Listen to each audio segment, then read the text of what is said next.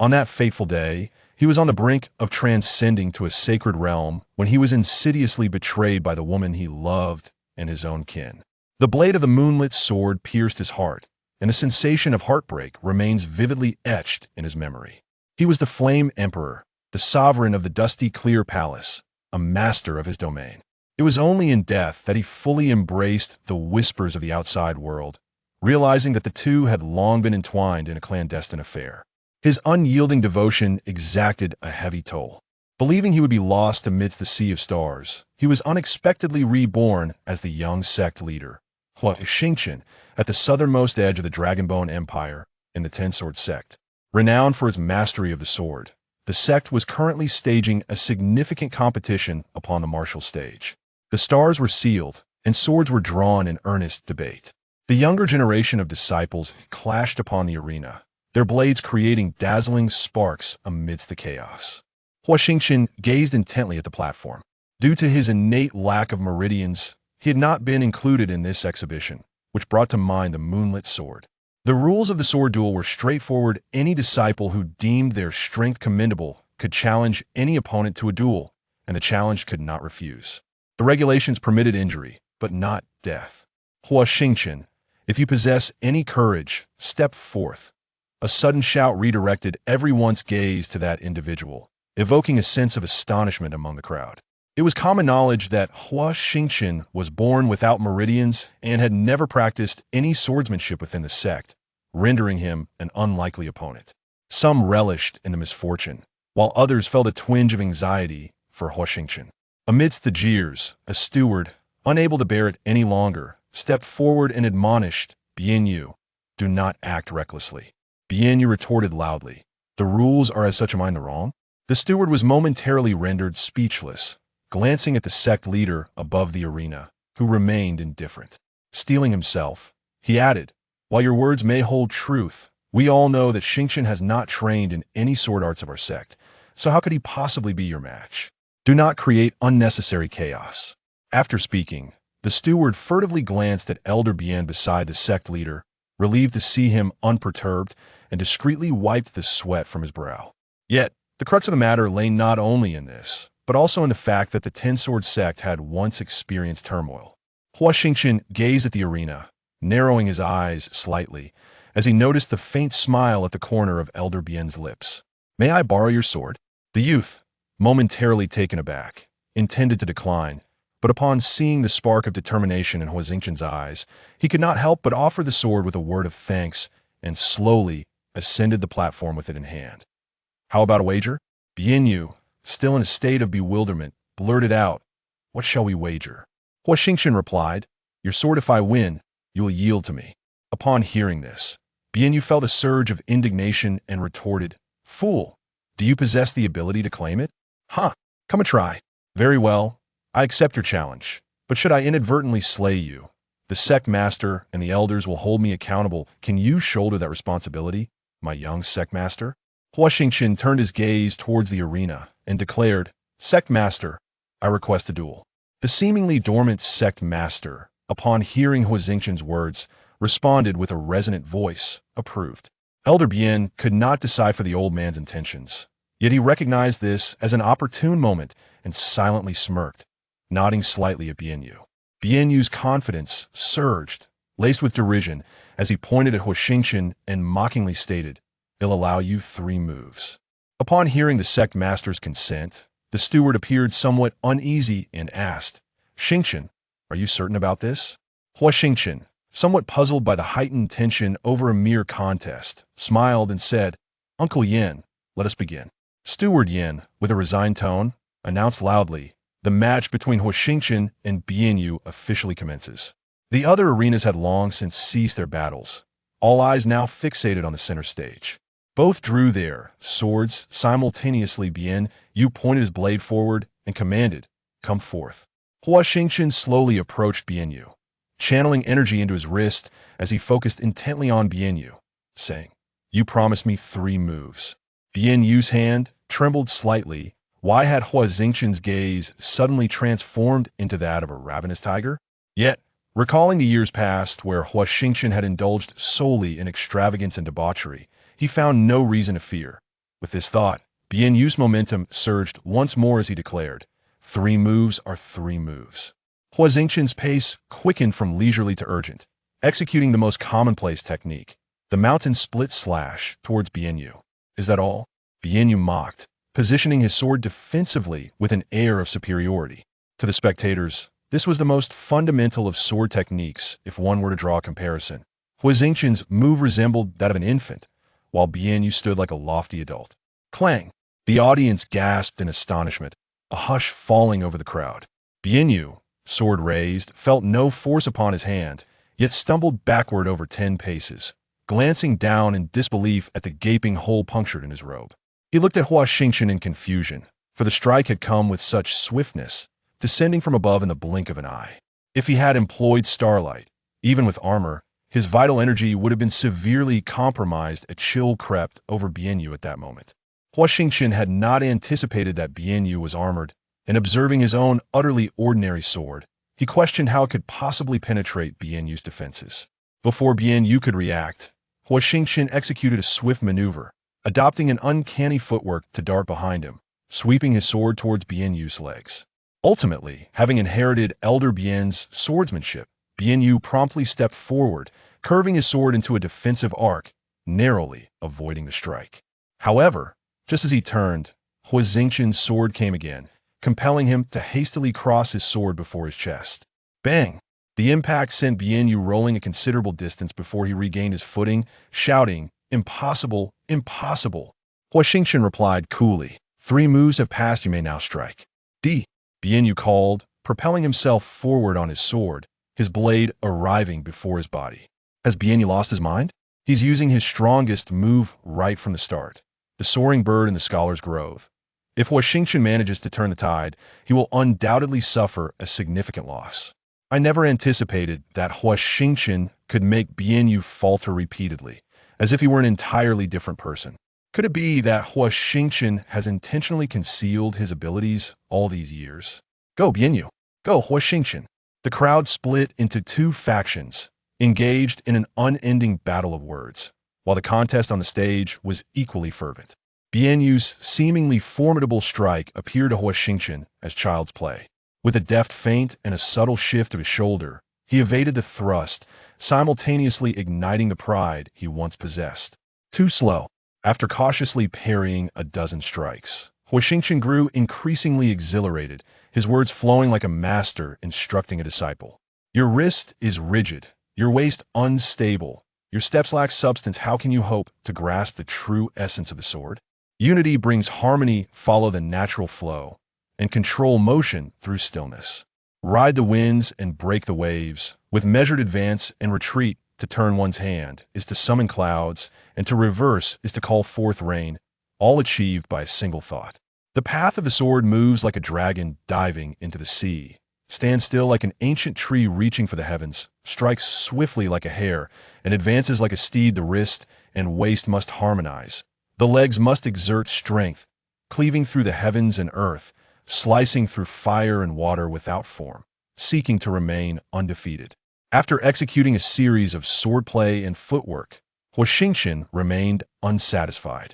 In stark contrast, Bien Yu lay sprawled on the ground, his body riddled with wounds, convulsing incessantly as blood stained the arena beneath him. Huo Xingchen, prepare to pay with your life. Elder Bien, shocked yet seething with rage, disregarded his status and unleashed a burst of stellar energy, striking towards Huo Xingchen. This attack distorted the very air around it, as a massive golden barrier descended upon Huo Xingchen.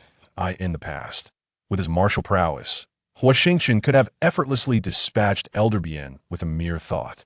Yet now, devoid of any stellar essence and lacking meridians, how could he possibly withstand the Elder's furious assault?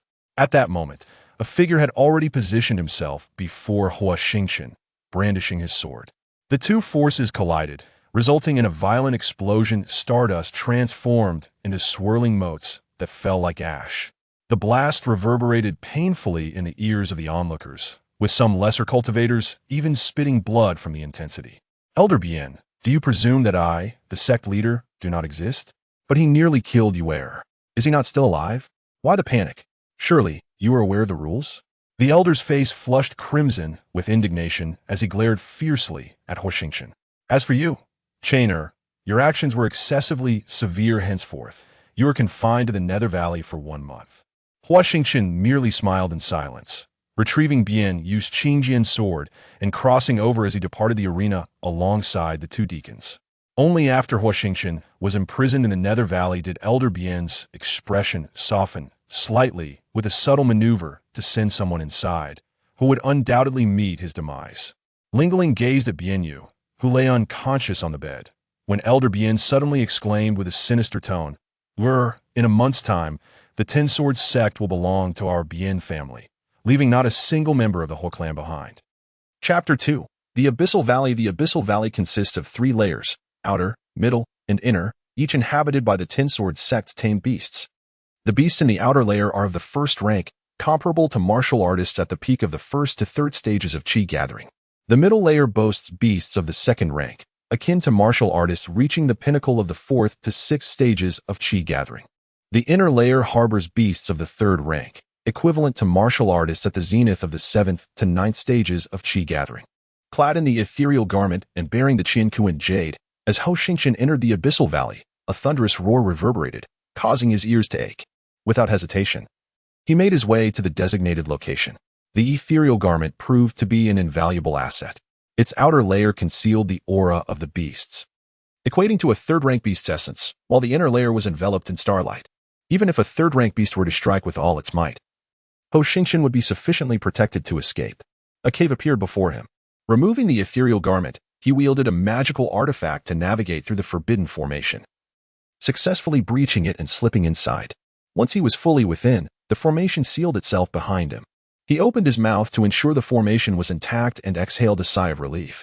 Any formation, once breached, would collapse. He hadn't anticipated that the sect master possessed such skill.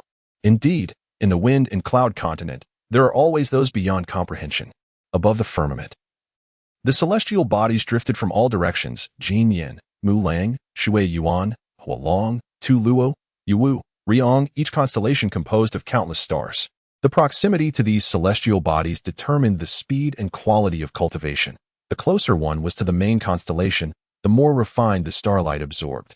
His consciousness traversed the skies, aimlessly searching for the constellations, yet the further he strayed, the more sluggish his perception became.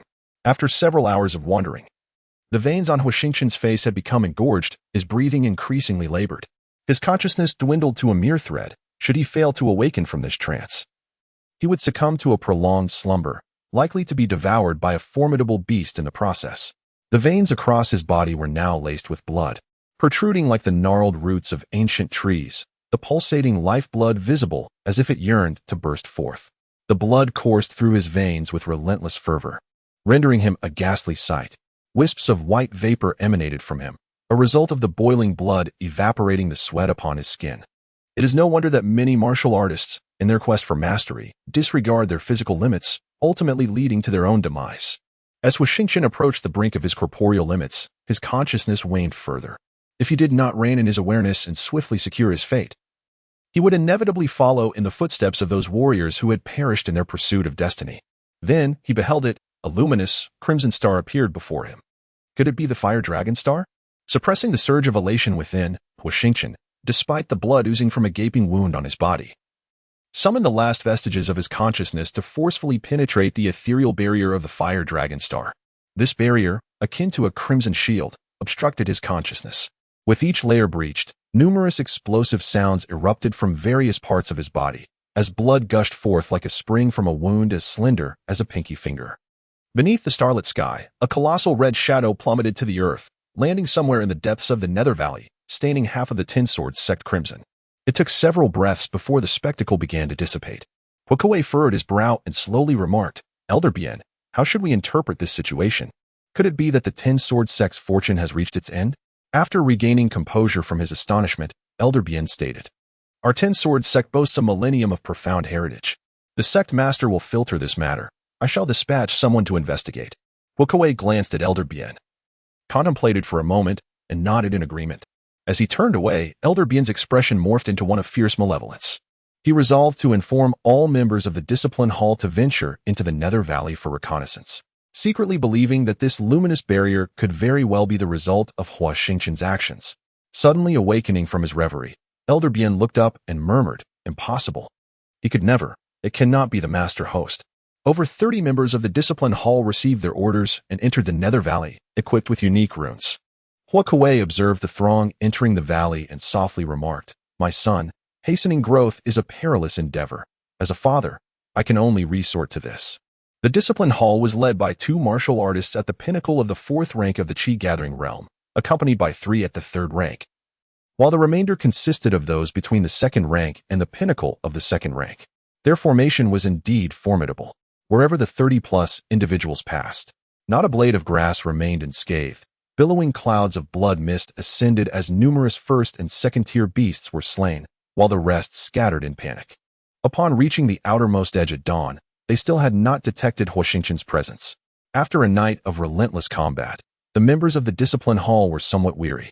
As night fell, they activated their formation to swiftly replenish their starry essence.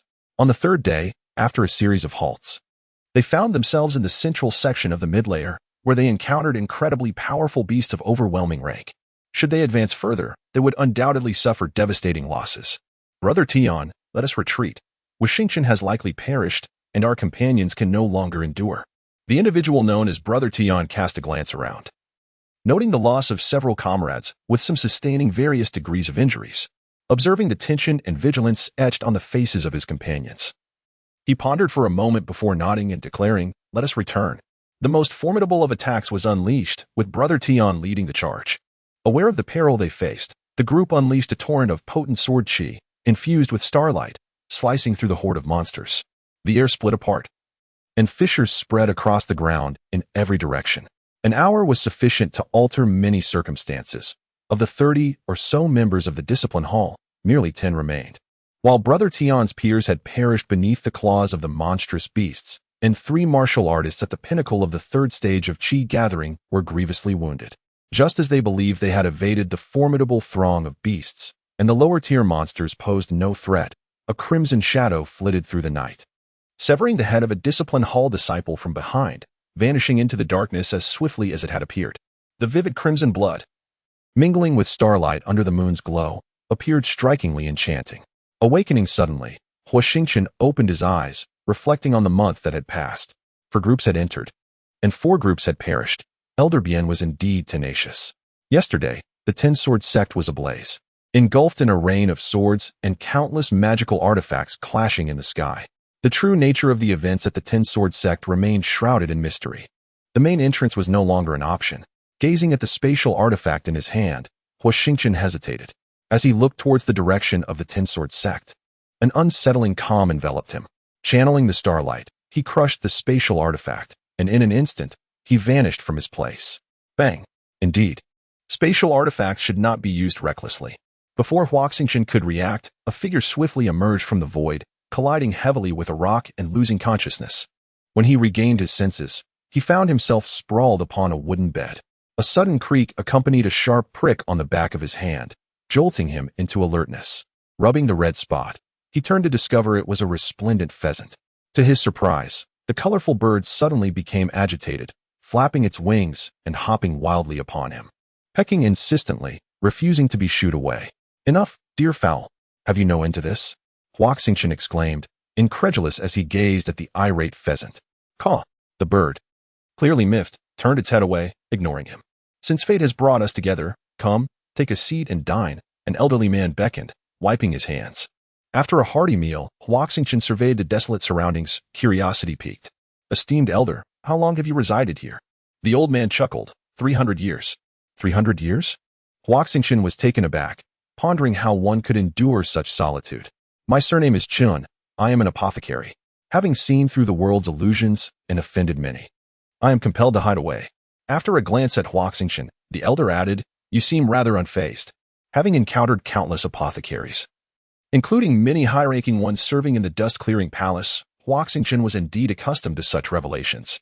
He could not perceive the old man's profound cultivation, yet as an apothecary, he possessed a sense of pride and an air of superiority. However, the old man exuded an approachable demeanor, a rarity that stirred a desire for closeness. "How have you cultivated?" In the next moment, The old man seemed to see through him, leaving Huo Xingchen somewhat astonished, yet also on guard. You are born without meridians. Yet you are able to cultivate. There is no other person on the wind and cloud continent like you. The old man paid no heed to Huo Xingchen's cautious movements, smiling as he offered him a cup of tea. Why? Huo Xingchen suddenly felt his inquiry was somewhat foolish. Those without meridians seldom lived beyond a decade.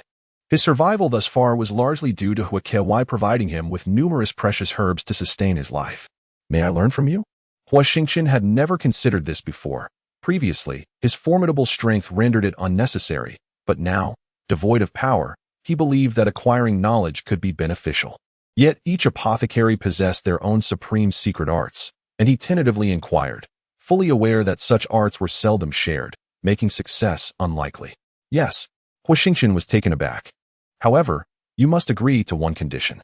Surprised by the old man's willingness, he sensed there must be a catch. What condition? To slay one person and save another. That constitutes two conditions. You may consider it as one. Very well, I agree. 3 months passed. Alchemy was an exceedingly monotonous endeavor. Fortunately, he had Guizhi to keep him company. Otherwise, he would surely have succumbed to boredom. Guizhi was quite mischievous, often consuming the elixirs Huo Xingchen had yet to present to the old man for evaluation before they could even be examined. These herbs were painstakingly gathered by him, traversing mountains and valleys. Recording 10,000 varieties of medicinal plants was a formidable task, let alone the process of concocting them. Without uttering a word, the chicken consumed them all, igniting a fervor within Huo Xingchen, who chased the creature across the mountains, vowing to pluck every feather from its body. Yet he was utterly unable to catch it.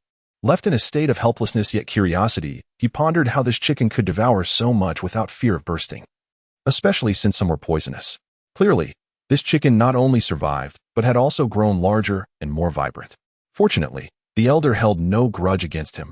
Rather, he observed the resplendent chicken with keen interest, chuckling, "It truly has an insatiable appetite." To add to his vexation, 3 months prior, the chicken had inexplicably brought along an eccentric companion resembling a lizard, adorned with whiskers on its snout. What was the meaning of those whiskers? Dare to spit on me again, and I shall slice you up for a stew. Huo Xingchen bared his teeth, brandishing his sword at the lizard. This creature could not only fly like the chicken, but also spat a liquid with anesthetic properties, leaving him frozen for half an hour the last time he encountered it. Today, it seemed to be in a particularly frenzied mood, launching a sudden spray of saliva at him. Had it not been for his extraordinary agility, he might have been overwhelmed by its spit. You can forge a life contract with them, the elder casually remarked as he passed by Huo Xingchen, resuming his monotonous routine. A life contract involves the infusion of one's blood with beast-taming techniques, establishing a connection with a certain mystical creature, thus forming a pact of life and death. Years ago, he had entered into such a contract with the Ming snake, which had saved him on numerous perilous occasions, though at a cost to his own well-being. Nonetheless, he had survived. Huo Xingchen was somewhat irked, muttering in frustration that he would rather forge a pact with a pig than sign one with it. After another fortnight, the elder remarked to him, "I have nothing further to impart. Remember my earlier words. Only by attaining sufficient power can one attract attention." Over the course of 3 months, aside from teaching him the art of alchemy, the elder frequently recounted tales of events transpiring across the wind and cloud continent. Despite a sense of reluctance, the time departed come, as he had many pressing matters awaiting him. Gezi and Koshue also departed the forest until it dwindled into the distance. Following the route provided by the elder, after 2 days of travel, he arrived at a town bearing the name Zhenan City. Chapter 4. The Dragon Incineration Technique. Upon exchanging a low-tier crystal stone to enter Zhenan City, Huo Xingchen meandered through the streets, murmuring to himself, "I never would have imagined that such a humble town concealed a bustling marketplace." In the past, his formidable strength had led him to disregard low-level martial arts scrolls. Yet now, in dire need of such scrolls, he hoped to encounter a stroke of luck and perhaps procure some fine treasures. "Brother, please buy a scroll." A small hand tugged at the sleeve of Huo Xingchen, accompanied by a pitiful gaze directed upwards. The young girl, around 12 or 13 years of age, possessed large, glistening eyes and a delicate face, though her tattered clothing could not conceal her innate charm. Huo Xingchen glanced at the scrolls in her possession and shook his head. They were merely the most ordinary of creations, easily found on any street corner. "I have more," the girl insisted, seeing him about to leave. She swiftly retrieved a scroll from her bosom, pulling him aside with a sense of secrecy. and whispered, "Brother, look." The young girl's delicate hand, resting upon the scroll, slowly withdrew, only to cover it again in an instant. Yet, Huo Xingchen had already glimpsed the 3 golden characters burning dragon technique boldly inscribed upon the document. A technique of unparalleled mastery. It was astonishing that a practitioner at the 4th tier of Qi gathering had appeared, with such a formidable ally by her side. The young girl was naturally unperturbed by the prospect of having the scroll seized. "What is your name?" "I am called by Rong. You may address me as Xiao Rong." "And what is the price?" 3,000 gold coins. Huo Xingchen shuddered at the mention of the price. Gold coins were the currency circulating within the wind and cloud continent, with 10 low-grade crystal stones being exchanged for a single gold coin. Even the highest-grade crystals would still require 3,000 to procure a single gold coin. Huo Xingchen possessed merely over 100 low-grade crystal stones, a meager sum acquired from slaying beasts in the Netherworld Valley and scavenging. Though he was tempted, he lacked the gold coins and the capability to seize them by force. He cast a glance at Bai Rong and the beggar, shaking his head in resignation. "Brother, have you perhaps connected with the star of the fire attribute?" As soon as Bai Rong's words fell, the old beggar abruptly rose and approached the two. Huo Xingchen instinctively took a step forward, fixing a cold gaze upon Bai Rong. "Do not be alarmed, young man." The old beggar suddenly appeared beside Huo Xingchen, who was caught off guard. Given that his combat relied solely on instinct, and he had not yet practiced even the most rudimentary technique, he was certainly no match for the old beggar. Gathering his thoughts, he prepared to seize an opportunity to flee. "Is it that Xiao Rong discerned at a glance your connection to the fire attribute star, and was surprised?"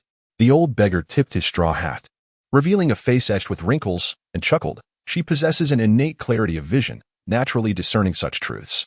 Huo Xingchen glanced at Bai Rong and asked, "What does that mean? What is your purpose?" The old beggar replied, "Do us a favor, and this scroll of the burning dragon technique shall be yours." So simple. The matter seemed too straightforward, raising suspicions. Huo Xingchen cautioned, "What if I refuse?" The old beggar shook his head. "I believe you will not refuse." After a moment of contemplation, Huo Xingchen realized he had no valid reason to decline. Now at the pinnacle of the 2nd tier of the gathering Qi realm, he needed only to advance to the 3rd tier to wield the burning dragon technique. At this moment, his life was of utmost importance, his primary concern. "Tell me, how can I assist?" "This is not a place for conversation. Follow me." Noting Huo Xingchen's indifference, the old beggar coldly remarked, "If you lack even this modicum of courage, how dare you venture into this world?" Anger surged within Huo Xingchen, and he retorted, "Provocation will not work on me. Lead the way." The old beggar disregarded the Qingjian sword in Huo Xingchen's hand and guided him to a secluded grove. Within the grove stood 2 thatched cottages, and before them lay an expansive clearing, enveloped by a natural mist that formed a protective barrier. Inviting Huo Xingchen to sit, the 3 gathered around a wooden table. The old beggar stated, "I shall not beat around the bush. Xiaorong possesses remarkable insight and is also a weaponsmith, yet despite the passing years, she remains unable to break through. Ultimately, it is due to her inability to establish a stable foundation. Merely absorbing starlight is insufficient." Surprised to learn that Bai Rong was indeed a weaponsmith, Huo Xingchen finally comprehended why they sought him out. He remarked, "For both weaponsmiths and potion masters, fire is of paramount importance. To reach the pinnacle and truly become a master in both crafts, the ability to communicate with the fire attributes of celestial bodies is crucial." The old beggar remarked, "Indeed, Xiao Rong is a promising talent. At her current age, if she can establish a connection with the fire attribute constellations or celestial bodies, her future is limitless." Huo Xingchen frowned slightly. Communicating with fire attribute celestial bodies is no simple feat, demanding a sufficiently powerful consciousness. Given Bai Rong's age, her mental maturity appears still in its infancy, thus her consciousness is likely not robust enough. Should she falter midway, all efforts would be in vain, and he too would suffer repercussions. Huo Xingchen stated, "I can assist with this endeavor, but first, I must ascertain her capabilities, and in addition, I need to practice the burning dragon technique." Before the old beggar could respond, Bai Rong's youthful voice chimed in, "I can do it." Huo Xingchen questioned, "Are you aware of the dangers involved?" Bai Rong replied, "I understand." The old beggar interjected, "I have always believed in Xiao Rong's abilities, so you need not worry excessively. Even in the event of failure, I will not hold you accountable." Huo Xingchen secretly scoffed, harboring skepticism towards the old beggar's character, which is precisely why he chose to first practice the burning dragon technique. Without a moment's hesitation, the old beggar handed the burning dragon technique to Huo Xingchen, producing a strand of dragon whisker grass and 100 refinement pill, stating, as a token of gratitude, "This is purely complimentary." Huo Xingchen widened his eyes. Any one of these items could enable a chi-gathering realm warrior to leap between ranks. Such generosity was astounding, and he eagerly accepted them. With all matters settled, Huo Xingchen wasted no time and entered the thatched cottage, unleashing stellar radiance as his consciousness imprinted upon the burning dragon technique. The scroll of the burning dragon technique gradually faded away. The technique comprises 7 forms, each requiring exponentially greater stellar radiance, thus amplifying its power. In addition to necessitating a specific prerequisite, in the fiery world, only those attuned to the flames of the stars may cultivate their powers. Huo Xingchen murmured, "No wonder this grandfather and grandson duo are fixated on me. Even their vigilance outside is fraught with anxiety, fearing my escape." He reined in his thoughts, dismissing such distractions. "Grandfather, it has been nearly 2 days. Why has he not emerged?" The old beggar gazed at the starry sky, where a resplendent star hung, outshining all others by dozens of times, its brilliance undiminished even in the daylight. To think he has actually consumed the dragon whisker grass. What madness! Such a waste. The old beggar affectionately stroked Bai Rong's small head and chuckled, "It won't be long now." Cultivating the burning dragon technique requires the incineration of the starry brilliance within. This was an unforeseen challenge for Huo Xingchen. He was merely practicing the first form, and at the current rate of combustion, within a quarter of an hour, his internal starry brilliance would be entirely consumed, leaving his energy core in turmoil and his consciousness severely damaged.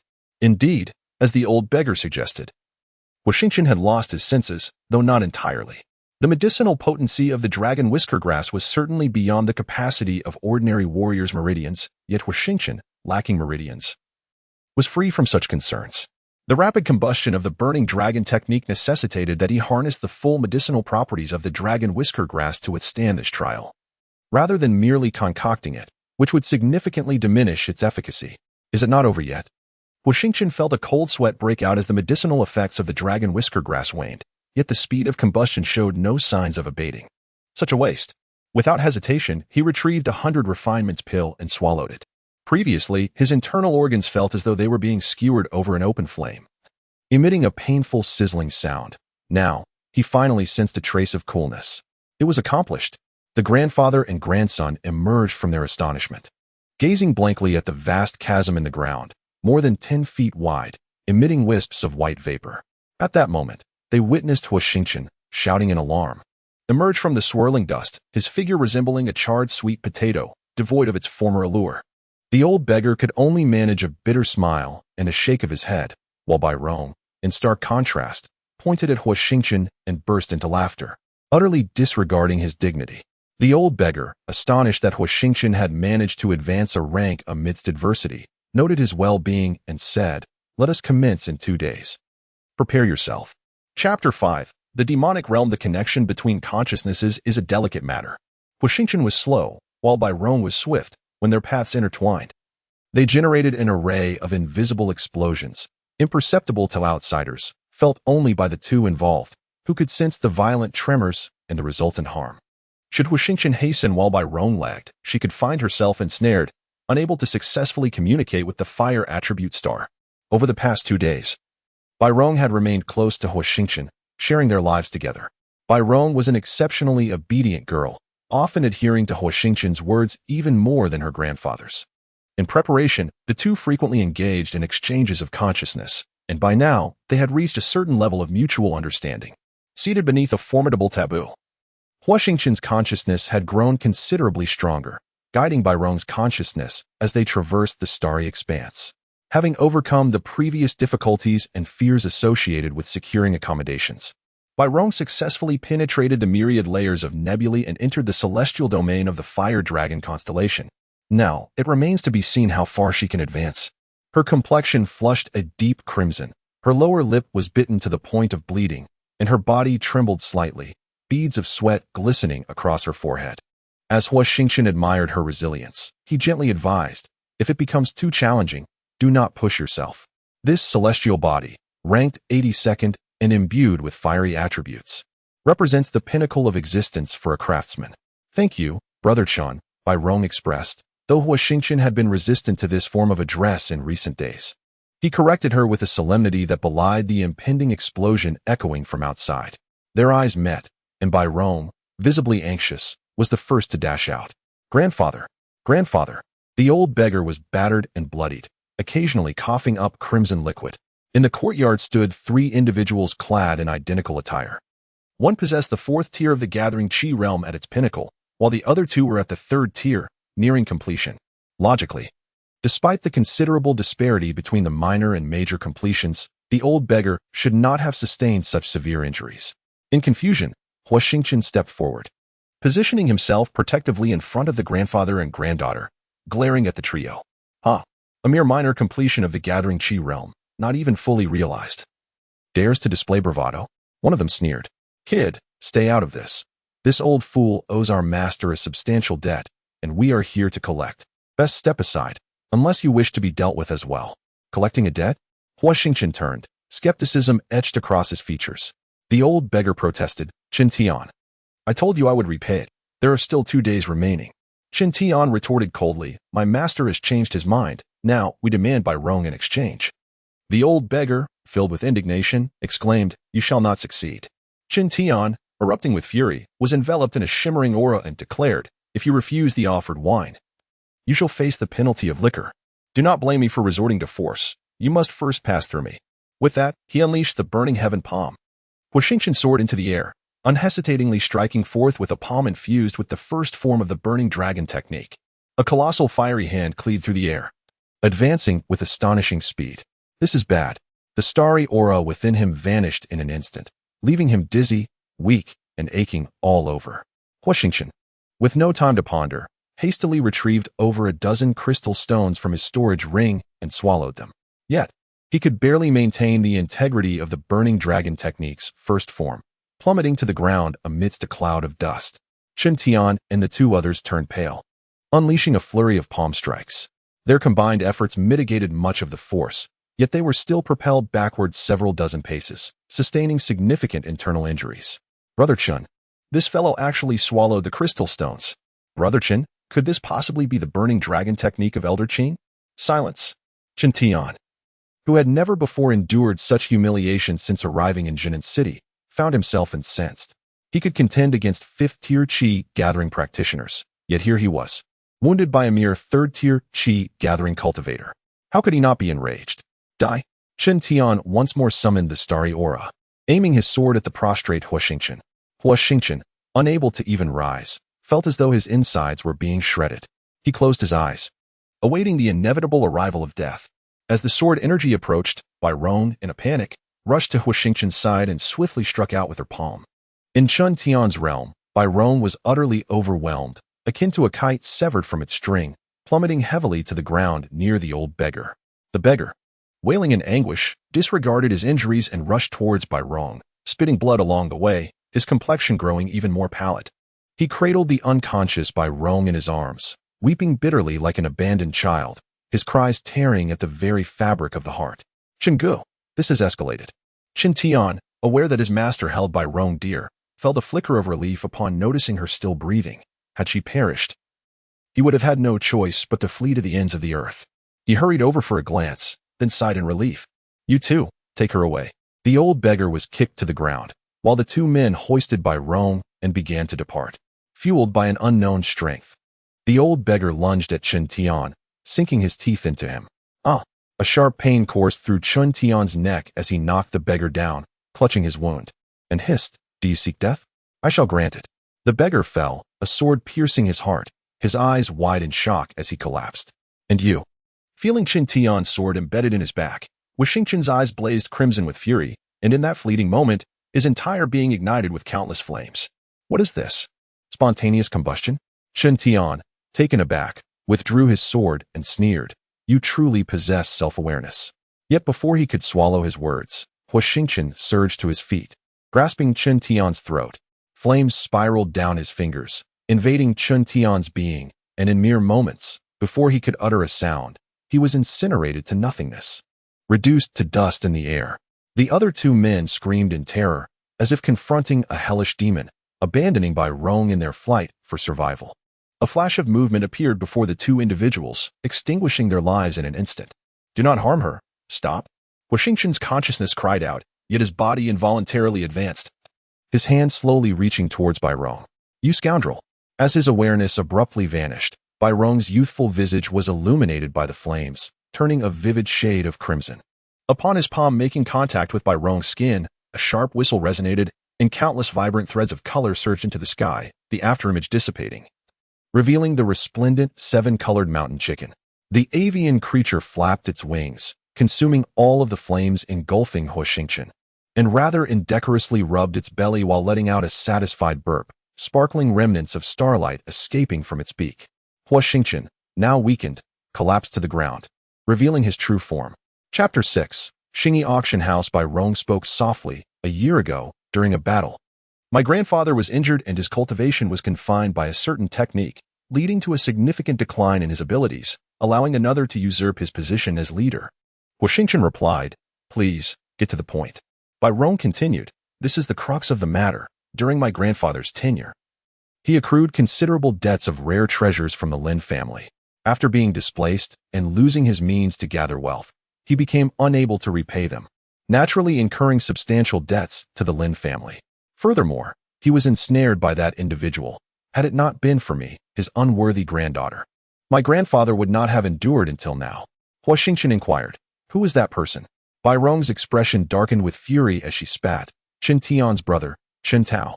This revelation left Huo Xingchen perplexed. Regardless of how the old beggar acquired the burning dragon technique, the value of that scroll alone should suffice to settle all debts, leaving no reason for such risk. Bai Rong seemed to have discerned his thoughts and remarked, "During grandfather's tenure, he developed a rapport with Elder Qing of the auction house. And as I am a weaponsmith, it is only natural that we sought your assistance." At that moment, Huo Xingchen finally grasped why the old beggar had been so forthcoming. It was not solely the burning dragon technique, but also the inclusion of dragonbeard grass and 100 refinement pills in their transaction.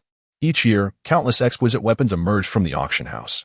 And once a weaponsmith mastered the fire attribute of the stars, crafting a top-tier weapon within the bounds of their ability and materials was indeed feasible, fetching a handsome price.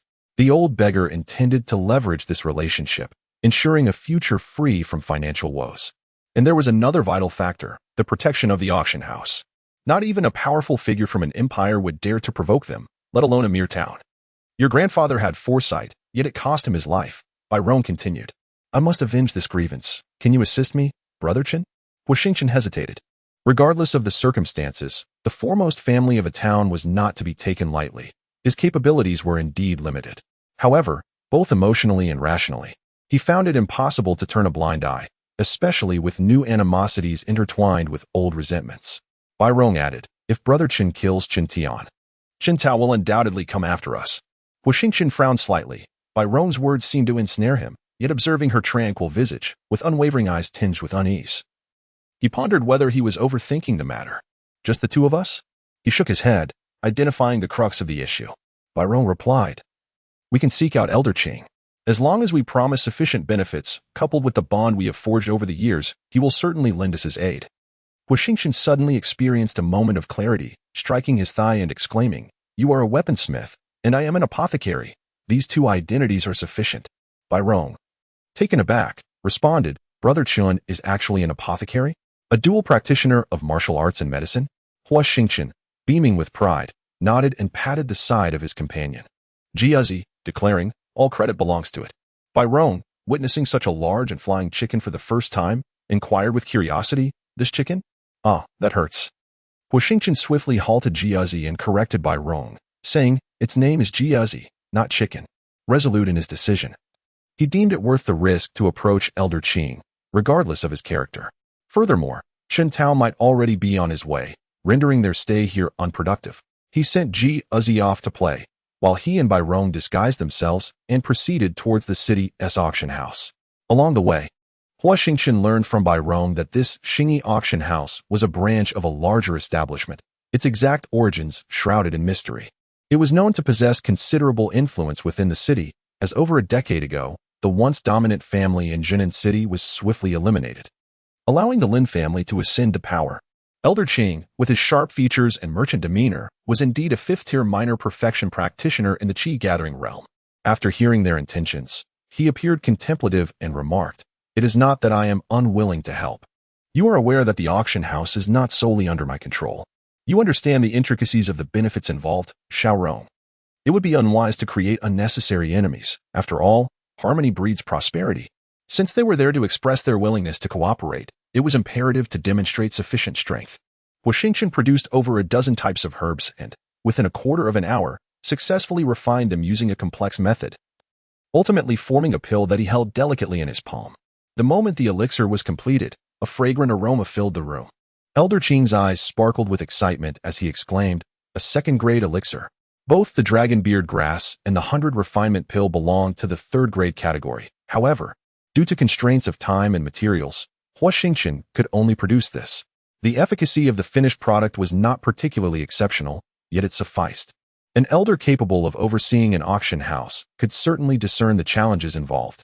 Elder Qing, shrewd and cunning, recognized that this was merely a crude product, but it was undeniably a second-grade elixir.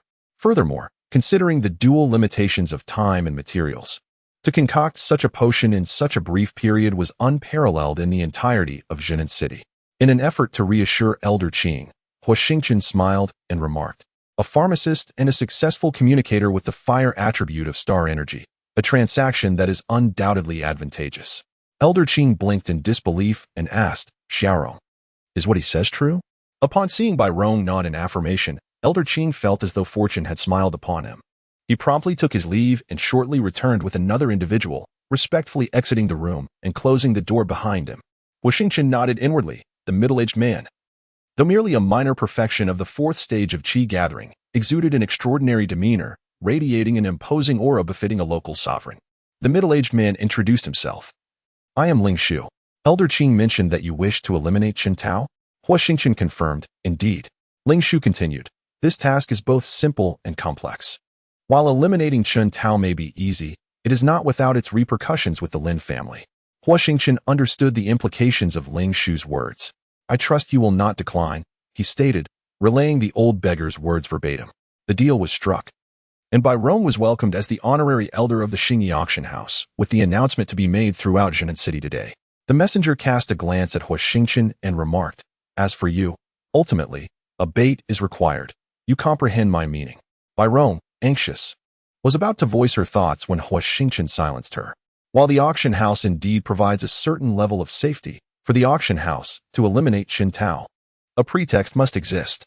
As an esteemed elder with no real authority, Bai Rong is not someone others dare to provoke. In simpler terms, the auction house can offer you protection, and you may benefit from it, yet you cannot unilaterally mobilize any resources.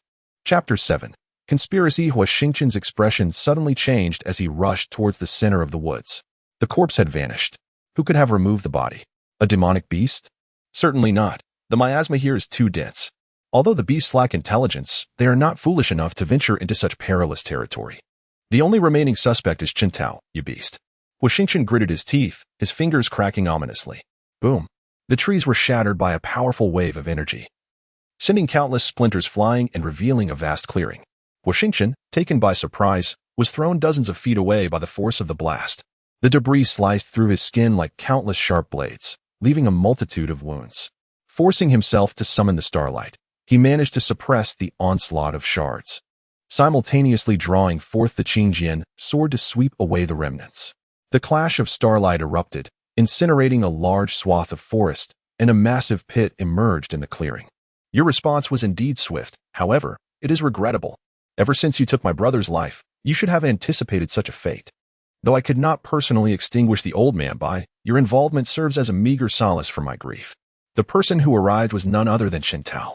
Upon learning of Chen Tian's demise, he hesitated momentarily. After some investigation, he discovered that the man before him, Huo Xingchen, was actually a warrior possessing the fiery attribute and had cultivated the burning dragon technique. It was no wonder that Chen Tian had perished at his hands. Brother, eliminate him and avenge Chen Gu, one urged. Chen Tao shook his head and replied, he must not die. His existence serves a greater purpose than his death. Moreover, once that task is completed, this young man will meet his end regardless.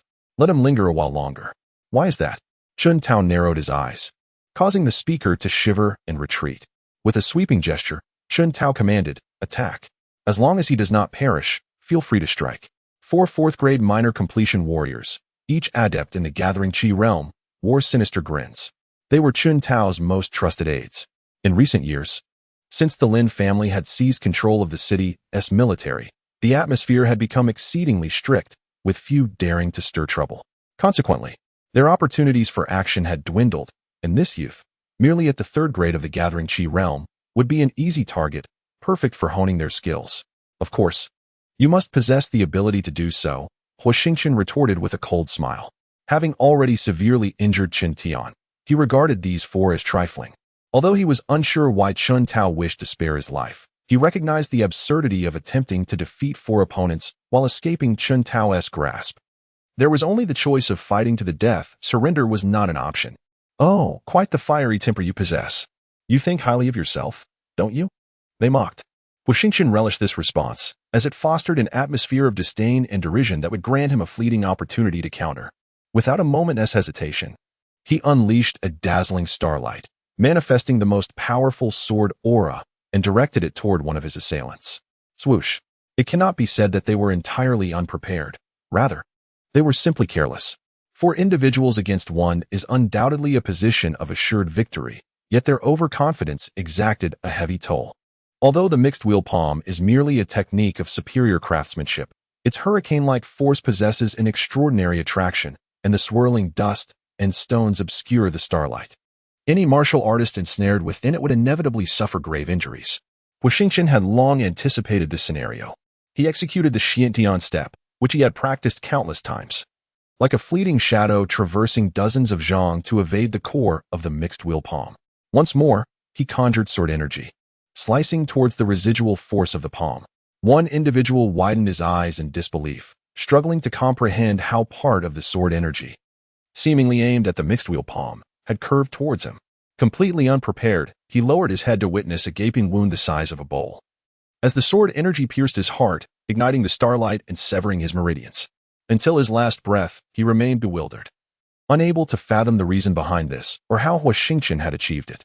Seizing this opportunity to demonstrate his prowess, Huo Xingchen swiftly beheaded the man. The remaining 3, taken aback by Huo Xingchen's formidable tenacity, realized that despite their numbers, it would be exceedingly difficult to inflict serious harm upon him. They were compelled to unite their efforts. Although Huo Xingchen had slain one adversary with apparent ease, it was a struggle given his current cultivation level.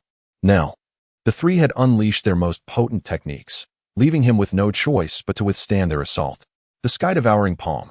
Huo Xingchen understood that it was impossible to execute a complete sky-devouring palm in one go.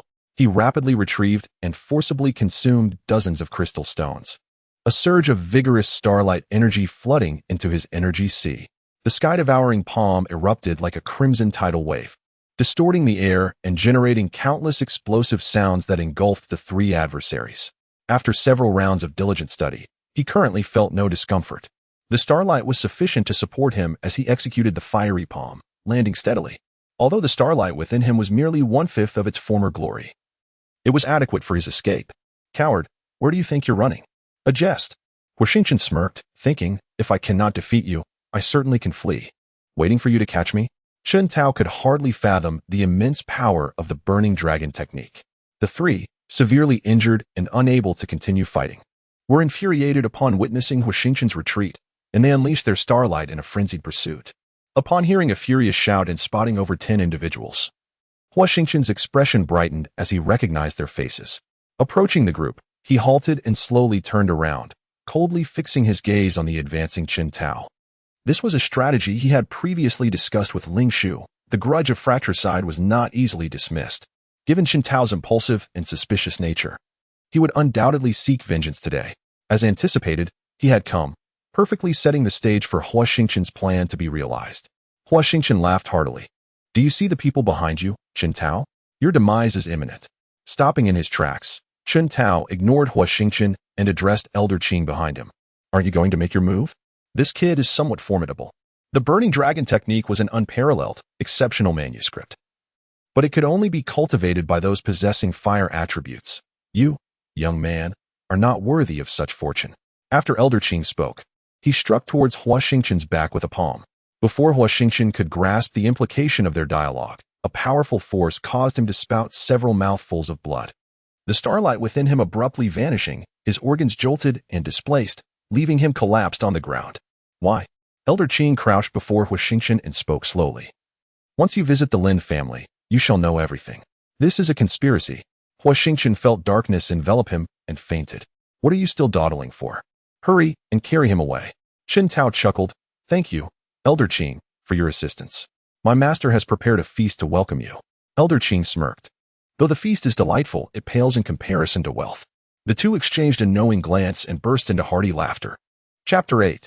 Encountering an old friend after ascending to prominence in Jinan City, the Lin family actively expanded its influence. They boasted 3 individuals at the pinnacle of the 7th tier of Qi gathering, alongside a formidable and inscrutable star-gathering powerhouse overseeing their affairs. Their might had reached a staggering level. In contrast, other families appeared considerably diminished. Had it not been for the tragic demise of several strong members from the 2nd and 3rd-ranked Xiao and Jiao families, the Lin family would not have enjoyed such glory in recent years. In the attic, Changfeng remarked, in just a month, the 3 major martial academies will commence their admissions. Have you prepared? Father, I shall give it my all. This child is far too stubborn, often indulging in his whims regarding matters he dislikes. He will likely be disruptive at the martial academy as well. Father, must you be so harsh? Lin Song was vexed. This child possesses many admirable qualities, yet his empathetic nature is the source of my greatest concern. In the realm of martial artists, strength is revered, and a compassionate heart makes survival on the continent of wind and cloud exceedingly difficult. What do you understand? I have sacrificed so much, even risking enmity with the auction house, all for your sake. Father, there is no need for further discussion. To preserve the Lin family, he must perish. And you must accept this, otherwise, all our efforts will be in vain. Lin Changfeng fell silent, his gaze fixed on the awakening Huo Xingchen. Why? Huo Xingchen had posed countless questions, from Elder Qing to Lin Song, repeatedly inquiring about the betrayals that plagued his existence, both before and after his rebirth. His heart had long since grown cold. Now, he resolutely chose to trust no one but himself, assuming he could survive. Clearly, that seemed improbable. Lin Song's voice pierced through his thoughts, laced with satisfaction. Ever since you entered the confines of Jinan City, we have had our eyes on you. Although we have yet to ascertain which celestial constellation you have aligned with, it suffices for now. The Burning Heaven decision in by Qi Jian and by Rong's possession was a bait I arranged through Elder Qing 2 years ago. I extracted the Burning Heaven decision from that stone, which harbors a flame capable of resolving the sun wheel within Changfeng. That is my objective. Huo Xingchen nodded. Acknowledging the explanation, Lin Song found himself admiring Huo Xingchen's calm demeanor in the face of mortality and handed him a glass vial. Huo Xingchen examined the vial. Intricately adorned with countless patterns, its cap astonishingly crafted from meteorite. How can you be certain that flame will resolve the sun wheel within him? And what exactly is the sun wheel? You need not concern yourself with that. Simply procure the flame. And what if I refuse? You won't. For Bai Rong remains in our grasp. Bai Rong. She has exploited me. Do you presume I care for her fate? Bai Qijian and Bai Rong are utterly unaware of the true circumstances. Now, do you understand? Once extracted, place it at the formation's entrance by the stone. What if I cannot retrieve it? It is unattainable, such is fate. Huo Xingchen understood that this was the destiny shared between him and Lin Changfeng. Neither of them fared well. Yet Lin Changfeng could still survive while he could not. Stepping into the formation, he vanished within the square stone. Within the confines of the square stone, a remarkable sight unfolded. The space was vast, resembling a miniature world. Unlike the tangible reality outside, this realm was illusory, with only the surface being genuinely existent. Overrun with moss and weeds. The most prominent feature was a winding bluestone path that stretched endlessly, its destination unknown.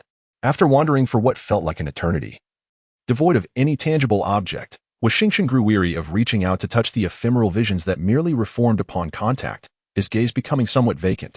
He could not discern how far he had traveled before a tower obstructed his path. Having circled it, he found no way forward. Could it be this very tower? The golden plaque bore the inscription Heavenly Tower, while below, an iron door depicted a dragon and a phoenix.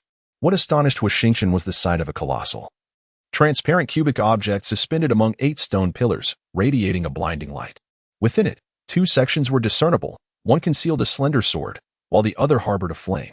Lin Song truly overestimated me. The mere aura emanating from the cubic object was enough to crush me to death before I even approached. Huo Xingchen pondered, speculating that Lin Song believed the flame within was related to his own cultivation of the burning sky technique. However, the two energies were entirely dissimilar. He found it hard to imagine that even if he could breach the cubic object and seize the flame, Lin Song would genuinely know how to wield it. Wouldn't he that endanger Lin Chaofeng? Circling around a square object, he observed 8 stone pillars and contemplated the square form for an extended period, yet he remained utterly perplexed. Turning away, Huo Xingchen faced the stone carvings adorning the walls, searching for any revelation. Suddenly, he was jolted back to awareness as he caught sight of a familiar sword silhouette. He was certain he had encountered it before. Where had it been? A shiver ran through him as he murmured, "Could it be you, old friend?" The remnant moon, a sword of ancient design. Huo Xingchen had invested countless efforts to purge the lingering souls within it, refining it with several drops of his own blood to achieve a profound unity of sword and spirit, a true meeting of minds. Even in death, as long as the soul remained, the remnant moon would not easily change allegiance. "Is it truly you?" Huo Xingchen called out, and the square object began to tremble, fissures appearing and expanding until the sword burst forth, wailing mournfully in the air. "Are you well?" He reached out tearfully, and the remnant moon seemed to sense him. Albeit hesitantly, Huo Xingchen's consciousness bridged the gap, attempting to communicate with the sword. Without time to ponder further, he swiftly executed the Xiantian step. Although he managed to evade the initial onslaught, the remnant moon was no ordinary weapon. In its prime, it had accompanied him through countless trials and tribulations. The colossal wave of energy struck him against the tower wall, reigniting his previously healed wounds and scattering his consciousness. The remnant moon approached him once more, its formidable aura suffocating him, and coupled with the resurgence of his injuries, he could not suppress a mouthful of blood, which splattered onto the remnant moon, causing him to faint. Clang! The remnant moon landed beside Huo Xingchen. It was only upon witnessing that blood that the remnant moon realized its connection. It was that very blood that had preserved Huo Xingchen's life. Why is the remnant moon here? Little did one know that Chao Tian had once attempted to refine it for his own use, only to be grievously wounded by the remnant moon. In a fit of rage, he cast the remnant moon into the cauldron's flames. The flames of the cauldron are known as the fire of Chongyang, which, according to legend, originated eons ago when the primordial phoenix inadvertently birthed several flickering flames within her being for reasons unknown. It remains unclear who betrayed her and incited her fury. But in her wrath, the entire continent of Fengyan was engulfed in a vast ocean of flames. In that era of wildflowers in bloom, where warriors thrived and numerous unparalleled masters roamed the land, none could withstand these enigmatic flames, ultimately transforming the entire continent into a desolate wasteland. Many formidable beings were consumed by the fire, and in their final moments, they utilized secret techniques to awaken their consciousness, leaving behind their legacies in the hope that future generations would carry on their traditions. The fire of Chongyang is derived from a place known as the ruins of Chongyang. It should rightfully be called the fire of the true phoenix. This fire possesses the capacity to incinerate anything, even ancient artifacts, reducing them to molten iron. To contain such flames, Huo Xingchen expended immeasurable energy and consciousness to forge a taboo that prevents them from burning anything unless approached through a unique method, which stands as Huo Xingchen's most cherished masterpiece. Aware of the futility in attempting to refine the remnant moon to replace Huo Xingchen, Chao Tian reluctantly chose to imprison the entire cauldron. However, after being gravely injured in an unforeseen incident, the cauldron mysteriously vanished, and despite extensive searches, it remained lost to time. The true phoenix fire. As he contemplated the remnant moon, a hint of self-mockery graced Huo Xingchen's features. If his suspicions were correct, this tower was none other than that very cauldron, with the 8 stone pillars representing the 8 taboos. And the transparent entity should be the amalgamation resulting from the transformation of consciousness in the Ling Tian decision. To harness the true essence of the phoenix fire, one must cultivate the Ling Tian Ju. This ancient tome is of a primordial caliber. Yet he currently struggles to effortlessly execute even the first form of the burning heaven Ju, let alone amass the extraordinary starlight reserves required for the Ling Tian Ju. Unable to undertake the cultivation of the Ling Tian Ju, Huo Xingchen feels a twinge of sympathy for Lin Changfeng, the young noble. Suddenly recalling the actions of Lin Song, could the various connections in the realm of the waning moon suggest that the burning heaven Ju might also penetrate this ethereal substance? Even if it cannot be breached, Producing a mere crack would not pose a significant challenge for collection. But who could have left behind this burning heaven Jew? Chao Tian? Absolutely not. Lin Yu? Even less likely.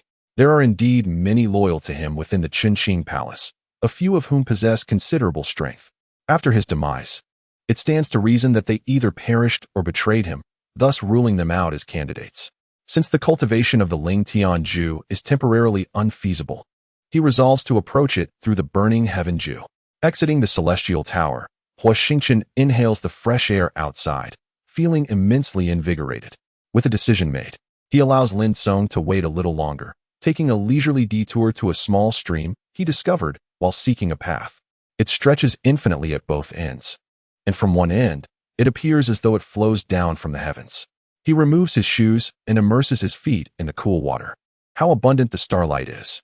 Ever since Huo Xingchen began practicing that enigmatic text, transforming his body into a conduit for cultivation has yielded significant benefits, enhancing his sensitivity considerably.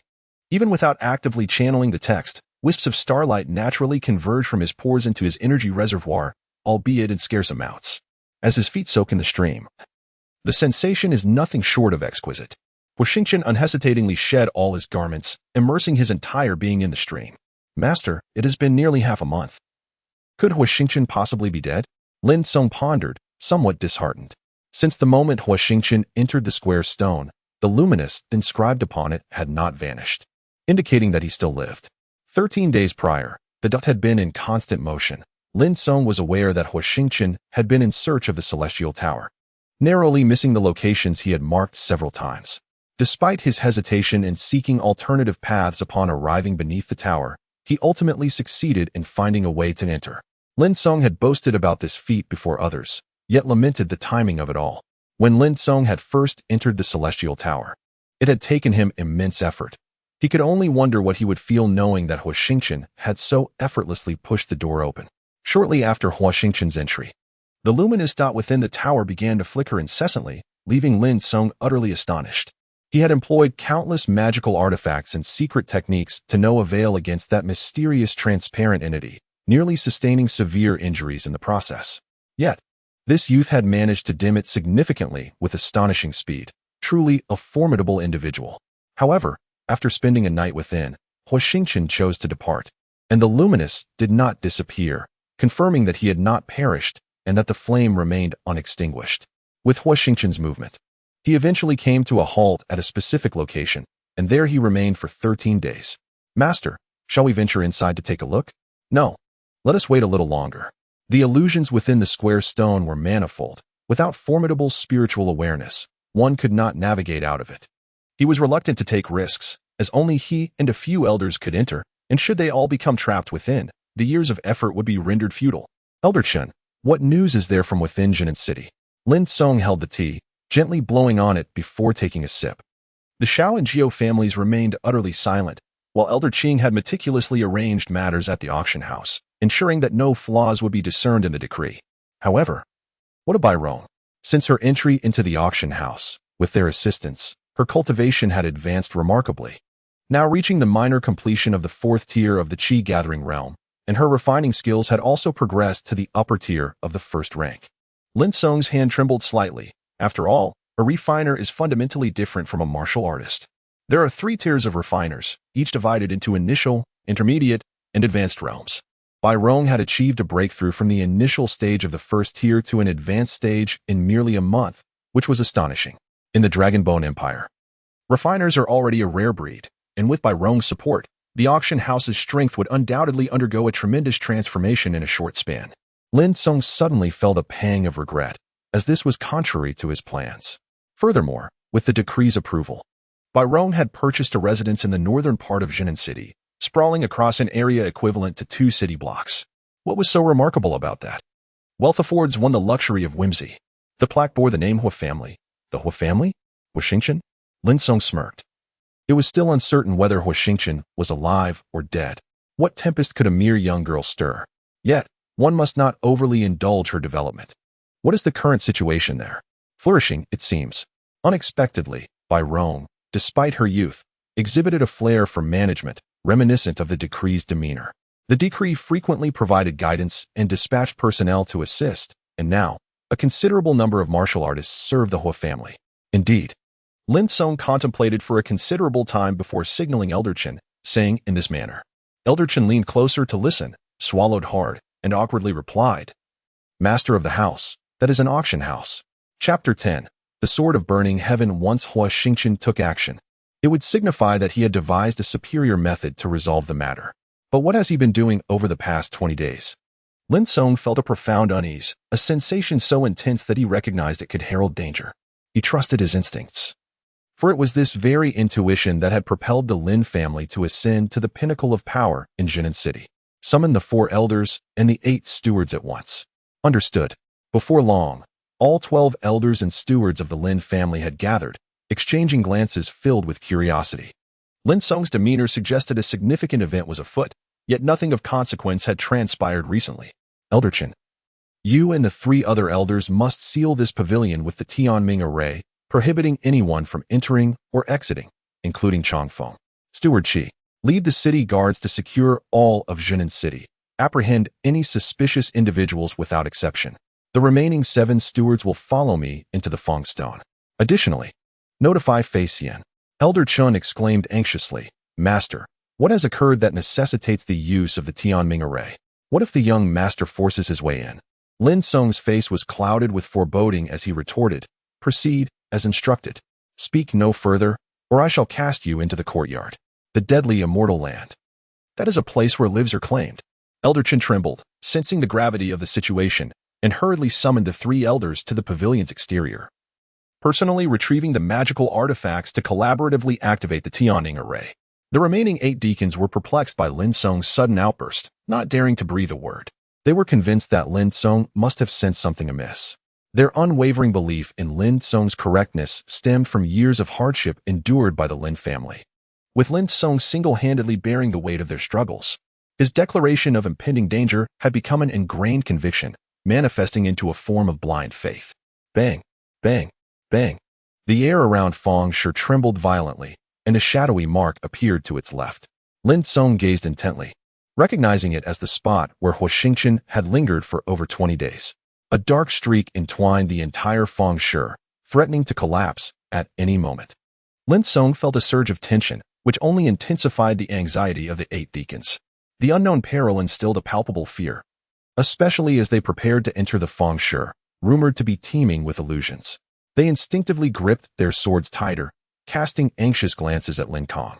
Though Lin Song shared their trepidation, his resolve was tempered by thoughts of Lin Changfeng, rendering his anxiety less overt than that of the 8 deacons. Master, that light has vanished.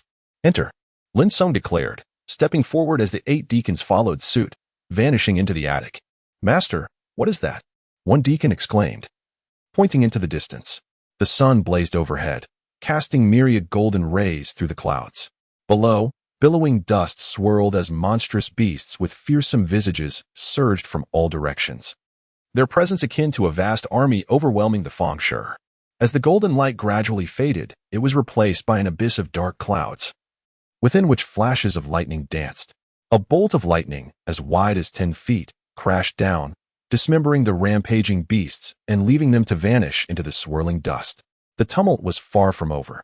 The lightning seemed to harbor a profound disdain for the beasts that obstructed its path. Bolts of lightning descended like a throng of relentless ants, striking fiercely upon the creatures. Even more disconcerting to Lin Song and his companions was the agonizing wails of the beasts, echoing in their ears like a colossal serrated blade rending their eardrums. It was all an illusion, merely a mirage. Lin Song's commanding shout startled the 8 companions back to lucidity. The lightning fell in torrents, yet the beasts exhibited no trepidation. Upon emerging from the storm, they expanded in size, surging towards Lin Song with an ominous presence. They traversed the lightning zone, entered the snowy expanse, and then emerged into the realm of the celestial sea. The cacophony of deathly screams persisted, accompanied by the thunderous sound of their approach, until a discernible dark point materialized, at which point the sound ceased and the illusion dissipated. Huo Xingchen, Lin Song felt a surge of anxiety and confusion. His palm, gripping the sword, was slick with cold sweat. He was utterly bewildered about the unfolding events and their connection to Huo Xingchen. There was still time. Huo Xingchen murmured to himself. As the day of recruitment for the 3 major martial academies drew near, he must depart. It seems you have acquired it, Lin Ji said, gesturing with a pointed finger. His palm laid flat. Do you desire it? Huo Xingchen toyed with the glass vial, his demeanor markedly different this time, tinged with a hint of amusement. Hand it over, and perhaps you might yet survive. In a flash, Lin Ji unleashed a burst of starlight, mirrored by the simultaneous eruption of brilliance from the 8 attendants. All of them fixated coldly on Huo Xingchen. Lin Ji, do you know what this flame is called? What is it? It is the true Phoenix Flame. What? Are you saying this is the true Phoenix Flame? Lin Ji was in disbelief. If this truly was the Phoenix Fire, did Fei Xian possess the confidence to incinerate the sun wheel within Changfeng? Or was Fei Xian himself taking a gamble with Changfeng's life? If the sun wheel could not be destroyed, no matter how hard Changfeng strived, he would never transcend to the gathering Qi realm. Without this crucial step, survival would be impossible, and he too would face his demise. Without the protection of the Lin family, Changfeng would surely perish, regardless of the outcome. An attempt must be made. Indeed, if it was the Phoenix Fire, a transaction could be arranged. You insolent brat, who do you think you are? My master has already shown you considerable leniency, yet you audaciously speak of a deal. Hand over the Phoenix Fire, and I'll grant you a swift death. Huo Xingchen furrowed his brow, his eyes brimming with icy disdain. A figure sprang forth like a flea, the pent-up fury within him reaching a boiling point. And in that moment, it erupted as he swiftly drew the crescent moon. Merely a broken sword. Whom do you intend to intimidate? Starry Rain Sword. He commanded the steward to unleash his most formidable strike. As the name suggested, a downpour of starlit rain cascaded, enveloping the area like an immense fishing net, each droplet pulsating with formidable energy. The reason he executed his strongest move was twofold: to garner recognition and to showcase his might before the other stewards. This time, as the family head's chosen leader, he naturally had to distinguish himself. If the family head was pleased, he might bestow upon him the position of chief steward, thus providing him with the authority to command these stewards in the future. With the second form of the heaven-burning decision, the Burning Heaven Sword, Huo Xingchen wielded his sword, unleashing a sea of flames that instantaneously incinerated the colossal net, piercing through the stewardess form and reducing him to ashes, leaving not a trace behind, merely dust settling to the ground. The 7th tier of the gathering Qi realm, a pinnacle of perfection, unthinkable, someone exclaimed, and Lin Ji gazed in astonishment at Huo Xingchen, for he had indeed sensed the latter's cultivation level, the 7th tier of the gathering Qi realm, perfected. Huo Xingchen, do I now possess the leverage to negotiate? Huo Xingchen's voice was chilling, causing Lin Ji to feel as though the temperature around him had plummeted to freezing. Indeed, you do. A hearty laugh escaped Lin Ji, impressed by the composure and audacity of a city lord in such dire circumstances. Speak. What must I do to obtain the true Phoenix Flame? Lin Ji and his companions were all at the 6th tier of the gathering Qi realm, fully perfected. Yet they were no match for Huo Xingchen, rendering any notion of a fair trade moot. Should Huo Xingchen choose, a single stroke of his sword could allow him to exit the Lin family unscathed. What was he hesitating for? Huo Xingchen was, of course, apprehensive. He was uncertain whether the Lin family had truly colluded with the auction house. The survival of a local auction house was far from a simple matter. Leave. Very well. Lin Ji was taken aback by the simplicity of Huo Xingchen's demand and agreed without hesitation. Let those 4 old fellows outside come in. Huo Xingchen was aware that the 4 elders of the Lin family were certainly waiting outside. While he longed to eliminate them, such an action was impractical. Besides these 4 elders, there were rumors of a powerful figure within the Lin family at the star-gathering realm, unverified though it may be. Along with the unfathomable auction house, he was not inclined to take such a risk. Lin Ji exited to summon the elders, who appeared puzzled as they entered the square stone formation. Upon sensing Huo Xingchen's cultivation and observing Lin Ji's expression, coupled with the remnants of the 7 stewards and the scorched earth, everything became strikingly clear. The 4 individuals were all at the pinnacle of the 7th rank in the Qi gathering realm. Together, they effortlessly subdued Huo Xingchen. Yet the family head refrained from allowing them to act rashly, likely due to concerns regarding the glimmering glass vial in Huo Xingchen's possession. Stay put, none shall move. Huo Xingchen, the true fire of the phoenix. As Huo Xingchen approached the stone door, he cast aside the glass vial and swiftly exited through the stone portal. Is the family head truly going to let him escape like this? Although Elder Chun was unaware of how Huo Xingchen had suddenly ascended from the 3rd rank to the 7th rank in the Qi gathering realm, he recognized that allowing him to remain was ultimately a threat. He cannot escape. Lin Song sneered, and at the moment Huo Xingchen dashed out. He too exited through the stone portal, followed closely by the others, yet there was no trace of Huo Xingchen to be found. Chapter 11. Fractured. This is not the true fire of the phoenix. You have all been deceived. As the crowd stood in stunned silence, an elderly man entered the loft, wielding an ancient sword. They bowed respectfully, not daring to show the slightest disrespect. His name was Fei Yu, known as Fei Xian, a figure of dread. The master of the courtyard, which was also called the Land of Absolute Doom. The courtyard was, in fact, a small ruin, teeming with demonic beasts and unpredictable phenomena. Within its confines, one need not be attacked by these beasts. A bolt of heavenly lightning could descend from above, incinerating one to a crisp without warning. One might also fall into quicksand, struggling in vain until succumbing to despair. Alternatively, one could become lost in an endless ocean, never to emerge again. The true fire of the phoenix could incinerate all. Even ancient artifacts would not be spared. How could a mere vial possibly contain such divine flames? Yet, there is no need for concern. This fire is sufficient to eradicate the sun wheel within Changfeng. In the depths of the forest, Lin Song's sorrow transformed into joy. Had it not been for his apprehension regarding the mysterious identity of the old man, he would have long since grown weary of his audacity. As for Huo Xingchen, since Fei Yu asserted that the matter could be resolved, Lin Song placed his trust in that statement. However, Huo Xingchen was another matter entirely, should he manage to escape. The consequences would be dire. Cast into the courtyard by the old man, he would be left to his own devices. Fei Yu flicked the sword in his hand, exuding a sense of pride. With his years of experience, he recognized that this sword was no ordinary weapon. He had never encountered a sword so fiercely protective of its master that it nearly inflicted harm upon him. Clearly, this young man named Huo Xingchen had an extraordinary background. Yet Fei Yu remained unconcerned. He had yet to witness anyone capable of surviving in the courtyard of Jinan City. He contemplated finding a moment to seclude himself and absorb the essence and consciousness from the sword for his own benefit, which would undoubtedly enhance his strength.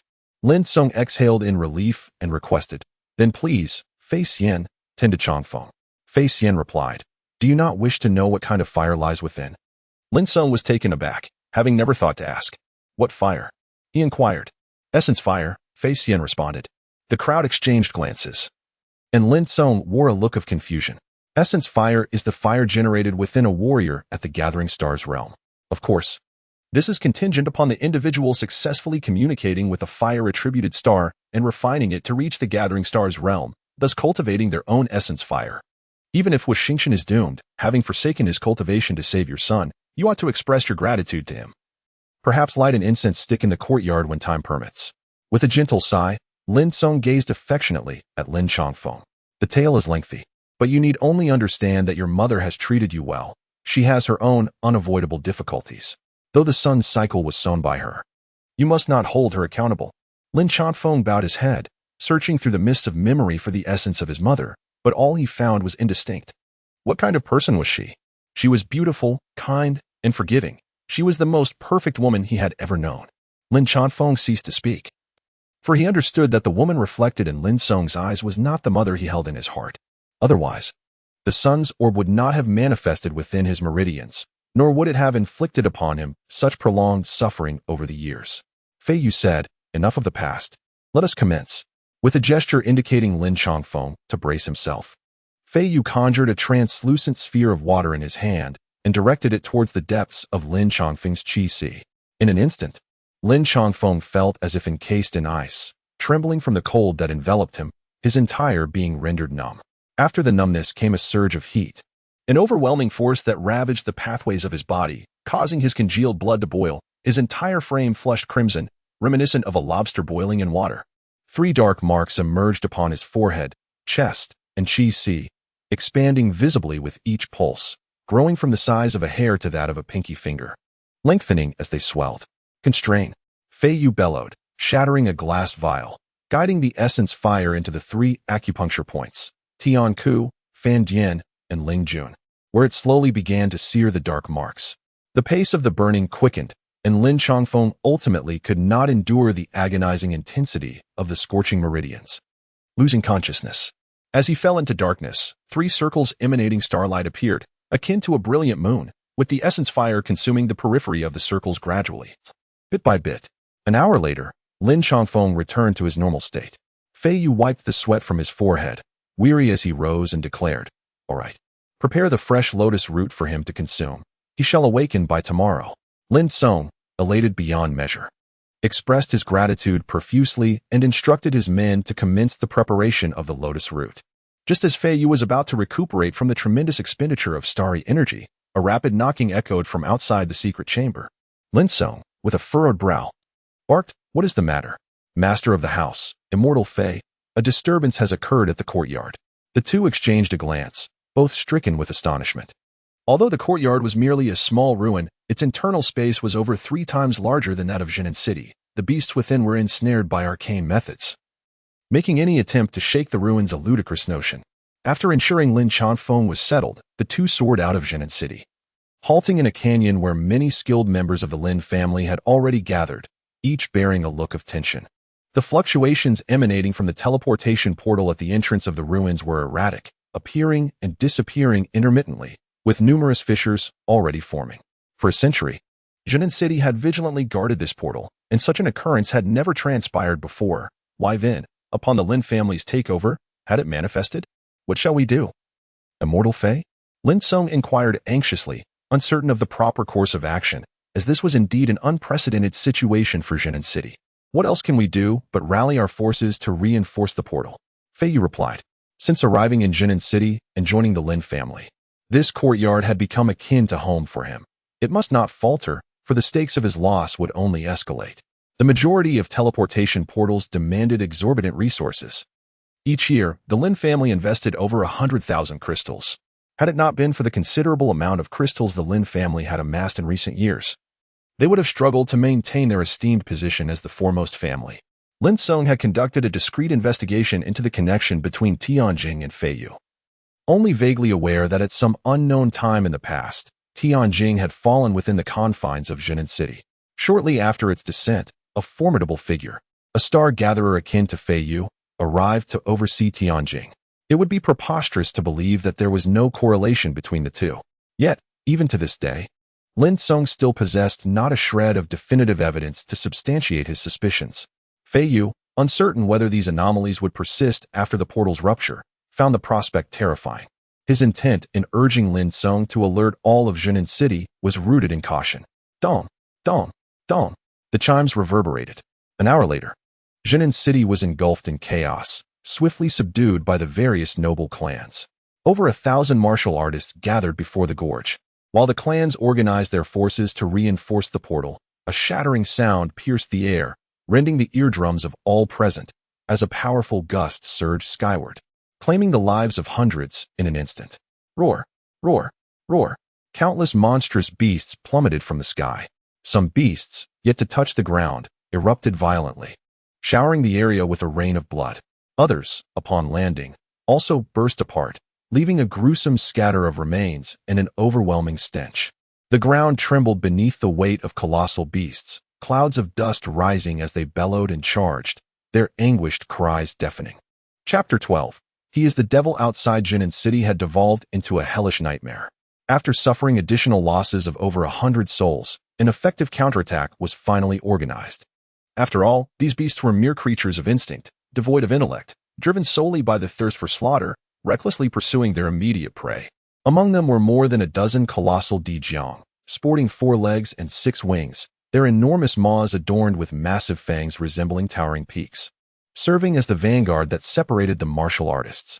A serpent-like creature slithered through the midst of the warriors, each spray of venom resulting in the demise of numerous combatants. The Tengu darted around Emperor Jiang with astonishing speed, devouring heads with a single bite, their bodies stained crimson with blood, further igniting their primal instincts. The Baifeng, an exceedingly agile one-legged flying beast, though diminutive in size, possessed a 3-foot-long, sharply hooked beak that effortlessly pierced through the starlit shields of the warriors, extracting hearts to consume. Many warriors, fueled by desperation, surged towards the city gates, mercilessly eliminating anyone who obstructed their path, including their own kin. Fei Yu, unwilling to succumb to despair, gritted his teeth in resistance, yearning for more souls to enter the city, not only to win their allegiance, but also to quell the organization's wrath. The Heavenly Court was a trap laid by the organization, grand and sacred, it must not be marred by his actions, for such turmoil would inflict grievous harm upon both him and the plan. Look, there is a figure in the sky. Countless gazes turned upward, where a dark spot gradually expanded. It was a peculiar beast, boasting a wingspan of over 10 zhang, resembling a lizard, with 2 protrusions upon its head and whiskers that fluttered in the wind. Trailing behind was a resplendent, multicolored mountain chicken, leaving a dazzling trail in its wake. Yet, what astonished the onlookers was the individual standing atop the creature. As the dark figure drew nearer, they discerned the visage of the person. Who could he be? He appeared rather youthful. Could he be a demon? I have heard tales that enlightened beasts can transform into human forms, and those high-ranking beasts, once enlightened, are indistinguishable from humans. Could he be the young master of a demon clan out for some amusement? If that were the case, we would indeed be exceedingly unfortunate. It is inconceivable. The crowd buzzed with speculation, yet Lin Song was acutely aware of who stood above. Fei Yu opened his eyes, recognizing the figure above him. The Lin family members widened their eyes, equally cognizant of that individual. In an inconspicuous corner stood a diminutive figure, who too was aware of the identity. All is well. Several dozen paces from the city gate, a youth locked his gaze on Lin Song, his eyes brimming with ferocity and derision. While the demonic beasts behind him stood in respectful submission, none daring to position themselves before the youth. Huo Xingchen, do you wish to be hunted across the entire wind and cloud continent? The alliance between humans and demons is a taboo across the realm. Hunted? Ah, a jest indeed. Strength reigns supreme.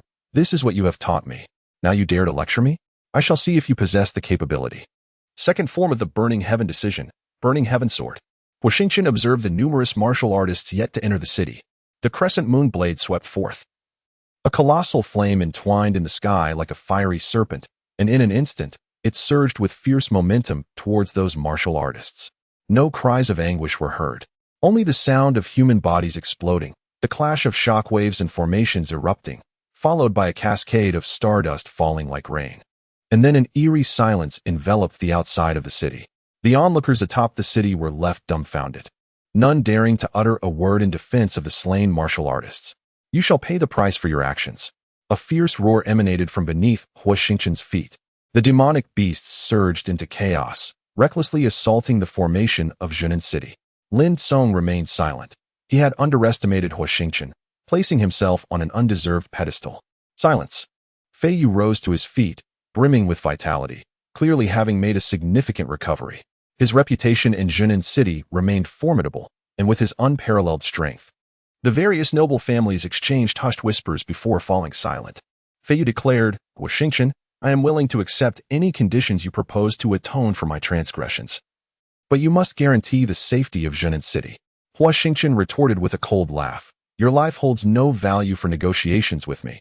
You will die. Lin Song will die, and all members of the Lin family shall perish. Fei Yu was taken aback by this turn of events. Huo Xingchen had succumbed to madness, embodying a true demon. Indeed, Huo Xingchen had lost his sanity entirely. His survival depended on his embrace of madness. Little brother. Huo Xingchen lifted his gaze, spotting Ling Shu standing in the heart of the city, exuding an unmistakable aura of dominance. The auction house can serve your interests. Whoever you wish to see perish will indeed meet their end, and the auction house can provide you with any reward you desire. I nearly forgot. You conspired with Lin Song, and yet here you stand. Regardless of how formidable your auction house may be, none of you shall leave alive today. Chapter 13. Departure. Little brother, when did I conspire with Lin Song? Ling Shu inquired, a look of confusion etched upon his face. Observing Ling Shu's expression, Huo Xingchen sensed uncertainty, making him wary. With a gesture, he commanded, and a furious roar erupted from below, causing the beasts to retreat like a receding tide. Old Man Xing struck a solid blow at my back. Does not Manager Ling comprehend this? Lin Song closed his eyes and let out a deep sigh. Ling Shu trembled all over as he finally unraveled the reasons behind Huo Xingchen's suspicions regarding him and the continued existence of Chen Tao. Initially, he believed that Lin Song had discovered a clue and rescued Chen Tao. While he had been investigating and learned that Huo Xingchen had not appeared in Zhenan City for some time, likely having been killed by Lin Kong. Although he was uncertain why Qing Banu had been manipulated by Lin Song, one fact was clear. The betrayal by Qing Banu had incited Huo Xingchen to direct his resentment towards the auction house. If a satisfactory explanation were not provided to Huo Xingchen today, The auction house's standing in Jinan City would likely be irrevocably compromised. Regardless of the circumstances, betrayal of the auction house warranted dire consequences. Ling Shu kicked Qing Banu aside, when suddenly, a figure beside him struck down upon Qing Banu's dantian with a palm, causing Qing Banu to emit a muffled groan and spit out a mouthful of blood, rendering him instantly dull and lifeless. This strike had obliterated Qing Banu's vital energy. Close the formation, Ling Shu bellowed, and the entire array dissipated. This formation had been designed and controlled by the auction house. And Ling Shu's actions drew ire from the onlookers, who accused him of disregarding the safety of Jinan City, yet he paid them no heed. The beasts below clearly sensed the dissolution of the formation, roaring in fury, kicking up clouds of dust as they prepared to charge, but without orders. They dared not make a move. A tense silence enveloped Jinan City, all eyes anxiously fixed on Huo Xingchen. I entrust his life and death to you. Ling Shu cast Qing Banu from the city wall, which soared several dozen zhang high. He executed the throw with great precision, enveloping him in starlight to prevent Qing Banu from plummeting to his death due to his lack of cultivation. Saliva drifted slowly from the air as Huo Xingchen descended from it, approaching Qing Banu without uttering a word, and with a swift motion, severed Qing Banu's head. Chen Tao, Lin Song, and Fei Yu. In truth, Huo Xingchen had pondered for a prolonged period. His obsessions and resentments were embodied in these three individuals. He was neither a flawless being nor one to be easily oppressed. He first needed to grasp the principles of existence, which transcended mere strength or the specter of death. He merely needed to recognize that anyone who wished him harm, who sought his life, would be met with fatal consequences. That was sufficient. Thus, he marked these three for their motives, the unfolding events, and the inevitable outcome. Ling Shu wore a grim expression and said ominously, "Will you descend on your own? Or shall I assist?" Perhaps Chen Tao was oblivious, yet Fei Yu and Lin Song understood the true essence of the auction house. The formidable Mo family could extinguish their adversaries without a trace of compassion. Such was the nature of the auction house. I do not wish to die. I refuse to perish. Chen Tao, in a frenzy, dashed into a corner, his sword's edge poised against Bai Rong's neck. Let me go, or I shall slay her. Huo Xingchen fixed his gaze upon Chen Tao and articulated, You shall meet a most dreadful end. She is in my grasp. What can you do? We might perish together, and I shall relish the sight of you explaining this to the old man Bai. My little beauty, while your brother Chen does not desire you. I do. Let us traverse the starry seas as fated companions, he laughed. Bai Rong remained composed, producing a pill in her hand, channeling starlight to cast it into Chen Tao's mouth. As she spun gracefully, a deep wound marred her neck, blood gushing forth, yet she did not flinch. Instead, she quietly observed Chen Tao. Chen Tao clutched his neck, then his dantian, followed by a frantic beating of his limbs against his entire body. His visage contorted, and an inky smoke emanated from him. Within mere breaths, he transformed into a cloud of black mist, vanishing into the ether. Grandfather, I have avenged you, Xiaorong murmured. Huo Xingchen's gaze lingered not on Bai Rong for long, but fixated on Fei Yu and Lin Kong. With a sigh, Lin Song severed his own meridians and gently floated down from the city wall. Upon reaching the ground, his complexion turned ashen, and he addressed Huo Xingchen. Might it be permissible to spare a remnant of the Lin family's bloodline? Huo Xingchen was no benevolent soul. He knew that allowing Lin Changfeng to live would invite future troubles. Yet, Lin Changfeng was not directly involved, and he could be considered a benefactor of sorts, likely to bear no resentment once he understood the circumstances. However, years later, Huo Xingchen would come to regret this decision, which nearly led to the disintegration of the Spirit Domain Alliance. Very well. Proceed, he acquiesced tersely. Without further ado, Lin Song departed with a smile, only to have Huo Xingchen pierce his heart with a sword, subsequently offering his lifeless body to the beasts behind him as a feast. Fei Yu met a similar fate, receiving his just deserts. Brother Chen, do you harbor hatred for me? Bai Rong inquired. Huo Xingchen nodded, then shook his head. In truth, he had known from that day that Bai Rong was exploiting him. However, the death of Bai Qijian bore half his responsibility, and he had failed to safeguard Bai Qijian's remains. I understand. I shall repay this favor to you, Brother Chen. The Huo family is merely the beginning. No one is indebted to anyone, Huo Xingchen replied. Bai Rong did not retort, but instead recounted the history of the Huo family from its inception to its flourishing. Huo Xingchen listened intently, yet did not internalize her words. Instead, he posed a question. Are you familiar with the three major martial academies? Indeed, she responded. the WNX in Martial Academy, the TNJI in Martial Academy, the LNE in Martial Academy. After Biring concluded her exposition, Huo Xingchen gained some understanding of the three grand martial institutions. However, the journey was long, and whether he could arrive in 5 days remained uncertain. Biring indicated a route that seemed viable. The onlookers atop the city wall were taken aback, having not anticipated that the two would converse for such an extended duration, completely disregarding their sentiments. The demonic beasts, restless and agitated, heightened the tension in the atmosphere. Brother CHN, I shall attend the LNE in Martial Academy. I will enroll in the TNJI in Martial Academy.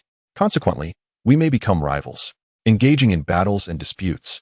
Upon hearing this, Ling SH chuckled. The teleportation poses no issues. However, Elder Bi should remain, as my auction house is far superior to those martial academies. Moreover, with the Hu family in ZHNN City, who will oversee matters in your absence? Surely not I? Are you not concerned I might disband the Hu family? Haha. Ling SH's intentions were quite straightforward. Biring was a veritable gold mine. Biring stuck out her tongue and said, Indeed, I cannot leave. Hu XNGCHN waved his hand, instructing K. Ushu to guide the demonic beasts away.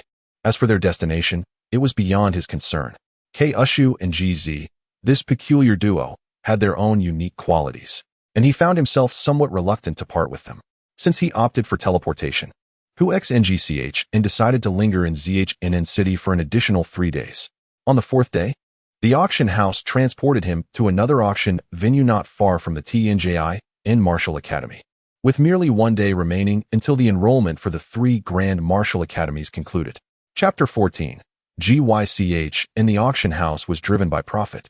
This teleportation had cost over 10,000 crystal stones.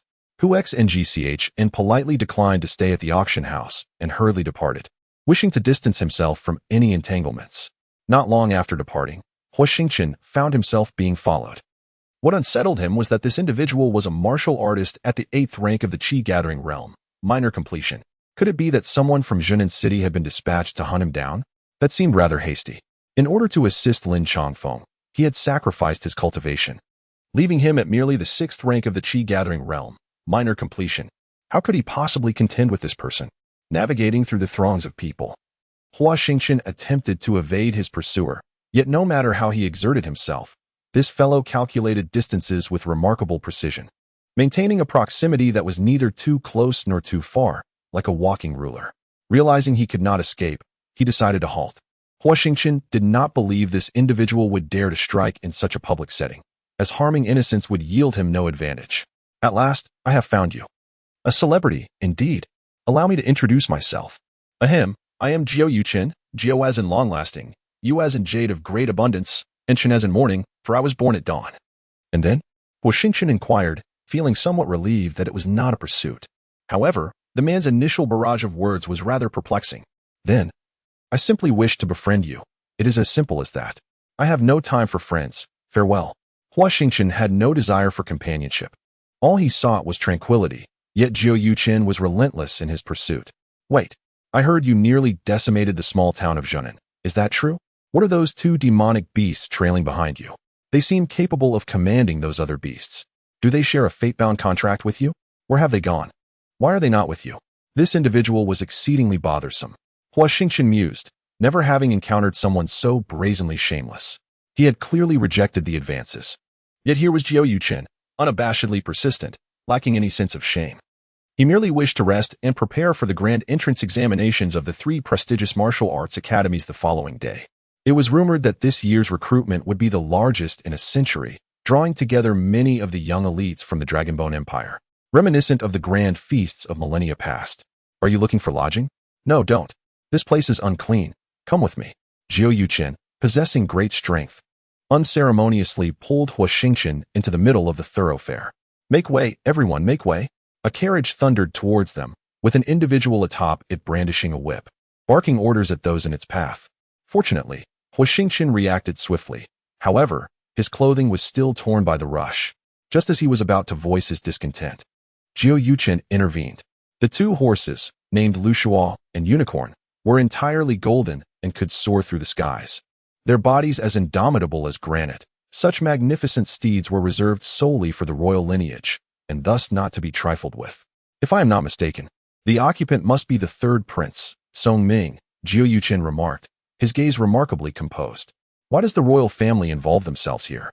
The establishment of the empire necessitated a formidable faction to maintain order, simultaneously clearing obstacles while ensuring stability. Simply put, strength begets dominion, while weakness invites replacement. Over the course of a millennium, the Dragonbone Empire has witnessed no less than 5 dynastic transitions. As I understand it, this year a new rival has emerged within the royal family, casting doubt on the stability of the throne.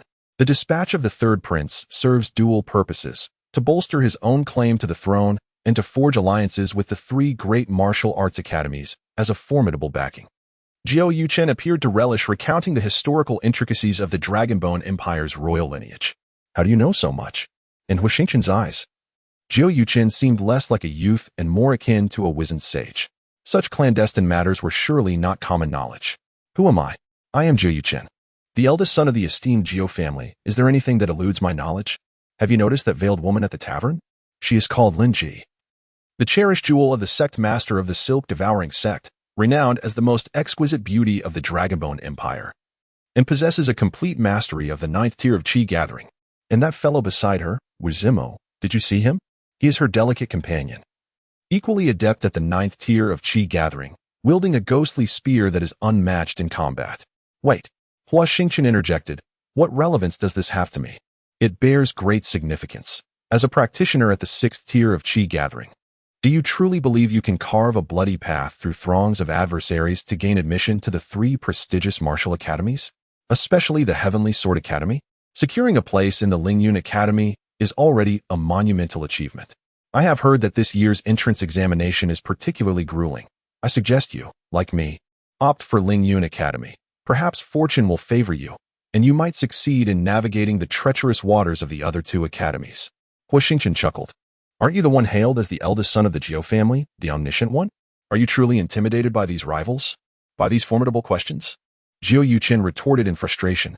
Oh, you. Regardless, it is best to heed my counsel. We shall proceed to Lingyun Academy.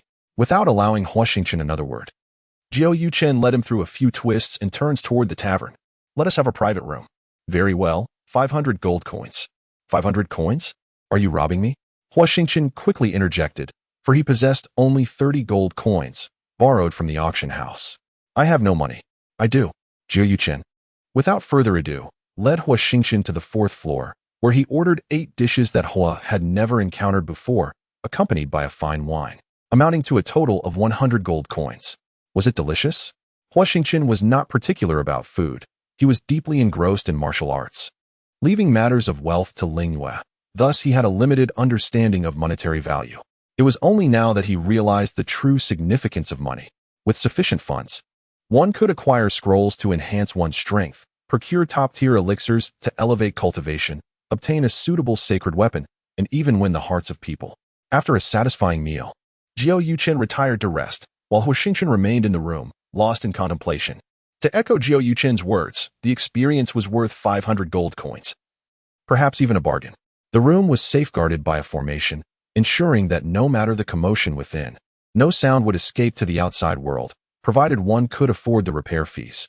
To communicate with those inside, one merely needed to project their consciousness at a designated spot outside and infuse it with starlight.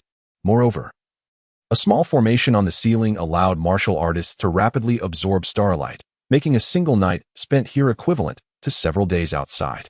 Huo Xingchen sat cross-legged beneath this small formation, opting for quiet reflection instead of absorbing starlight. The jade pendant suspended above his energy sea had previously borne a few fine cracks, but now displayed even more, with some peculiar runes adorning its surface. At the base of the pendant, there was a ding character, with a re character above it. After much contemplation, he remained uncertain whether this represented a word or signified a particular relationship. Moreover, this jade pendant has become significantly more radiant than before, its surface intricately marred by numerous dark streaks. As my consciousness traverses its surface, I encounter several discontinuities, while the remainder presents a continuous line. The further I follow this line, the more I discover an array of peculiar objects. The Ten Sword Sect, Qintian, and Tianjing. Yet, I find myself utterly perplexed by the intentions of this fiery entity. Does it seek to inhabit my body, aiming for a revival through my consciousness? Or perhaps it harbors a desire for vengeance, akin to my own, born from an indelible grudge from a past life? Or is it something else entirely? I shall not dwell on it further. With a shake of my head, I begin to absorb the starlight, utilizing the ancient texts. Thud, thud, thud. Huo Xingchen, rise and shine. Chapter 15. The mischief of the water serpent. What in the world? This is hardly the Lingyun Martial Academy. Have I not warned you against the reckless usage of spatial artifacts? Did your father not impart this wisdom to you? Before us lies an expansive marshland, where we stand amidst grass that reaches halfway up our bodies, with a bamboo grove behind us. In the words of Huo Xingchen, if my deductions are accurate, by traversing the mountain beyond this swamp, we should not be far from the Lingyun Martial Academy. Yes, we all know to guess. But why not ponder whether we can reach the academy by noon? Is this not a miscalculation? Huo Xingchen wore a look of grievance, utterly unprepared for the unreliability of spatial artifacts. Having suffered from the pitfalls of such artifacts, Huo Xingchen chose to disregard him, instead retrieving a bamboo pole nearly 10 feet in length to probe the depths of the marsh. Alas, it is evident that the depth of this swamp exceeds 3 feet. Huo Xingchen plopped down on the ground, feeling the weight of his predicament. If he failed to catch the morning enrollment for the Lingyun Martial Academy, not only would his father ridicule him, but he would also face confinement, followed by an endless array of tedious books. Chinner, your father is getting old. The Jiu family relies on you. The echo of his father's repeated words sent a shiver down Huo Xingchen's spine. Merchants are often sharp and cunning. How could someone as dashing and astute as he be relegated to the mundane world of commerce? He aspired to be a hero, not a mere merchant. Suddenly, he was jolted from his reverie by a playful shove from Huo Xingchen. His delightful daydreams of a future filled with adoration were abruptly shattered. What are you daydreaming about? Come over and help me chop bamboo. What do we need bamboo for? Huo Xingchen retorted, but Huo Xingchen's warning was clear. Keep talking and I'll whittle you down. After a short while, Huo Xingchen clapped his hands, and a simple bamboo raft was brought to completion. Not bad. Why didn't I think of this? Huo Xingchen exclaimed as he tossed the raft into the marsh, stepping onto it to test its buoyancy. It was just large enough to carry 2 people. He urged Huo Xingchen to hop on, and with 1 bamboo pole each, they began to glide forward. It's neither a monster nor a beast. It's a friend of a friend, Huo Xingchen mused. Kongji is my friend, and Huo Xingchen is a friend of Kongji. He pondered whether Kongji truly regarded him as a friend. Your friend must be quite remarkable. I do love an introduction, Huo Xingchen remarked, recalling Kongji's fervent gaze during their alchemy sessions, which made Huo Xingchen smile. Why are you grinning like a fool? He teased. Oh no, there's a water spirit. The water spirits are entities of the shadow, dwelling perpetually beneath the surface of the water, thriving in an atmosphere heavy with yin energy. They rely on the infusion of yang energy to sustain the balance of their bodily functions. Today, deprived of sunlight, they quickly fixated on the 2 individuals aboard the bamboo raft. There exists a myriad of water spirits, yet those that inhabit the marshes are predominantly water serpents, each approximately the size of a human head. They congregate in large numbers, possessing relatively low levels of supernatural power, akin to warriors at the 2nd or 3rd tier of Qi gathering. However, their threat is considerable, as a single marsh may conceal thousands of these serpents, especially in an expanse of several hundred feet. The mere thought of thousands of water serpents basking in the sun is enough to evoke dread. But fret not, for I possess a solution. Huo Xingchen produced a small bag and scattered a fine white powder around the bamboo raft. Before long, the water began to bubble furiously. This powder, known as Tianjin, is extracted from tiger bones and reacts with water to become yang in nature, emitting a pungent aroma reminiscent of realgar, something that water serpents dread. To everyone's surprise, while Huo Xingchen's words were frivolous, he seemed to have a stash of these potent substances. Noticing the serpents had settled down, Huo Xingchen grew intrigued by Huo Xingchen. How is it that you possess such items? I have never encountered a warrior equipped with anything beyond weapons, pills, and crystals. My father is a merchant, Huo Xingchen replied. He has instilled in me the essence of commerce from a young age, teaching that seemingly inconspicuous items might become coveted treasures in times of need. As my father often says, where there is demand, there lies a market. Upon reflection, Huo Xingchen found wisdom in those words. What are your thoughts, then? The path of a warrior is fraught with challenges. Would it not be better to follow in your father's footsteps? Wealth can move mountains, much like an auction house where one may lack martial prowess, yet possess immeasurable wealth that conceals formidable strength. They reeked of copper, a scent I found distasteful.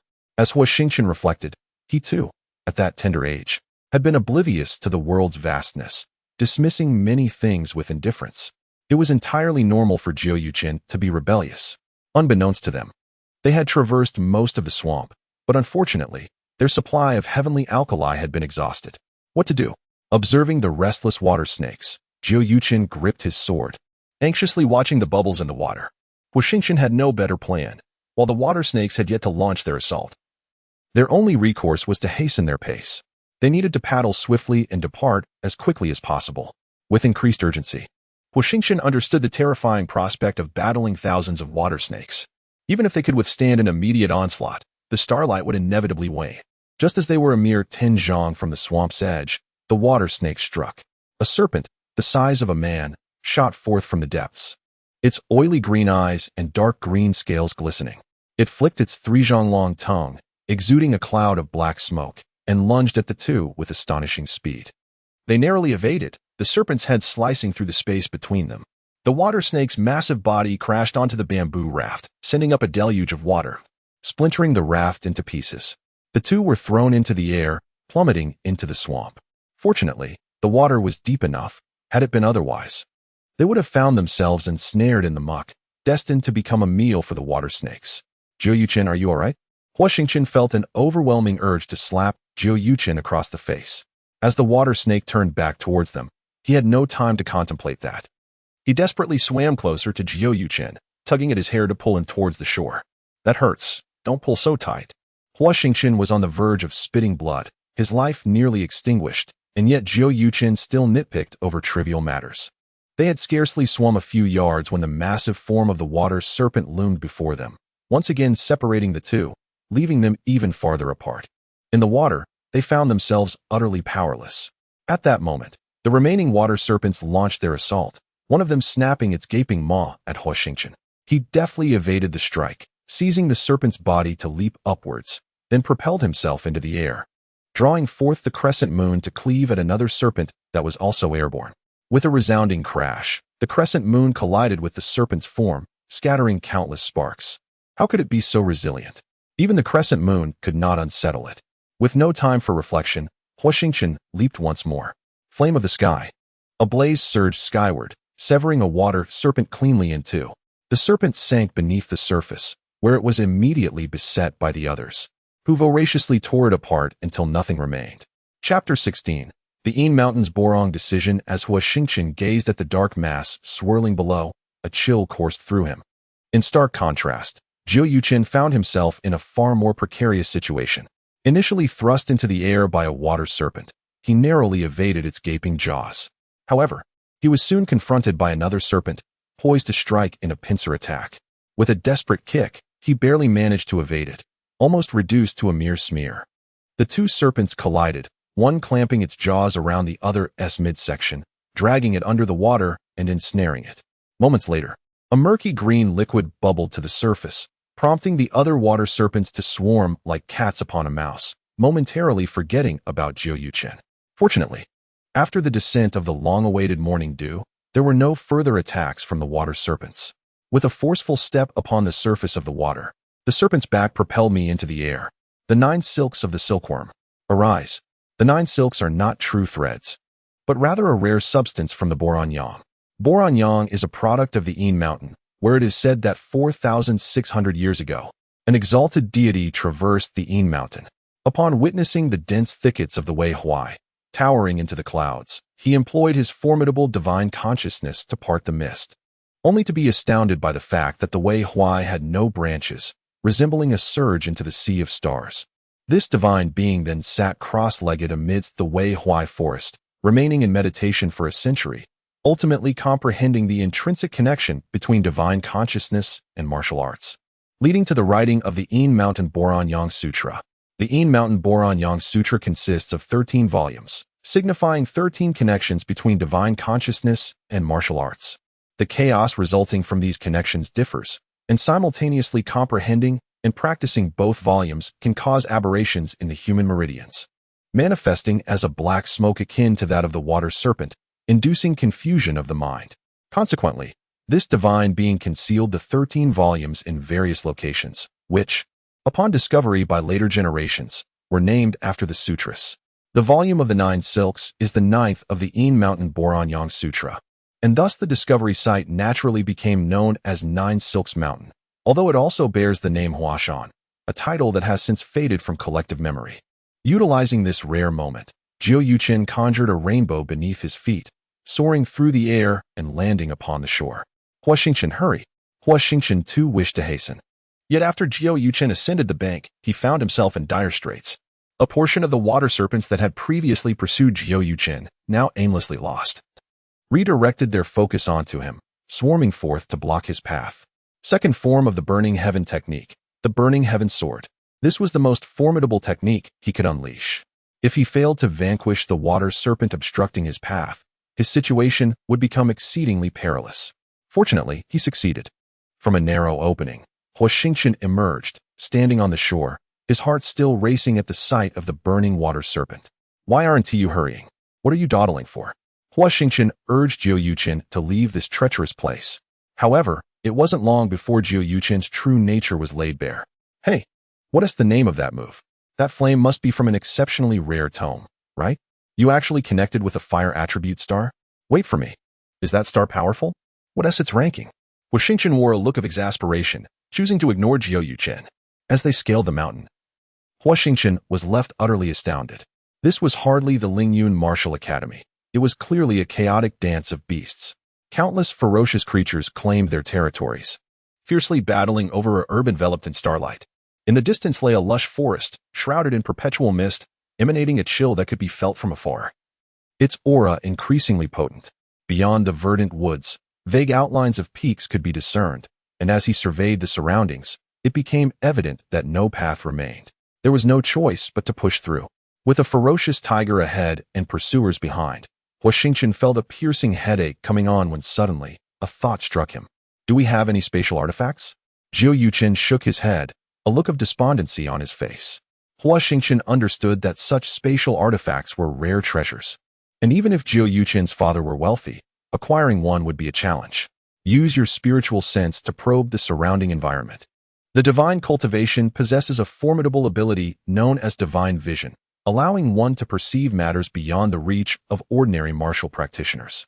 You were able to discern my divine cultivation at a glance.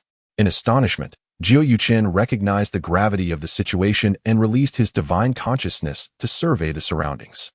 To enter the formation, one must first traverse through the throngs of demonic beasts. These beasts are not clustered together but are scattered in disjointed groups, with gaps spanning several dozen feet. Yet, for these colossal creatures, such distances are merely the length of their limbs. What compels them to vie for the herbs? Huo Xingchen pointed ahead, where one demonic beast had slain another and proceeded to devour the demon crystal extracted from its entrails, thus claiming dominion over that territory. This act may serve to assert its sovereignty, or perhaps the herbs bestow some beneficial effect upon the beasts, as Huo Xingchen speculated, admitting his unfamiliarity with such scenarios, making it difficult for him to ascertain the truth. Have you devised a plan? Indeed, a notion has formed, yet it necessitates certain materials. What do you require? Allow me to check if I possess them. With a swift motion, Huo Xingchen emptied the contents of his spatial ring, creating a mountainous heap before him. The emergence of these items evidently drew the attention of the nearby demonic beasts.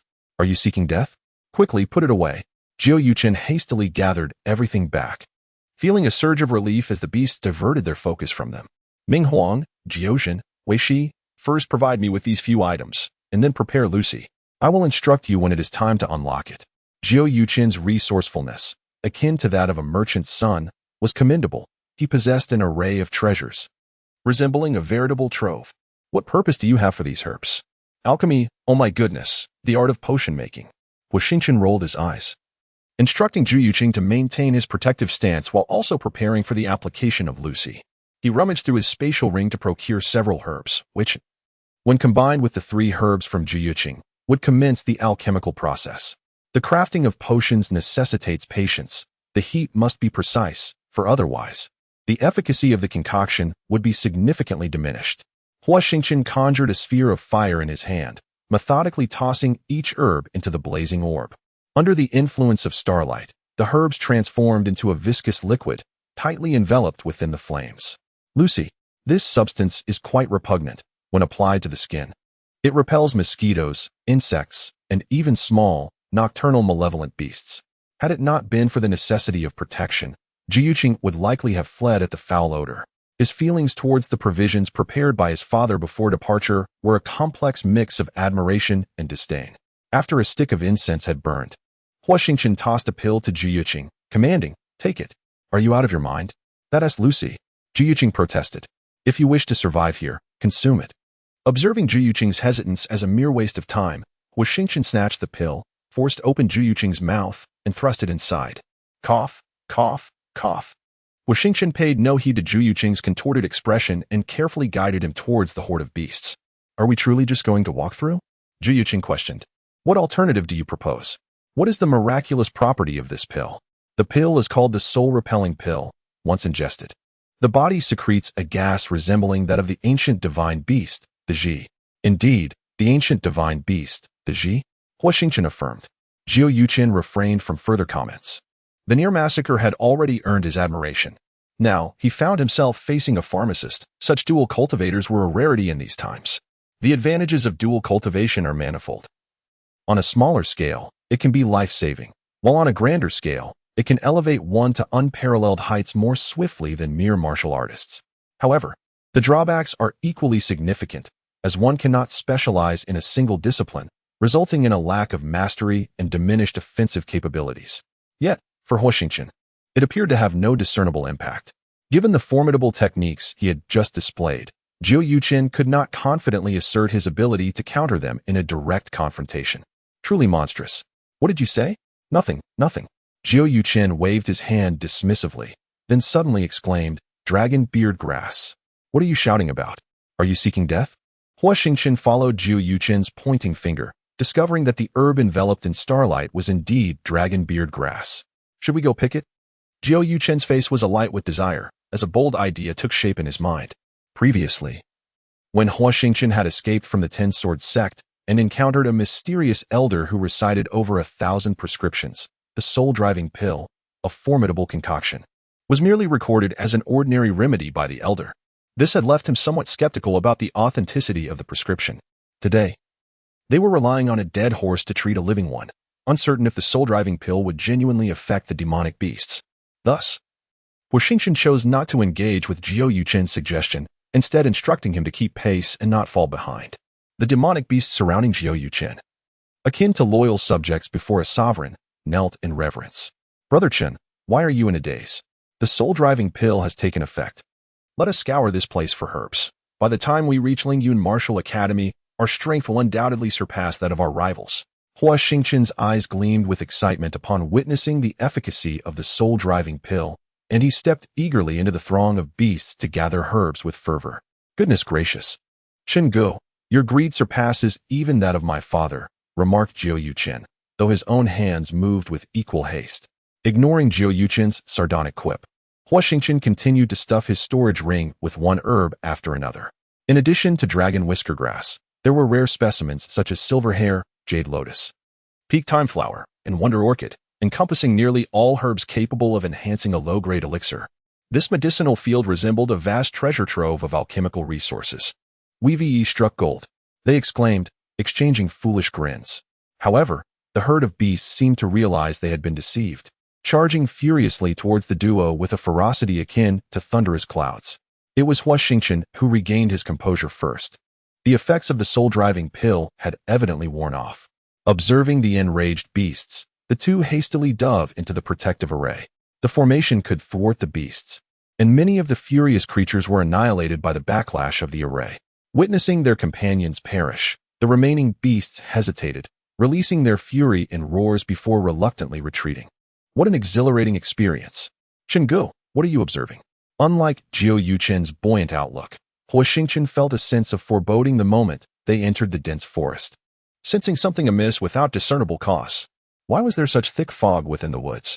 Logically, mist should only accumulate around the treetops, even if it seeped down. It would not be so dense. Yet, The interior of the forest was suffused with an oppressive shroud, suggesting either an illusion or some form of enchantment. Huo Xingchen, too, perceived the anomaly and suggested, "Shall we venture in for a closer look?" "No, I sense that this place is quite extraordinary. Venturing in recklessly may lead to being ensnared within. It would be prudent to observe for a while." Huo Xingchen has studied numerous formations, yet encountering an array within an array is a first for him.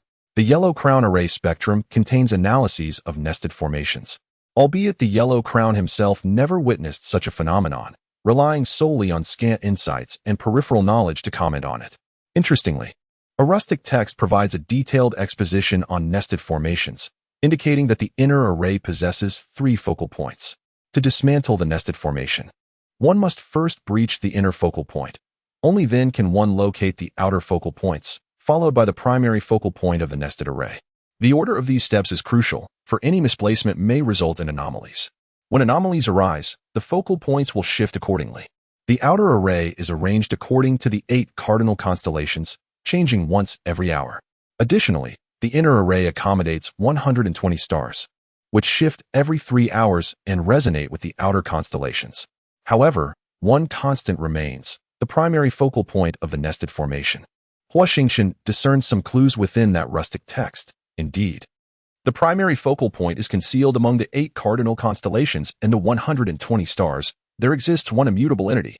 To identify this star or constellation, one must enter the nested formation. Once inside, one falls prey to its intricacies and must still seek out the inner focal point. Huo Xingchen tirelessly calculated the positions, sketching circles upon the ground, cataloging the constellations and stars, and performing a rough estimation of the fluctuations between the starry sea and the continent. The east is elongated while the west is shorter, the south is bright, and the north is dim, southeast. He meticulously reassessed the 120 stars, integrating the time differential between the starry sea and the continent, and rearranged them once more, imprinting the configuration firmly in his mind. Huo Xingchen shook his head. Indeed, solitary cultivators differ fundamentally from orthodox martial practitioners. Solitary cultivators face numerous predicaments. The mere act of enhancing one's cultivation is fraught with difficulties. Moreover, the vast ruins of the wind and cloud continent are a tantalizing temptation for all. Every year, countless solitary cultivators meet tragic ends at the hands of orthodox martial practitioners, primarily due to the absence of a supportive backing. Securing a legacy amidst the ruins is no simple feat. Enough of this idle chatter. We must depart swiftly. Remember, stay close and heed my words, understood? Huo Xingchen nodded, yet Huo Xingchen sensed an air of unreliability about this fellow. He reiterated, "This dense forest is a formation within a formation. Should you lose track, prepare to meet your demise." Huo Xingchen, with a naive expression, inquired, "What does formation within a formation mean?" Huo Xingchen, disinclined to engage further, realized this individual was merely a novice martial practitioner, utterly lost. After a moment of contemplation, he led Huo Xingchen into the mist-shrouded forest. If it was indeed a formation within a formation, Huo Xingchen surmised that by adhering to the patterns of movement, they could locate the core of the inner formation. Conversely, if it was merely a diversionary tactic, it would be simpler to navigate. They could simply follow the path dictated by the rising sun to exit the forest without concern. Chapter 18. The 3 guests of Lingyun screening the clouds with 9 layers of brocade. The jagged cliffs obscure the azure sky. These lines are inscribed upon 2 stone pillars at the foot of Lingyun Mountain, serving as the emblem of Lingyun. Passing through the pillars leads to a stone staircase that ascends directly into the heavens, commonly referred to as the heavenly ladder by the senior students. Amongst whispers, some students have dubbed it the Path of Death. At the summit of the staircase lies the Lingyun Martial Academy, established atop the mountain. It is said that the Academy's ancestral founder once cleaved 10 great mountains to provide refuge for his kin, and through a series of fortuitous events, it ultimately evolved into the esteemed martial institution it is today. According to the records in Lingyun Chronicles, there was a year when demonic beasts roamed freely, causing immense suffering among the people. The ancestors of Lingyun, unable to bear the plight of humanity, took them to the mountains and subsequently imparted to them the means of survival, which we now know as martial arts. The news spread swiftly, and many flocked to seek refuge. The ancestors of Lingyun, unable to turn them away, welcomed them. However, the accommodations atop Lingyun Mountain were limited. In desperation, the ancestors led the people in carving out the mountains, thus creating numerous caverns. To date, over 3,000 caverns have been established facing the Lingyun Hall, offering both scenic beauty and wonder. The Martial Institute is divided into internal and external realms. The external students reside in the caverns, while the internal students inhabit the areas surrounding the main hall. There exists a distinct category of students, personally tutored by mentors, who, under their guidance, gain access to greater opportunities for cultivation and inheritance. Therefore, many internal students strive desperately, yet may never have the chance to become designated students. Not to mention the throngs of external students. This year is a fortunate one, though the promising talents have all flocked to Wanxing and Tianjian, much to their advantage. The speaker is Bear Mountain, a mentor of physical cultivators. Despite his towering stature and honest demeanor, his voice resonates with a deep timbre, and when he becomes fierce, few can withstand his intensity. Hey, I see a few promising physical cultivation talents. Why not let them come to me? Teased Su Lingyan, the mentor of spiritual cultivators. No. They are as muddled as I am. How could they possibly go to your esteemed spiritual cultivation pavilion? They are better off staying in the physical cultivation pavilion. Haha, I was just joking with you. Those few blockheads, even if offered to Su Lingyan, she would not want them. Su Lingyan let out a quiet sigh. The number of divine cultivators was indeed scarce, while martial cultivators were plentiful, causing the martial cultivation pavilion to thrive. This year, 3 tiers had been established, though it remained uncertain how many would successfully pass through. Martial instructor Cheng Zhizhi shook his head, pondering the dean's intentions. Despite this being a promising year with numerous promising talents, was such an extreme approach truly necessary? Indeed, one could not fathom the dean's thoughts.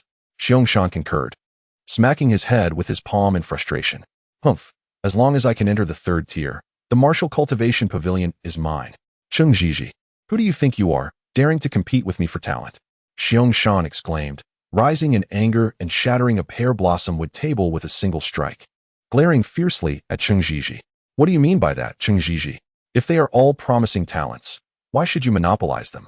Do you truly believe the divine cultivation pavilion is on the decline? That was precisely what he thought. Cheng Zhizhi shot a fierce glare at Xiangshan and replied, It's not about monopolizing. You know well that divine cultivators are rare. This year, there may be a few promising candidates, but does Su, the great beauty, truly believe they can reach the 3rd tier? Su Lingyan smiled and replied, What if they do reach the 3rd tier? Haha. If any divine cultivators make it to the 3rd tier, I shall gladly offer them up. While divine cultivators possess formidable spiritual awareness, their combat prowess pales in comparison to martial cultivators, who encompass both martial and divine cultivation. Thus, they undoubtedly hold an advantage over mere divine cultivators. Body cultivators, on the other hand, are akin to simpletons, training solely in physical enhancement. Merely reaching the 2nd tier would be commendable for them. It is settled then. Su Lingyan had no desire to argue further with Cheng Zhizhi, her gaze fixed vacantly on the glowing points on the large screen. The grand screen of the starry radiance is divided into 3 sections, each reflecting countless luminous points, with each point signifying a warrior. Commencing from noon, over 3,000 warriors entered in batches. This year, the recruitment for the 3 prestigious martial academies has deviated from the traditional practice of determining inner and outer academies based solely on the starry radiance's impact on meridians. Those who reach the 1st level will attain a designated location to become outer academy students. Progressing to the 2nd level requires reaching one of 2 designated locations, one in front of the serpent pool and the other behind it. The establishment of these 2 locations is primarily for safety considerations, as new students, believing themselves to be formidable, might recklessly challenge the serpent pool. However, should they sustain injuries, Lingyun Martial Academy is reluctant to lose such promising talents. To ascend to the 3rd level, one must navigate through the intricate formations, thereby becoming a designated student. Notably, there exists a designated location within and outside these formations, along with 2 significant trials. Upon the successful completion of each trial, another designated location is revealed. The abundance of designated locations underscores the formidable nature of the 3rd level. The 1st level is densely populated, teeming with warriors. The principal criterion here is the strength of one's spiritual awareness. Only those possessing sufficiently powerful awareness can stand out amidst the throng. Conversely, the 2nd level is sparsely attended, with merely over 600 individuals and fewer than 100 reaching the 1st designated location, while none have yet attained the 2nd. The evaluation here encompasses a comprehensive assessment of physical prowess, spiritual cultivation, and martial skills. As for the third level, it is even more daunting. The trials of the first two levels demand a significant toll on one's life force to reach the designated locations, necessitating a traverse across the serpent pool. Those who reach the designated spots may shatter the artifacts in their hands, prompting the attendants from various pavilions to come forth and escort them. Observe. 2 individuals have already reached the designated checkpoint of the second level. Seated at the back, Master Wen Ziming of the Medicine Refinement Pavilion is particularly anxious. For surpassing the serpent pool indicates that these two may choose to boldly confront the Beast Mountain, a place that embodies the culmination of his life's work. Each herb taken is akin to a blade piercing his heart. It seems Ziming is indeed on edge. Old one, what is there to fret about? The second level is sufficiently challenging to claim most of their vitality. Those 2 youngsters will surely concede, as traversing the Beast Mountain is no trivial task. Silence. Both of you. Wen Ziming retorted in exasperation, yet his admonition only spurred more unabashed laughter from the duo. One of them is Zhang Long, a mentor from the Spirit Refinement Pavilion, while the other is Mao Tianren from the Array Refinement Pavilion. Although they may not rival the 3 guests of Lingyun, they play an indispensable role within the Lingyun framework. However, they not only surpassed the obstacles, but also collected an abundance of medicinal herbs. Under the radiant starlight, hundreds of herbs vanished from the screen at an astonishing pace. Su Lingyan appeared composed, yet turmoil churned within her heart, for beyond the Beast Mountain, only formidable spiritual awareness, computational prowess, and a deep understanding of formations would allow passage through the intricate array. Mao Tianren articulated this sentiment, yet all 6 individuals remained fixated on the grand screen, visibly stirred. However, as 2 hours elapsed, the 2 figures remained motionless, their actions mystery. Surely those youngsters haven't given up? Su Lingyan felt a twinge of regret. Yet reaching such heights was indeed commendable. A strategy must be devised to recruit them into the Divine Refinement Pavilion. Mao Tianren interjected, even if they discern the formation. What then? Apart from myself, who else possesses the knowledge of the intricate formations within formations? When ensnared within, who can predict whether one shall live or die? Ultimately, we must shatter the magical artifacts and await our rescue. Indeed, it is worth noting that Xiangshan once provoked Mao Tianren, only to find himself trapped within a formation for a full 3 days. It was only upon Xiangshan's pleas for mercy and the intervention of the dean that Mao Tianren finally released him. However, they have truly ventured inside. Look, Xiangshan pointed at the luminous dots on the screen, disbelief etched across his face. Even Su Lingyan and Cheng Zhizhi straightened up, their eyes fixated. Apart from Mao Tianren, the others concentrated on the trajectory of the luminous dots. Chapter 19. Breaking the formation unbeknownst to the 2. They were under the watchful gaze of the mentors from Lingyun Martial Academy as they cautiously stepped into the formation within a formation. Since Chenggu is aware that this is a formation within a formation, he must possess a method to unravel it, correct? If it is an illusion, we shall initially proceed according to the direction of the rising sun and observe the changes. But if it is not an illusion, we can only traverse forward, guided by the ever-shifting constellations and celestial bodies, until we discern the heart of the formation. What is the matter? Jiu Yuchen, noticing Huo Xingchen standing silently for half an hour, inquired with growing concern. It is nothing.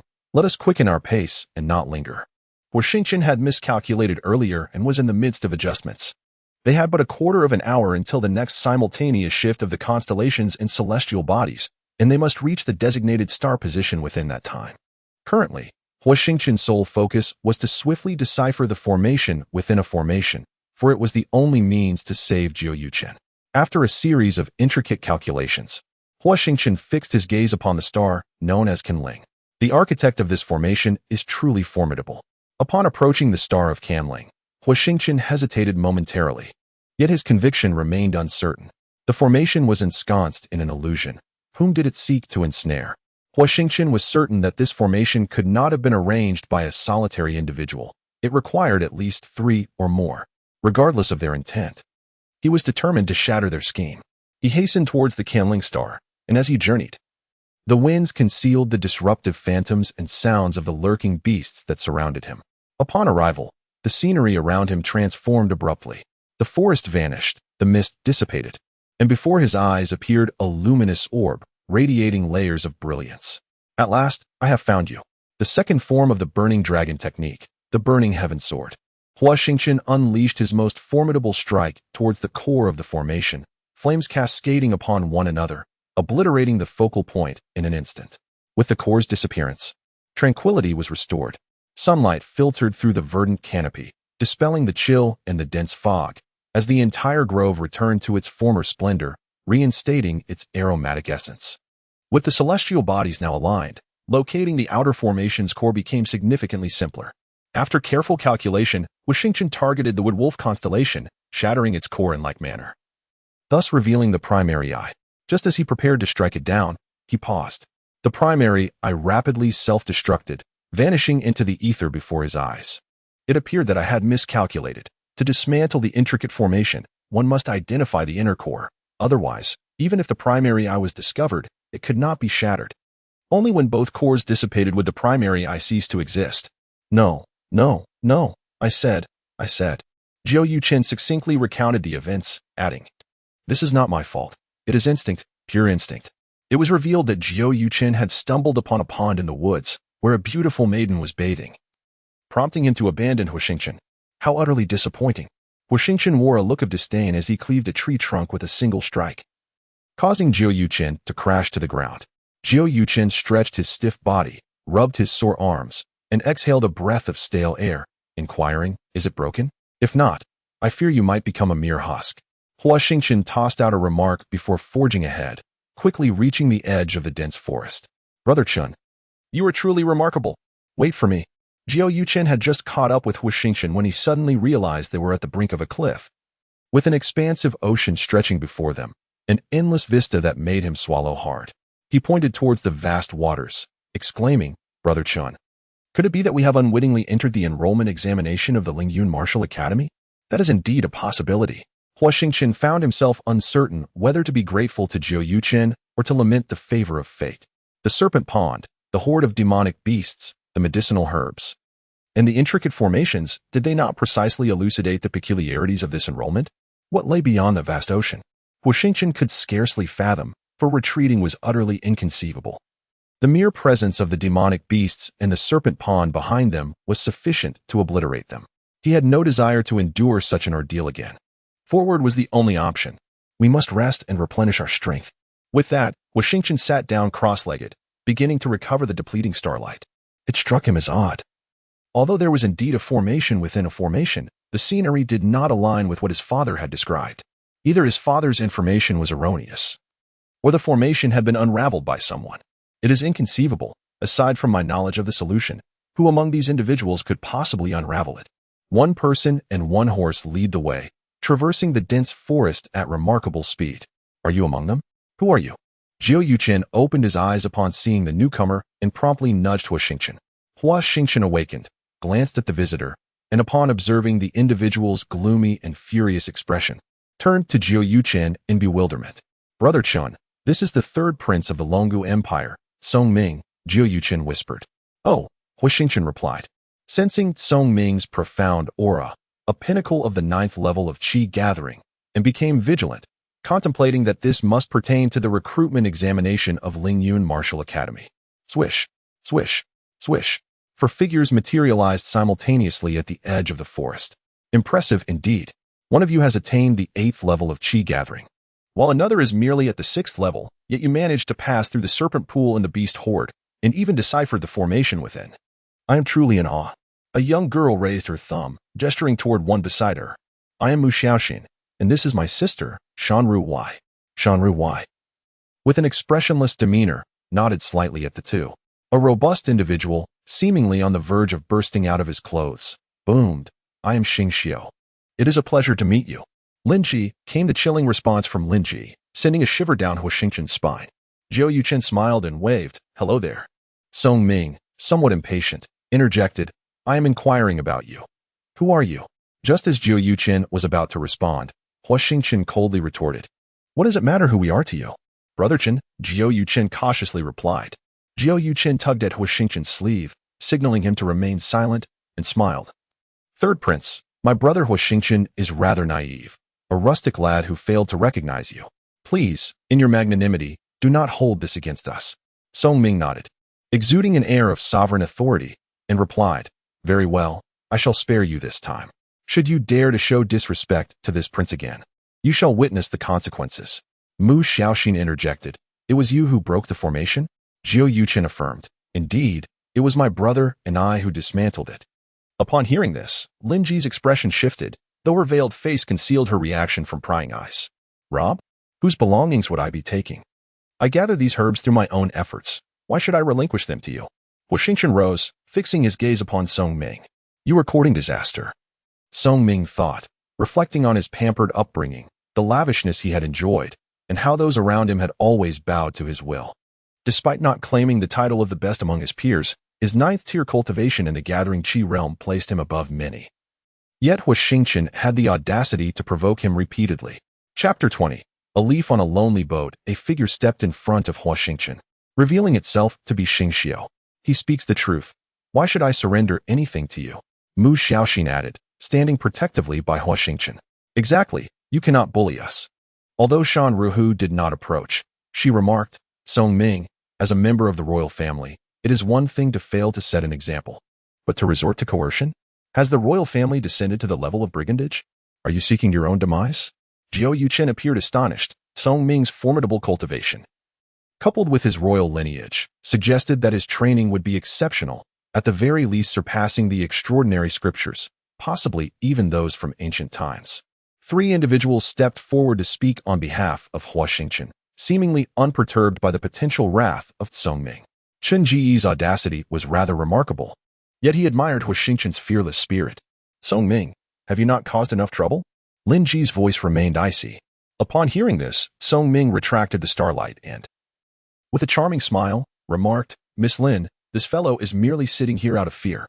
There is no need to stoop to their level. Stay with me, and we shall navigate every challenge without the need for magical artifacts. Huo Xingchen, somewhat perplexed, inquired of Huo Xingchen, what exactly are these magical artifacts he speaks of? They are communication devices used by the Lingyun Martial Academy, Huo Xingchen explained, tapping his head as he quietly elucidated the enrollment rules for the year. Upon hearing this, Huo Xingchen's earlier misconceptions shattered into fragments. He sighed inwardly, recognizing that both fortune and misfortune were intertwined with these artifacts. What perils lie within this vast expanse? Sister, let us fly across. That appears to be the only option, replied Mu Xiaoxin as she and her sister soared into the sky, offering Huo Xingchen and Huo Xingchen a brief farewell before swiftly departing into the distance. Lin Ji, let us also take our leave. Lin Ji remained silent, summoning her spirit companion as she ascended into the air. Song Ming summoned his own spirit companion, casting a fierce glare at Huo Xingchen and Huo Xingchen before hastily following Lin Ji. Huo Xingchen remarked, Song Ming truly embodies royal lineage. This phoenix-like creature possesses both offensive and defensive capabilities, as well as remarkable speed. He continued, and Lin Ji, being the prized pupil of the Devouring Sect, commands the Sanqing bird, which can assume three forms, attack, defense, and flight, rivaling the prowess of the phoenix. Huo Xingchen paid no heed to Huo Xingchen's reflections and addressed Xingxiu. Are you not departing yet? Xingxiu, with a tone of disdain, remarked, I simply find him disagreeable. In truth, I hold you in high regard for daring to provoke Song Ming despite the vast disparity in our strengths. What do I have to fear? If it comes to a confrontation, so be it. The mentor has stated that on the third level, no one can perish. I surmise that should a fight ensue, the worst outcome would be merely some injuries, so fear is no longer an issue. Huo Xingchen pondered. No wonder Mu Xiaoxin and her sister advised us to take care when they departed. It turns out that death is not an option on the third level. Yet, Song Ming could have severely injured them, yet chose not to. This seems inconsistent with his vengeful nature. Xingxiu raised his hand, declaring, It is I, step forward. The attendant inquired, And what of you two? Do you wish to test your mettle? Huo Xingchen nodded. The attendant scoffed. You too? Truly lacking in self-awareness. This new batch of students is insufferably arrogant, compelling me to make yet another trip. As the attendant departed, he muttered something that did not escape Huo Xingchen's ears. My goodness, the attendant has already reached the Gathering of Stars realm. The mentor must surely have attained the Gathering of Moon's realm as well. And here we are, lagging far behind, still a light year away from even the Gathering of Stars realm. Huo Xingchen felt a mix of envy and jealousy. Huo Xingchen remarked, What use is envy? We must act swiftly. Huo Xingchen, feeling vexed, responded, What scheme do you have in mind this time? Without spirit pets, we can only travel by boat. But where is the boat? Do you not see this grove? Huo Xingchen's eyes sparkled with excitement. In merely half a day, they constructed a rudimentary vessel capable of accommodating 6 individuals, lounging comfortably aboard as they stretched luxuriously. We may lack spirit pets, yet we possess wisdom. Huo Xingchen once again disregarded Huo Xingchen, retorting, if we possess wisdom, then why are we embedded in the trees? Moreover, the vast waters are frigid. Can you guide us to the shore? No wonder upon entering these waters, the starlight within us felt as though it had been entirely siphoned away, presumably sealed by some forbidden enchantment. What trials does this expanse truly intend to present us? Come aboard. Once the 2 sisters had ascended the vessel, Huo Xingchen smiled and said, Miss Lin, you should join us as well. Lin Ji hesitated for a moment but ultimately boarded the ship. Huo Xingchen remained at the rear, her gaze fixed intently upon the 3 women, as the seawater drenched their garments, revealing their forms in a manner that stirred a certain restlessness within. Miss Lin, wait for me. Huo Xingchen raised a wooden staff, pointing it at Song Ming, and remarked coolly, you are not capable. Do you know who I am? How dare you speak to me in such a manner? You are the 3rd prince of the Longu Empire, Song Ming, yet you still deny me passage? Do you wish for death? Such bravado. Now, with the starlight drained from us all, you bear no sword, while I possess a staff. I doubt you could best me in the way of the sword. Feel free to test your mettle. Song Ming's prowess is indeed formidable. Yet in a mere contest of swordsmanship, he stands little chance against Huo Xingchen. Song Ming, taken aback, responded, but my father does not speak thus. Huo Xingchen scoffed. What a joke. Your father may hold dominion over all, but can he suppress the Lingyun Martial Academy? Song Ming fell silent. Huo Xingchen's words rang true, for otherwise he would not have ventured to Lingyun Martial Academy. Mu Xiaoxin choked back her emotions and said, Sister, what shall we do? Shanrawawa turned to Huo Xingchen and asked, We know not what may transpire in these waters. Do you possess the confidence to see this through? No. The starkness of the word no struck deeply at the hearts of the 5, inciting a sense of panic among them. Chapter 21. Survival Amidst Death. Shanrawawa inquired. And what about you? Huo Xingchen replied, Of course, we must press on, right, Brother Chen? Mu Xiaoxin interjected, But you are unaware of the dangers that lie ahead. Huo Xingchen responded, Where there is a will, a way shall manifest. If one does not venture forth, how can one ascertain the limits of their capabilities? Song Ming, unhesitating, departed, noticing the steward had returned. He reiterated his earlier statement and took Song Ming away. Are you not leaving? We choose not to depart. We, too, seek to discover our limits. And you? I wish to know as well. Huo Xingchen fell silent, dedicating himself to his role as a ferryman. They traversed an indeterminate distance, devoid of any peril, allowing Huo Xingchen to finally ease his anxious heart. Both Huo Xingchen and Huo Xingchen felt an overwhelming fatigue and were succeeded by the 2 sisters, who took their places, allowing them to sit and rest with closed eyes. Yet they continued to journey throughout the night. The stars faded, giving way to a new day, the sun shining warmly, steadfast in its celestial abode. They pressed on for at least 3 additional days, the sun remaining high in the sky, with no nightfall in sight. Brother Chun, could it be an illusion? Huo Xingchen pondered, recalling a past experience amidst the formations, a chill enveloping him. The previously silent Lin Ji spoke, sharing that she had once witnessed a mirage at sea with her father, perhaps similar to their current predicament. Perhaps, she mused. Upon hearing Lin Ji's mention, Huo Xingchen was suddenly reminded of a year when a formidable opponent had trapped him atop a mountain for 10 days, during which countless lives were lost in Chengqing Palace. The formidable figure was capable of inverting a mountain peak, instilling a sense of dread within him, and it was not until 10 days later that he emerged. This may very well be what Lin Ji referred to as a reflection, perhaps the very reason they found themselves unable to escape.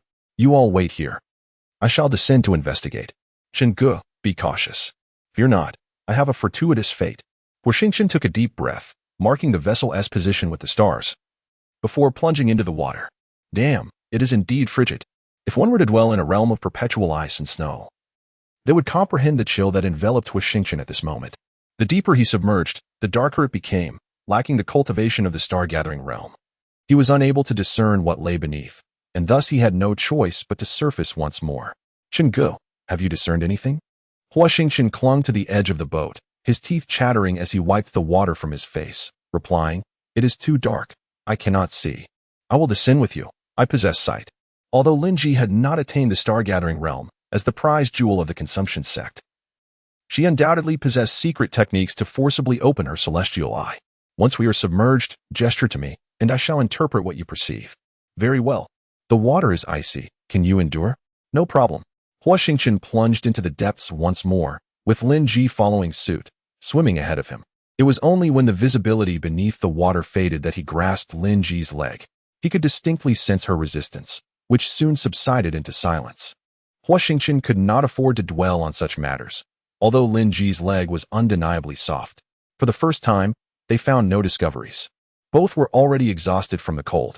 Under the sun's rays, it took them half a day to recuperate their strength. After a second foray, during which he spent an hour stealthily exploring, Huo Xingchen encountered merely a single vortex. He could not ascertain whether it was indeed a phenomenon birthed from mirror-like currents. Given that Lin Ji was on the verge of freezing stiff, he was left with no choice but to concede defeat for the moment. On the third attempt, Huo Xingchen did not allow Lin Ji to accompany him. Instead, he ventured alone to the marked location for further investigation. He moved cautiously, inching forward. Acutely aware of the unknown strength of the vortex's pull, he recognized that once ensnared, the outcome could be perilous. With meticulous care, he probed the area and exhaled in relief upon discovering that the vortex's allure was not particularly strong. As he approached the mouth of the cave, he discerned that it was rather narrow, barely accommodating a single individual. He clasped the edge with both hands and extended his body into the darkness within, only to retract after a brief moment. Once more, he secured his feet on the edge, his head and torso penetrating the inky void. On the fourth attempt, they were left with no alternative but to gamble, for gambling was their only recourse. Despite Huo Yuchen's prolonged entreaties, he could not persuade Lin Ji to withdraw. Life and death were akin to brotherhood. With their hands interlocked, Huo Xingchen and Huo Yuchen plunged into the depths. Lin Ji, observing, followed suit and submerged alongside them. Huo Yuchen was the first to traverse the vortex, vanishing within its depths. Huo Xingchen grasped Lin Ji's hand and inscribed upon the surface, "Until we meet again," without hesitation. Lin Ji pursued Huo Xingchen into the abyss. Darkness enveloped them, an all-consuming void. After 3 days of searching in the frigid waters, Huo Xingchen's body could no longer endure the extended darkness and cold, and he gradually succumbed to slumber, suddenly feeling that the world was profoundly unjust to him. After an indeterminate period, the barely conscious Huo Xingchen felt a constricting pressure on his chest, leading him to ponder whether this was the essence of death. He attempted to open his eyes, yet their weight was overwhelming, and he succumbed to slumber once more. How was that child faring? No significant harm. It was anticipated he would awaken in 3 days. Yes, he would awaken and reassure Huo Yuchen that he was well cared for by Xiao Su. And her? When we found them, she was weeping bitterly. A prolonged silence ensued before a voice emerged again. "Those destined to meet shall do so." "Indeed. Take good care of him." "Certainly." Chapter 22. The apothecary boy, you have awakened. Do you feel any better? Where am I? The underworld? Huo Xingchen had yet to open his eyes when an extraordinary fragrance enveloped him. Upon opening them, he beheld a kindly elderly face, smiling as one would at a beloved grandchild. "Have you been to the underworld?" Huo Xingchen shook his head. He had not been there, but he had traversed its path twice, each experience distinct. What was that like? Helplessness, despair, indeed, an abundance of emotions. Huo Xingchen inquired further. "Who are you? Why am I here?"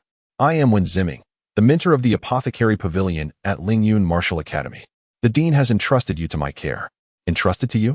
Wen Ziming briefly recounted the circumstances surrounding his arrival, chuckling. "Several mentors vied for you with fervor, particularly Cheng Zhizhi from the Martial Arts Pavilion, who nearly stormed the Apothecary Pavilion to claim you. Thankfully, the dean intervened, and it turned out I benefited from the situation.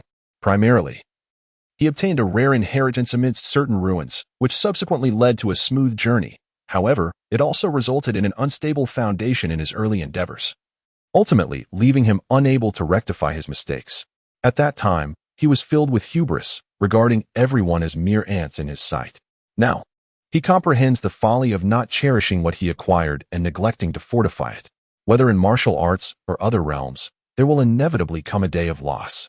Perhaps this was the message the dean intended to convey. Thus, when Huo Yuchen aspired to become a wandering cultivator, his ambitions were swiftly dismissed. In a matter of days, Huo Xingchen had fully healed from his cold injuries. As an apprentice alchemist, he was to fulfill his designated responsibilities. The Lingyun Martial Academy was not a charity, nor did it harbor idleness. After 2 days, he discovered that he was the sole apprentice in the herb garden spanning a radius of 20 miles. The garden was enveloped by a massive formation, preventing anyone aside from him and the mentor from the apothecary pavilion, Wen Ziming, from approaching, let alone entering the garden. Upon inquiring with the steward, he learned that he was not the only apprentice. However, he was the only one tasked with managing the herbs.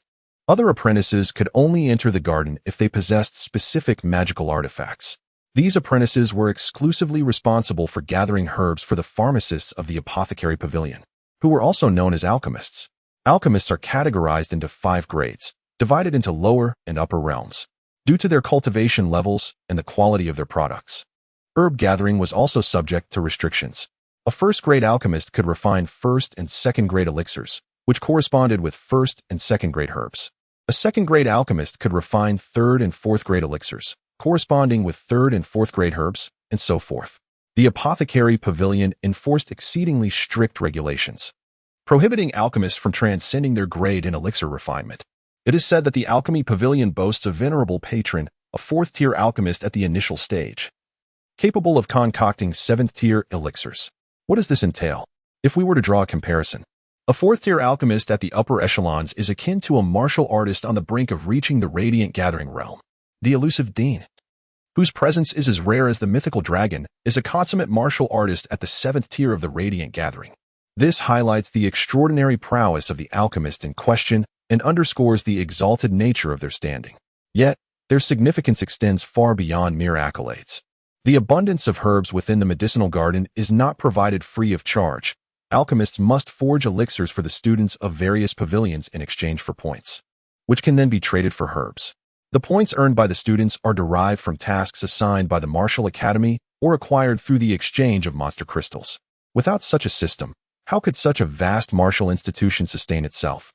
To his dismay, the garden even houses 8th-tier spirit herbs. That cunning old man, Wen Ziming, deceived him into believing that the herbs from Beast Mountain were his life's work, only to abscond with all the herbs from the spatial ring. Truly infuriating. Despite the garden's vast expanse, tending to it has not consumed much of Huo Xingchen's time. He merely needs to monitor the growth of the herbs while allocating the rest of his time freely. This presents a splendid opportunity, yet to become an alchemist, one must first pass the rigorous assessments of the alchemy pavilion. Otherwise, it would be utterly disheartening to gaze upon such a wealth of herbs without the means to utilize them. Resolving to remain composed, Huo Xingchen chose not to rush but to first solidify his cultivation. His vital sea remains insufficiently robust, necessitating compression to the verge of eruption. Otherwise, after casting the Burning Dragon technique a mere 2 times, he would be left drained.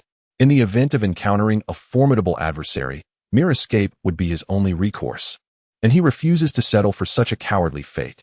As the consciousness delves inward, the starlight within the sea of qi is meticulously compressed, causing the sea itself to gradually shrink and solidify. Yet the starlight does not diminish. On the contrary, it expands. The library is not a repository of the techniques and scriptures found in the Hamlin Academy, but rather a collection that chronicles the tales of the wind and cloud continent, encompassing hundreds of volumes that cover a vast array of subjects. The library is accessible at all times, and upon the arrival of Huo Xingchen, he finds only an elderly man dozing within its confines. He approaches respectfully, offering a bow before stepping inside. Curiously, he grasps the catalog, discovering it remarkably pristine. Each page preserved in impeccable condition without a single blemish. Despite hearing that the library had long been neglected, its immaculate state leaves him astonished. It is truly magnificent. Tales from the demon race, the monster race, the spirit race, and even some from the dragon race are all present. However, he refrains from dwelling on these aspects, focusing instead on searching for books pertaining to the wind and cloud continent. The sheer volume is overwhelming. There are a total of 388 tomes.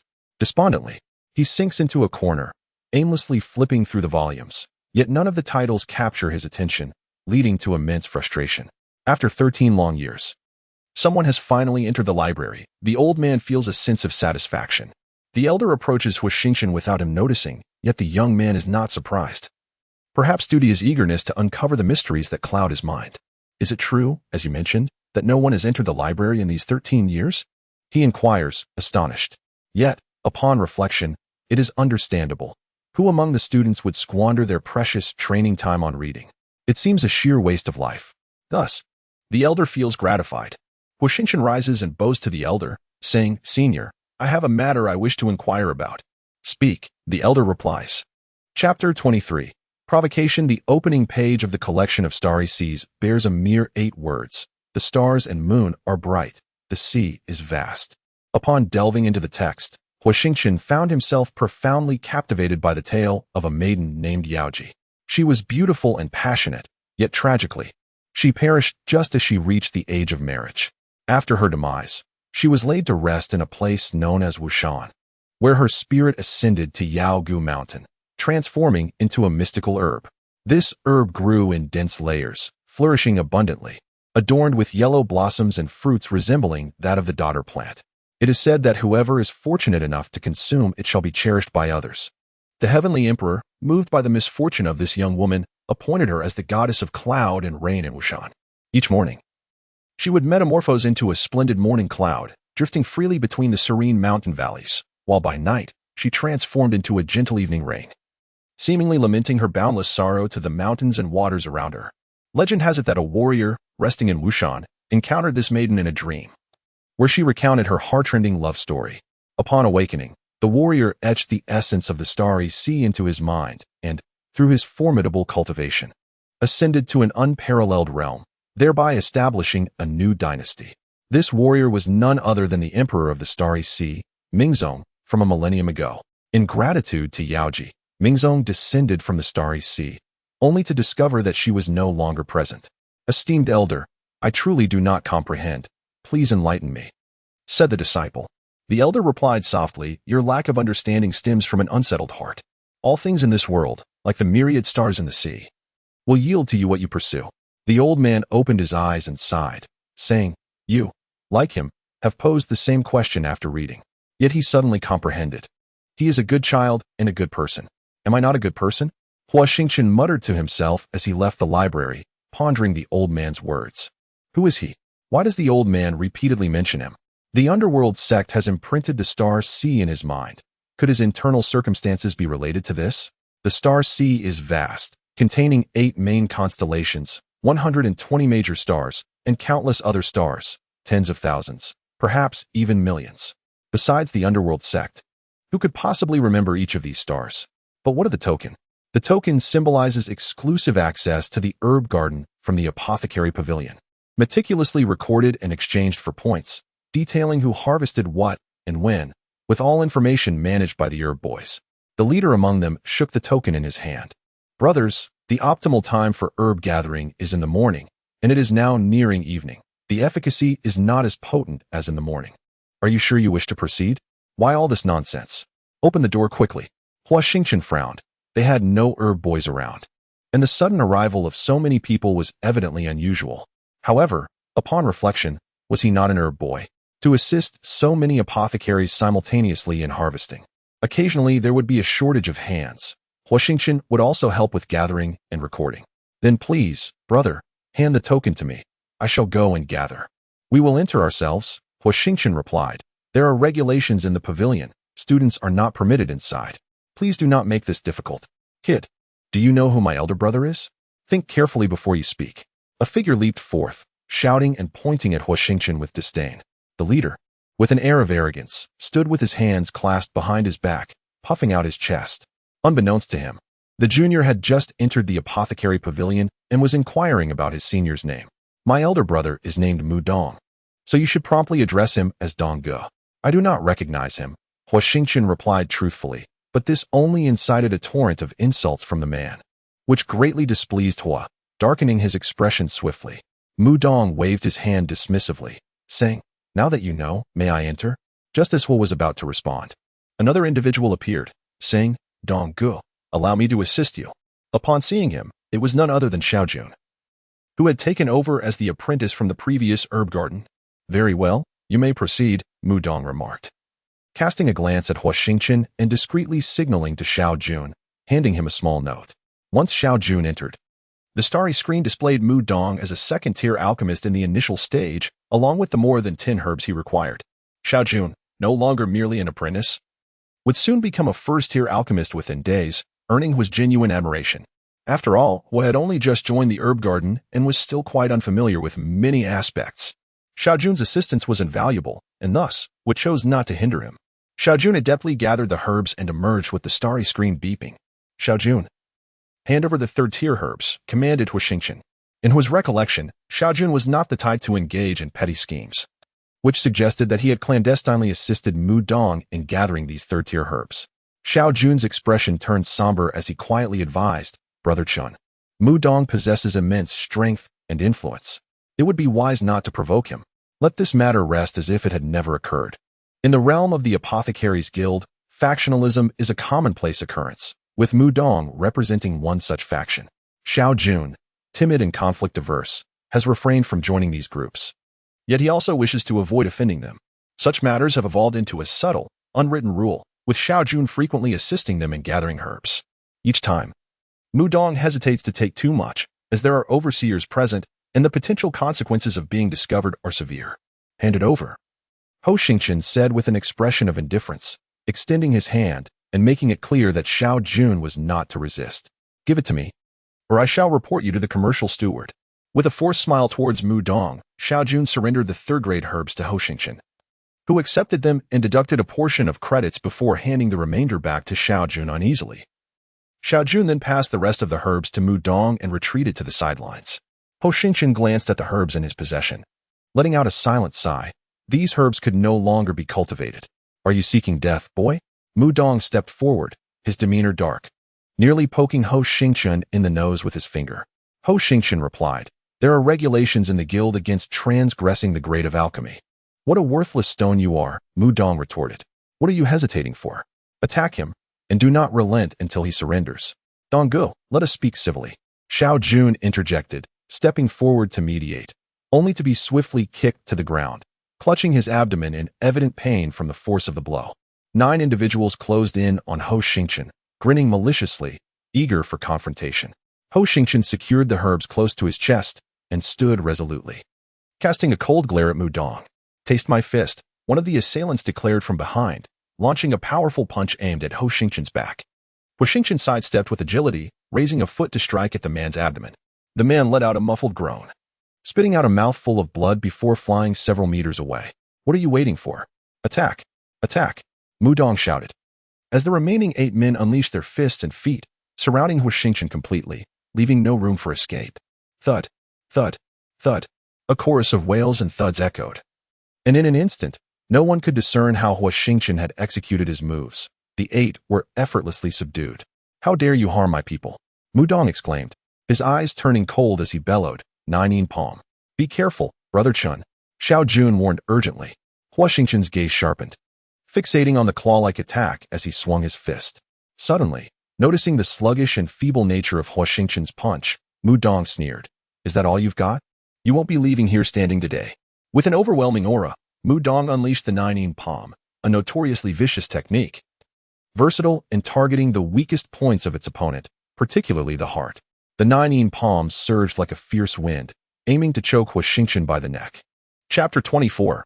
A sword to vanquish the enemy. The explosive fist was merely a record of the Nirvana rank, while the burning sky palm was of the supreme rank. Even though Mu Dong was more skilled, without engaging in combat, neither could ascertain who was superior. Huo Xingchen pondered whether to intervene. Choosing inaction would certainly result in severe injury, perhaps even death. However, to take action would mean violating the regulations of the Apothecary Pavilion, just as Mu Dong had done. After deliberating, Mu Dong propelled the explosive fist to its utmost limit. Huo Xingchen's expression grew grave. He had not anticipated that not only would he fail to distract Mu Dong, but the power of the explosive fist had also significantly increased. The explosive punch loomed ominously, its oppressive force rendering him breathless, ensnaring him within a constricting circle. His feet felt as if they were weighed down by lead, leaving deep impressions in the earth as he retreated in haste. If I do not slay you today, my heart's enmity shall remain unquenched. Mu Dong was utterly consumed by madness, his laughter echoing with a fervor as he beheld Huo Xingchen rendered immobile, bereft even of the chance to retaliate. This mere apothecary boy dares to provoke me, let him perish. With a thunderous roar, Mu Dong formed a new seal with his hands, unleashing a surge of energy even more explosive than before. The ground beneath them fractured into countless fissures, a charred scent wafting across the herb garden. First form of the burning dragon technique, the burning heaven palm. Just as the explosive punch was about to detonate around Huo Xingchen, he summoned the starlight to envelop himself in a protective shield of the burning heaven palm, uncertain if this would withstand Mu Dong's onslaught. He was resolute that as long as he refrained from striking, this conflict would inevitably attract the attention of the steward, for the scale of their battle had surpassed what the apothecary pavilion could endure. The burning heaven palm excelled not only in offense, but also in defense, a notion that someone like Mu Dong could never conceive. The palm formed a swirling arc of energy, wrapping around Huo Xingchen in layers, each layer dissipating just in time to block the explosive punch from closing in within mere yards. The clash of their contrasting strategies generated a series of indescribable explosions, the ground trembling violently, and even the gates of the herb garden rattled ominously as if on the brink of collapse. The interplay of attack and defense persisted for an extended duration, yet the outcome was destined to be revealed. Though Huo Xingchen's cultivation fell short of Mu Dong's, there was one aspect in which Mu Dong lagged behind. What was he truly endeavoring to achieve? Could it be that he is consuming the herbs whole? The potency of the herbs is exceedingly strong. Typically, a martial artist must either brew them or refine them into elixirs. Otherwise, a moment's carelessness could severely damage their meridians and devastate their energy reservoir. It appears that Huo Xingchen can no longer endure and has resorted to self-destructive measures. Based on his performance in battle, his cultivation level seems to be merely at the 5th rank of the Qi-gathering realm, and he has managed to hold on for such an extended period. What kind of advanced manuscript could he possibly be practicing? It must be at least of the Nirvana level. No, I have encountered similar techniques at the Tianjin Martial Academy, which are at least of the transcendent grade or higher. It is inconceivable. Xiao Jun, who stood far from the battlefield, gaped in astonishment, his eyes wide with disbelief. He dared not approach, retreating several dozen yards away, yet he could still feel the energy released from the clash of their techniques, causing his breath to quicken. When Huo Xingchen took his place, he could not discern Huo Xingchen's true cultivation level. If he were concealing his strength, then this level of hidden technique is truly suffocating. Observing this battle, Mu Dong is undoubtedly at the 7th rank of the Qi-gathering realm, yet Huo Xingchen remains evenly matched, indicating he must possess some extraordinary circumstances and has trained in an exceptional manuscript. Xiao Jun felt envious of Huo Xingchen, and in his heart, he had already made a firm decision. Huo Xingchen, however, did not share Xiao Jun's optimistic outlook. He found himself on the defensive, constrained by Mu Dong's superior cultivation level. The offensive was relentless, straightforward, and brutal. Yet, being on the defensive is exponentially more challenging than initiating an attack. At present, he was merely managing to hold on. If he could not exhaust the starlight within Mu Dong, the few third-grade herbs he possessed would not sustain him through such a prolonged struggle. Huo Xingchen's face had turned an intense crimson, and the cyclone generated by the burning heaven palm had diminished significantly. I wonder how much longer you can endure. Mu Dong laughed heartily, only to suddenly flush with embarrassment, cursing inwardly. This kid is indeed extraordinary. Having exhausted more than half of his star brilliance, Mu Dong could only unleash 2 more attacks. If he failed to subdue Huo Xingchen, he risked being turned from predator to prey, incurring not only disgrace, but potentially life-threatening peril. Wolf Heaven Sword. Unleash a devastating strike. Mu Dong drew the 1st-grade Wolf Heaven Sword, augmenting it with the explosive technique, instantly doubling its power. A sword is the pinnacle of weaponry. This statement was not a vague notion but a palpable reality. The higher the grade, the greater the power it imparted. Mu Dong, you despicable fiend, Xiao Jun admonished, his gaze anxiously shifting to Huo Xingchen, secretly contemplating that this time Huo Xingchen would undoubtedly falter, given the stark disparity in their strengths. I am indeed despicable. Today, he is doomed without a doubt. Mu Dong unleashed a cataclysmic strike with his sword, while simultaneously activating the explosive fist, launching a frenzied assault on Huo Xingchen. Is this all you've got? Huo Xingchen scoffed, still controlling the burning heaven palm that swirled around him, while he consumed all remaining herbs, awaiting their potent effects. Stubborn to the end, you shall meet your demise. Who is to perish remains uncertain, Huo Xingchen retorted quietly. Moments later, a searing wave of heat surged within him, converging at his dantian, and from there, astonishingly rapid energy began to gather in his Qi Sea, where the star brilliance teetered on the brink of eruption. Mu Dong, You have violated the regulations of the pavilion and shall face severe punishment." At that moment, a voice sliced through the sky, striking toward the battleground where the two were engaged. Mu Dong wore a tranquil expression, a subtle smile playing at the corners of his mouth as he quietly observed the dying struggles of Huo Xingchen, his heart brimming with delight, entirely disregarding the arrival of Steward Shang. In that instant, however, Mu Dong's countenance shifted to one of sheer ferocity, for he beheld Huo Xingchen drawing his sword as well, raising the ancient blade that emanated a chilling aura of death, fixating on him with the intensity of a starving tiger stalking its prey. The overwhelming dread gripped Mu Dong as he noticed the spiraling vortex of energy surrounding Huo Xingchen expanding and intensifying, utterly overpowering his own explosive technique. The once-raised ancient sword gradually descended, transforming into a fiery crimson hue. "Steward Shang, save me. I am willing to accept any punishment," Mu Dong pleaded. But it seemed as though Steward Shang was oblivious to his cries for help, lost in a moment of astonishment. He had never encountered such a formidable presence nor witnessed a single sword wield such terrifying power. It was a feat that could likely only be accomplished by the mentors of the various pavilions. "Huo Xingchen, you cannot slay me, for it would mean your own demise." With the last flicker of starlight, Mu Dong hastily retreated, but it was too late. A fiery inferno, reminiscent of a ferocious tiger, surged forth, incinerating the air within a radius of several dozen feet, disregarding the natural flow of power emanating from Steward Shang, and barreled towards the fleeing Mu Dong. Huo Xingchen coldly declared, "Your transgression today is one of contempt. You have insulted me and must pay the price. Perish." With a sudden, forceful strike, the very ground trembled beneath him, leaving a trail of scorched earth in its wake. In an instant, silence enveloped the scene. As Mu Dong was consumed by the fiery blade, his blood mist rising before ultimately vanishing. After Huo Xingchen landed, he violently coughed up several mouthfuls of blood. The business steward is indeed a formidable presence within the star-gathering realm. Although he forcefully pierced through with the brilliance of his qi, he was still shaken, sustaining considerable internal injuries. "Huo Xingchen, how dare you commit murder before me, brazenly taking a life within the pavilion? We shall see how the mentor deals with you, and how the pavilion's regulations address your actions," the business steward said, his face clouded with anger, yet his heart remained profoundly shaken. Chapter 25. Stars and Sea. When Ziming slowly approached Huo Xingchen, silently standing before him, gazing intently, Huo Xingchen lifted his head and offered an apologetic smile.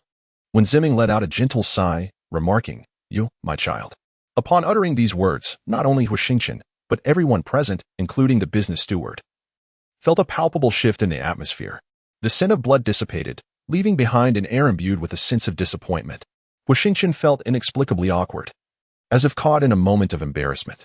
When Ziming resembled a parent guiding their child, his expression of helplessness vividly apparent. "Mentor," the business steward hesitated to speak further. One Ziming assisted Huo Xingchen to his feet, while simultaneously restraining the business steward. "You shall be confined for 1 month." Huo Xingchen found himself placed in a confinement room. Contrary to his expectations of cold, unyielding walls, it resembled a cozy bedroom, complete with a bed and blankets. Of course, a formidable barrier surrounded the room, ensuring that even the business steward could not depart from this place. Perhaps this was for the best, as such an environment was conducive to healing. Each day, meals were provided, accompanied by healing elixirs and scrolls containing proper guidance for cultivating one's mind. It seemed these provisions were sent by Wen Ziming. After 3 days of recuperation, Huo Xingchen's injuries had largely healed. However, he found himself perplexed by the kindness bestowed upon him by Wen Ziming, as well as the enigmatic dean who appeared only in fleeting glimpses. Shaking his head, he cast aside all distractions and focused his consciousness on his dantian. Since the starlight had transformed into a liquid state, and he had received vague insights from the elder of the library, Huo Xingchen had tirelessly begun to compress his dantian while contemplating the associated advantages and disadvantages. Once it solidified into liquid, it would again emanate the essence of his techniques. This cycle had persisted for over half a month. The more solid his dantian became, the more intense the abdominal pain grew. As the starlight accumulated, his body grew increasingly robust. He pondered the relationship between the two phenomena. If he could compress the starlight into liquid form, wouldn't that increase its storage capacity? With his current cultivation, he could at least unleash 2 strikes of the celestial flame sword.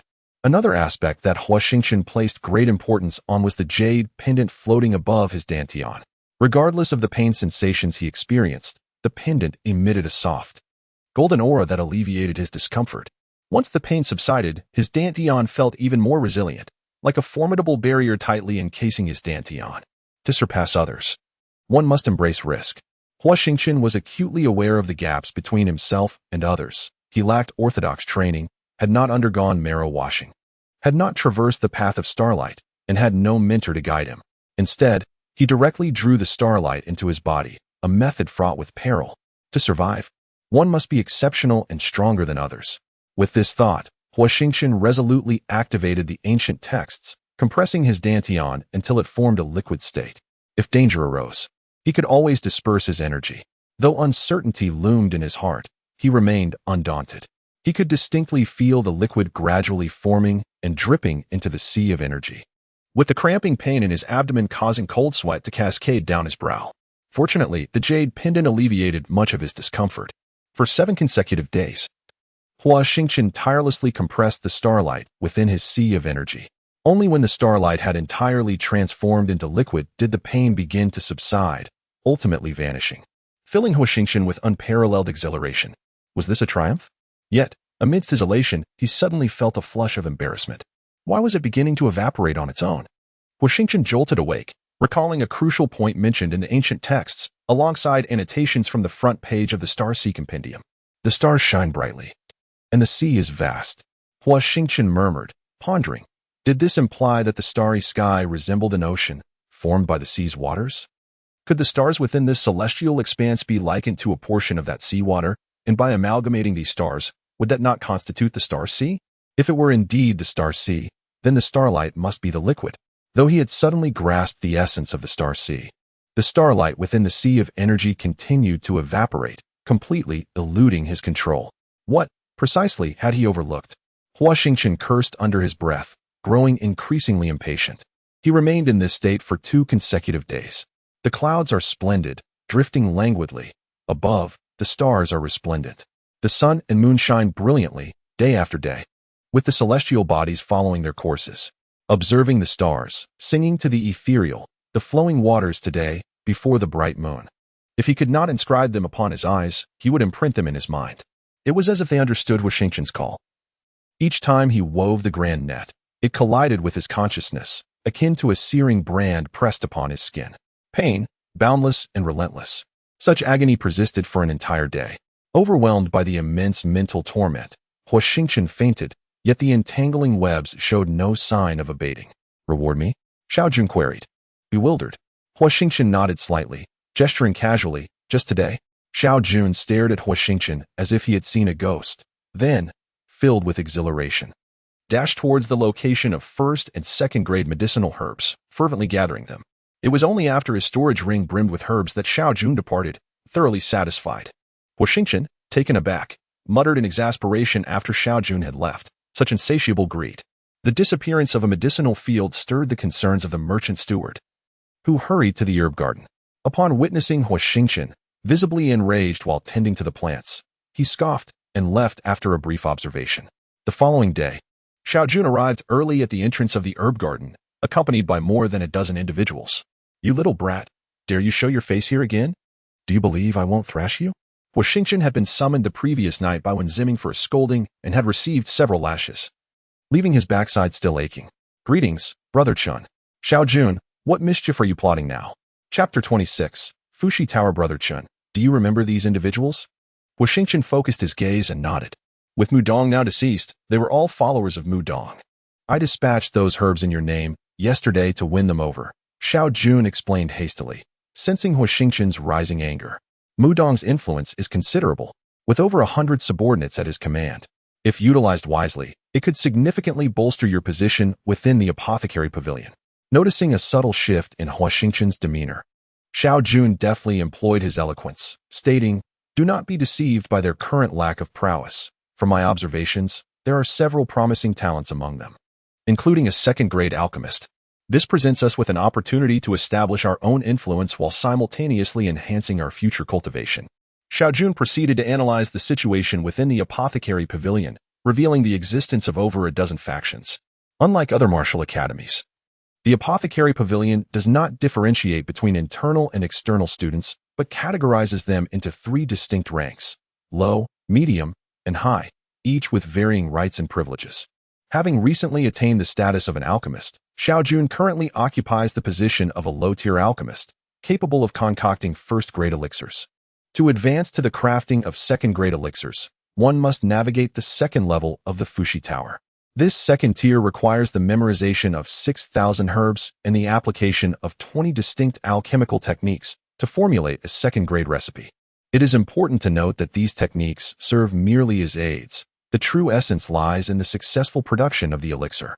Progressing further, the 10th level proves to be exceedingly challenging, encompassing hundreds of thousands of herbs, 10,000 recipes, and 3,000 techniques.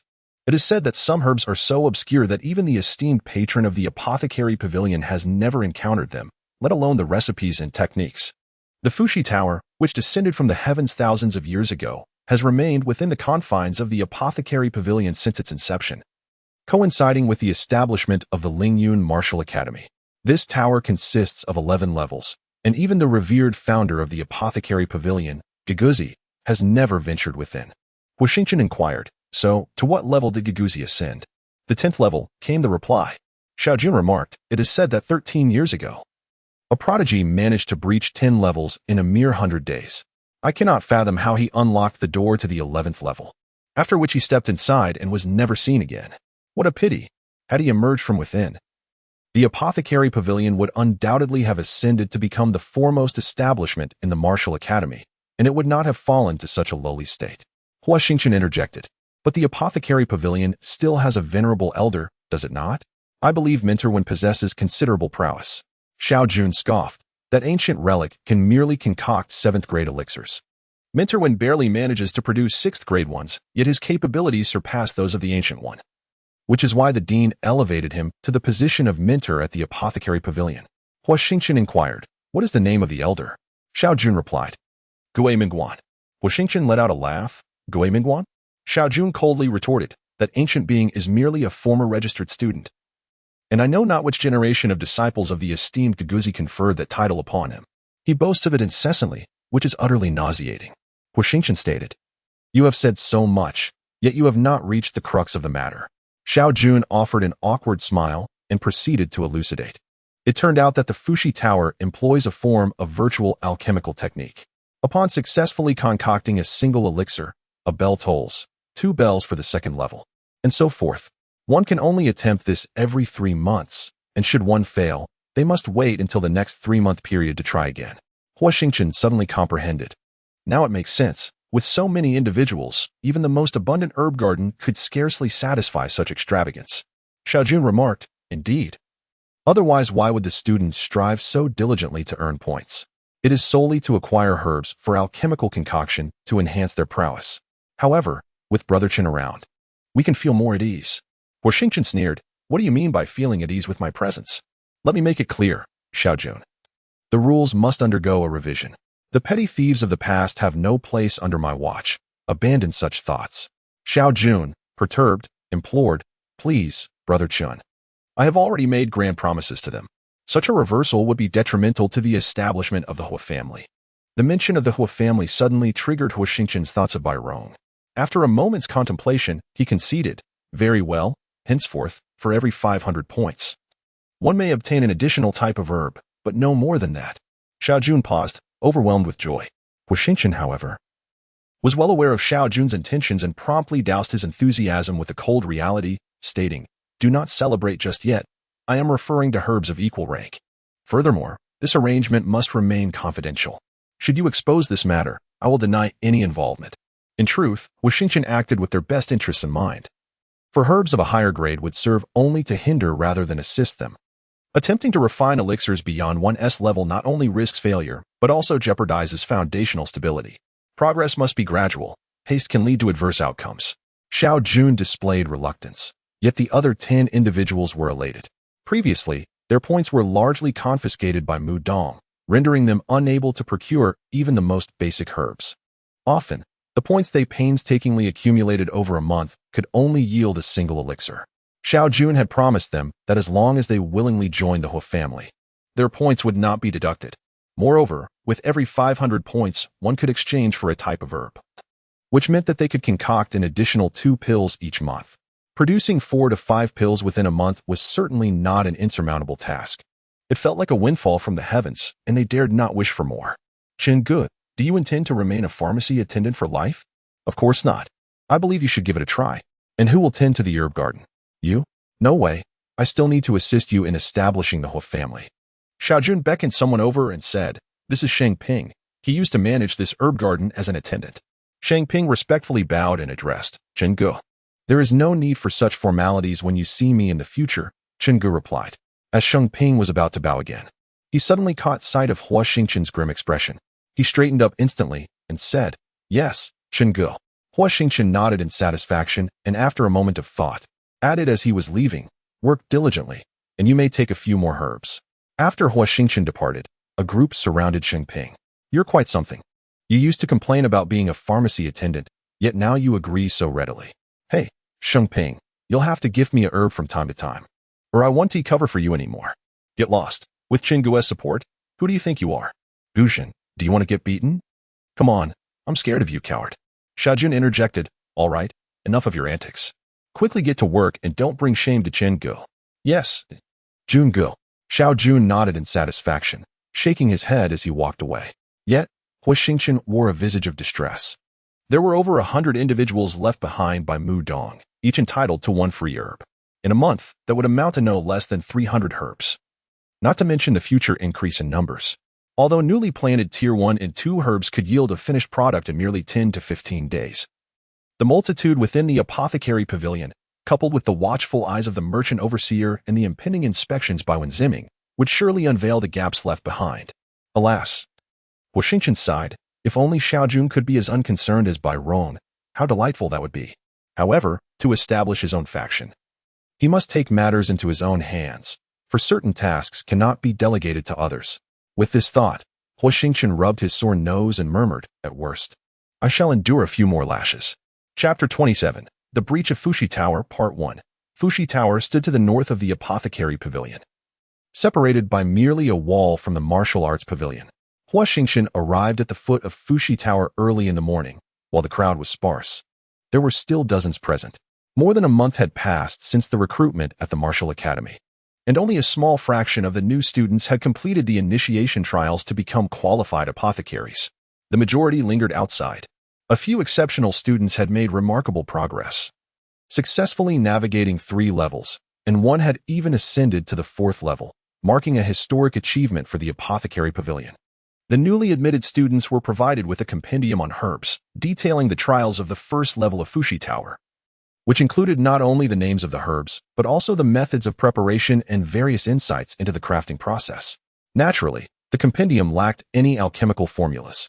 Huo Xingchen possessed a copy of this very compendium. Upon opening it, he found it filled with descriptions of common Tier 1 herbs, closely resembling those in the herb garden.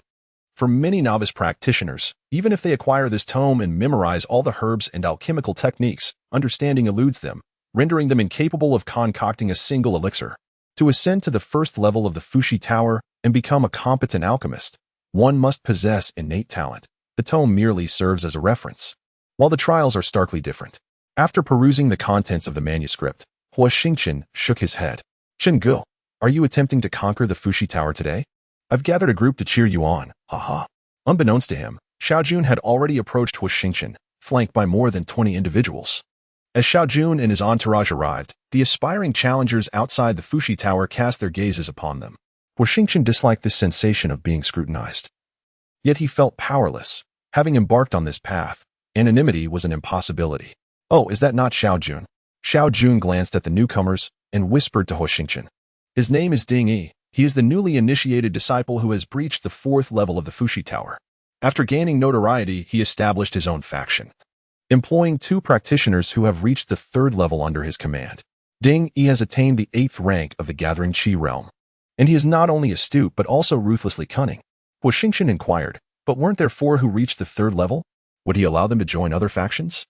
Xiaojun replied, "They haven't joined other factions, they are currently recuperating. It is said that those 2 possess considerable integrity, refusing to compromise their principles. When Ding Yi's threats and temptations failed, he covertly injured them all." Huo Xingchen remarked, "No wonder you've been frequenting that place these past few days." "It was to win them over." Xiaojun chuckled. "Do not underestimate their low cultivation. Their alchemical techniques are truly exceptional." Huo Xingchen inquired, "What is the difference?" Xiaojun whispered, "If I am not mistaken, they should hail from Yinshan." Yinshan?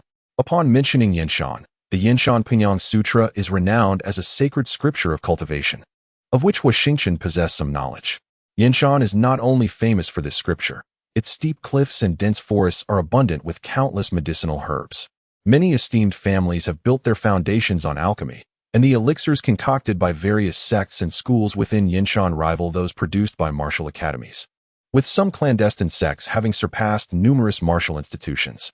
To win the favor of these secretive sects, many martial academies offer numerous conveniences, yet these elusive sects remain indifferent, hardly considering the academies worthy of their attention. Naturally, some smaller sects or schools send young disciples for training, and it is likely that those two individuals are proficient disciples of a certain sect. "Are you the newly risen Huo Xingchen?" Ding Yi, noticing that the two disregarded his presence, felt a surge of irritation. "Indeed, that is our Chun Gu." Ding Yi scoffed. "Just another mediocre character like Mu Dong." Although the incident of Huo Xingchen slaying Mu Dong was shrouded in secrecy, Ding Yi had gleaned some information through various channels. What puzzled him was that such a significant event had only warranted Huo Xingchen a mere month of confinement, piquing his curiosity about Huo Xingchen's background. Xiaojun admonished, "Ding Yi, mind your language." Ding Yi replied nonchalantly, "What if it is unclean? He is merely a minor figure at the 6th grade of the Qi-gathering realm. Why do you revere him as an elder brother?" Xiaojun, "Have your eyes fallen to the ground?" "Ha! It seems they have not merely fallen, but have been trapped in a pigsty." Ding Along laughed heartily, and his companions joined in, unabashedly mocking Xiaojun instantly. Xiaojun's face flushed crimson, and the 20 or so individuals behind him glared furiously at Ding Yi.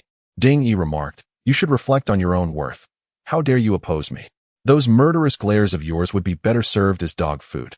Be wary, for you may find yourselves unable to rise after a night's rest."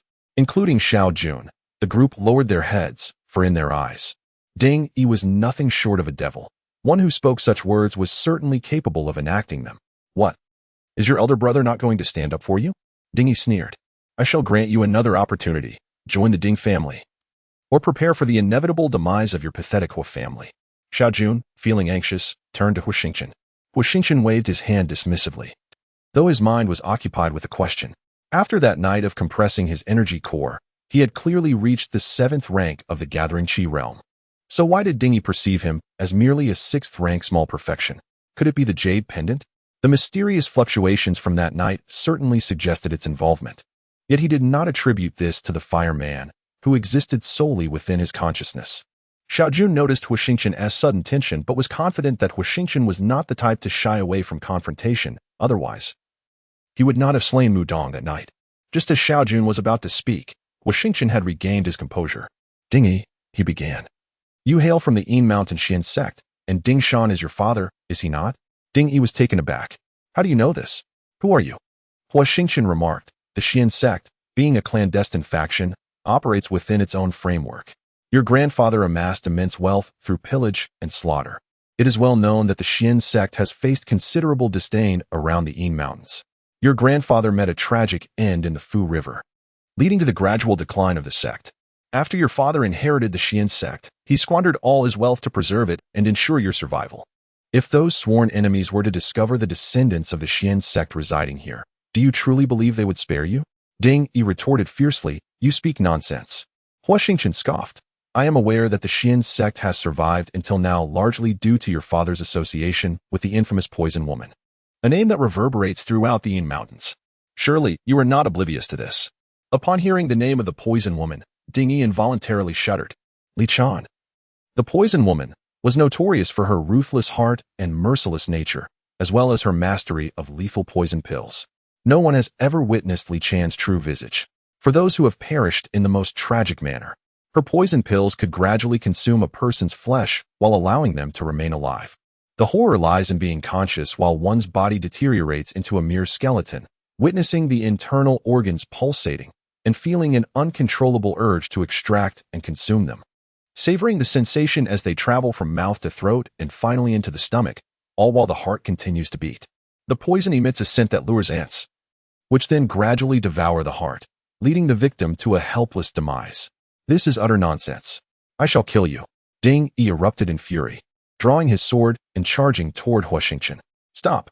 No fighting is permitted outside the Fuxi Tower. A steward of the Fuxi Tower glided towards the crowd, landing with an air of nonchalance as he coldly fixed his gaze upon Ding Yi. Reluctantly, Ding Yi retracted his starlight, departing with a frosty remark. Huo Xingchen, we shall see each other in the Martial Academy's trials. Let us go. Huo Xingchen inquired. Martial Academy trials? Is not the trial of the Apothecary Pavilion to breach the Fuxi Tower? Xiao Jun, regaining his composure, elucidated. It refers to the Martial Academy trials at Lingyun Martial Academy. Upon witnessing Huo Xingchen's bewildered expression, Xiao Jun expounded, that is a desolate ruin located 300 miles away, where countless newcomers perish during the trials each year. It is indeed a hell for the newly arrived. Huo Xingchen retorted, then why do you still live? With an expression of resignation, Xiao Jun replied, knowing it leads to death, why venture forth? Only those driven by greed believe they can seize an opportunity. Individuals as astute as I would never engage in such folly. Huo Xingchen then asked, when do the Martial Academy trials commence? Xiao Jun answered, in 3 months' time. Huo Xingchen declared, you all may disperse. I shall venture inside. The exterior of the Fuxi Tower resembled a towering spire, starkly contrasting with the celestial tower within the courtyard. At first glance, an ancient aura enveloped the structure, its surface marred with relics of time, reminiscent of rusted wood leaving behind verdant stains, akin to moss clinging to stone.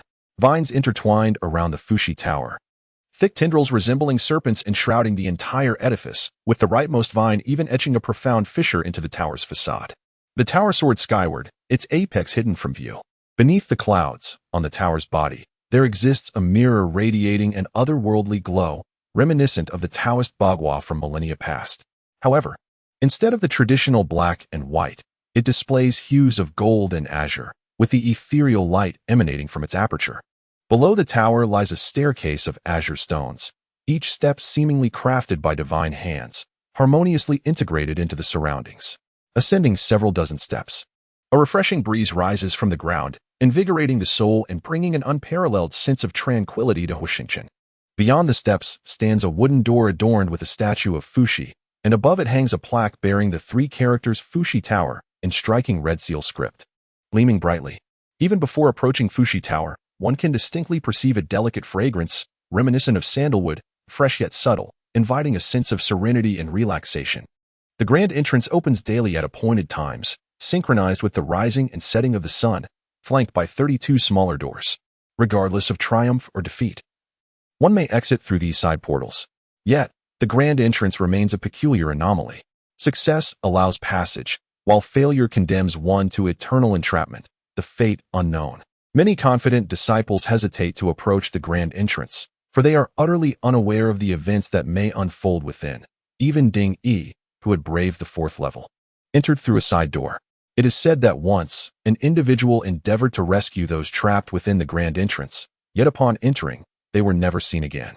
The esteemed founder of the Apothecary Pavilion, Guguzi, designated this door as the Ghost Gate, also known as the Ghostly Barrier, cautioning future disciples to proceed with utmost care.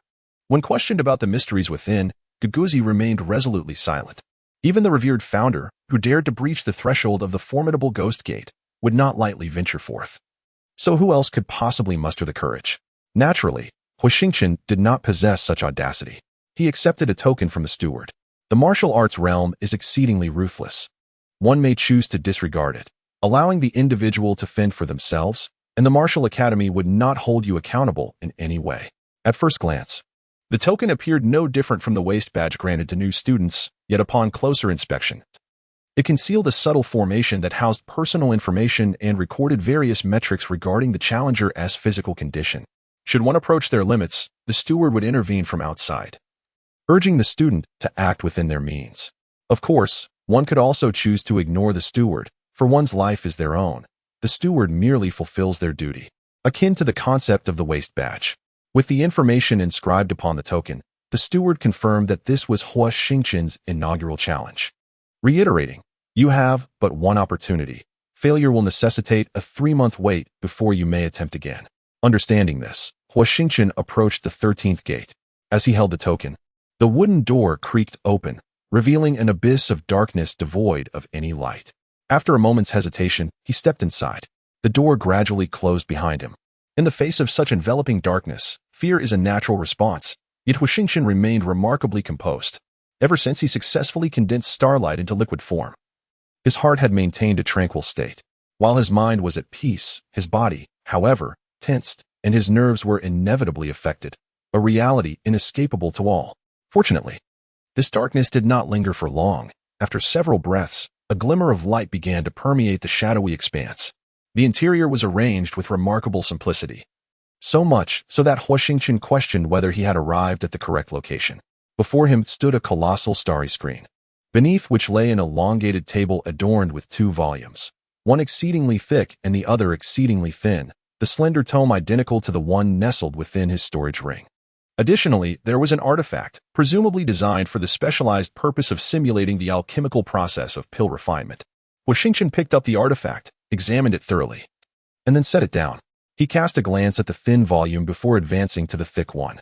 Pharmacopoeia record, he mused, casually flipping it open. The annotations revealed that it encompassed an astonishing array of over 800,000 varieties of herbs, a stark contrast to the mere 10,000 he had encountered from the enigmatic elder. He kicked a wooden stool to the table's front, seated himself, and began to peruse the pharmacopoeia record at a leisurely pace. Before delving into the tome, he noted its pristine condition, with only the initial 10 or so pages displaying any signs of age. Such a plethora of herbal varieties would typically overwhelm a novice, who would lack the patience to explore them, especially considering the anxiety that accompanied their arrival. None would wish to squander time on such matters. Huo Xingchen shared this sentiment. Yet as he continued to read, he found himself captivated by the peculiar herbs within, regardless of their grade. None had crossed his path during his encounters with the mysterious elder, and even the herbs from the medicinal garden paled in comparison to those catalogued here. The text not only documented the growth habits of these herbs, but also elucidated their properties with clarity, succinctly annotating which types of elixirs they were best suited for. No wonder the enigmatic elder claimed to possess only a superficial understanding. It appears he has not even scratched the surface. Humph. Each patch of medicinal herbs within the garden is imbued with an array of formations, tailored to enhance the characteristics and habits of these plants.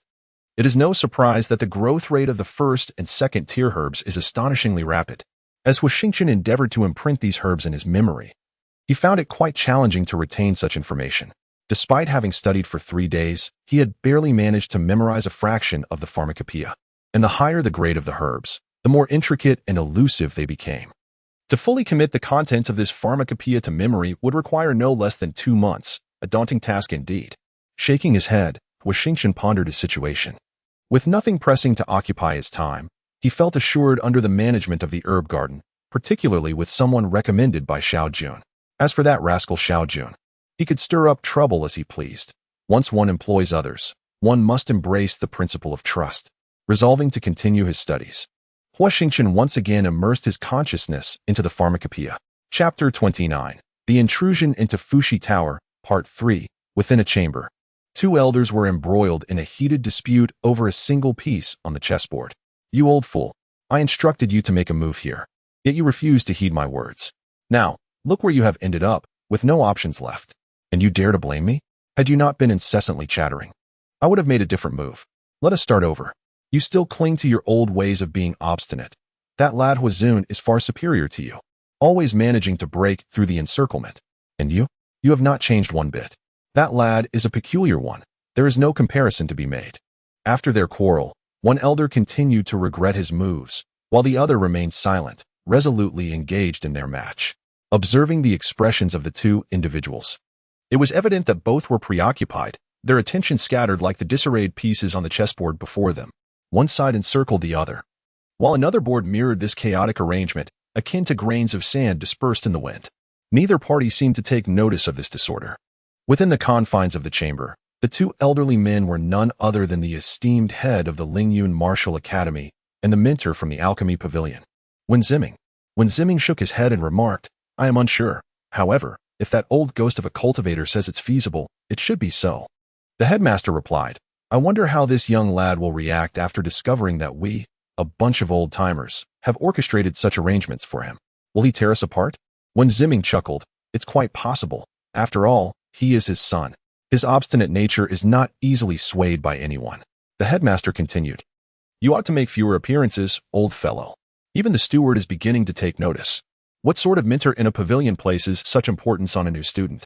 Aren't you concerned about becoming the subject of ridicule? Even if he is a top-tier disciple, you cannot indulge him to this extent.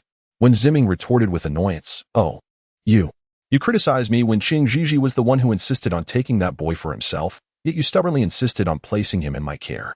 I haven't even settled the score with you, and here you are throwing accusations at me. Their banter resumed, but suddenly a voice echoed from outside. Headmaster, Huo Xingchen has passed the first level and has now exited the Fuxi Tower. Understood, you may leave, came the reply. When Ziming was momentarily taken aback and said, This is rather different from our expectations. The headmaster wore a glum expression, at a loss for words. It seemed that when Ziming, perceiving the headmaster's simmering anger reflected in the chess pieces, could only brace himself defensively. Half an hour later, the voice returned from outside once more. The dean remarked, Huo Xingchen has injured Ding Yi and then made his way to the backyard, where he incinerated several dozen rooms belonging to the new students. Furthermore, he managed to subdue several nearby factions of newcomers. When Ziming responded, This is not quite what we had envisioned. The dean chuckled, Young people? Full of vigor and impulsiveness. Besides, having spent such a long time confined within, it is only natural for him to vent his frustrations. When Ziming countered, Yet your earlier demeanor did not reflect this sentiment. The dean, seemingly aware of his own thoughts being scrutinized, replied impatiently, Are you still going on about this? How did the steward deal with Huo Xingchen? He was publicly whipped 20 times, when Ziming answered. 20 lashes? Indeed, his backside was quite bruised. Yet he applied some ointment and limped off to the Fuxi Tower. Understood. You may leave now. Just as the dean was about to depart, he added. Is there anything else? He entered through the main gate. Given his current state, he has not fully healed, yet he is already attempting to breach the Fuxi Tower. First, he must maintain that state. Second, he has undoubtedly weighed the pros and cons. No matter how formidable the Fuxi Tower is below the 5th floor. Can it rival a ghost cultivator? Third, I suspect he has already deduced something. When Ziming nodded, feeling a sense of unease, and murmured, Deduced something? The dean replied, I do not know what he has inferred, but it is clear he has come to some realization. When Ziming ceased his inquiries, silently placed a black piece on the board, and shortly thereafter conceded, grumbling, No, I refuse to accept this, let us go again. The dean cast aside his piece and rose, saying, Very well, you ought to take a look as well. Wen Ziming remarked, Is there anything worth seeing? I shall not go.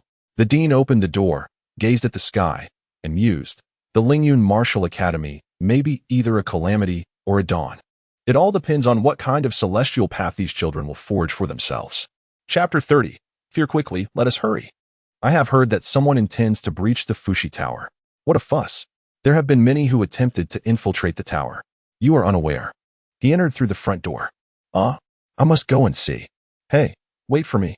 Outside Fuxi Tower, thousands gathered, heads bobbing like a sea of humanity.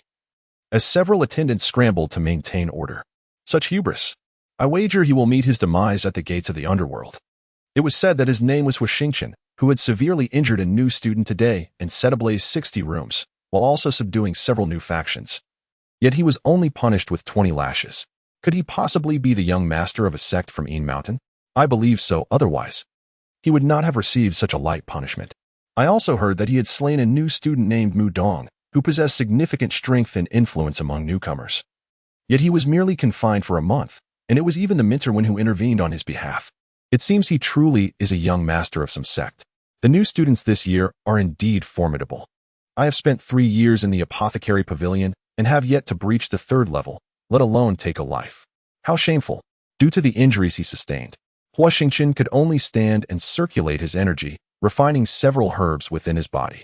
Having just engaged in a taxing battle with Ding Yi, much of his star brilliance had been expended, coupled with the considerable resources consumed in subduing various factions. Venturing forth to confront the challenges ahead seemed a daunting task. Even the first layer appearing formidable, he remained entirely oblivious to the trials that awaited him within the gates of the underworld, uncertain of the tribulations he would face. With merely a month left until the Martial Academy's trials, acquiring the legacy hidden within the ruins was of utmost importance. He needed to solidify his standing within the apothecary pavilion first. However exalted the status of an apothecary, and however precious the elixirs they concocted, they could never truly compare to a genuine martial artist. Apothecaries might enhance their cultivation through potions, yet they remain bound by significant limitations. A high-grade herb is a rarity, and the quantity required to forge a high-level elixir far exceeds the mere 1 or 2 plants. The crafting process is arduous and fraught with uncertainties. Failure is always a possibility, and even in success, without exceptional techniques, the efficacy of the potion is unlikely to be remarkable. What intrigued Huo Xingchen was not the intricacies of alchemical methods or the secrets of advanced formulas, but rather the allure of the 11th layer. Though he was unaware of the enigmas it held, his curiosity was piqued. It mirrored the audacity he had once possessed. Without such courage, how could one hope to establish a foothold in the tumultuous realm of Fengyun, let alone aspire to become a sovereign of a domain? If even the esteemed ancestor Guguzi harbored trepidation towards it, it must indeed be a treasure, a worthy legacy. Standing steadfastly beside Huo Xingchen, Xiao Jun observed his unwavering composure. Yet, his gaze was akin to a profound beacon of light, fiercely fixed upon the gates of the underworld. Xiao Jun had previously attempted to dissuade Huo Xingchen, but his resolve was unyielding, impervious to persuasion. This embodiment of determination was precisely what Xiao Jun envisioned as a hero, even a formidable figure in the grand tapestry of his future aspirations. How could one not feel compelled to follow such a person? Xiao Jun felt fortunate to have placed his bets wisely, saying, "Chengge, be cautious in all matters." After refining the medicinal herbs, the luminous liquid within Huo Xingchen's dantian was on the verge of eruption, and he appeared invigorated, unaffected by the pain in his rear. Huo Xingchen smiled. "You seem anxious. There is nothing to worry about." Xiao Jun produced a spatial ring and said, "Chengge, this ring contains some healing elixirs and restorative potions. Please take it. Although we cannot dissuade you, as you are our elder brother, we shall do our utmost to ensure your safety. This is a token of goodwill from your brothers. Please do not refuse." Unlike the darkness encountered earlier within the small sect, this chill was far more profound, sending shivers through every pore of his body. Even with the starlight shield, he could not dispel the cold emanating from the darkness. Bang! The darkness vanished, and the entire ghost gate transformed instantly into a realm of brilliant light. Huo Xingchen hastily closed his eyes, shielding them with his hand, and it took a while before his vision cleared. When he lowered his hand, he beheld a breathtaking scene beneath his feet, distinctly feeling the soft grass of the prairie. Verdant grass flourished, and streams intertwined, surrounded by towering mountains. Countless bizarre and fantastical beasts grazed contentedly on the grass. In the distance, 2 beasts were locked in a fierce contest, seemingly vying for territory. Suddenly, one beast was struck down by another, collapsing into a pool of blood, staining the prairie crimson. The victorious beast began to devour its fallen rival piece by piece, its mouth stained with blood, until only a skeleton remained. It then turned its gaze towards Huo Xingchen with a sinister grin. This sight sent a chill down Huo Xingchen's spine, causing him to take a step back. His eyes filled with terror. The monstrous beast gaped its maw, and in an instant, traversed the vast distance to stand before Huo Xingchen, sinking its fangs into him. Huo Xingchen swiftly unleashed the starlight, drawing forth the crescent moon, and delivered a decisive strike. With a splatter, he coughed up a mouthful of blood, which splashed onto the verdant grass ahead, staining it crimson. The grass absorbed the droplets, which then trickled down into the earth. Suddenly, jolted from his stupor, Huo Xingchen sensed a renewed aura of peril. The once leisurely beasts, engaged in battle, all turned their gaze upon him. It felt as though he stood bare, exposed to the scrutiny of countless maidens, their intent to judge him palpable. A thunderous roar erupted, shaking the very ground beneath him. The beasts, amidst a swirling cloud of dust, charged forth with gaping maws and hands akin to small mountains, their momentum distorting the very air around them. "Begone," Huo Xingchen declared. Invoking the second form of the burning dragon technique, the celestial blade of flames, and struck. The starlight surged forth, the liquid brilliance within him transforming into gaseous energy that enveloped his being, coalescing at the tip of the crescent moon. A powerful wave of searing flames cascaded from above, descending with an overwhelming ferocity that engulfed the entire horde of beasts. Chapter 31. Spirit of the enchanting blue. The grass withered, its yellowed leaves igniting to form a wall of fire, releasing thick plumes of black smoke. The advancing horde was obliterated, reduced to a mist of crimson. Halting their advance as they beheld Huo Xingchen, fear etched upon their faces. "Come forth, haha," Huo Xingchen taunted. A a cold smile gracing his lips as he provoked the beasts ahead. That previous strike had bolstered his confidence. The starlight expended was negligible, and the liquid starlight was not only easier to store but also purer in essence. He reckoned that the second form of the burning sky technique could be executed at least 10 more times, and an overwhelming joy surged within him. He mused, with the third form of the burning sky technique and the ability to cultivate the ascendant sky technique, he need no longer fear the scarcity of starlight. Moreover, with the defensive capabilities of the ascendant sky technique, he could unleash the burning sky technique without restraint, leaving no one daring to act defiantly before him in the future. After a moment of terror, the horde of beasts began to retreat, but their withdrawal was not ordinary. They crawled on all fours, their posteriors raised, as if in worship of a divine entity. What were they doing? Huo Xingchen was perplexed, yet he found it strange that the beasts, reduced to blood mist, not only dispersed starlight from their remains but also emanated an intoxicating fragrance. Greedily, he absorbed the starlight, when suddenly, the ground trembled violently, nearly causing him to lose his balance, and an array of fissures appeared. The cracks crisscrossed in a shocking display. From the depths of the ground, dark objects began to rise slowly through the crevices, inching upward like plants in a slow-motion growth. At that moment, the prairie, once black, transformed into speckles of blue. As an enchanting azure essence billowed forth, swirling around the dark entities like ethereal smoke. The spirit of enchantment. Oh heavens, Huo Xingchen could scarcely believe his eyes. Here lay the spirit of enchantment.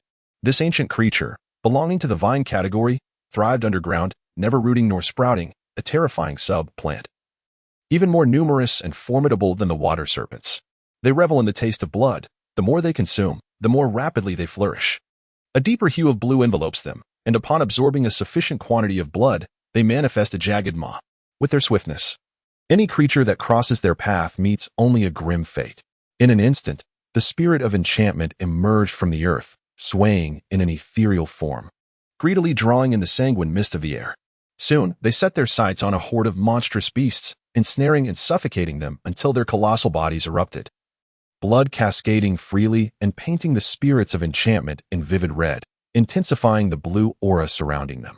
It is said that the spirits of enchantment fear water, compelling them to race towards the riverbank, hoping that the old tales hold some truth. When they witnessed their prey daring to resist, even attempting to escape their grasp, their wrath was ignited. They, the exalted deities, could not fathom the audacity of a mere human defying them. Such folly was beyond comprehension. Screeches pierced the air, sending shivers down Huo Xingchen's spine. He could scarcely envision the fate awaiting him ensnared by the spirits of enchantment. With all his might, he summoned the brilliance of the starlight beneath his feet, propelling himself forward, yet the spirits of enchantment were disturbingly swift, closing the gap behind him to a mere half a foot. Fortunately, the river was not far off. Huo Xingchen unleashed the full force of the starlight, soaring into the air. Alas, regret washed over him. The spirits of enchantment, with their incredible speed on the ground, would be even more formidable in the skies. Without any resistance, they roared, ensnaring Huo Xingchen in an instant. He brandished his sword, the flame of heaven, without the slightest hesitation.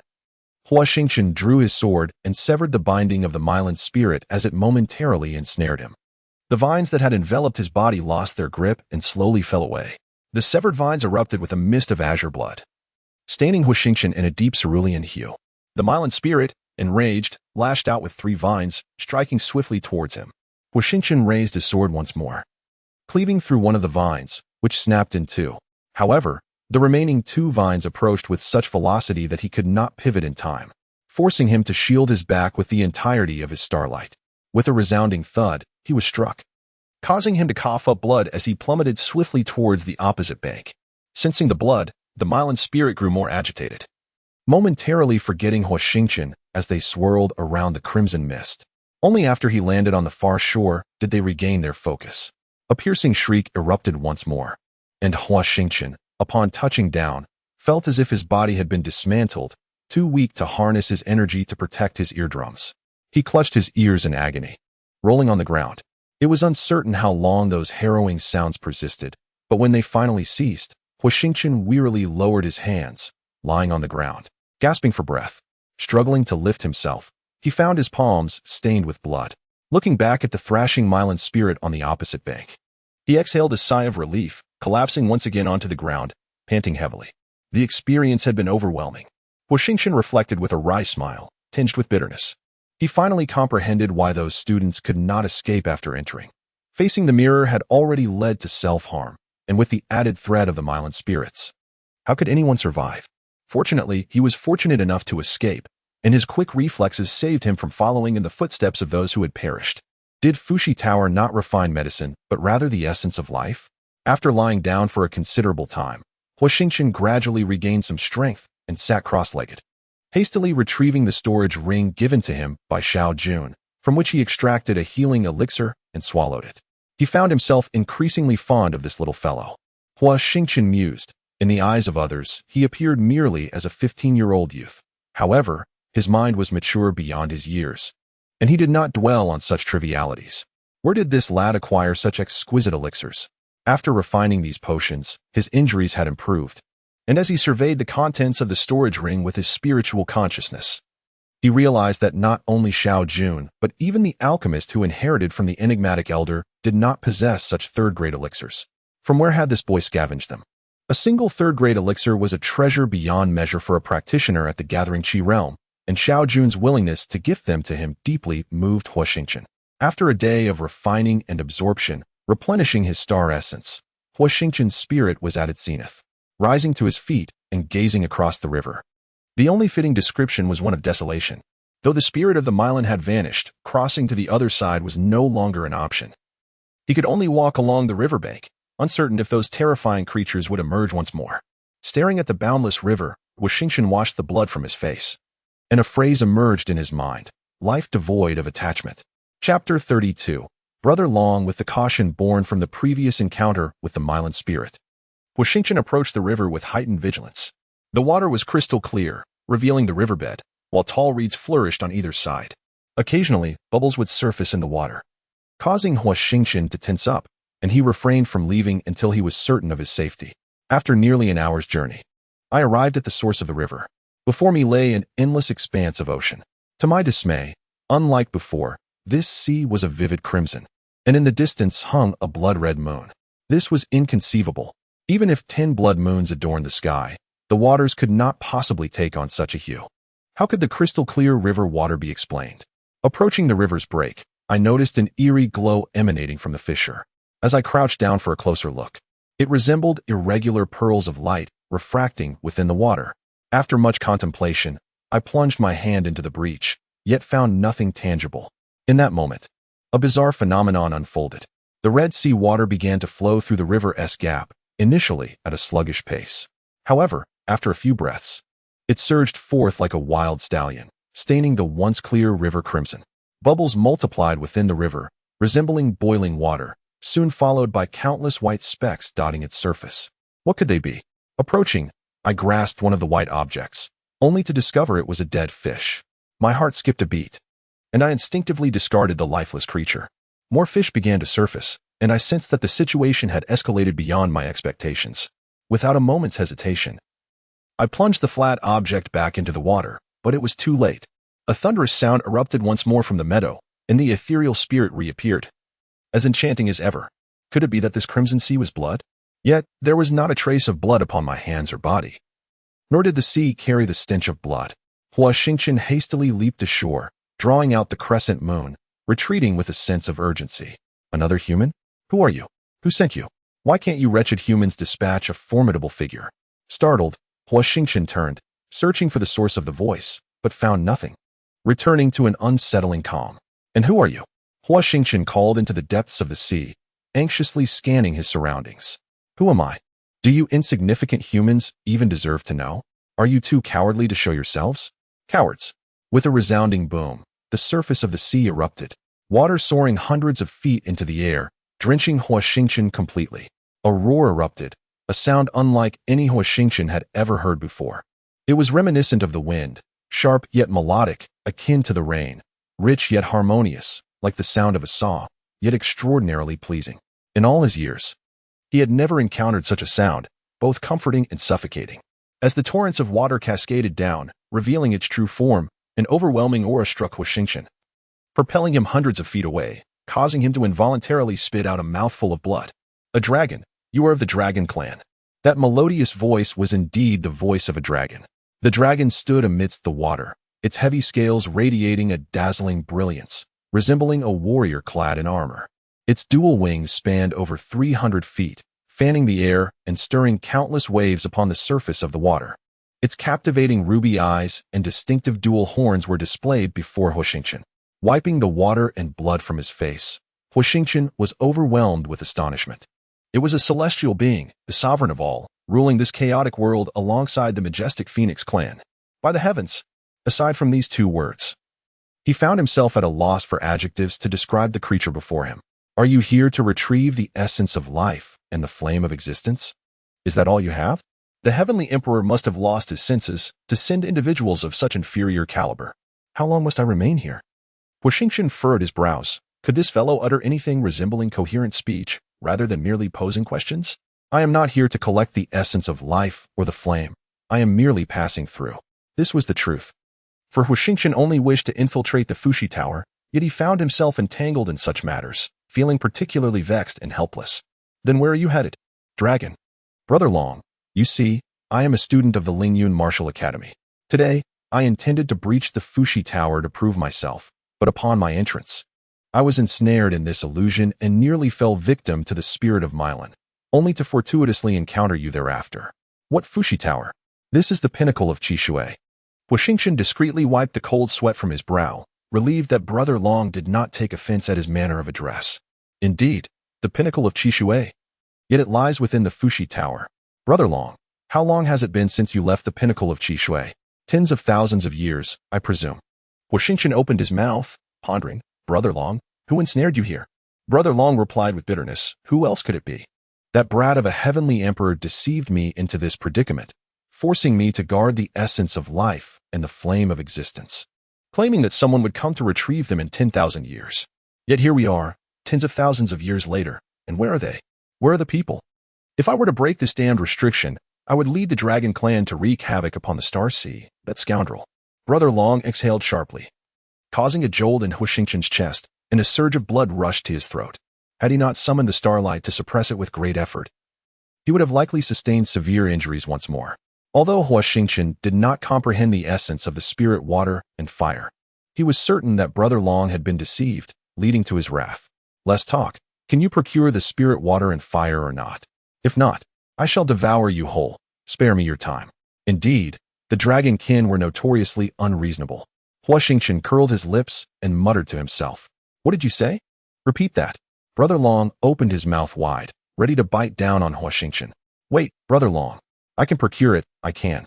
But you must first reveal to me the whereabouts of the spirit water and fire. Huo Xingchen could no longer contain himself and spat out several mouthfuls of blood.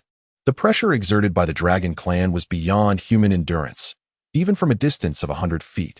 The mere inclination of Brother Long's had made him feel as though he might shatter, his insides twisting in agony. Is it true? Brother Long regarded the diminutive human before him with skepticism. However, he reasoned that many who had attempted to approach the summit of Qishui had perished before even getting close. This little fellow, having traversed the spirit of Milan, must possess some capability. Of course it is true. Otherwise, how would I find myself here? Huo Xingchen gritted his teeth, rising to his feet and brushing off the dirt from his clothes. He needed to project an air of authority and composure. After all, death was inevitable. So what did it matter what the spirit water and fire truly was? Chapter 33. The celestial array. The colossal figure of Brother Long bent down, his pair of ruby-red eyes mere 3 paces away from Huo Xingchen, who appeared almost comical, dwarfed by a single whisker of the dragon. Brother Long, what are you doing? Huo Xingchen felt an overwhelming surge of tension, yet he quickly regained his composure. I've heard that the eyes of those who observe humans do not deceive. I wish to take a look. Upon hearing this, Huo Xingchen nearly erupted into laughter, his lips quivering as he suppressed the urge. He mused to himself that although dragons are the sovereign of all beings and possess wisdom from an early age, their minds remain rather simplistic. In the realm of cunning, they are still quite naive. Huo Xingchen feigned an innocent expression, his eyes clear and unwavering as he gazed into the eyes of this not-so-foolish dragon. Nevertheless, a flicker of unease lingered within him. The dragon's overwhelming presence was something he could scarcely endure. Should this foolish dragon unleash its breath uncontrollably and crush him, all his previous efforts would be in vain. Very well, you are not lying. Huo Xingchen maintained an outward calm, his heart, however, blossoming with joy. Come up. Up. Where? Although Huo Xingchen had grasped Brother Long's intention, the act of mounting the dragon was an entirely different matter. If he could survive the encounter and boast of having seen and even ridden a dragon, embellished by the eloquence of Huo Xingchen and an audacity thicker than a wall, it would surely be a tale to stir laughter. Noticing the signs of impending ire from Brother Long, Huo Xingchen quickly protested in an innocent tone, "It's too high. I cannot ascend." In truth, Huo Xingchen possessed the ability to fly up, yet he was reluctant to do so. The dragon is an exceedingly noble being, inherently disdainful of all other species. In their eyes, these inferior creatures are merely sustenance. Consuming them warrants not only gratitude but also reverence. For subduing their vitality facilitates their endeavors. As the elder dragon spoke of the essence of life and fire, a sense of trepidation surfaced within him. Huo Xingchen mused that the dragon clan's fear of the essence of life and fire must be well-founded. If he could indeed tame this force, it would alleviate their plight. He even foresaw the possibility of it shattering this formidable constraint and liberating the dragon. A bolder thought crossed his mind. If he possessed the essence of life and fire, could he not leverage it to coerce this foolish dragon into servitude, or perhaps even dominate the entire wind and cloud continent? However, Huo Xingchen was indeed overestimating his ambitions. The elder dragon regarded him with the same expression one might reserve for a simpleton, suggesting an utter lack of interest. With a stinging sense of humiliation, Huo Xingchen hastily ascended to perch upon the dragon's head, fearing to provoke its ire. Before he could steady himself, the dragon let out a piercing roar and surged forward with astounding speed. "Ah!" Huo Xingchen screamed, swept up by the force of the wind. Had he not acted swiftly to grasp the dragon's horn, the fall could have cost him dearly. It seemed this foolish dragon possessed some shrewdness after all. While Huo Xingchen clung desperately to the horn, appearing like a castaway kite, his visage distorted by the rushing air, he yearned to call out to the dragon, yet found himself unable to utter a sound or exert any force. Even if he could speak, his words would be drowned by the gale, threatening to burst his very being. "One day, you shall find yourself beneath my heel." Huo Xingchen brooded fiercely, the passage of time rendered indeterminate. As the wind subsided, he fell feebly atop the head of Brother Long, his hands now numb, and he sensed that his face had contorted. Suddenly, a cry of despair escaped him as he was flung into the air, landing with a thud, limbs akimbo, creating a sizable indentation in the earth. How feeble! Struggling to extricate himself from the pit, he lay on the ground, gazing helplessly at the foolish dragon, devoid of any desire to engage in banter. Even his spiritual awareness felt too burdensome to summon. All he yearned for was rest. As he closed his eyes to recuperate, a wave of warmth enveloped his entire being, invigorating him in an instant. Upon opening his eyes, he beheld himself ensconced in a translucent substance, his body restored to its prime vitality. Dragon breath? Dragon phlegm? Huo Xingchen sprang to his feet, marveling at the sheer might of the dragonkin, who adhered to no form of logic. The essence of life and fire lay just ahead. With that cryptic pronouncement, Brother Long plunged into the depths of the water, vanishing without a trace. Leaving the surface of the sea tranquil, unprepared, Huo Xingchen was doused in water. How absurd! At the very least, he could have informed me of the nature of this life essence, departing so irresponsibly. Huo Xingchen grumbled as he dried himself, surveying his surroundings. This was a mountain range shaped like a concave arc. Not far off stood a heavenly ladder rising straight into the clouds. Apart from that, it bore no distinction from other peaks. Rather than hastening towards the mountain, he chose to sit cross-legged, for he realized that upon arriving here, his internal energy reservoir stirred restlessly, the sea of starry liquid within clashing tumultuously, recklessly dispersing and enveloping his entire being. Moreover, he discovered that the mountain range exuded an infinite radiance of starlight, which evidently bore some connection to the towering pavilion that linked to the horizon. However, when attempting to manipulate the ancient texts, he encountered immense resistance. After several fruitless attempts, he reluctantly abandoned the effort. Although this place was rich in starlight, it could not be absorbed, undoubtedly linked to the essence of life as water and fire. It was likely that the restrictions mentioned by Brother Long were confining this starlight. If that were the case, was the starlight enhancing the essence of life as water and fire? What exactly was this essence? Was it humanity, or merely water and fire?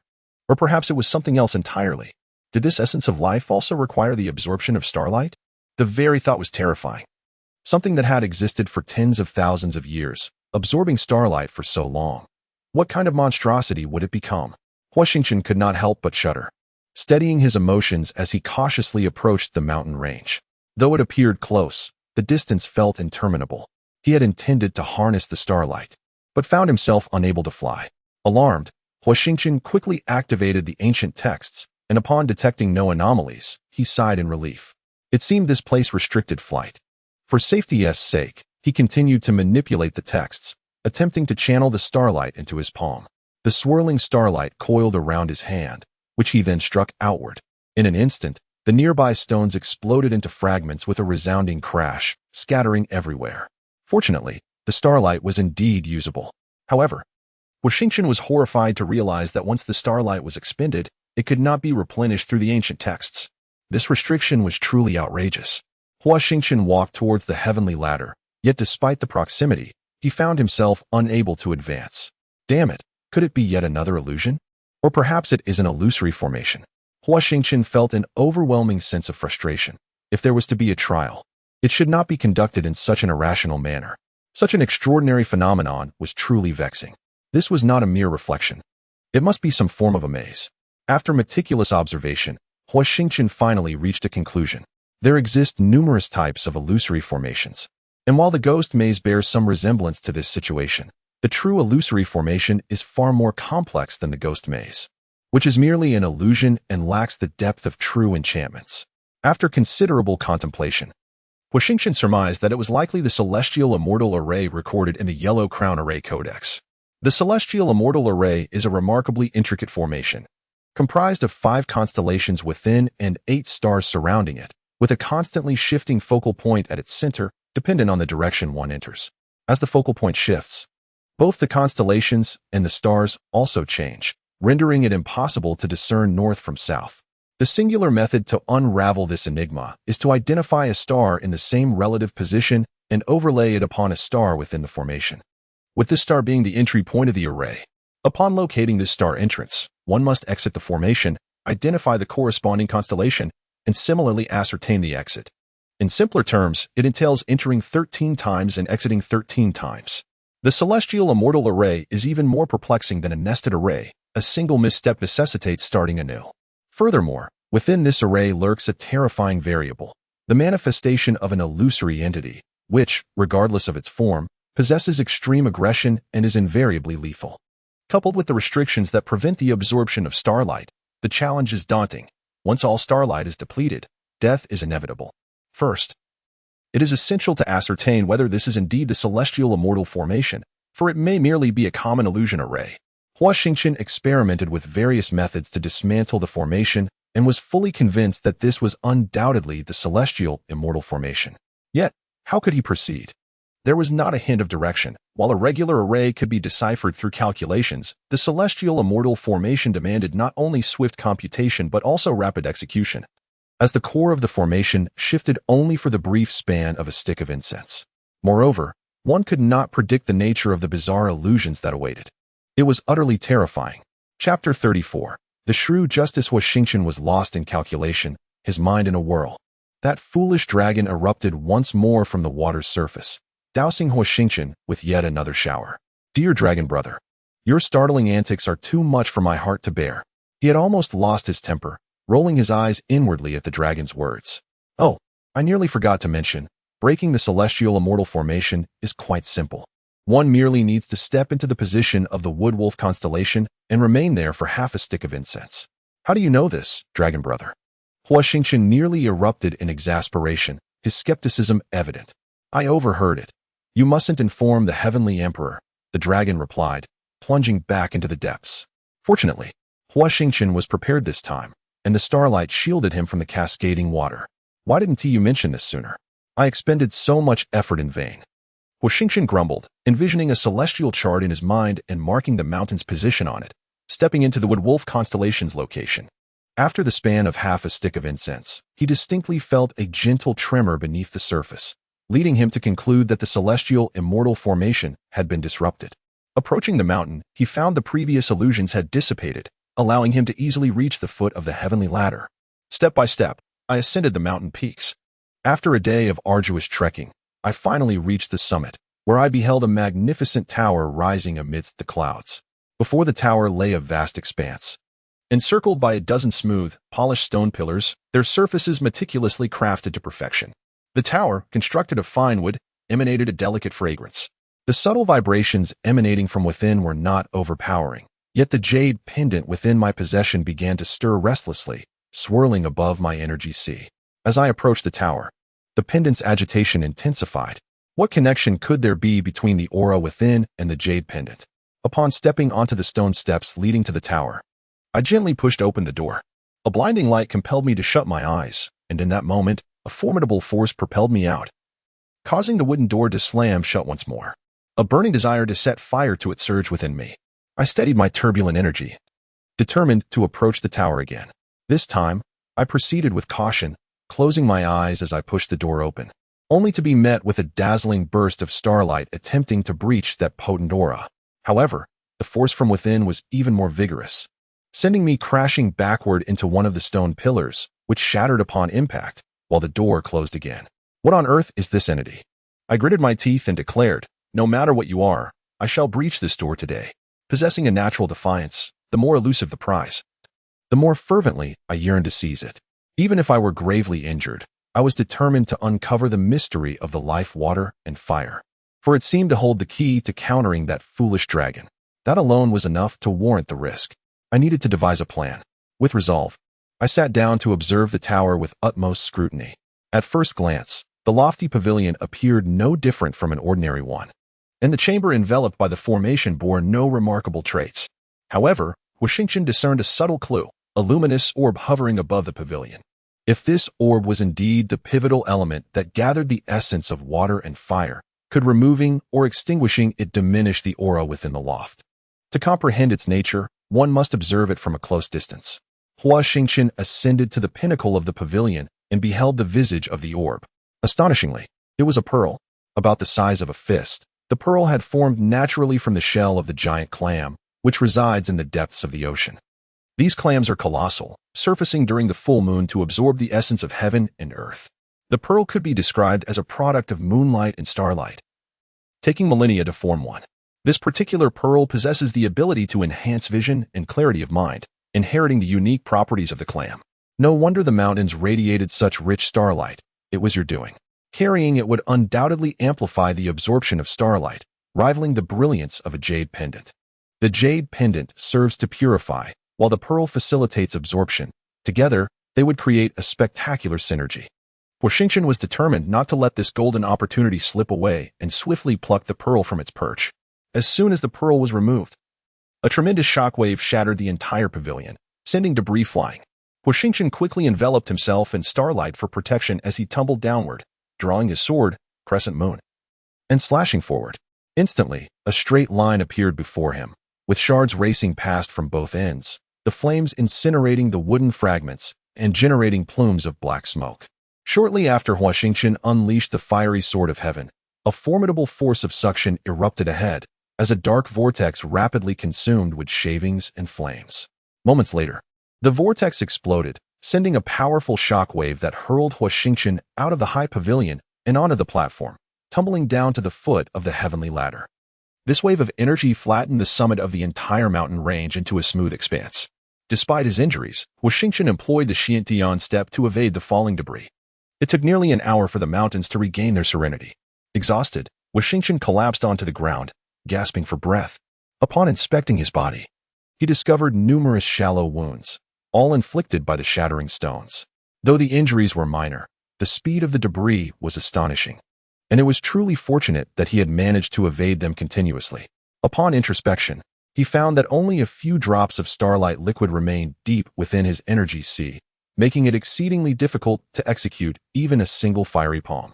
Moreover, during the chaotic evasion, the spatial ring given by Xiao Jun had been lost, rendering any attempt to replenish the starlight futile. Fortunately, the pearl remained nestled in his embrace. As he inadvertently glanced toward the mountaintop, Huo Xingchen nearly lost his balance upon witnessing a pair of colossal eyes, bright and jet black, radiating an aura of terrifying pressure. Fixated on those eyes, he felt as though his very soul was laid bare, devoid of any semblance of privacy. The aura emanating from the surface, coupled with the rolling flames, led him to ponder. Could this be the flame of living beings? And what of the water of living beings? Had it been consumed and evaporated by the flame? It was unbearably hot. The energy emanating from the fire of the living beings is immensely powerful. Even from a distance of 100 zhang, one can still feel the waves of heat washing over. Huo Xingchen had no choice but to retreat several hundred zhang away. Yet he could still sense the warmth on his face. Who are you? Why does the Heavenly Emperor not come to see me? Is he too afraid to approach? A mystical voice resonated, melodious and enchanting. A woman's voice? Huo Xingchen's mouth fell agape in astonishment. Could it be that in a past life, his eyes belonged to a woman? No wonder they possessed such a captivating allure, leaving others in a daze. He truly does not dare to come, that ungrateful wretch. The flames erupted once more, the crimson waves thrusting Huo Xingchen into the sea. Damn it! Must it explode every single time? A little warning would suffice. Huo Xingchen surfaced, irritation evident on his face as he observed the reckless flames spiraling about, causing a shiver to run down his spine. Wherever the fire passed, all life was incinerated, revealing a barren mountain range. Yet, the flames could never breach the shoreline, which offered Huo Xingchen some solace. Splash! He broke through the water's surface. Panic-stricken as he grasped a protruding object. Upon closer inspection, it was that foolish dragon again. Cursing inwardly, he berated the creature's entire lineage. So it's you, you foolish dragon. So it's you, you shrew. Say that again. Who is the shrew? In an instant, the flames within the confinement doubled, rolling and crashing about with reckless abandon. With such a temper, the Heavenly Emperor was right to abandon you. Do not harbor any delusions. Were you not also deceived by the Heavenly Emperor to come here? How many years has it been? Huo Xingchen was taken aback. What was the meaning of this situation? Was this a tragic drama unfolding before his eyes? Chapter 35. Past events 30,000 years ago, the Heavenly Emperor was merely an inexperienced youth, indistinguishable from an ordinary person. At that time, he was not yet known as the Heavenly Emperor. He trained like any common warrior, leading a life of unremarkable routine. Everything changed upon his encounter with a little girl named Feng Ji, which marked the beginning of a legendary journey. Feng Ji was a sweet and obedient girl, and in the bloom of her youth, she would often bring countless delightful trinkets to the Heavenly Emperor. Her heart brimmed with contentment whenever she beheld him. Her beautiful eyes fixated upon him at all times. However, one fateful day, Feng Ji was compelled to marry a man she did not know. She expressed her true feelings and desires, only to face vehement opposition from her parents, who confined her and threatened that if she did not marry the man, the Heavenly Emperor would be killed. Feng Ji, gripped by fear for the life of the Heavenly Emperor, reluctantly acquiesced. It was not until the arrival of Feng Ji's family that the Heavenly Emperor learned the truth. Feng Ji was a descendant of the Feng clan, destined to marry one of her own kind, rather than a mere mortal like himself, under coercion and temptation, and to ensure the safety of her people. The Heavenly Emperor had no choice but to yield. After a considerable passage of time, the Heavenly Emperor ascended to his rightful status, reigning as the sovereign of the starry seas, his cultivation reaching unparalleled heights. Shortly after his ascension, he encountered a furious Feng Ji. In her wrath, she wreaked havoc, effortlessly dispatching formidable warriors as if they were mere blades of grass, driven by her fury. The Heavenly Emperor had deceived and humiliated her, and she sought vengeance. Upon encountering Feng Ji, the Heavenly Emperor remained silent, merely listening intently. Witnessing such emotional detachment from the Emperor, Feng Ji became even more resolute in her belief in her family's words. She berated him for 3 consecutive days and nights, subsequently directing her wrath towards the martial artists. You have fallen to such depths due to your credulousness. The Emperor has wronged you not, for it is your own delusions and avarice that have clouded your vision. It is absurd to claim that the Emperor, who has taken a commoner as his wife, threatens to take my life, yet expresses regret towards me. The Emperor has neither wed nor wronged you. It is your parents who have driven you into despair. Impossible. My parents are not of such character. Then let me inquire, do you know what your parents did after they took you away? I do not. It is precisely the blindness brought on by love that has led to the circumstances of that time. Remember, the Emperor devoted millennia to arduous cultivation solely to prove himself before your parents. Even if you have wed another, the Emperor's heart remains unchanged, waiting for you to reveal your feelings. Yet, the seeds of doubt sown in your heart have transformed you into a veritable demon, denying the Emperor even a shred of opportunity to explain himself. Despite the countless lives you have taken, the Emperor has shown you no retribution. The people of the Star Sea have perished tragically, as though their suffering were a dagger to the emperor's heart. Have you ever pondered why the emperor refrained from striking against you? He placed too much trust in you, to the extent of feeling guilt beneath the crumbling eaves. Unable to face the people of the Star Sea. Ultimately, I must concede that he deceived you, confining you here and molding you into this state. But have you ever empathized with the emperor's plight? No, for the sake of rumors, for the sake of hatred. You ultimately find yourselves on opposing sides. The Celestial Emperor had no choice but to confine you. Do you know that for millennia, the Celestial Emperor has come here daily, quietly observing you and reciting your name? Even I, a foolish dragon in your eyes, feel a sense of pity for him. How could he encounter such an unreasonable shrew as yourself? As Brother Dragon spoke with increasing fervor, his formidable aura nearly crushed Huo Xingchen. Without the protection of starlight, Huo Xingchen fell to the ground like a kite severed from its string, spitting out blood violently. He is the remnant spirit of the Celestial Emperor. You discerned that with great clarity. Huo Xingchen was bewildered and felt no anger towards this foolish dragon. How could he be the remnant spirit of the Celestial Emperor? He believed he had no such qualification. Young one, it is your turn to take the stage, Brother Dragon urged. What does this mean? Huo Xingchen questioned. We'll discuss it once we've subdued this shrew. First, we must stabilize her, or we shall both perish.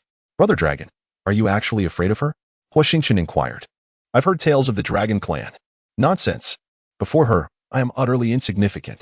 The Celestial Emperor could do nothing to her, and here I am, trapped by the Celestial Emperor. Do you truly believe I stand a chance against her? Hurry, or our fates are sealed, even if we manage to stabilize her. How do we subdue her? Brother Dragon continued. Do you not possess the true Phoenix Fire within you? This true Phoenix Fire is a remnant left by that shrew when she wreaked havoc across the starry seas. Although I am unsure how you can contain the true Phoenix Fire, it is our final hope. You must maintain control, do not act recklessly.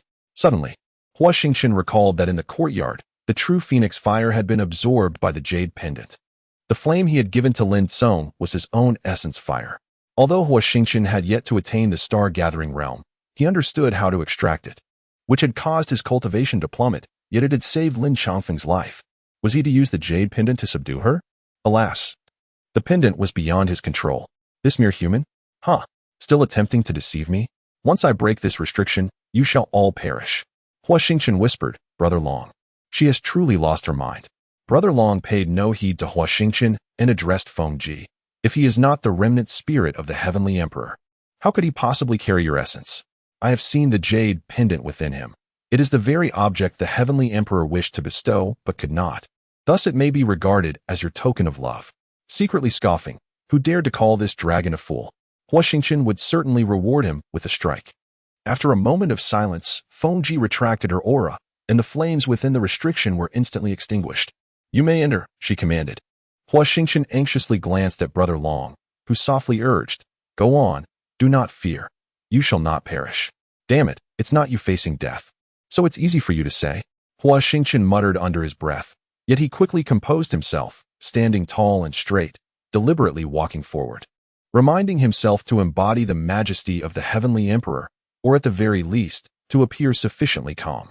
As he stepped into the restriction, Huo Xingchen positioned himself at its edge, gazing deeply at Feng Ji with as much tenderness as he could muster. Suddenly, he felt a wave of nausea. Confronted by her two enormous eyes, he could only imagine that before him stood a beautiful woman, the love of his life. Huo Xingchen sighed inwardly, contemplating the possibility that he might never again experience the affection of a lover in this lifetime. This thought led him to reminisce about Ling Wei, the woman he cherished most dearly before tragedy struck. Lost in contemplation, he found himself engulfed in the anguish wrought by Ling Yue's betrayal. Is it truly you, Tiange? Long Dage cursed himself in frustration for his negligence, muttering to himself that he had forgotten to inform that young man of the Celestial Emperor's true name. Huo Xingchen lifted his gaze, choosing silence as he approached the celestial staircase, drawing closer to those colossal eyes, simply observing her. Tiange, are you well? In that fleeting moment, those eyes quivered violently, and a graceful figure materialized before Huo Xingchen, gradually solidifying. Once solidified, Feng Ji was undeniably beautiful. The most exquisite woman Huo Xingchen had ever beheld in this existence. He struggled to find the words to encapsulate her beauty. Huo Xingchen remained silent, continuing to gaze at Feng Ji, fearful that speaking would betray his true feelings. He resolved to feign muteness instead. Yet, his actions brought tears to Feng Ji's eyes. as she seemed to see before her the quiet man who could delight her with but a simple gesture. Why do you not speak? Am I not a joy to behold? Feng Ji was now perilously close to Huo Xingchen, her entire being almost leaning into him, causing his breath to grow heavy. No, you are not Tiangu, you are not. You all must perish. Suddenly, Feng Ji spiraled into a frenzy, retreating repeatedly. Huo Xingchen was taken aback, cursing himself for losing control. Without the slightest hesitation, Huo Xingchen grasped Feng Ji's hand, drawing her into his embrace, exerting all his strength to hold her close, gently caressing her back, and then resting his hand tenderly upon her head. Suddenly, Huo Xingchen trembled, a surge of energy infiltrating his being. He realized that Feng Ji still harbored doubts about him, testing and seeking affirmation. With a sigh, Huo Xingchen gently pushed Feng Ji away and remarked, after all these years, "You still do not trust me. Very well, you may slay my lingering spirit. Henceforth, we shall not need to meet again." Feng Ji replied urgently, "Tiangu, I believe you. I have always believed in you. I merely. Chapter 36, A Blessing and a Curse. Feng Ji insisted, "No. You cannot leave. I will not go, Tiangu. You must stay and accompany me. Please, do not be petulant. Surely you can allow me a moment of respite." Huo Xingchen smiled gently. In truth, living for several millennia is excessively long. This wisp of lingering spirit has endured until now, thanks to my own efforts. After I depart, do not harm him, nor that foolish dragon.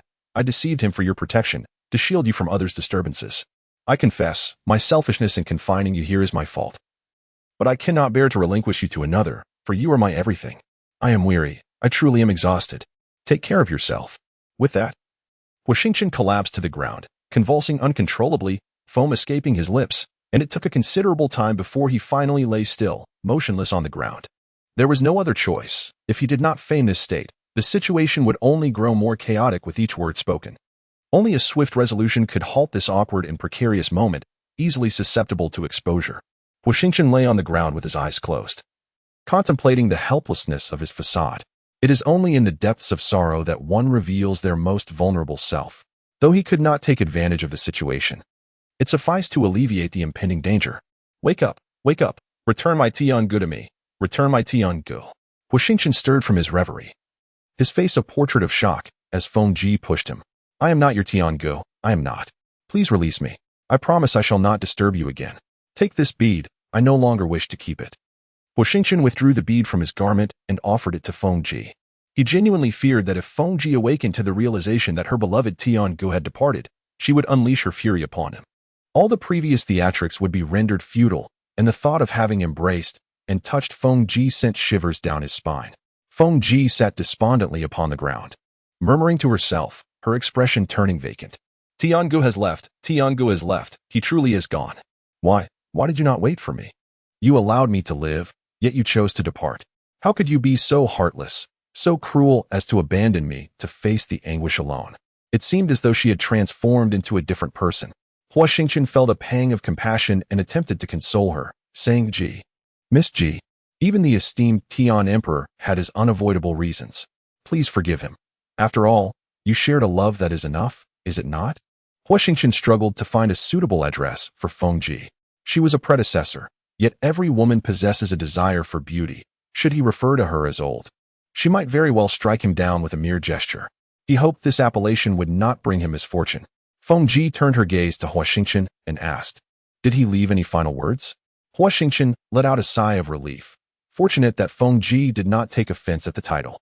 He paused momentarily before speaking. "Originally, the esteemed Heavenly Emperor intended to bestow this jade pendant upon you. However, if this pendant does not absorb starlight, it shall be rendered incapable of preservation. I, lacking in talent, have no better solution than to conceal the pendant within my own body.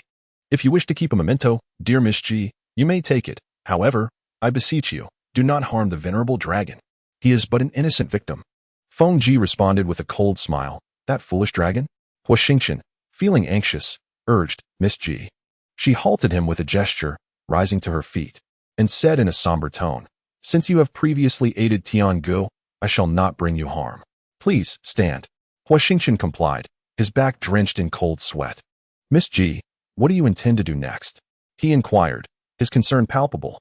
The ramifications of the relationship between the Heavenly Emperor and herself alongside her character, weighed heavily on his mind. A misstep could unleash great calamity upon the continent of winds and clouds, though others might remain oblivious to his connection. He knew he would bear the burden of guilt throughout his life, much like the heavenly emperor. Feng Ji replied, Tiangu has departed. My existence has lost its meaning. I shall entrust myself to you. Huo Xingchen was taken aback, inwardly lamenting, surely, you cannot intend to remain by my side. That would be unwise. Feng Ji, as though perceiving his thoughts, replied calmly, it is not as you envision.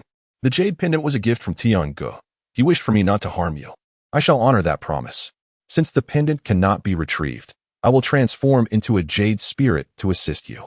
A jade spirit? After transforming into the jade spirit, a fragment of the true phoenix flame will remain within the jade pendant. I shall impart to you the method of its utilization. But you must solemnly vow to wield it solely for the preservation of life, never to harm the heavens or commit any atrocities. In this lifetime, I have endured endless suffering due to the true phoenix flame within me, and I earnestly hope you shall not tread the path of my past. A surge of ecstasy filled Huo Xingchen's heart. As long as he could survive, the means of using it mattered little. After all, the true phoenix flame is a force that defies the heavens, and he certainly did not wish to become a being like the Phoenix Princess. Very well, I promise you. The Phoenix Princess nodded, and suddenly, a fierce wind arose. Her form gradually faded, ultimately coalescing into a radiant light that swiftly penetrated Huo Xingchen's dantian, vanishing from sight. In an instant, a wave of warmth enveloped his entire being. Huo Xingchen sensed a transformation within himself, though he could not yet discern the specifics. At the very least, he was safe now. He had emerged. Huo Xingchen had emerged. How could this be? It was utterly incredible. Someone, come quickly. Huo Xingchen has emerged. Commotion erupted within the Fuxi Tower, as the students who had dared to enter grew increasingly restless. As the gates of hell swung wide open, it became apparent that matters were far from simple. Upon witnessing Huo Xingchen standing in the center of the entrance, the crowd began to spread the news with fervor. Several mentors stood upon the tower, observing the throngs of people surging around the Fuxi Tower. That old fellow Wen Ziming was fortunate. He should have seized the opportunity back then, lamented Qing Zhizhi from the martial arts pavilion. Now, he felt regret, having recognized the extraordinary potential of this youth. He should have disregarded the director's reputation, and now, it seemed, Wen Ziming had reaped the benefits. Su Lingyan chuckled. This little fellow is indeed remarkable. I fear that before long, the entire Lingyun Martial Academy, as well as other martial institutions, will become aware of his existence. Whether this is a blessing or a curse remains to be seen. She rolled her eyes and addressed another person. Aren't you going to take a look at him? No, came the reply. Su Lingyan smiled. You were quite amusing, clearly anxious yet feigning an air of aloofness. Who are you trying to impress? Sister. I'll accompany you to see him. All right? Su Lingyan waved her hand. All right, let's disperse. Everyone should attend to their own matters. Xiangshan, more straightforward, shouted. Why are you still here? Are you waiting to be whipped? The crowd departed from the pavilion, leaving only a solitary youth who lingered, fixated on the Fuxi Tower, his eyes full of suppressed intensity. After a long while, the youth finally vacated the pavilion, striding towards a deeper area. Chapter 37. I did not misbehave, how delightful. Huo Xingchen stretched lazily, reclining on the edge of his bed. Brotherchen. A knocking sounded at the door. Huo Xingchen mumbled, rising to open the door. Squinting as he asked, what is it? Xiao Jun was taken aback. Huo Xingchen's expression was dark, clearly having woken up on the wrong side of the bed. Cautiously, he said, there are people outside looking for you. Who? I don't know. They are from the Martial Cultivation Pavilion. Understood. With a resounding thud, Huo Xingchen slammed the door shut. Moments later, he emerged, brimming with vitality, and smiled. What are you standing there for? Let them in. Huh. Oh, all right. Xiao Jun was evidently startled by Huo Xingchen's sudden change, thinking to himself that his brother had transformed far too quickly. Huo Xingchen has indeed become a significant figure, prompting us to wait outside for a considerable time. A figure, like a gust of wind, swept through the courtyard, playfully patting Huo Xingchen on the shoulder before darting back inside, exclaiming, as I expected. Huo Xingchen responded with a wry smile, Miss Mu, you are still in your maiden home. Is it appropriate for you to barge into a strange man's room like this? If you remain unwed, do not blame me. The visitor was none other than Mu Xiaoxin and her sister, Shan Ruhua. Mu Xiaoxin laughed. I'm not afraid of you. So what do you have to fear? Worst case, I'll shamelessly pursue you. Is that acceptable?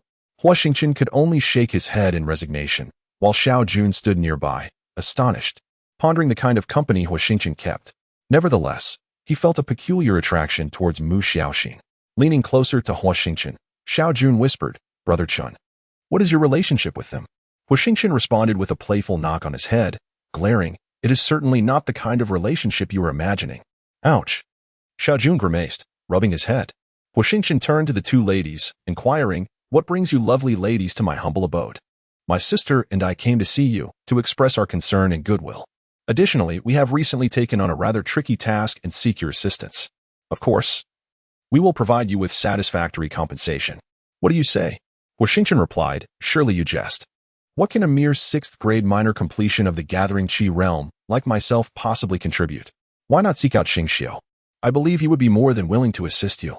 Mu Xiaoxin pouted and remarked, "We certainly will not seek out that blockhead Xingxiu. Just tell me, will you assist or not?" Huo Xingchen spread his hands and replied, "You haven't even mentioned the task, yet you expect me to agree? Moreover, what about the compensation?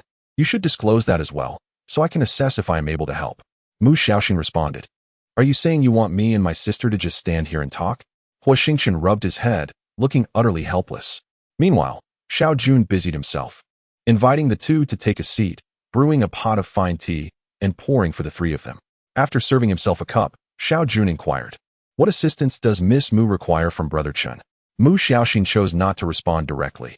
Instead, she took a sip and commented, "This tea is quite delightful." Xiao Jun replied, "Of course, just look at who brewed it." Mu Xiaoxin rolled her eyes and said, "Could you possibly say fewer words? It's truly irritating." Huo Xingchen disregarded their banter and asked Shan Ruhua, "What kind of challenging task have you taken on?" Shan Ruhua recounted the details of the mission, saying, "If you agree, we still need 2 more members. Do you have any suitable candidates?" The tasks at the Martial Academy are classified into 10 levels, with the first being the simplest and the 10th the most perilous. Shan Ruhua's mission was rated at level 7, necessitating a team of 5 to undertake it, indicating the level of difficulty involved.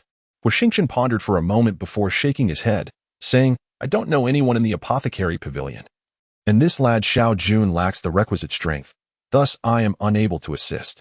Shan Ruhua suggested, "I believe your friend from the Divine Cultivation Pavilion would be a good fit, but it would be better if you approached him directly to avoid unnecessary discussions." She added, "What about Lin Ji?" Upon hearing this, Mu Xiaoxin asked, "Lin Ji? Sister, it is not my intention to speak ill of her, but she is far more difficult to deal with than Song Ming, and it seems she stands in alliance with him, offering us no advantage."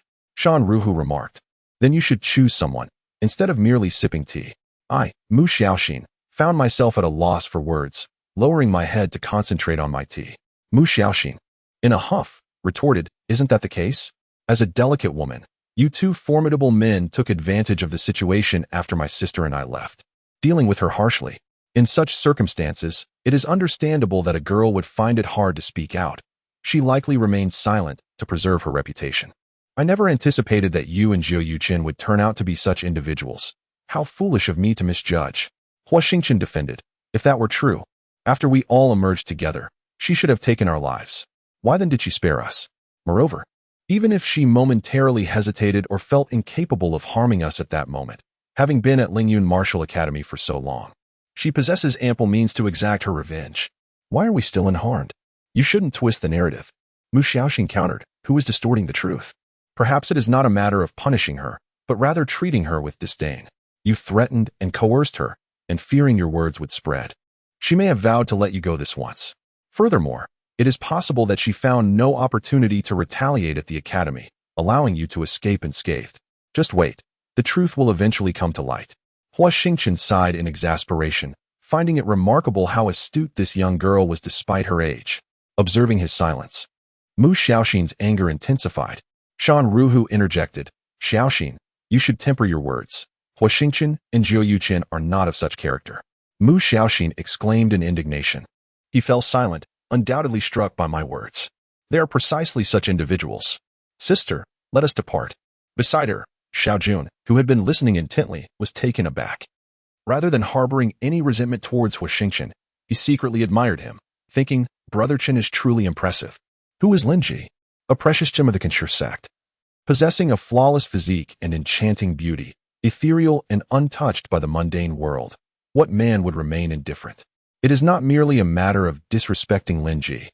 Xiao Jun would willingly sacrifice a decade of his life for the mere touch of her delicate hand. Huo Xingchen, feeling deflated, retorted with frustration, "Then tell me, what would convince you?"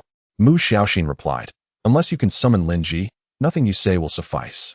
Huo Xingchen, in exasperation, challenged, "What if I do manage to bring her here?" After a moment of contemplation, Mu Xiaoxin responded earnestly, "Then I shall permit you a kiss." Xiao Jun, caught off guard, spat out his tea, staring at Mu Xiaoxin in disbelief. Huo Xingchen, taken aback, waved his hand dismissively. "No, what if you become attached to me? Let us choose something else." Mu Xiaoxin huffed, "Kiss or not, that is the wager." Huo Xingchen wore a look of despair, while Mu Xiaoxin, seemingly endearing, displayed an uncharacteristically bold demeanor. Turning to Shan Ruhua, he inquired helplessly, "Is she truly your sister?"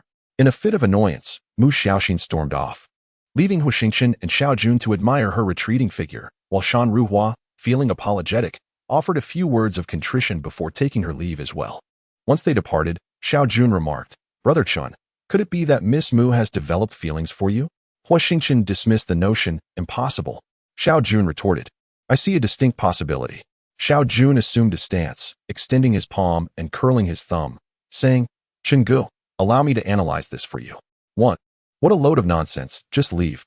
"Hey, Chenggu, don't resort to violence. I'm leaving. As Xiao Jun made his escape towards the door, he turned back and remarked, "Mu Xiaoxin must surely be harboring a secret crush on you." "Chenggu, I cannot be mistaken. Leave." Xiao Jun laughed heartily as he departed. Once he was gone, his smile faded, and he let out a sigh as he headed towards the medicinal garden. Chapter 38. Cramping and bone stripping. Having promised the two sisters, Huo Xingchen recognized the necessity to consolidate and elevate his stagnant cultivation. There was no need to practice the third form of the burning dragon technique for the time being, had he not absorbed the starlight while submerged in the Tianjing River. The terrifying existence of the second form would have reduced him to ashes long ago. He needed to find a more suitable environment to cultivate the third form of the burning dragon technique. The true phoenix fire was also an extraordinary force, and for now, it was best left unconsidered. Ling Tianju, yes, that is the one. The Ling Tianju comprises 3 volumes, with the first volume focusing on solidification, also known as body molding. The entire process of body molding is excruciatingly painful, as it requires not only the removal of impurities from the bones and tendons, but also their shattering and reassembly to achieve genuine purification of the body. Having undergone this experience once, Huo Xingchen did not hesitate. He activated the restrictions within the room, seated himself in a large basin of water, bit down on a thick cloth, and entered a meditative state. Turning his consciousness inward, he examined the entire skeletal framework, only to discover an unimaginable amount of dark sediment, almost completely enveloping the structure. He was utterly bewildered as to how the original owner of this body had managed to exist in this world. The tenebrous impurities were at least several times greater than those found in ordinary martial artists. No wonder each time I executed the blazing dragon art, my body would involuntarily transform. Crescent Moon nearly slipped from my grasp, and my steps became somewhat frivolous. Reciting the sky-piercing Heart Sutra, Huo Xingchen resolved to begin with his lower body. Ceaselessly circulating the sutra, he manipulated the starlight to envelop his feet. A warm current ensued, followed by a scalding sensation, hence the necessity of immersion in water. The heat steadily intensified as the starlight relentlessly ravaged the bones of his feet, corroding the impurities encrusted upon the skeletal frame. Wisps of bubbles emerged on the water's surface, the effluvium seeping from the pores of his feet. The gas transitioned from lucidity to obscurity, instantaneously tinting the entire basin of water ebony. Crack! As the impurities were expunged, the bones of his feet abruptly shattered, a piercing agony assailing his entire being. Fortunately, Huo Xingchen had a thick cloth clenched between his teeth, lest a cry would disrupt his chi flow, exacerbating the torment to his consciousness. Though barely audible, the faint sounds of bones rearranging could be discerned, as the skeletal structure was being reconstituted. "Huo Xingchen, you scoundrel!" To an eavesdropper, this exclamation would seem perplexing, but Huo Xingchen was indeed castigating himself, or rather, the former occupant of this body, for his lack of appreciation. The feet, merely a fraction of the entire lower body, had already induced such torment. When his legs and pelvis were purified, Huo Xingchen wondered if he would succumb to unconsciousness. Moreover, The paramount concern was not succumbing to unconsciousness, but rather the potential loss of control upon the shattering of his entire pelvis, rendering him unable to sit upright and risking death by drowning in the water. Come what may, Huo Xingchen gripped the edges of the wooden basin with a death grip, and once his feet had been reconstituted, he initiated the purification of his legs and pelvic girdle. Ah! A cry of inner torment resounds, as if bones were being shattered and nerves stripped bare, consciousness swaying precariously. Huo Xingchen, unable to continue biting the thick cloth, finally expels it from his mouth. His lips tremble, his eyes glazed, his entire head drenched in sweat, hair cascading over his shoulders like a freshly washed curtain, obscuring his visage. Impurities are gradually purged, followed by the reformation of his skeletal structure. The entire ordeal resembles a plunge into an abyss, engulfed by flames and pierced by daggers. I vow that if granted the chance of rebirth, I shall never, ever, practice this tome, this scroll. After an interminable wait, his feet and pelvis have been restructured, the dark impurities in the basin coalescing into clumps, akin to thick mud. Now, Huo Xingchen can sit upright within the basin. At the current pace, it will only take a few more moments before he begins to reshape his upper body, a critical juncture indeed. He scatters a pre-prepared powder around his upper torso, derived from a common herb renowned for its clarifying properties. As the powder disperses, his consciousness sharpens, and he plunges his hands into the mire. At that moment, the skeletal framework of his upper body begins its purification. This time, Huo Xingchen can no longer contain himself, unleashing a howl towards the heavens to alleviate his agony.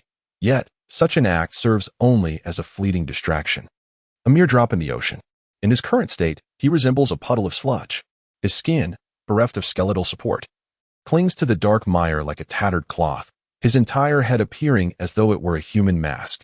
The upper body represents the entirety of a warrior's essence, the very breath of life itself. Though the consciousness had not perished, the individual felt an overwhelming dread at the sight of his own body. Fortunately, he was Huo Xingchen, and he had lived 2 lives. Otherwise, the agony would have been preferable to death. Due to the significance of the upper body and head, the process of reconstruction was exceedingly protracted. As he sensed the skeletal structure finally beginning to reform, Huo Xingchen exhaled a sigh of relief. Gazing inwardly, he observed that the reassembled skeleton was remarkably flawless, aligning perfectly with his expectations. Once the reconstruction was complete and his entire being returned to normal, Huo Xingchen struggled to extricate his hands from the mire, gripping the edge of the wooden basin and pulling himself out with great effort. How revolting! He gazed at his body, covered in clumps of black sludge, and hastily began to scoop the muck out of the basin, a nauseating stench assaulting his senses. How foul! He quickly washed the basin and his body with clean water, scrubbing persistently for over 10 rounds, drying himself off before applying fragrant powder.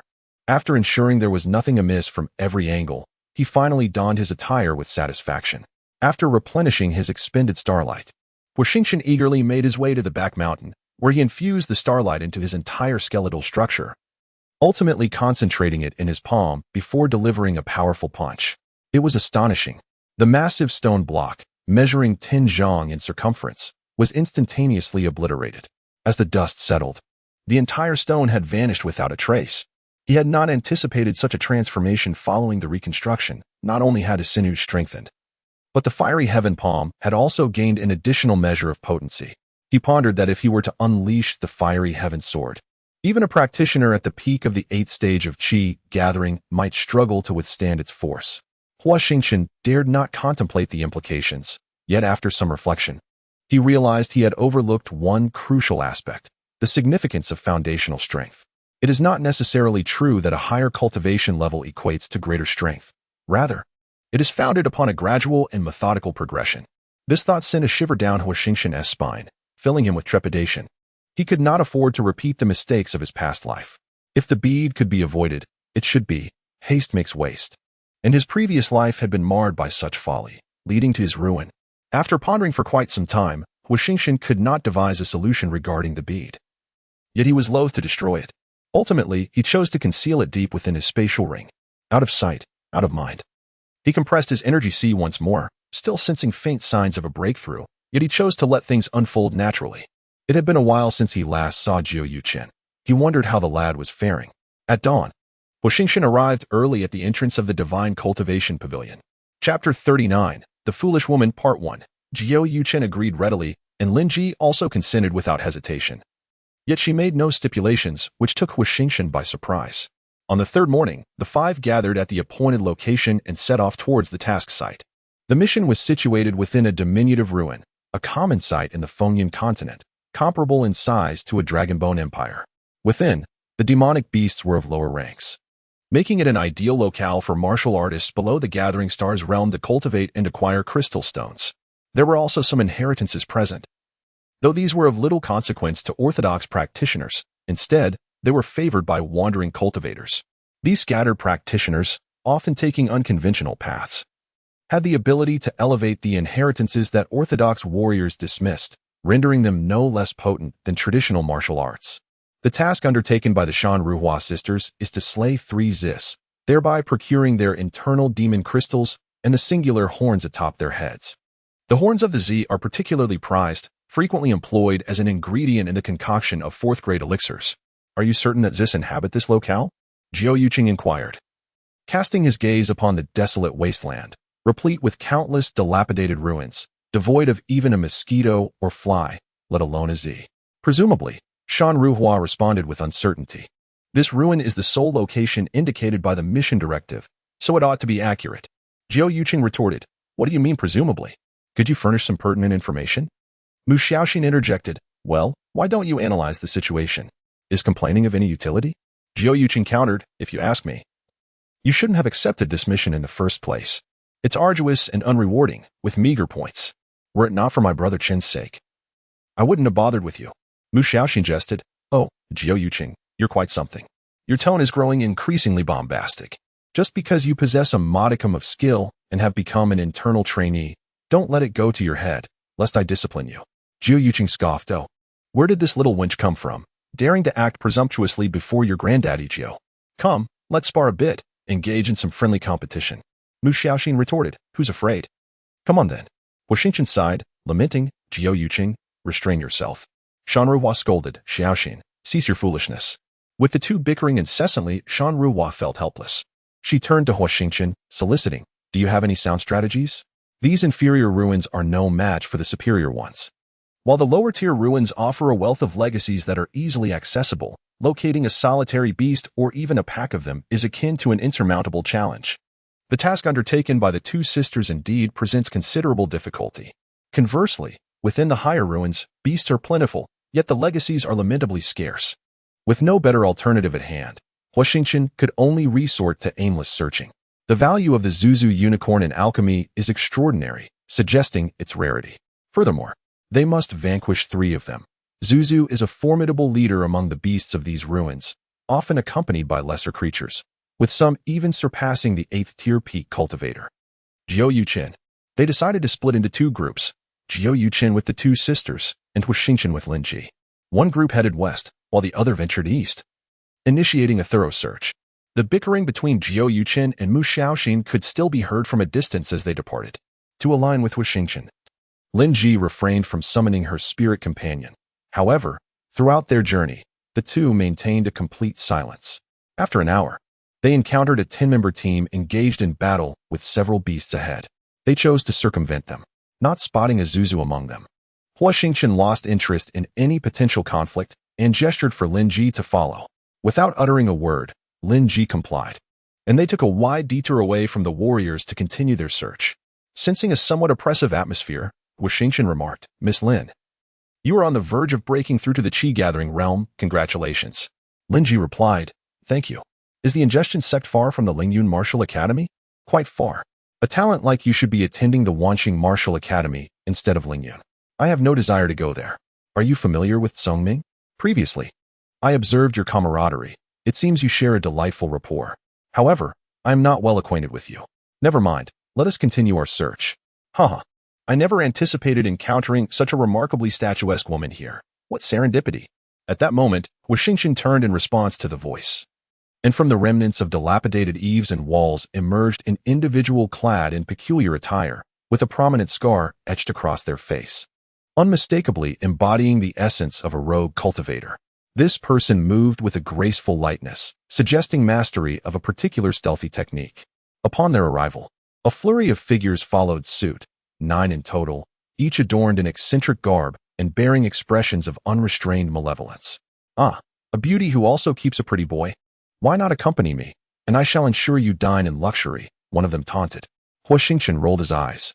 This individual was merely at the 8th tier of Qi gathering, a moderate presence among rogue cultivators. The followers behind him possessed varying levels of cultivation. While a few had reached the 6th tier of Qi gathering, they paled in comparison to Lin Ji, a martial artist of her caliber. It was perplexing why they displayed such audacity. They were likely to encounter a formidable challenge. Why the silence, fair maiden? Have you been rendered speechless by the sight of a man as handsome as I? Haha. Huo Xingchen nearly choked on his own blood. What unfounded arrogance! Indeed, indeed. Our elder brother is dashing and charming. Fair maiden, why not yield to him? They laughed, oblivious to the impending peril. Lin Ji, fueled by indignation, summoned her starry brilliance. Wielding a long whip that materialized in her grasp, she advanced with purpose, the whip conjuring countless phantoms as it slashed toward the throng, enveloping them in a powerful wave of energy, demonstrating her utter disregard for their presence. 1 against 10.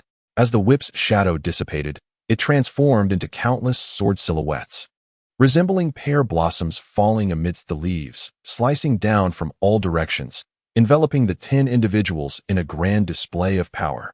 War Demon Tian. The figure grunted, feeling slighted that the enchanting beauty disregarded him. He strode forward with purpose, his body suddenly swelling, billowing black smoke swirling around him, entwining the sword shadows in an instant. With a mighty swing of his sword, he cleaved the void, shattering the sword's silhouettes in the wake of the dark mist. Little beauty, refusing to drink the toast, and instead choosing the penalty wine. What of being at the pinnacle of the 9th rank in the gathering Qi realm? War Demon is unbridled. Flash. Suddenly, he conjured a mass of black smoke, which coalesced into a roaring tiger-shaped beast in the air. With a powerful strike of its forepaw, it obliterated all of Lin Ji's sword shadows and charged towards her at an astonishing speed, its gaping maw revealing menacing, jagged teeth, poised to bite down. Clear and silent. Slash! Lin Ji exclaimed, her voice sharp as she brought down her long whip once more, the sword shadows multiplying, cloaked in numerous invisible entities that surged forth as protectors. As they approached the assailants, they erupted suddenly, curling tendrils of azure smoke binding the attackers. The figure, witnessing Lin Ji's victory over the giant tiger and the sudden emergence of azure smoke, felt a sense of familiarity. The Devouring Sect? Who are you from the Devouring Sect? Why are you still hesitating? Act swiftly. The remaining 9, already poised to strike, heard the command and elevated their cultivation to the utmost limit, unleashing their various ultimate techniques. In an instant, the air fractured, and all their attacks converged upon Lin Ji. Seeing her being suppressed, the figure's confidence surged. What of the Devouring Sect? Meet your demise. Ha. He laughed boisterously, unleashing all his power in conjunction with the remaining 9 to withstand Lin Ji's onslaught. Chapter 40. The Foolish Woman. Part 2. Amidst the swirling fallen leaves, the clear sound of a sword resonated. Lin Ji once again scolded with grace. This time without the illusion of sword shadows. The whip shadows had materialized, cascading down upon the crowd like autumn leaves. In an instant, 4 individuals were vanquished, erupting into clouds of crimson mist that dissipated into the air. This is bad. This woman is formidable. We must flee. One man, witnessing the dire situation and Lin Ji's effortless dispatching of 4 foes, turned to flee, disregarding the 5 still struggling behind him.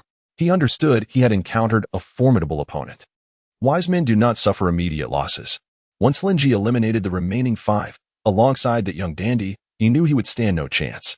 As expected, all 5 were swiftly slain. Lin Ji summoned her spirit companion, the clear bird, and pursued him. As I anticipated, this man must have trained in a certain technique. Huo Xingchen, observing the scene, followed suit.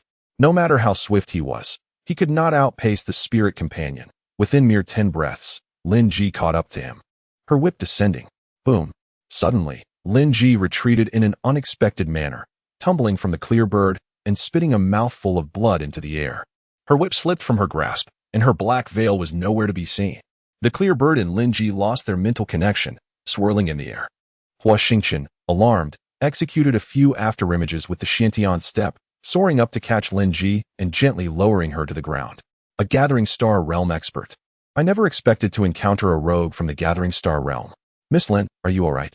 It's nothing, just a slight injury. I never anticipated a Gathering Star Realm expert would appear here.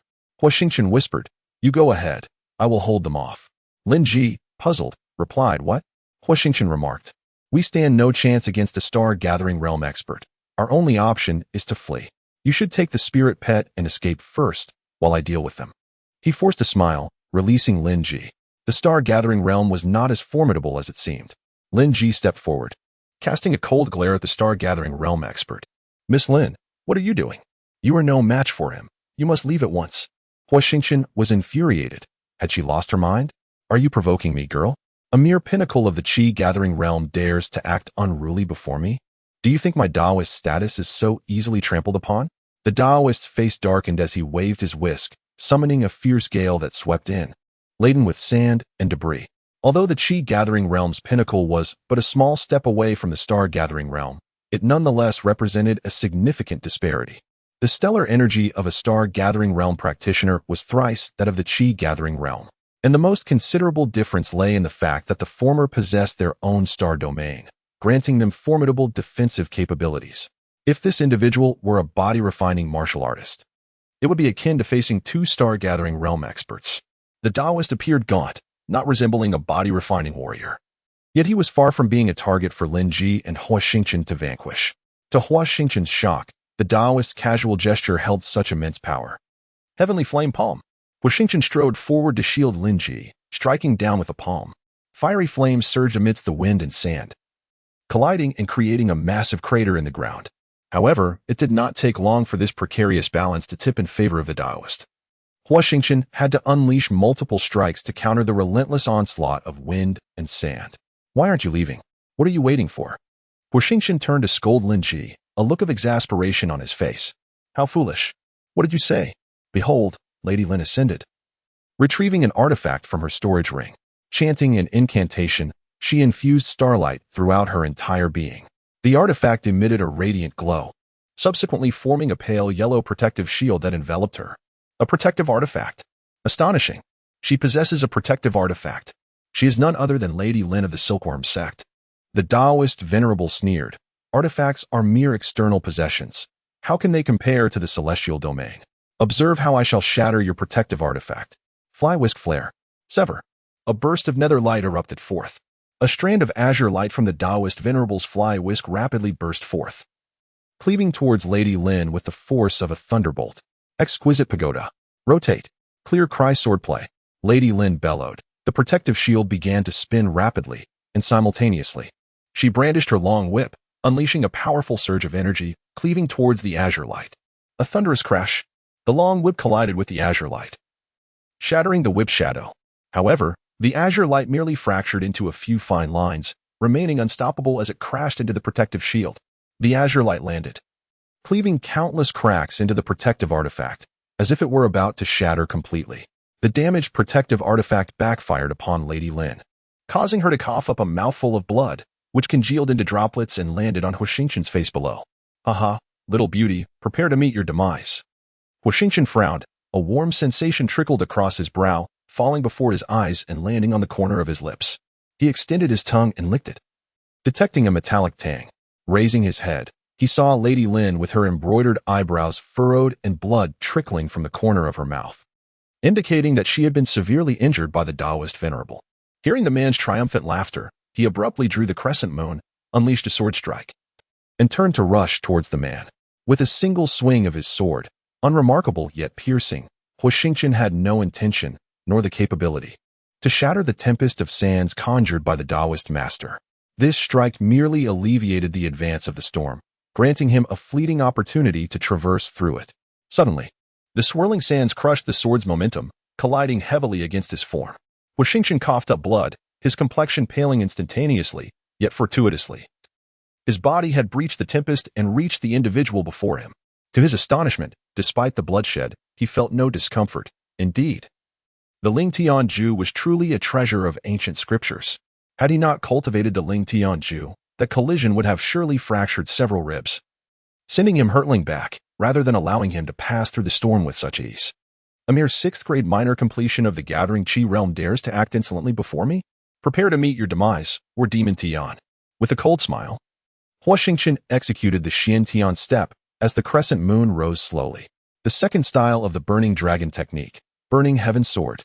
The individual was struck with terror, exclaiming, Impossible.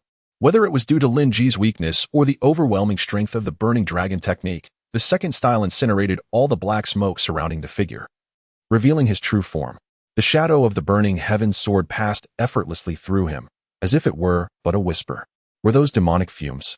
Had he cultivated the techniques of the demon clan? Huo Xingchen was wagering, for the records of the burning heaven technique included a passage, burning heaven, burning earth, and burning demons. It seemed his wager had paid off. Impossible? Humph. Before me, Huo Xingchen, nothing is impossible.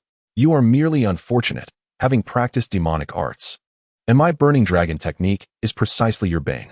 Rest assured, your demise awaits. Big brother, save me. Upon hearing the desperate cries for help, the venerable Taoist wished to intervene, yet it was already too late. He found himself ensnared by Lin Ji and was no match for Huo Xingchen's swiftness. After sustaining grave injuries, the man was swiftly dispatched. With a deft movement, Huo Xingchen pierced his heart with the sword.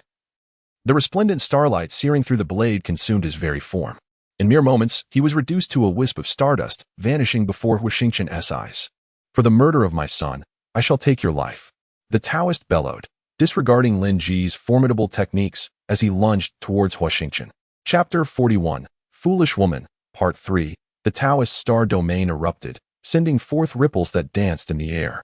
In the blink of an eye, he materialized before Huo Xingchen, delivering a powerful palm strike. The impact reverberated like a torrent of water, expanding exponentially mere feet from Huo Xingchen, the shimmering waves coalescing into a radiant full moon that collided with him, causing ripples to surge outward in all directions. Ling Tianju, solidify. The overwhelming starlight enveloped Huo Xingchen, yet the sheer force of the Taoist strike proved insurmountable. Despite his mastery of Ling Tianju, he found himself unable to withstand the onslaught of a star-gathering realm expert. Blood surged within him as he attempted to quell this overwhelming force. But it crashed upon him like leaves returning to their roots, slamming him into the ground and creating a vast crater. Dust billowed forth, mingling with remnants of stardust that cloaked the pit, while tendrils of blood energy swirled ominously around his form.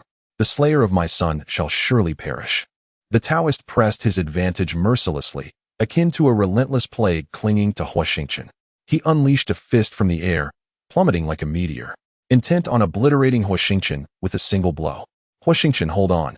With a resounding cry, Lin Ji swiftly extracted several magical artifacts, launching them all at the Taoist master in a single, powerful strike. The long whip entwined and surged towards the Taoist master, intent on ensnaring him.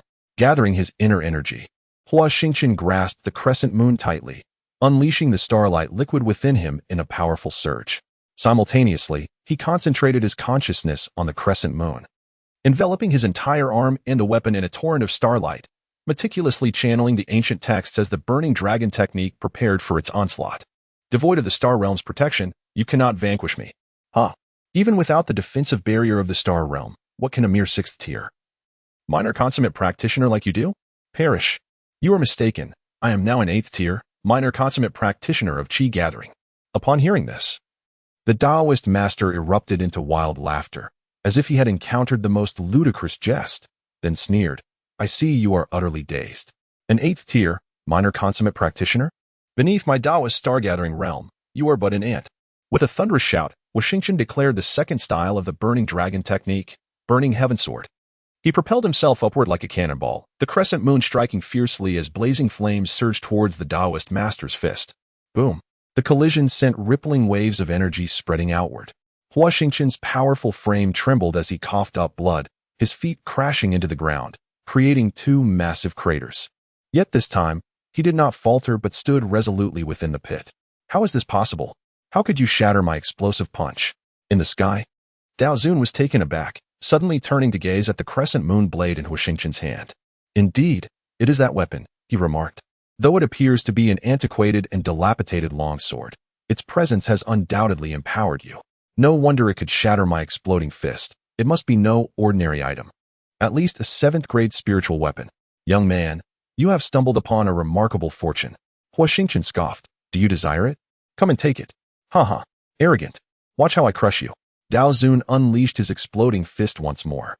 Unlike before, this time the force was significantly more potent, infused with a denser starlight. Unpredictable and ethereal, as dozens of enormous fists, each several dozen feet in size, surged forth. As the momentum of the fists reached its zenith, they suddenly transformed into ferocious tigers, roaring through the air, with black smoke swirling around, enveloping Huo Xingchen within 100-foot radius. Humph! Huo Xingchen concentrated the starlight into the Crescent Moon blade and executed 10 successive strikes of the burning heaven sword. The swords clashed, gradually incinerating the black smoke, and the force of the fists diminished. Burning heaven palm. Huo Xingchen unleashed several palms directed at Dao Zun's exploding fist. You ignorant child. Dao Zun recited incantations, and soon, his entire being radiated with brilliance. The light vanished, replaced by a rolling black mist.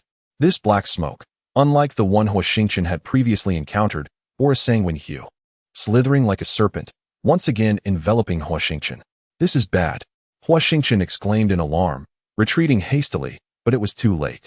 The blood-colored smoke gradually extinguished the flames, spreading outward to engulf Huo Xingchen, lifting him into the air, just as Dao Zun's fist came crashing down. Fool! As Lin Ji launched her attack on the Daoist sovereign star domain, she also kept a watchful eye on the battle between Huo Xingchen and the Daoist sovereign.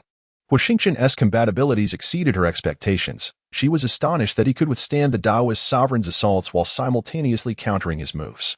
His quick reflexes and adaptability left her in awe, yet he chose not to flee, but instead continued to confront the Daoist sovereign. In her eyes, he appeared foolish, yet there was an endearing quality to his folly. Did he slay that man just to save me? Lin Ji pondered, her heart sinking. Why did she hold such an opinion of Huo Xingchen? Why did she think this way? To her, men of equal standing were generally inept. At the moment of crisis, the Daoist sovereign's powerful fist enveloped Huo Xingchen, leaving him nearly defenseless. Lin Ji concentrated all her skills and artifacts into a single, potent strike, barely managing to create a fissure in the star domain. She mounted her Qing Niao and appeared before Huo Xingchen. What are you doing here? How can there be such a foolish woman like you? Huo Xingchen lamented, tears welling in his eyes. He had killed that man to provide Lin Ji with a chance to escape, having overheard the conversation between the Daoist sovereign and that man. He suspected their relationship was far from ordinary. By eliminating that individual, he believed the Daoist sovereign would redirect his fury towards him, granting Lin Ji the opportunity to survive. He had gambled correctly, but this woman was utterly thick-headed. How could she not perceive his intentions? Be quiet, Lin Ji commanded, focusing her mind to the utmost, as she lashed her long whip towards the Daoist sovereign. Do you wish to be soulmates in death? Very well, I shall fulfill your wish. In an instant, the Daoist sovereign unleashed a cataclysmic explosion of starlight from within, the crimson-black smoke thickening. He unleashed 3 consecutive punches. It's over. This time, no one can escape. As Huo Xingchen silently cursed Lin Ji, he enveloped his entire body with the remaining starlight and took a bold step forward to shield her from the impending assault. Bang! Bang! Bang! Huo Xingchen was initially struck with tremendous force, sent flying backward, although he had absorbed a considerable portion of the onslaught for Lin Ji. How could the attack of a first-grade expert in the star-gathering realm simply diminish? Lin Ji was also grievously injured and propelled away, along with her spiritual companion, the clear bird, who was struck by a powerful blow and landed beside her. You dare? My father will surely not let you off. Huo Xingchen muttered as he lay on the ground, rolling his eyes. Despite appearing cold and intelligent, he found her naivety astonishing in such dire circumstances. Huo Xingchen remarked, Do you truly believe you can kill us? How laughable. The Daoist master paused momentarily, then burst into laughter, declaring, Very well, I shall kill you first. With that, he raised his fist, charged with intent. Wait, the Daoist master sneered, Are you afraid? Huo Xingchen replied nonchalantly, Afraid? Every life must meet its end. Fear does not resolve anything. I merely worry that if your fist dares to descend, you will meet a most tragic fate. The Daoist master laughed heartily and struck again. Huo Xingchen coughed up blood, his breath becoming erratic, yet his gaze remained fixed on the Daoist master. Another punch. Several of Huo Xingchen's ribs shattered, blood weakly gushed forth, staining a large swath of his garments. A third punch. Huo Xingchen's eyes grew hazy and unfocused, his breath nearly extinguished, the faint rise and fall of his chest being the only testament to his lingering existence, though death was imminent. I have thrown 3 punches, yet I remain alive. You, however, seem on the brink of death. If you can withstand my 4th punch and survive, I shall let you go. Wishing for his survival is entirely within reach. Simply remove his garments, piece by piece, but take your time.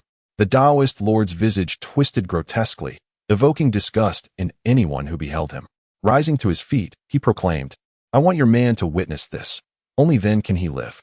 Huo Xingchen's chest heaved, his lips trembled, and his right hand reached out feebly into the void. Yet it fell powerless. Undress. The Taoist lord raised his fist, poised to strike. Lin Ji remained impassive, casting a glance at Huo Xingchen, her hands resting on her waist. "This is how it should be. Stand up, undress slowly, do not rush. We have all the time in the world." Chapter 42. You look beautiful when you smile. Ah, such beauty. Every gesture akin to a courtesan-esque graceful dance, her arms gently quivering, the ceremonial robe gliding through the air. Delightful. The fragrance enveloped him as the Taoist lord became entranced, catching the robe and bringing it close, intoxicated by Lin Ji's alluring scent. So fragrant. His eyes widened in sudden realization as Lin Ji approached with a captivating dance, her hands resting on her fitted waistband. The Taoist lord felt an unsettling sensation coursing through his body. The starry brilliance within him surged uncontrollably, defying his every attempt to subdue it. "Do you dare to deceive me?" He kicked towards Lin Ji's abdomen, but this strike did not harness the starry energy. Her already grave injuries rendered her incapable of withstanding it any longer. She was propelled backward, her insides displaced, collapsing into a pool of blood, unconscious. Even in death. "I shall not spare you." In an instant, he ignited in flames, his corporeal form crackling as it succumbed to the inferno. The Taoist master, striving to extinguish the flames, found himself unable to quell the raging fire despite his earnest efforts. He rolled on the ground, desperately slapping at the flames consuming him. Yet even plunging into a puddle proved futile against the inferno. "Who dares to scheme against me? I shall hunt you down," he bellowed, rising like a figure of fire, his arms flailing as he sought his assailant. "I refuse to accept this." Suddenly, a shadow materialized before him, and with a swift stroke of a sword, the Taoist master was cleaved in two, crashing to the ground. Moments later, the flames devoured him entirely, leaving naught but a plume of black smoke to vanish into the ether. The shadow was none other than Huo Xingchen. Having vanquished the Taoist master, Huo Xingchen felt his strength wane, and he collapsed, coughing up copious amounts of blood. With great difficulty, he retrieved a healing elixir from his storage ring and swallowed it. An hour passed before he regained his composure, limping towards Lin Ji. He removed his ceremonial robes and draped them over her. But this simple act drained the last vestiges of his strength. After administering the healing potion to Lin Ji, he succumbed to excruciating pain and fell against her, his eyes closing as his breath ceased. In the dense forest, the cries of birds and beasts echoed from the towering ancient trees, while venomous snakes coiled upon the branches, fixated on a humble thatched cottage below, flicking their tongues. The cottage was encircled by a white powder, preventing some of the snakes from entering. As they sought the life force within, eager to consume its owner and relish in a feast. Undeterred, they twisted up the trunks, their tongues flicking as they gazed intently at the cottage.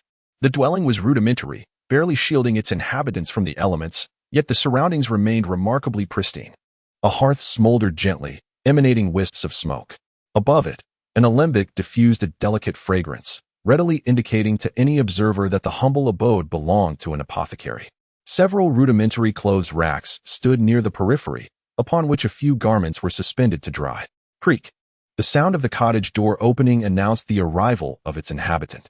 Her first action was to inspect the alembic, lifting its lid to inhale its contents before casting a contemplative glance inside, then resealing it. With a flick of her fingers, she augmented the flame beneath, before proceeding to gather the laundry. Gazing skyward, her countenance remained impassive, save for a subtle upturn of her lips, as if silently inveighing against the inclement weather threatening to descend. "Stay still." "Why?" "I'm assisting you with your attire. I can manage on my own, truly." "Silence." "Understood."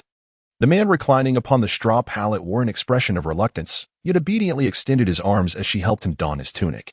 However, as she moved to assist him with his trousers, he protested, "Attempt to do that again, and see what happens." Seemingly intimidated by the girl, he raised his posterior feet hovering above the mat, and allowed her to clothe him.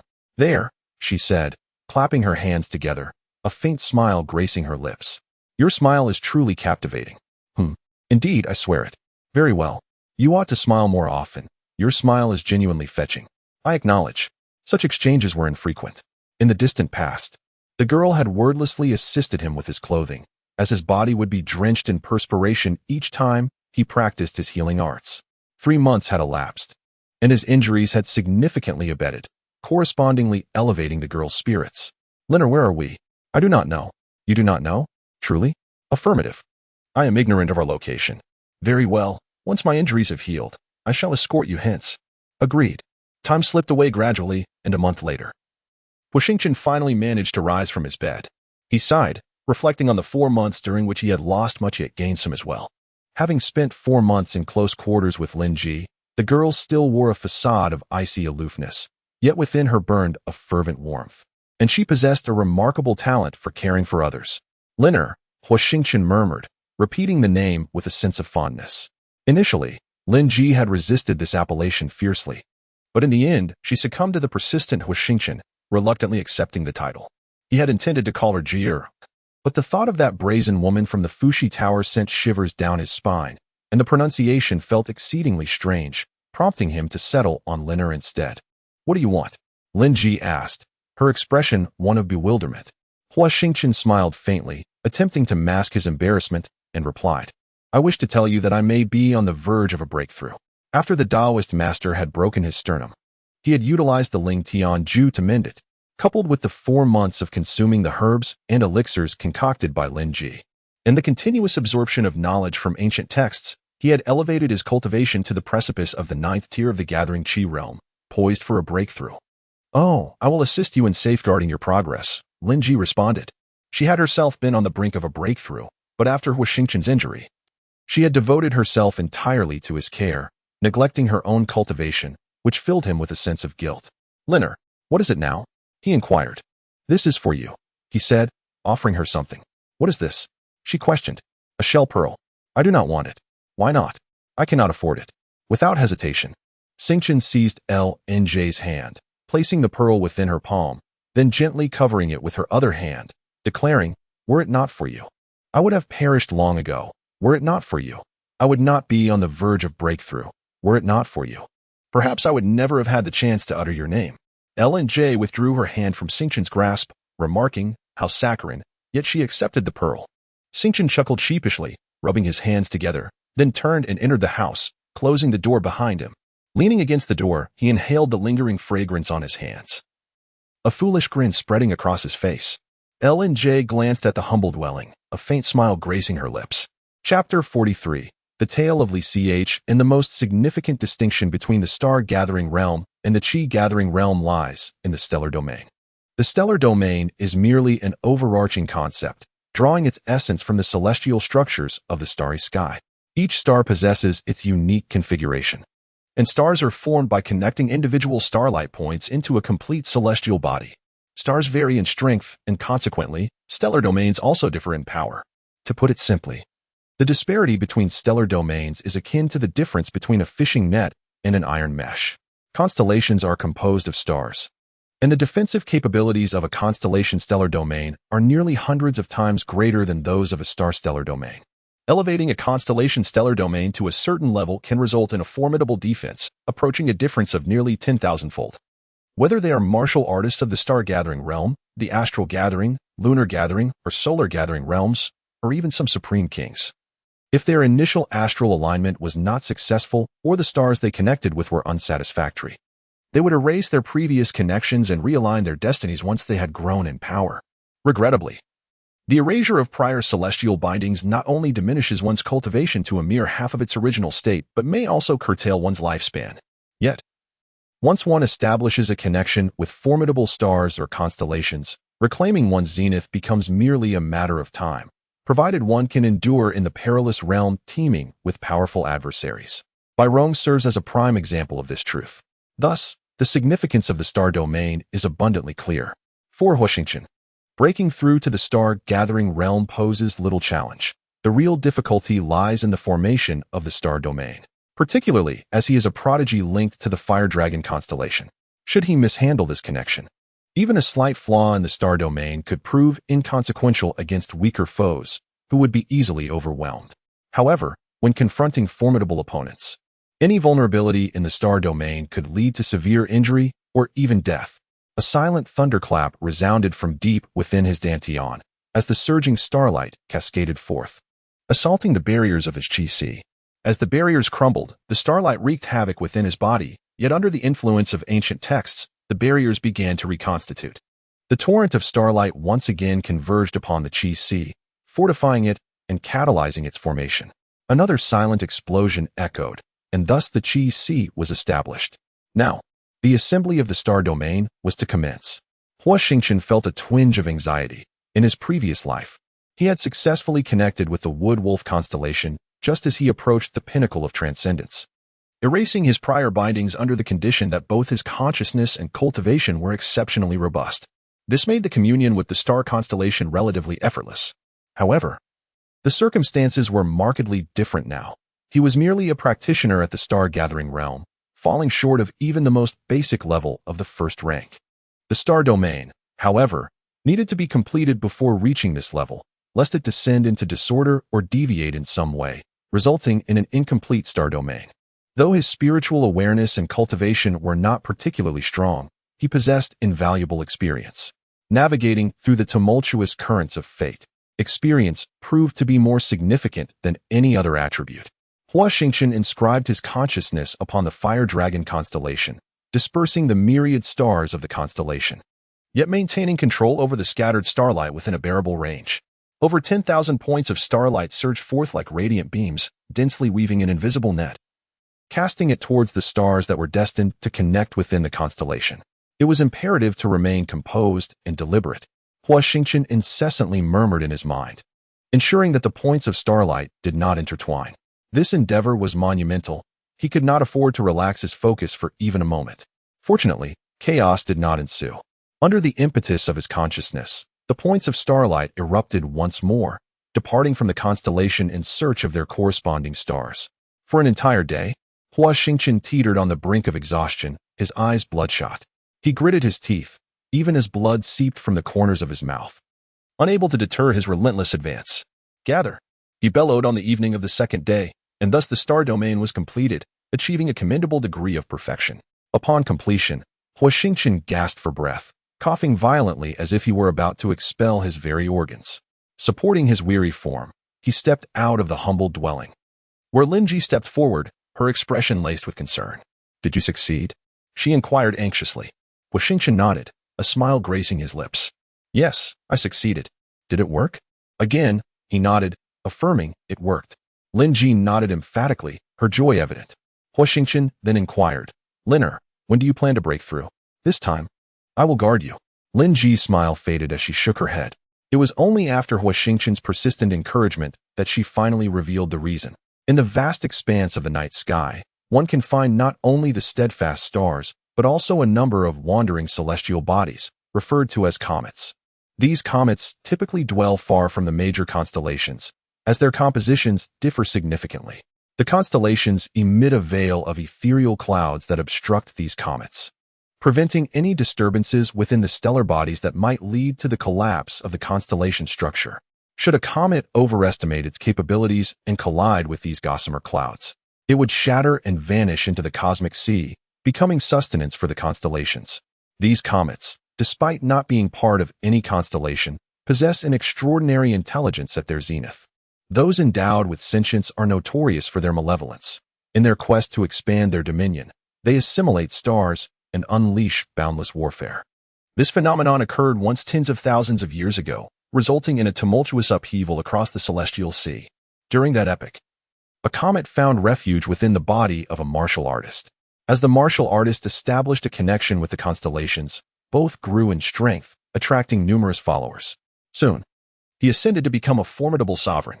The comet's true nature emerged, overtaking the martial artist and forcibly erasing the stars within him to become a parasite. It then proceeded to assimilate his followers, expanding its influence and stirring chaos throughout the cosmos. Subsequently, a cataclysm ensued after tens of thousands of years. 7 peaked divine martial artists led a multitude of warriors against the forces of the comet in a cataclysmic battle that shook the very foundations of the world, causing mountains to crumble and celestial bodies to fall. The comet's power was so overwhelming that one by one, the 7 divine martial artists fell before it, ultimately managing to vanquish the comet only after great sacrifice. Although tranquility returned to the celestial sea, it bore the scars of that monumental conflict, a haunting reminder that lingered in the hearts of its inhabitants, more terrifying than the flames of the true phoenix. The comet is also known by a more obscure name, the Broom Star.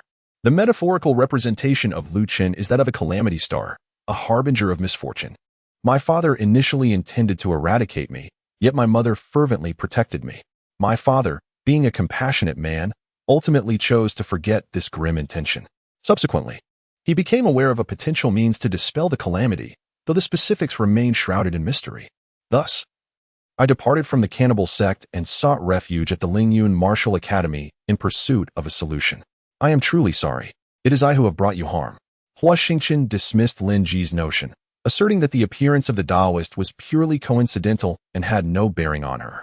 The disaster of Luqian is precisely the reason Lin Ji refrains from advancing her cultivation. In truth, she had already attained a 9th grade minor completion in the Gathering Qi stage by the age of 10, a prodigy among prodigies. She has continually suppressed her abilities. And after 5 years of stagnation, she found herself compelled to elevate her cultivation to great perfection. I wonder how many more 5-year spans I shall endure in this world. Lin Ji buried her head in her knees, her gaze vacant as she stared into the distance. Huo Xingchen remained silent for an extended period. He was not adept at offering comfort, yet he pinpointed the crux of the matter, stating, "Are you suggesting that the Lingyun Martial Academy possesses a means to counteract this Luqian?" Lin Ji replied, "Perhaps. I have heard whispers of an 11th level at the Apothecary Pavilion, a level that even its ancestor, Giguzi, hesitates to mention. I believe that the terrifying existence within the 11th level may hold the key to dispelling this Luqian." Huo Xingchen questioned, "Then why do you not seek the Apothecary Pavilion, but instead choose the Martial Cultivation Pavilion?" Lin Ji's face flushed, and after a long pause, she replied, "I simply do not wish to go." "What?" Huo Xingchen remarked, "Though the cannibal sect resides in the western region, its alchemical prowess is unparalleled. Surely you have not abandoned the practice of this discipline?" Lin Ji raised her head, indignantly retorting, "And if I have, do you wish to mock me?" Huo Xingchen hastily shook his head, clarifying that he did not mean it in that way, and then remarked, "How can you see something from the 11th floor while you are in the Martial Cultivation Pavilion?" Chapter 44. The King of Vipers Marry Him. Lin Ji uttered a statement that left Huo Xingchen utterly astounded, even inciting a flicker of anger within him. Huo Xingchen could not comprehend the source of his irritation. Perhaps he truly ought to be angry. With a hint of reluctance, he replied, "What if it cannot be resolved? Then kill him." Huo Xingchen was once again taken aback, at a loss for how to continue the conversation. Lin Ji laughed. "Are you afraid?" Huo Xingchen chose not to respond, instead plunging into contemplation. It was not fear that gripped him, but rather a reflection on the cataclysmic power of Luqian. Who could challenge 7 formidable beings at the pinnacle of divine strength? A truly terrifying prospect. The reason for Luqian's might lay in the strength of the parasitic warrior, which allowed Luqian to gradually manifest. Had the warrior remained weak, Luqian might have remained concealed indefinitely, or perhaps sought another host. The fact that Luqian chose Lin Ji at the time of its binding was a testament to her potential to bestow significant power upon it as her lifespan waned. This indicated that regardless of whether she suppressed it or not, Luqian would reside within her, ultimately growing stronger and threatening to consume Lin Ji.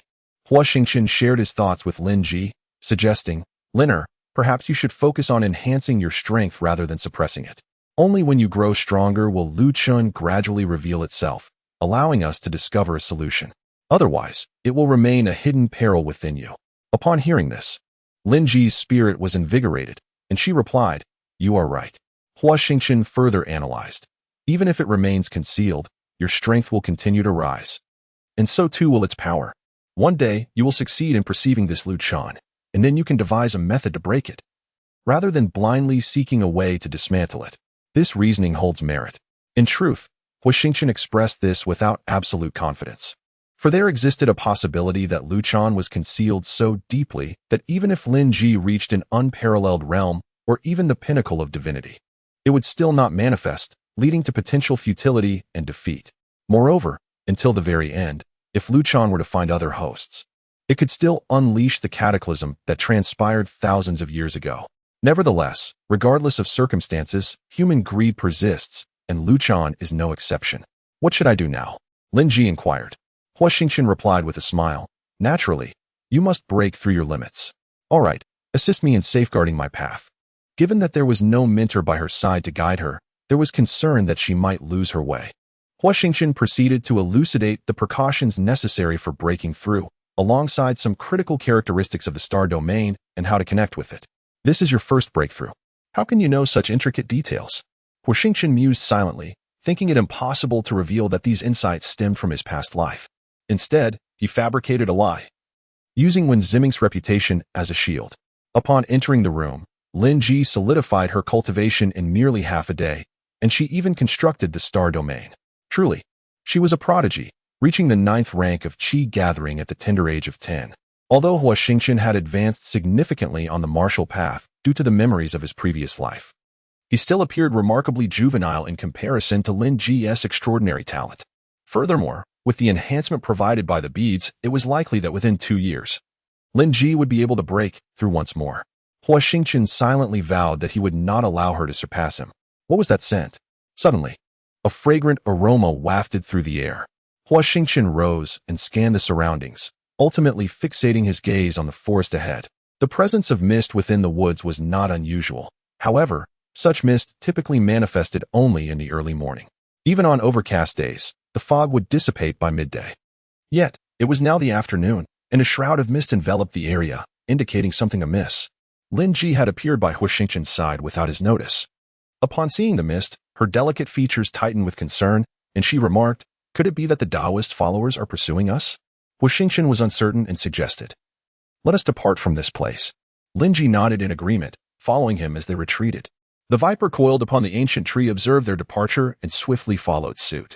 As Huo Xingchen cautiously navigated through the thicket, attuned to his surroundings, he noticed the vipers trailing behind them at a leisurely pace. He inquired, "Liner, when did these vipers appear?" Lin Ji replied, "A month ago." Huo Xingchen acknowledged her response and indicated that she should remain within 10 paces of him, even in the event of unforeseen circumstances. "Do you suspect a connection between these vipers and the mist?" he asked. Huo Xingchen replied, "I cannot be certain.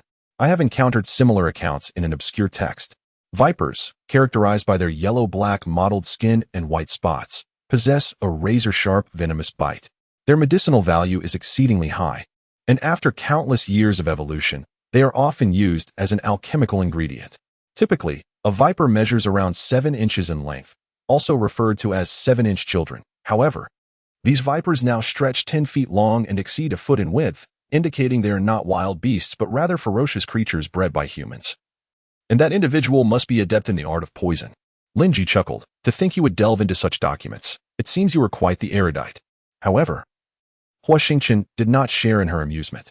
After a moment of hesitation, he replied, "I am devoid of meridians. In my quest for a cultivation method, I often peruse various peculiar texts. In truth, it was due to Huo Xingchen's previous life, where he sought to mitigate the drawbacks of rapid cultivation, that he began to gather these scrolls, hoping to rectify his own shortcomings." Lin Ji appeared somewhat taken aback. "Have you found a solution?" No sooner had she spoken than she awkwardly smiled, realizing the implications of her question. Who was she addressing if no solution existed? Huo Xingchen offered a slight smile and nodded, saying, "That is why I suggested you shatter the mirror. After all, your physical deficiencies resonate with my own. I believe that solutions are conceived by individuals, not entrusted to others, for destiny must be firmly grasped in one's own hands." "Thank you," Lin Ji expressed with genuine sincerity, her gratitude heartfelt. Huo Xingchen paused briefly before responding, "What is there to thank? The one who ought to be grateful is me." Suddenly, he interjected, "Hurry." The viper's eyes have turned red. The red-eyed vipers indicated their readiness to attack. Some of these sentient serpents could not only spew corrosive toxins but also wield magical powers to inflict harm. These two forms of vipers rivaled the peak of the Qi-gathering realm, although they would likely prove no match for Huo Xingchen and Lin Ji.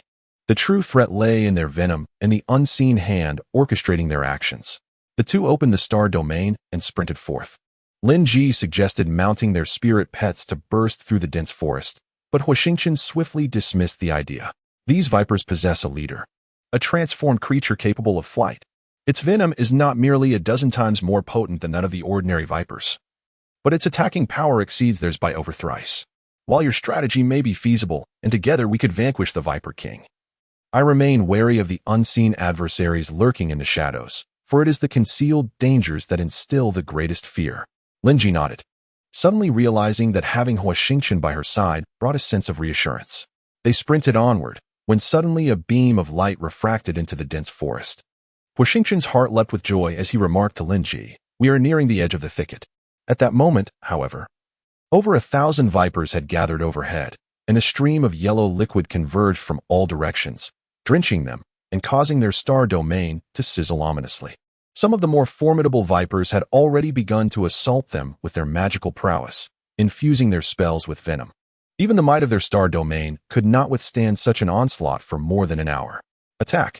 Huo Xingchen unsheathed his blade, Crescent Moon, and unleashed the devastating technique, Heaven's Blaze, cleaving through dozens of vipers in a single fiery stroke, filling the forest with a noxious stench that was utterly repugnant. Lin Ji did not hesitate. She summoned her most powerful technique to slay the vipers. Yet the sheer number of vipers far exceeded their expectations. In a sudden frenzy, some vipers abandoned their ancient trees, lunging with gaping maws filled with venom toward the two. As they beheld the venomous vipers surging toward them, Huo Xingchen felt a chill run down his spine, forcing him and Lin Ji to fight desperately, for they had no alternative. Only by escaping the thicket could they hope to diminish the peril that surrounded them. The viper hanging from the ancient tree seemed to have discerned the thoughts of the two individuals, unleashing its lethal venom in a torrential downpour directed at them. They advanced as if traversing through a rainstorm, yet this deluge was a deadly rain of poison. Hiss, hiss, hiss. Just as they were caught up in the heat of battle, a colossal viper, towering over 100 feet in height and over 10 feet in width, emerged from the edge of the forest, casting a shadow that enveloped the two. Cursed be the one controlling these vipers. Is it not the Viper King commanding them? No. Vipers do not strike unprovoked. I am certain they are under someone's control, intent on bringing about our demise. But who could it be? Regardless of the identity, it is an adversary, waiting for us to exhaust our celestial energies on these vipers, only to reveal themselves and annihilate us in one fell swoop. What shall we do now? Huo Xingchen signaled to Lin Ji to remain calm, narrowing his eyes as he said, "To capture the thief, one must first seize the leader. You handle those vipers. I shall confront the Viper King." Lin Ji cautioned, "Be careful." Huo Xingchen replied, "You too." He felt a deep sense of gratitude toward Lin Ji. Had it been by wrong, he would have faced yet another round of discouragement, further delaying their opportunity. Seizing the moment while the Viper King was still unsteady, he would have a better chance of striking it down. With Lin Ji providing support, he felt unburdened, channeling the celestial liquid within him to ignite with fervor, conjuring the realm of stars. As he ascended into the air, he executed a downward strike with his sword. The trees shattered into splinters and were soon engulfed in flames, transforming the path ahead into a sea of fire. Ultimately, this inferno coalesced into a massive fireball that hurtled toward the Viper King. The Viper King lowered its head, then suddenly raised it, its eyes, the size of heads, instantly turning a fiery crimson, like burning embers. The Viper King opened its maw, its enormous fangs gleaming, the sharp tips an eye-catching crimson. Then, two streams of luminous orange liquid shot forth, an offensive odor rising to the heavens, almost causing Huo Xingchen to choke. The streams collided with the flames, producing a hissing sound. Huo Xingchen's face lit up with joy, thinking the Viper King's venom was nothing special. But the subsequent scene filled Huo Xingchen with dread. The orange venom incessantly crashed against the flames, exploding with loud bangs. The flames scattered, forming expanding ripples. And at that moment, the venom devoured the flames. The flames disappeared, and the venom sprayed toward Huo Xingchen, colliding with his stellar domain. Boom! Huo Xingchen was sent flying backward, landing and staring intently at the Viper King. This attack abruptly reduced the stellar domain's defenses by a third. It seemed this Viper King had not only become a spirit but had also cultivated some kind of technique. Otherwise, the venom would not be mixed with magical power. It seemed the person behind the scenes had spent a great deal of time refining this Viper King. The appearance of the Viper King indicated that the mastermind harbored a deep grudge against them. Huo Xingchen searched his memories. Besides the few small fries from the apothecary pavilion, there was only the third prince of the Dragonbone Empire, Song Ming. As for Lin Ji's side, he had no idea. This person was indeed extremely narrow-minded, but it seemed Song Ming was not powerful enough to refine a Viper King. He must have hired an expert.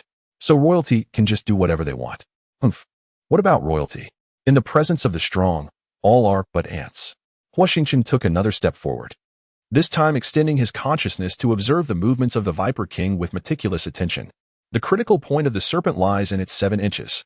The Viper King, with a disdainful expression, seemed to mockingly question why the individual did not employ any techniques. Was this a quest for death? With a roar, the Viper King unleashed a torrent of toxins aimed directly at Huo Xingchen, intent on delivering a fatal blow. Huo Xingchen let out a cold chuckle, deftly maneuvering around the tree trunks to evade the toxic onslaught, which could not even approach him. Even the lingering toxins that splattered across the starry expanse felt merely like a tickle to him. Observing Huo Xingchen's effortless evasion of its attacks, the Viper King bellowed, encasing a shimmering barrier in venom, radiating an eerie wave of energy that expanded to envelop a radius of several dozen yards.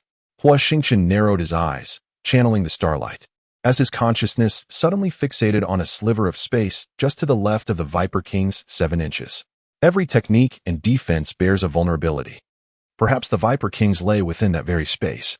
With a series of powerful sword strikes, he cleaved through the shimmering barrier, slipping through the gaps and closing in to within 10 yards of the Viper King, an optimal distance for attack.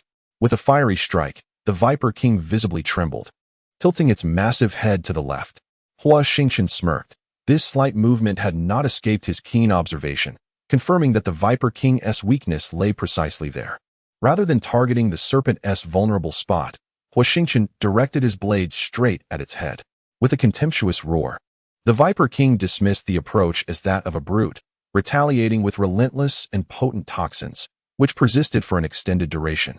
While Huo Xingchen continued his relentless assault on the serpent's cranium, the Viper King resembled a formidable figure clad in armor. As the flame sword merely etched shallow cracks upon its surface, no wonder it exuded such confidence. Yet, your demise beneath my blade is inevitable. In the span of a single incense stick, time swiftly elapsed, and Huo Xingchen felt no trace of fatigue. Rather, he was enveloped in a state of exhilarating excitement. This combat was precisely what he desperately needed, for discerning the enemy's weaknesses could only be achieved through battle, thus facilitating his rapid growth. As moments trickled away, after half an incense stick, the Viper King's toxins had noticeably diminished. After a full incense stick, its venom was nearly depleted, with only a few droplets lingering at the corners of its mouth. Feigning one attack to execute another, that was Huo Xingchen's strategy. He aimed to exhaust the Viper King's toxins before delivering a decisive blow. Prepare to meet your end. Huo Xingchen suddenly surged forward, honing his consciousness upon the Viper King's vulnerable spot, while channeling his texts to their utmost potential, the resplendent starlight enveloping the waning crescent. At the opportune moment, Huo Xingchen struck with his sword towards the Viper King's weak point. The impact was thunderous. The Viper King's massive frame quaked violently, its colossal head shaking as torrents of blood erupted forth, the starlight rampaging within its body. Enraged, the Viper King, disregarding its injuries, charged at Huo Xingchen with the ferocity of thunder, trampling countless trees and cleaving vast clearings in its wake. In a desperate struggle, Huo Xingchen relentlessly struck at its vulnerable areas, gradually sapping the Viper King's strength. It was not until the Viper King, in a final act of defiance, unleashed a mighty roar that it collapsed in defeat. Huo Xingchen advanced to deliver a final blow, ensuring the Viper King's complete demise before proceeding to assist Lin Ji in vanquishing the remaining serpents. Before the duo could dispatch more than a few, the Vipers, as if heeding a command, receded like the tide, vanishing without a trace. Lin, are you unharmed? I am unscathed. Is the Viper King deceased? Easily vanquished. Boastful words. Huo Xingchen smiled, approaching the Viper King and cleaving it with a single stroke, extracting from its cranium a crystalline stone and an ivory orb. What is that? A serpent's spirit. Seeing Lin Ji's bewilderment, Huo Xingchen jested, this is a treasure, capable not only of refining elixirs of the 5th grade or higher, but also of augmenting spiritual perception, offering immense benefits to spiritual cultivators. Huo Xingchen stored the serpent's spirit within his storage ring, recalling an item he had long preserved, the Qianquan pouch bestowed upon him by his grandfather, who had decreed it could only be opened once he had cultivated to the Gathering Stars realm. Lin Ji, observing Huo Xingchen standing motionless, inquired, what is amiss? Huo Xingchen retrieved the Qianquan pouch, replying, nothing, merely a sudden recollection of my grandfather, wondering of his current state. A fleeting glimmer flashed across Lin Ji's countenance, quickly reverting to its usual composure, as she mused inwardly about the young man's origins, possessing a Qianquan pouch, indicating his grandfather must have been a formidable figure. Huo Xingchen stowed away the Qianquan pouch, stating, let us depart. This place is not to be lingered in. The two exited the dense forest. And before they had traveled far, Huo Xingchen directed, "Turn left." Lin Ji, uncomprehending but without questioning, followed suit. "It seems the mastermind shall soon reveal themselves," Huo Xingchen uttered. His gaze fixed ahead. Lin Ji's delicate frame trembled slightly as she asked anxiously, "What is that?" Huo Xingchen declared, "The mount of the Poison King Lin Ji, the sovereign among serpents of Fei." Chapter 46. Snowfall Mount Huanxi is barren, devoid of vegetation, yet rich in copper and jade. The Xiao River originates here, flowing northwestward into the sea. Legend speaks of a peculiar serpent with a single head and two bodies, known as Fei Yi, whose appearance portends great calamity. Fei Yi, towering like a small mountain, possessed two colossal bodies seemingly adorned with a massive crown. Its serpentine head was fearsome, with temples tinged with white, and fangs as large as a head, both sharp and resilient. A pair of serrated wings sprouted from its back, capable of spanning 100 zhang when unfurled. Lin Ji inquired, "Who is Lin Ji?" Huo Xingchen responded, "Are you familiar with the infamous Li Chan?" Lin Ji's countenance darkened as she replied, "If I were ignorant of Li Chan's name, I fear my Silkworm Devourer Sect would struggle to maintain its foothold in Yuxi." Huo Xingchen elaborated, "Yuxi is not far from Yin Mountain, but it is quite distant from the Dragonbone Empire. Li He, Li Chan's younger brother, has been in hiding for a long time. Now, he has fled far to the Dragonbone Empire. I truly wonder what they intend to do. Could it be that summoning Li Ji is solely for the purpose of eliminating us?" Lin Ji questioned, "Have you offended them in any way?" Huo Xingchen replied, "Offended? I wouldn't say so. I did cripple Ding Yi, but even so, it seems unlikely that Ding Yi's father, Ding Shan, despite his illicit relationship with Li Chan, would go so far as to dispatch a figure of Li Ji's stature. Fei Yi has arrived, so Li Ji is either nearby or en route." Lin Ji probed further. "Are you suggesting that Li Ji first sent Fei Yi to deal with us, believing that Fei Yi alone would suffice to annihilate us? Not merely suffice, but to obliterate us with effortless ease." Huo Xingchen was beset by a throbbing headache, perplexed by Lin Ji's unwavering confidence. Fei Yi was a nightmare for practitioners of the Gathering Stars realm, rendering those below the Gathering Dawn realm as mere ants beneath its feet. The prospect of escape seemed futile unless one possessed a speed surpassing his own or a more formidable spirit companion. Lin Ji remarked, "Perhaps Qing Miao could." She continued, "It can easily kill us yet chooses to spare us. This defies logic." Huo Xingchen cast a sidelong glance at her. Despite Lin Ji's prodigious talent, she was but a novice in martial cultivation. It was no wonder, considering she had spent her days in the nurturing embrace of the cannibal sect, sheltered under her parents' wings, and had only recently stepped onto the continent. It was only natural for her to be oblivious to many matters and the treachery that lurked in the shadows. Huo Xingchen added, "There are others who wish to see me dead." "Who?" Lin Ji inquired. Huo Xingchen replied cryptically, "Who else but Song Ming?" "Song Ming? Why would he want to kill you? Is it merely because you once humiliated him? I suspect it is not so simple. While it is true he harbors resentment towards me, perhaps I am merely an incidental target, with ulterior motives lurking beneath the surface." Huo Xingchen fell silent, focusing his energy to replenish the starlight within him. The path ahead through the dense forest was obstructed. To the left lay Fei Yi, and the rear had been cut off, leaving only a rightward route. As he cut down several obstructing beasts, Huo Xingchen confirmed his bearings and shook his head.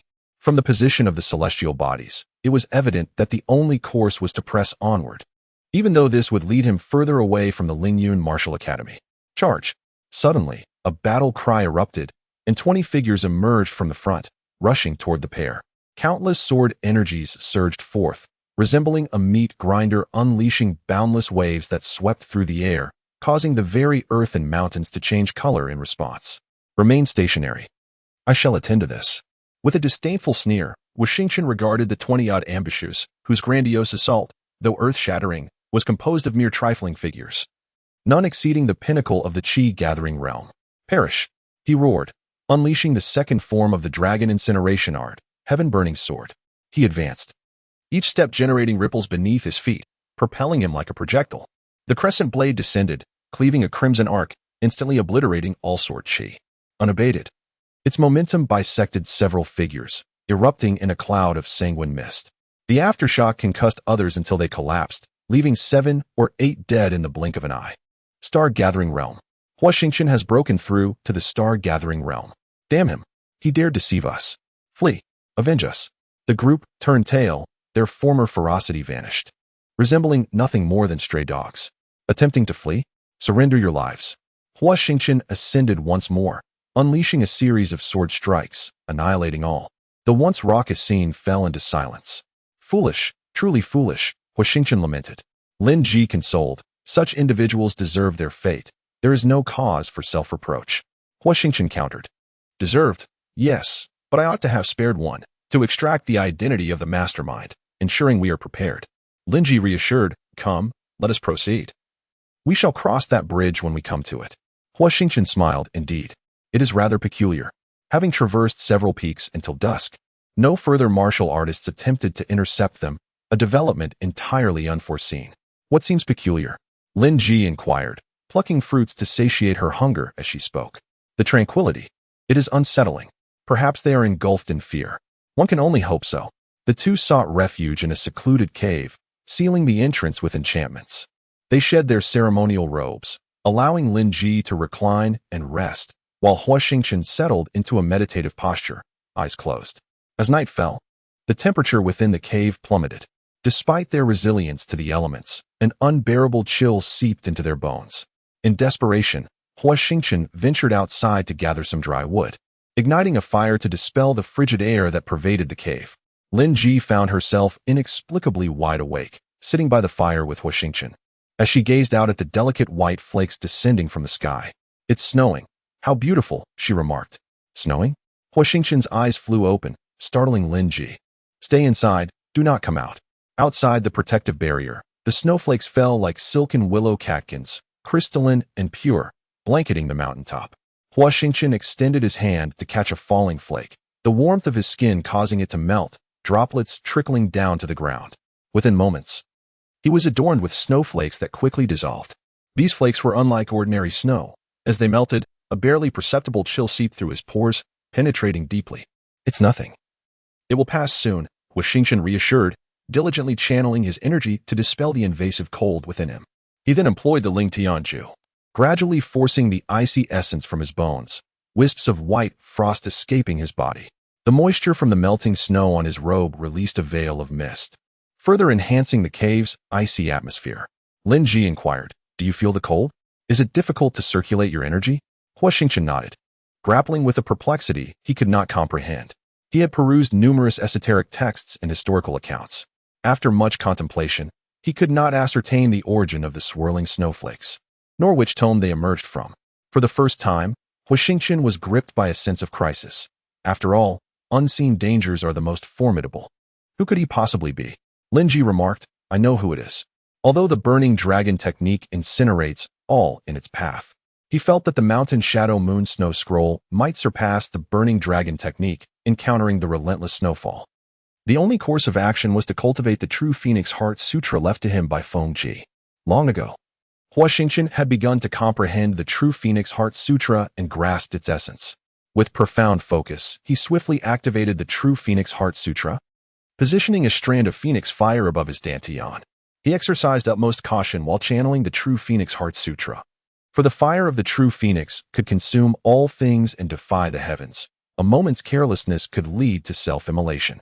The true Phoenix Heart Sutra required that the phoenix fire be concealed within the dantian, ensuring that it did not clash with the Qi during its operation. In simple terms, it entailed transforming the phoenix fire into a distinct Qi. Under the influence of the true Phoenix Heart Sutra, a barrier enveloped the phoenix fire, which then slowly shifted, evading the Qi until it reached a proximity that was safe. Subsequently, he activated the text to gradually envelop the fire with starlight. Lin Ji furrowed her brow. The bright moon had vanished, and the sun had risen, yet the snow continued to fall heavily outside. As dawn broke, Huo Xingchen finally opened his eyes. Let us go. Without further words, he retracted the restrictions and stepped outside first, standing resolutely in the midst of the snow-laden ground. Huo Xingchen raised his hand, and a wave of intense heat erupted forth, rolling like a lotus in bloom, creating ripples that enveloped the entire sky. The snow melted, transforming into mist that danced with the wind. Sunlight streamed in, restoring the mountain to its former warmth, while the morning fog and haze returned, revitalizing the landscape. What kind of martial arts manuscript is this? Huo Xingchen smiled and replied, I promised her I would keep it a secret. Such a miser, Lin Ji muttered, quickening her pace to match Huo Xingchen's. Fei stood up, flapping his wings to signal Huo Xingchen and Lin Ji to stay back. Huo Xingchen let out a cold laugh, channeling the true phoenix heart technique, extracting a flicker of flame from within himself, which he then catalyzed with starlight, causing the flame to instantly swell into a roaring blaze. Heavenly Flame Palm! Huo Xingchen shouted, and with the power of the Heavenly Flame Palm, the phoenix fire surged forth, incinerating the air within a radius of hundreds of feet, hurtling towards Fei Yi with fierce intensity. Fei Yi, with a look of disdain, waved his wings to extinguish the flames, but suddenly the fire plummeted, forming a colossal fireball that raced towards him along the ground. The fireball left a long tail of flame in its wake, shaking the earth and shattering stones. Roar! The searing flames, now only 100 feet away from Fei Yi, crackled ominously, threatening to scorch his formidable physique. His expression shifted from arrogance to sheer terror, realizing that even his armor, a third-grade spiritual artifact, could not withstand the blaze. And his body was no match for its intensity. Fei Yi was stripped of his earlier bravado, consumed by thoughts of escape. With a furious roar, he reluctantly flapped his wings, trying to flee from this perilous place, but the fireball seemed to possess a will of its own, relentlessly pursuing him. Although the fireball diminished in size during its rapid flight, the flames continued to expand, closely following Fei Yi. Lin Ji was taken aback, her eyes wide with astonishment. In just one day, Huo Xingchen had managed to drive Fei Yi away. What on earth was this flame that could be so terrifying? However, Huo Xingchen did not grant Lin Ji the opportunity to ponder or inquire further. The fireball won't last much longer. We must depart swiftly. Not my Qingyao. Lin Ji summoned her spirit pet, the Qingyao, and leapt atop it. Without hesitation, Huo Xingchen followed suit, and under his guidance, the two soared towards the direction of the Lingyun Martial Academy. The speed of the Qingyao was astonishing, and within half a day, they beheld the hazy silhouette of the Lingyun Martial Academy's mountain. Huff! Huo Xingchen exhaled a heavy breath. These past 2 days had been fraught with both peril and astonishment. Thankfully, he remembered Feng Ji and the formidable killing move he possessed. Huo Xingchen was reluctant to employ too much Feng Fire, not only due to its extraordinary ability to incinerate everything, but also because the true phoenix fire within him was a non-renewable resource. After a rough estimation, he realized that after using 2 strands of Feng Fire, he had enough remaining for merely 5 more uses. Chapter 48. The Ruins of the Magic Flute. Why does this old fellow persistently fixate on me? Each mentor possesses their own distinct mountain peak, a privilege and a symbol of status. Under the influence of a particular formation, the mountain peak emanates a rich aura of starlight, especially at its summit, where the starlight is magnified several times compared to the base. As Huo Xingchen stepped onto the mountain, a potent wave of starlight enveloped him. He closed his eyes, allowing his pores to expand rapidly, greedily absorbing the celestial brilliance. What is the origin of this mysterious tome? After breaking through to the celestial gathering stage, the absorption rate surpasses that of the Qi gathering stage. Even without actively utilizing the tome, the speed of absorption has significantly increased. Are you Huo Xingchen? Huo Xingchen, lost in his own reverie, was roused by a cold voice. Upon opening his eyes, he noticed the stark difference in the robes worn by the newcomer and conjectured that this individual must be one of the pre-selected students. Second-grade perfection in the Qi gathering stage? Huo Xingchen was taken aback. Indeed, the benefits for pre-selected students are quite substantial. What astonished him further was their dual identity. Not only as warriors, but also as alchemists. He lamented his own ignorance, realizing he was but a frog at the bottom of a well in the vast world of Fengyun continent, teeming with true talents. How audacious! Do you not know to pay your respects upon seeing me? The stranger, noticing Huo Xingchen's distraction, pointed accusingly at him. In mere moments of their encounter, Huo Xingchen felt a surge of annoyance. Did this person truly believe that being a pre-selected student granted them the right to act with such arrogance? Greetings, senior brother. Despite his discontent, Huo Xingchen maintained a respectful demeanor, as he had come to meet Wen Ziming and did not wish to cause trouble. It seems you harbor some defiance in your heart, the stranger sneered, jabbing a finger towards Huo Xingchen, nearly poking his face. Huo Xingchen frowned and replied, "What do you mean by that, senior brother? I bear no ill will. I have come at the behest of my mentor. I kindly ask you to step aside." When Elder Shang summoned him, he had been informed that he could ascend the mountain at any time without further notification. "I've heard that you are quite impressive among this year's newcomers, having slain Mu Dong and severely wounded Ding Yi. You even dared to set fire to the Martial Academy's building. Do not think that your connection with Elder Shang elevates you above all. Dealing with you would be as effortless as swatting an ant." Mu Dong intends to take my life. Should my junior brother merely sit idly by? Dingy, who has grievously injured me, do you think I would allow him to go unpunished? My elder brother has recently arrived at the Lingyun Martial Academy, has he not? Such events transpire daily. Your words leave me perplexed. Could it be that you have ties with them and have come to trouble me? Your eloquence is commendable. Yet with my protection over Dingy, how dare you lay a finger on him? Have your eyes sunk to the soles of your feet? Ah, now I understand. However, dear brother, this is Wenyang Peak. Do you truly wish to discipline me here? If our mentor were to learn of this, your days would surely become arduous. Very well. Await your fate. The day the Demon Flute Ruins open shall be your funeral day. The Demon Flute Ruins? He missed the new student trials at the Martial Academy, and he cannot afford to let this opportunity slip by. With such thoughts, Huo Xingchen arrived at the peak and encountered Wen Ziming. Indeed, it is extraordinary. A sudden sound emerged from the depths of his energy sea, causing Huo Xingchen to gasp. He had silently stepped into the first minor completion of the Gathering Star realm. How outrageous! Furthermore, he discovered that the starry liquid could now form in a liquid state without compression. Initially, he worried that using the shell pearls would bring adverse effects. Now, he truly regrets having gifted them to Lin Ji, lamenting his own extravagance and carelessness. Huo Xingchen found himself lamenting deeply, wishing to slap his own face in frustration. What was he even thinking? Since Huo Xingchen's arrival, Wen Ziming had kept his eyes closed, appearing as if asleep, yet he was actually attentively observing Huo Xingchen's every move. This lad truly treats this place as his own home, sitting cross-legged to cultivate, completely disregarding his presence. Wen Ziming's aura erupted, causing Huo Xingchen's internal energy to become chaotic, forcing him to retreat repeatedly. He hastily unleashed a burst of starlight to stabilize himself, bowing his head in alarm and sincerely pleading, "Disciple does not dare. Please temper your anger, master." Huo Xingchen silently lamented. The gathering moon realm was indeed formidable, as even a mere wisp of its essence overwhelmed him, nearly compelling him to summon his star domain, a formidable force not to be trifled with. Huo Xingchen replied, "My cultivation is insufficient. I fear I am unworthy. I beseech you to see this clearly, master." Wen Ziming stated, "Since I have chosen you, there is reason in my decision. I have heard that you possess no meridians yet can cultivate. I am genuinely astonished. You must have endured great hardships and learned the art of discernment.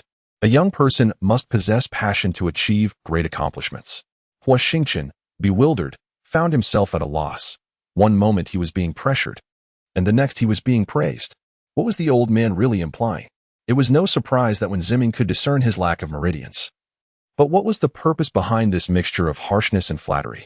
Huo Xingchen continued to feign trepidation, articulating his concerns, unwilling to assist Wen Ziming with his request, skillfully evading the core issue, leaving Wen Ziming in a state of confusion. Enough. Wen Ziming's face contorted with anger as he struck down with a palm, declaring, "As a disciple of the Martial Academy, you disregard its teachings and your mentor. If your heart is not with the Academy, what use are you?" Huo Xingchen promptly summoned his star domain, unable to discern whether Wen Ziming's strike was genuine or feigned. Should that palm descend, his demise would be inevitable. The old man's temperament was exceedingly unpredictable. Desperate, he exclaimed, "Master, I am willing to dedicate my all for the Martial Academy." As his senior brother's palm descended, it carried an overwhelming force, resonating with explosive intensity around them. Huo Xingchen drew the waning moon and unleashed a fiery sword that soared into the heavens, striking down with formidable force. Huo Xingchen, have you lost your mind? However, Huo Xingchen had not lost his sanity. Rather, he was consumed by anger, the consequences of which would be dire. The senior brother hastily summoned a star domain for defense, but with a resounding crack, the star domain shattered, and the overwhelming sword energy sent him reeling, blood spilling from his mouth. One was at a loss, while the other was engulfed in resentment. It was evident that the senior brother stood no chance against Huo Xingchen, who easily left him gravely injured on the ground. Stepping over his fallen opponent, Huo Xingchen coldly declared, "I spare your life this time. Should you provoke me again, beware of the peril of sleeping without the certainty of waking." With that, Huo Xingchen departed from Wentian Peak, seething with anger. Chapter 49. So it was you little minx. 3 days later, the high platform was teeming with people. Unable to withstand Zhou Yuchen's relentless inquiries, Huo Xingchen briefly recounted his 4-month disappearance, of course, omitting the more severe details. Zhou Yuchen remained unconvinced, continuing her relentless pursuit. "Brother Chen, you are the target of jealousy. Look at those people. They would devour you whole. With my intellect, you cannot deceive me. Feeling the weight of countless hostile gazes upon him, Huo Xingchen replied helplessly, the truth is as it is. Their thoughts are beyond my control. No matter how much Jiu Yuchen twisted her words, she could not pry the truth from Huo Xingchen.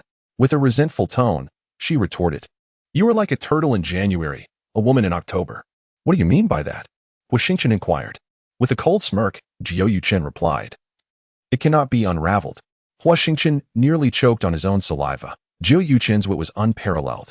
You are Huo Xingchen? Huo Xingchen sighed, contemplating the lack of fresh vocabulary. Whenever he encountered those who harbored disdain for him, the same phrase incessantly echoed in his ears, growing tiresome. You better watch yourself in the magic flute ruins, I swear. If I cross paths with you, I shall end your life. Huo Xingchen chose to disregard the remark, while Jiu Yuchen beside him let out a cold laugh. A toad aspires to eat swan meat? Do you think you are worthy of my brother Chen? Take a good look in the mirror. You resemble an old woman applying rouge, oblivious to your own ugliness. You, what do you mean by you? If you have the audacity, come bite me. If you manage to do so, I shall call you a crab. Huo Xingchen inquired, crab? Jiu Yuchen replied with a grin, crabs marry. All of them are mere turtles. Unable to contain himself, Huo Xingchen burst into laughter, acknowledging that when it came to witty retorts, no one could rival Jiu Yuchen. Very well. There will come a time when you cannot laugh. Let us depart. The person shot a glare at the two and departed with a flourish.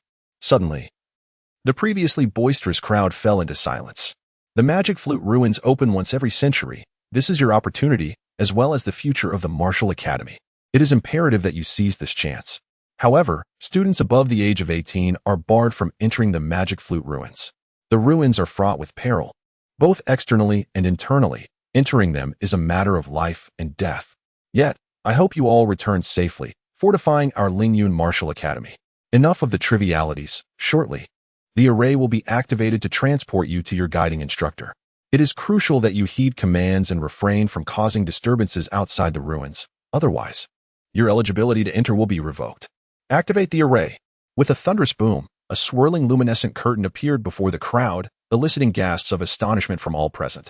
Jiu Yuchen remarked, such a teleportation array consumes an exorbitant amount of crystal stones. For a colossal institution like Lingyun Martial Academy, activating it just once requires at least 100,000 high-tier crystal stones. Truly, they are extravagantly wealthy. Huo Xingchen replied, perplexed. One could travel there by oneself. Why squander such resources? Jiu Yuchen responded, you certainly exhibit a rather avaricious expression. Huo Xingchen, bewildered, retorted, I am not like you. I genuinely lack funds. Jiu Yuchen sighed. In truth, the academy is reluctant to lose too many students. This year's enrollment is indeed brimming with talent.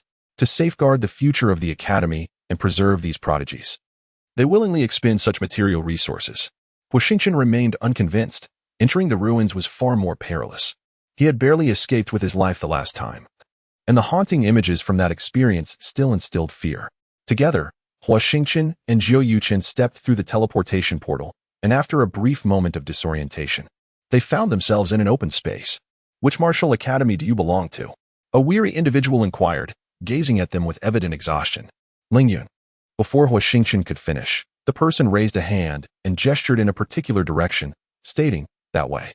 Huo Xingchen surveyed the surroundings, noticing several others outside the portal directing newly arrived students, likely dispatched from a nearby town. Contemplating this, he and Jiu Yuchen proceeded towards the assembly area of Lingyun Martial Academy, spotting students clad in the academy's uniforms from a considerable distance. My goodness, this is truly a flourishing era for wildflowers, Jiu Yuchen exclaimed, his mouth agape in astonishment. Conversely, Huo Xingchen maintained his composure, having witnessed such scenes before. He was no longer fazed. However, he noted that this year's numbers were at least threefold compared to any previous encounters. Brother Chen, look over there. Such an alluring figure. And that one, how adorable. Jiu Yuchen remarked. Brother Chen, that is not quite right. You cannot forget your comrades after marrying. This is what I call humor. Do you understand humor? Huo Xingchen retorted, shut your foul mouth. Lin Ji inquired, do you know anything about the demon flute ruins? Huo Xingchen shook his head, briefly recounting the information he had gleaned from Wen Ziming, confessing that he was otherwise uninformed. Before long, a voice echoed from above, clearing its throat, and the entire gathering fell silent. The entry into the ruins was a matter of chance. the gates of the Demon Flute Ruins would not open again for another year, leaving their fates to destiny during this time. How succinctly imposing. Huo Xingchen chuckled. Do not be deceived by Mentor Su's femininity. Even the male instructors within the martial academy dare not provoke her lightly. Perhaps only the dean can keep her in check. Regarding the boundless ruins, a year is neither excessively long nor overly brief. With a thunderous roar, the gates of the ruins burst open, shaking the very earth as a towering, time-worn gate gradually ascended, rising to a staggering height of 100 zhang, casting off clouds of dust as it did. The crowd surged forward, eager to enter, fearing that they might be a moment too late and lose their chance at inheritance. Take care, they bid each other, with Lin Ji being the first to depart. Huo Xingchen remarked, you surely have feelings. Huo Xingchen rolled his eyes, disregarding Huo Xingchen, and leapt towards the gate. The world spun around him. Upon landing, Huo Xingchen felt a surge of energy within him, nearly expelling the breakfast he had consumed earlier. Although Huo Xingchen had reached the star-gathering realm and could rely on medicinal pills to sustain himself without food, he cherished the act of eating. It was a deeply ingrained habit. He understood that such habits were not particularly beneficial, yet he believed that life was fundamentally about satisfying one's hunger. Maintaining this mindset was essential for his continued existence. After a considerable time apart, Huo Xingchen lifted his gaze and beheld a remarkably well-proportioned girl, approximately 14 or 15 years of age, standing not far from him. Her beautiful eyes twinkled as she smiled, enhancing her charm. Huo Xingchen shook his head, for he had never encountered this enchanting girl before. Typically, it was those who harbored jealousy towards him that he would meet. He had never anticipated that he would also face the envy of a girl. Chapter 50. The eccentric Duan Xiangxiang. This place appeared to be a site of cultivation for some formidable being, with moss blanketing the scattered stones. Elongated cylindrical stones lay askew, one atop the other, while a stone block, reminiscent of a doorway and towering 2 men high, lay solitary at the entrance of a cavern. A peculiar aura emanated from that very opening. Channeling the starlight within him, Huo Xingchen cautiously approached the cave entrance, assessing that it was only wide enough for him to enter in a crouched position. For safety's sake, he infused starlight into his hand and, as he neared the cave's mouth, struck down with a powerful palm. He unleashed the heaven-burning palm. The force of his strike, accompanied by a fierce gust of wind and flames, surged into the cave, erupting within and sending shards of rock flying. Several covered stone pillars outside were blasted open, revealing gaping holes. At that moment, a thunderous roar erupted from within.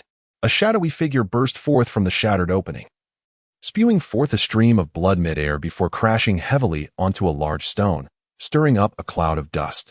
The figure was massive, with sturdy limbs and sharp claws, its body enshrouded in a thick layer of scales.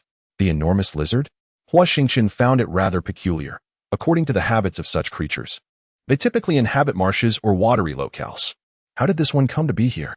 Puzzled, yet wary, Huo Xingchen approached with caution, fearing that the beast might still be alive. Without hesitation, he struck down with his palm. The creature's body erupted in a gruesome display, flesh and blood splattering as crimson liquid gushed forth from the gaping wound, its life extinguished. Only then did Huo Xingchen advance with his sword to extract the crystal within its skull. As he brought his sword down, the massive lizard suddenly opened its gaping maw. A foul odor tinged with a hint of green wafting through the air and lunged at Huo Xingchen. Caught off guard, he quickly raised his sword in defense. The resulting collision sent him flying, his feet skidding across the ground, igniting sparks until he regained his footing several dozen paces away. Huo Xingchen gazed at the beast, its mouth dripping with green saliva, remnants of torn flesh clinging to its teeth. He was astonished by the creature's tenacity. Despite the grievous wound, it had survived, evidently having feasted on human flesh. Those warriors must have fallen prey to its cunning ruse. Before Huo Xingchen could make a move, the lizard was enveloped in a surge of green mist that expanded to cover 100 paces around it. A beam of light shot forth from its mouth, aimed directly at Huo Xingchen's heart. As the green mist swelled with the light, its spread accelerated exponentially, sweeping toward Huo Xingchen. He summoned his star domain and scoffed. A mere parlor trick. Just as he was about to strike, the green mist abruptly diminished, vanishing within moments, and the enormous lizard suddenly erupted, its remains scattering in a fatal explosion. Bewildered, Huo Xingchen retrieved the starfield, perplexed by the sudden demise of the giant lizard. Elder brother, I have delivered you from peril. What recompense shall you offer? Shall it be the gift of your very being? Chapter 51. The onus falls upon him, unable to exert direct dominance through her station. Li Chan dispatched emissaries to ensnare them within the forest. Subsequently, she orchestrated a contingency plan to forestall failure, embodied by Lin Ji. Though long withdrawn from the world, Lin Ji may have been reluctant to emerge, yet the authority of his elder sister, Li Chan, or perhaps her coercive persuasion, compelled him to reluctantly dispatch the Fei. The Fei indeed possessed the capacity to overwhelm both him and Lin Ji, yet Lin Ji must have been astonished by its defeat and subsequent flight. Chapter 52. Death to any who dare touch Chen. A thunderous clap resounded. The dozen or so individuals seated there leaped back in disarray. The lightning bolt pierced a gaping hole through their shelter, striking one unfortunate soul with the full force of its wrath, reducing him to a charred corpse before collapsing into dust upon the ground. A cold sweat enveloped the onlookers, their countenances etched with palpable trepidation. Many craned their necks skyward, fearful of an unforeseen celestial strike. By the heavens, what a stroke of misfortune! Indeed, when will this infernal weather abate? Let us hasten to find refuge from the downpour. Torrents of rain now cascaded through the gaping hole, drenching several individuals to the bone, eliciting cries of discomfort as they jostled for space within. The dilapidated ruins were already quite confined, and with the entrance of more than 10 individuals, the space became even more cramped. Some among them, cursing under their breath and preparing to rise and teach a lesson, were ruthlessly slain by a few others, filling the air with the stench of blood. The damp and chilling atmosphere amplified this sanguine aroma, making it even more suffocating. Make way. Everyone, step aside. 2 individuals rose and advanced towards this direction, dispersing the crowd. The already crowded space became even more congested, with some of those pushed aside standing in the downpour, their faces etched with fury. However, the formidable presence of these individuals, who formed a small team, instilled a sense of fear that kept others at bay, leaving them to silently endure the rain. Meanwhile, some sought shelter from the rain but had barely ventured far when a series of thunderclaps struck down, followed by cries that were soon drowned out by the relentless rainfall. Many wishing to flee displayed expressions of dread as they let the rain soak their garments. Huo Xingchen furrowed his brow and glanced up at the ominous sky, tightening his frown further. My dear, why must you be squeezed in here? Perhaps you might join us over there, one suggested. Indeed, my elder brother is quite fond of delicate beauties. Come along with us, another chimed in. Suddenly, one man, covered in dust, pointed at Huo Xingchen and barked, You there? Come out. Huo Xingchen, lost in thought, was abruptly interrupted and retorted, What do you want? The man gestured, saying, My elder brother is looking for you. Huo Xingchen scoffed, replying, If he has something to say, let him come and speak. I am too busy for you. With that, he returned to his contemplation, completely disregarding the man's presence. The man, now amused, exclaimed, Oh, so you've grown some backbone, have you? Do you even know who my elder brother is? A peak stage rank 3 stellar gathering realm cultivator. Are you seeking a reprimand? Remove yourself from my presence immediately. Huo Xingchen demurred, finding the individual unworthy of his attention. Courting death, the man exclaimed, seizing Huo Xingchen's collar with the intent of forcibly raising him. The onlookers harbored such thoughts, their hearts gripped by both trepidation and resentment. They secretly wished the pair would dispatch the remaining individuals, allowing them respite from the rain and the indignity of their tormentors. Truthfully, the rain was bitingly cold. However, the ascent of one person swiftly extinguished their hopes. A peak stage rank 3 stellar gathering realm cultivator. It appears these two are doomed. Indeed, a lamentable situation. The man is of no consequence, but the wanton woman is a pity. To have her for a single night, I would gladly sacrifice a decade of my life. Pervert.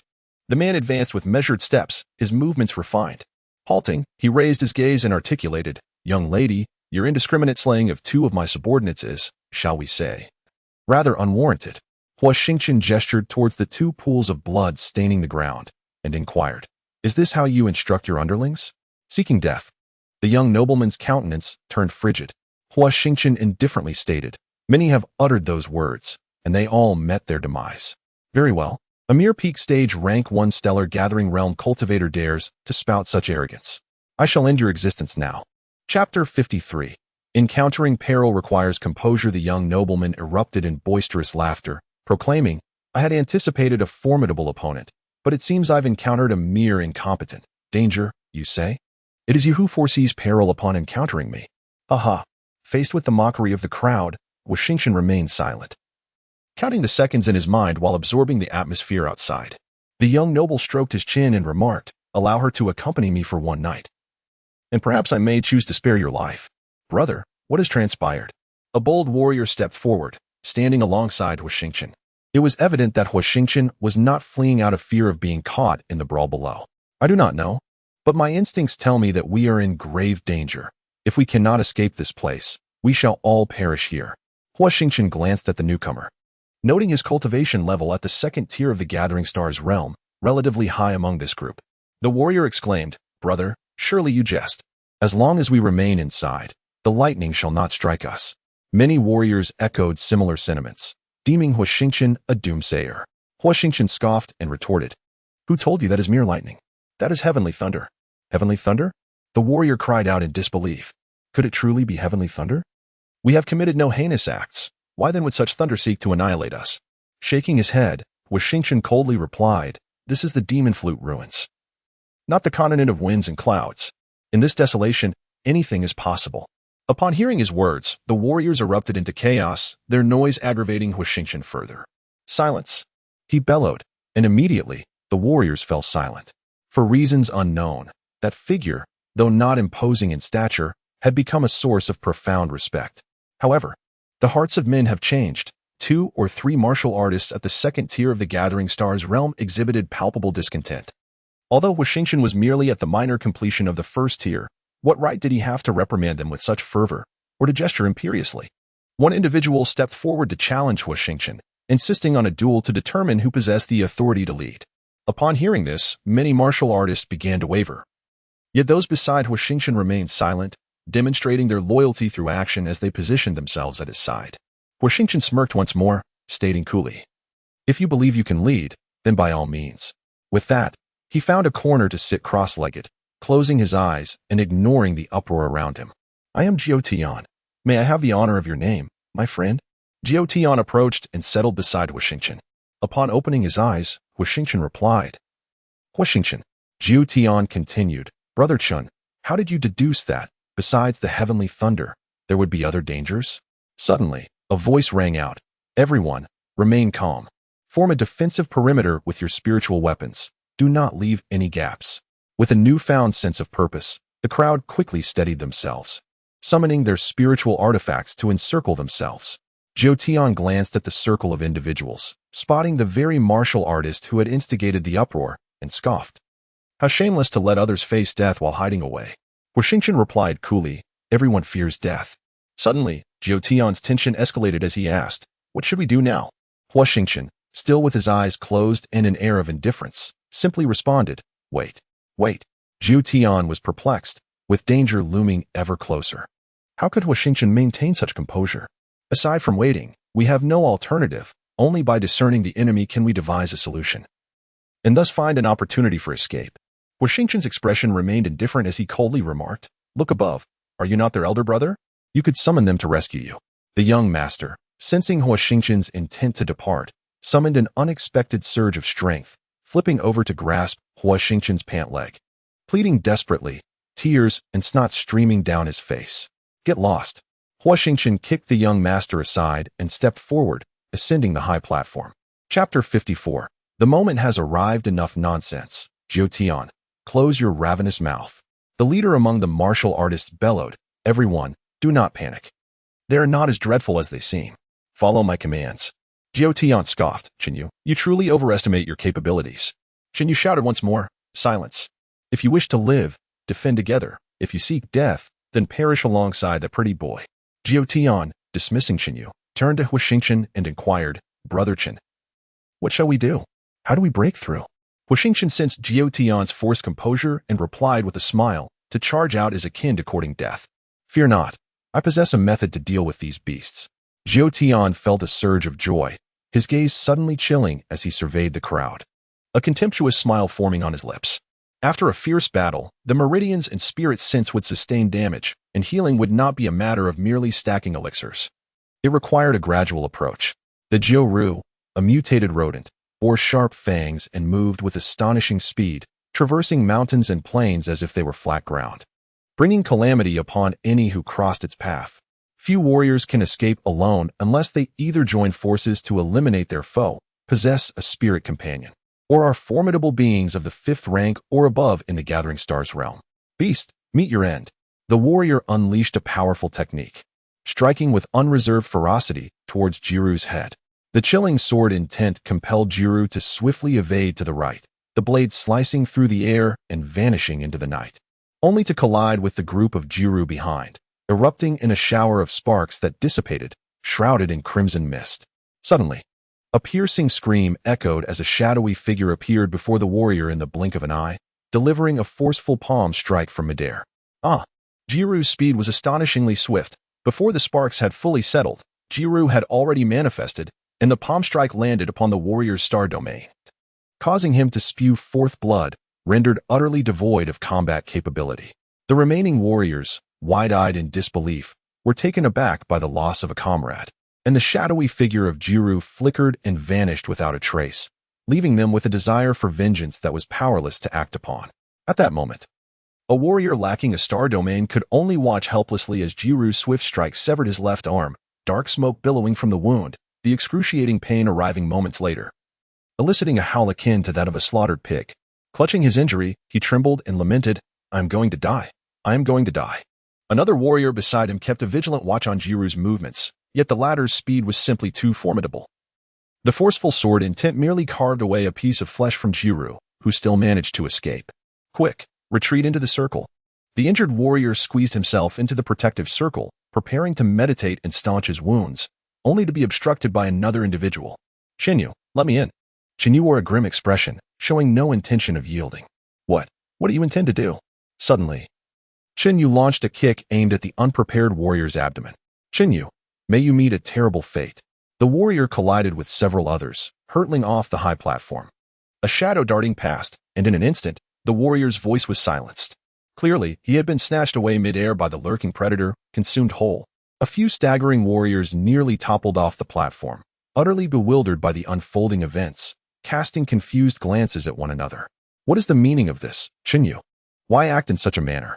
The questioner's face was contorted with rage.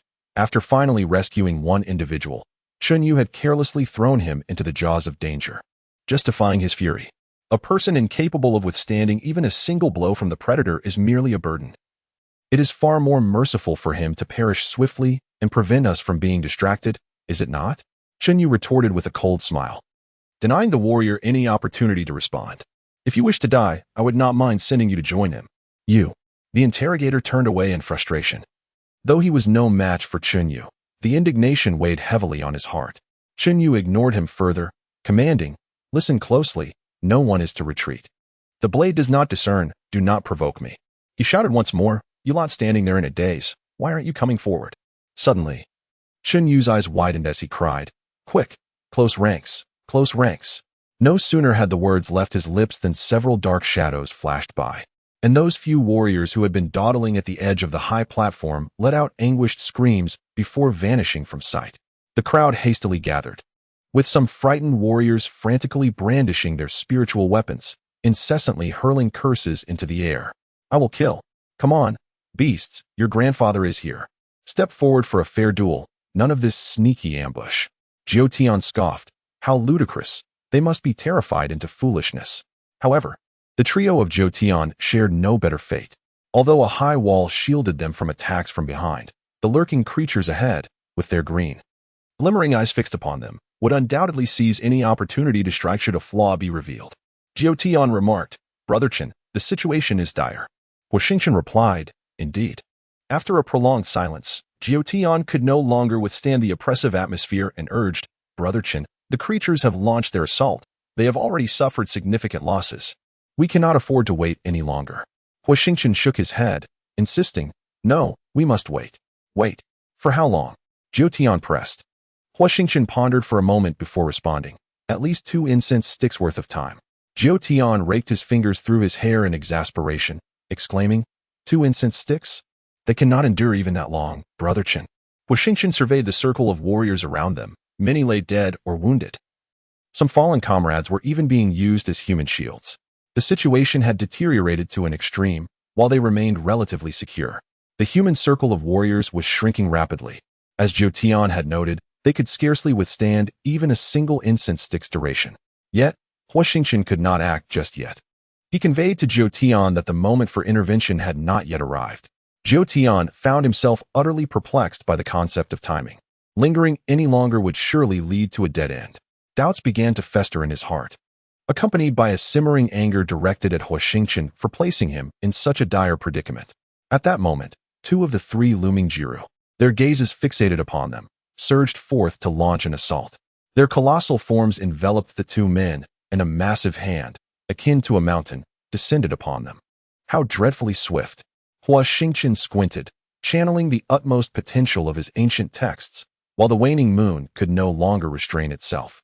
With a swift stroke, he clashed his sword against the descending Jiru hand. The force of his strike was unleashed, yet Huo Xingchen knew it could not harm the Jiru. At best, it would merely cause a sliver of flesh to fall away. In an instant, he executed the Xiantian step, deftly sidestepping to the side. Boom! The clash between sword and hand caused the Jiru to momentarily stagger. As Huo Xingchen had anticipated, the creature lost only a scrap of skin, and its powerful hand continued unabated, crashing down upon the edge of the high platform. Bang! The massive hand struck, carving away a significant chunk from the platform's perimeter. Having missed its mark, the Jiru's enormous body descended like an arrow, aiming to bite Huo Xingchen. Humph! Huo Xingchen let out a soft snort, choosing not to engage with the Jiru. At the moment the creature lunged, he had already calculated his escape route and executed the Xiantian step, reappearing on the opposite side. The Jiru's jaws snapped down upon the platform, its frustration manifesting as it crushed the debris in its mouth, emitting a series of high-pitched squeals. After a brief respite, Huo Xingchen turned his gaze toward Jiu Tian. Merely a few breaths had passed, yet Jiu Tian's body was already marred and bloodied, the starry realm around him flickering as if on the verge of vanishing. Observing the incoming Jiru, Jiu Tian couldn't help but sigh. Today felt like a visit to the grandmother's house, truly a harrowing predicament. Nevertheless, he refused to surrender and prepared to deliver his most potent strike before making his escape, leaving his fate to the whims of destiny. Jiu Tian, over there. As Jiu Tian prepared to deliver the final blow, he heard Huo Xingchen shout, and with a swift glance, he confirmed the direction Huo Xingchen indicated. Without hesitation, he surged forward with a radiant burst of starlight. Beast, your opponent is here. The Jiru momentarily froze, letting out a shrill cry, incensed that these insignificant humans dared to provoke it. In its fury, the Jiru abandoned its pursuit of Jiu Tian and charged toward him, mouth agape to bite. Die! A flicker of flame ignited in Huo Xingchen's hand, gradually expanding before he thrust it forward. The fire shot forth, entering the Jiru's body through its open maw. Squeak! Squeak! Squeak! The piercing sounds echoed in succession until an eerie scene unfolded.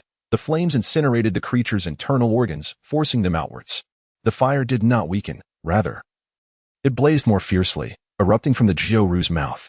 Huo Xingchen silently counted the seconds, and at the moment the flames erupted, he executed the Xiantian step to evade. At that instant, the Jiru that had been pursuing him collided headlong into the one engulfed in flames. One strike, two lives. The two Jiru writhed violently before collapsing onto the high platform, convulsing dramatically. Moments later, the flames consumed them entirely, billowing a cloud of black smoke that dissipated into the air.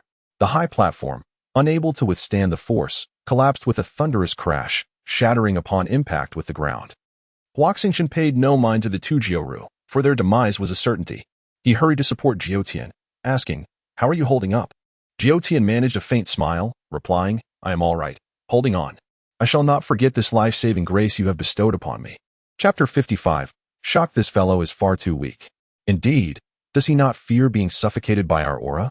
How could the esteemed one allow this little creature to partake in such a grand gathering? Could it be a relative of the esteemed one? I surmise he must be a messenger, conveying tidings. TCH, does the esteemed one underestimate us so? Does he doubt our strength? Hush, are you seeking death? If that lad overhears and reports to the esteemed one, we are doomed.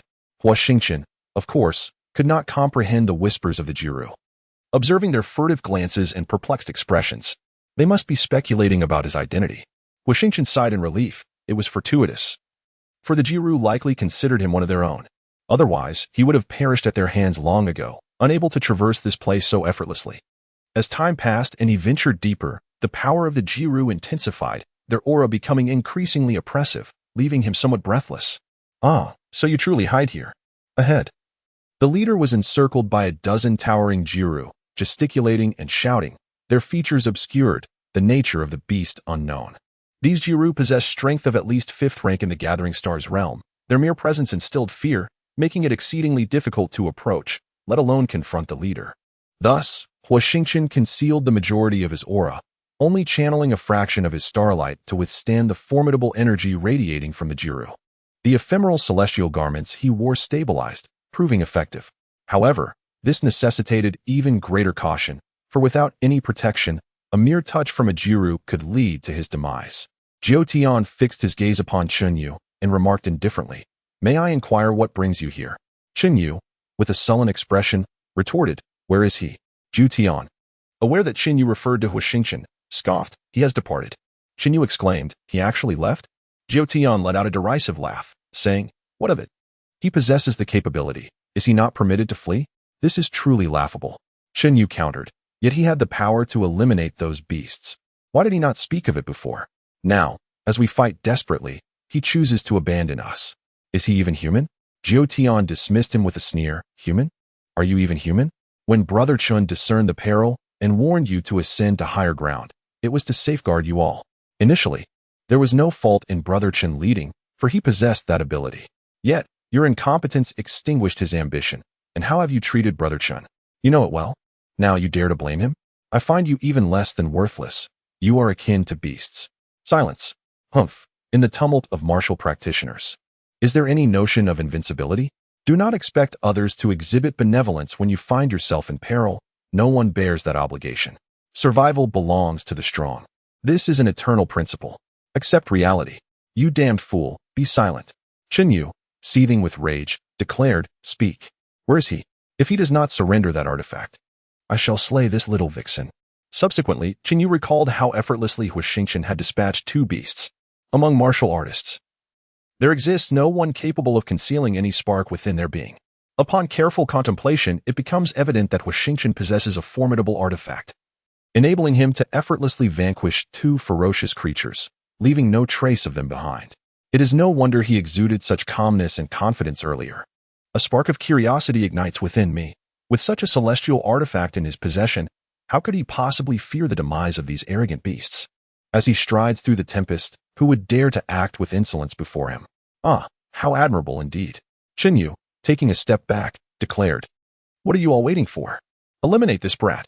Once he is dealt with, that little vixen is yours to play with, provided no lives are lost. She still holds value." The 4 warriors, licking their lips in anticipation, swiftly encircled them.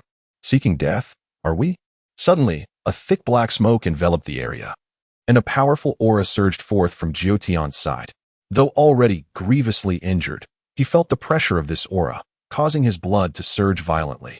And he coughed up a mouthful of blood that splattered against the encroaching darkness. The blood-soaked smoke writhed and split into 4 tendrils, ensnaring the 4 warriors. Chapter 56. The towering figure Qin Yu steadied himself and opened his eyes, only to collide with Jiu Tian. "Since you seek death, I shall oblige," he bellowed. The brilliance of starlight erupted from Qin Yu, unleashing an overwhelming presence that sent Jiu Tian, already at death's door, hurtling back several paces before crashing to the ground. A sharp pain gripped Jiu Tian's chest, and blood poured from the corners of his mouth. At that moment, he lacked even the strength to suppress his own bleeding. Merely allowing the crimson tide to flow forth, his expression a ghastly shade of gray. Qin Yu, taken aback, swung his sword toward the shadow. "Perish." Just as he aimed to strike, the shadow had already arrived before him, its feet infused with starlight, leaping into the air, leaving 2 enormous footprints that expanded before Qin Yu's eyes. Bang! Qin Yu's jaw suffered a tremendous blow, shattering with a crack as blood spewed forth, causing him to stagger backward until he fell from the high platform. He could scarcely believe that such a figure could unleash such formidable energy. She allowed Qin Yu to insult her, yet within her heart, a tempest of fury brewed. In times past, someone of Qin Yu's ilk would not have dared approach her within 100 paces. However, to eliminate him, she chose to sacrifice herself, mirroring the selfless sacrifice of her mother for the greater good. It has been demonstrated that certain sacrifices can indeed prove worthwhile, yet she still held contempt, particularly for the actions her mother had taken. Duan Xiangxiang caught sight of a blurred figure and, in a feeble voice, called out, "Brother Qin." Whether her voice was as faint as a mosquito or the figure simply did not hear, it vanished in an instant, leaving her engulfed in despair yet also a sense of relief. The despair stemmed from the realization that Huo Xingchen had left completely, showing no concern for her well-being. Be it life or death, she was of no consequence to him.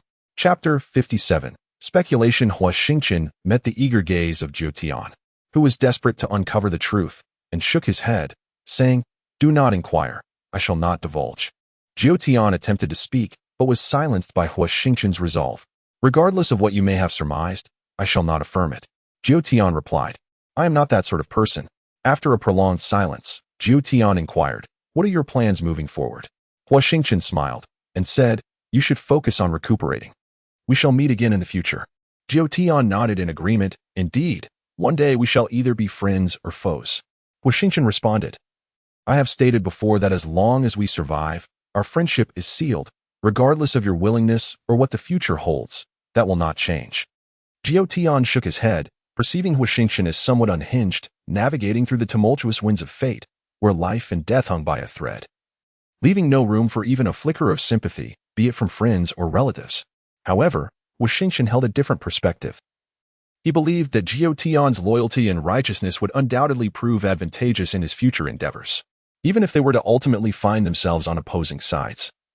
He reasoned that as long as he grew stronger, such dangers would dissipate, and he could similarly vanquish Jiu Tian when the time came. Suddenly, Huo Xingchen inquired, "What about you and Chinyu?" Jiu Tian replied, "He, like me, hails from the Jiu family, though I am of the legitimate line, while he is merely a branch. The distinction between the legitimate and the branch is profound. The privileges and status bestowed upon the true bloodline of the Jiu family far surpass those of its offshoots." Huo Xingchen understood this all too well, for otherwise he would have perished at the hands of Bian Yu long ago.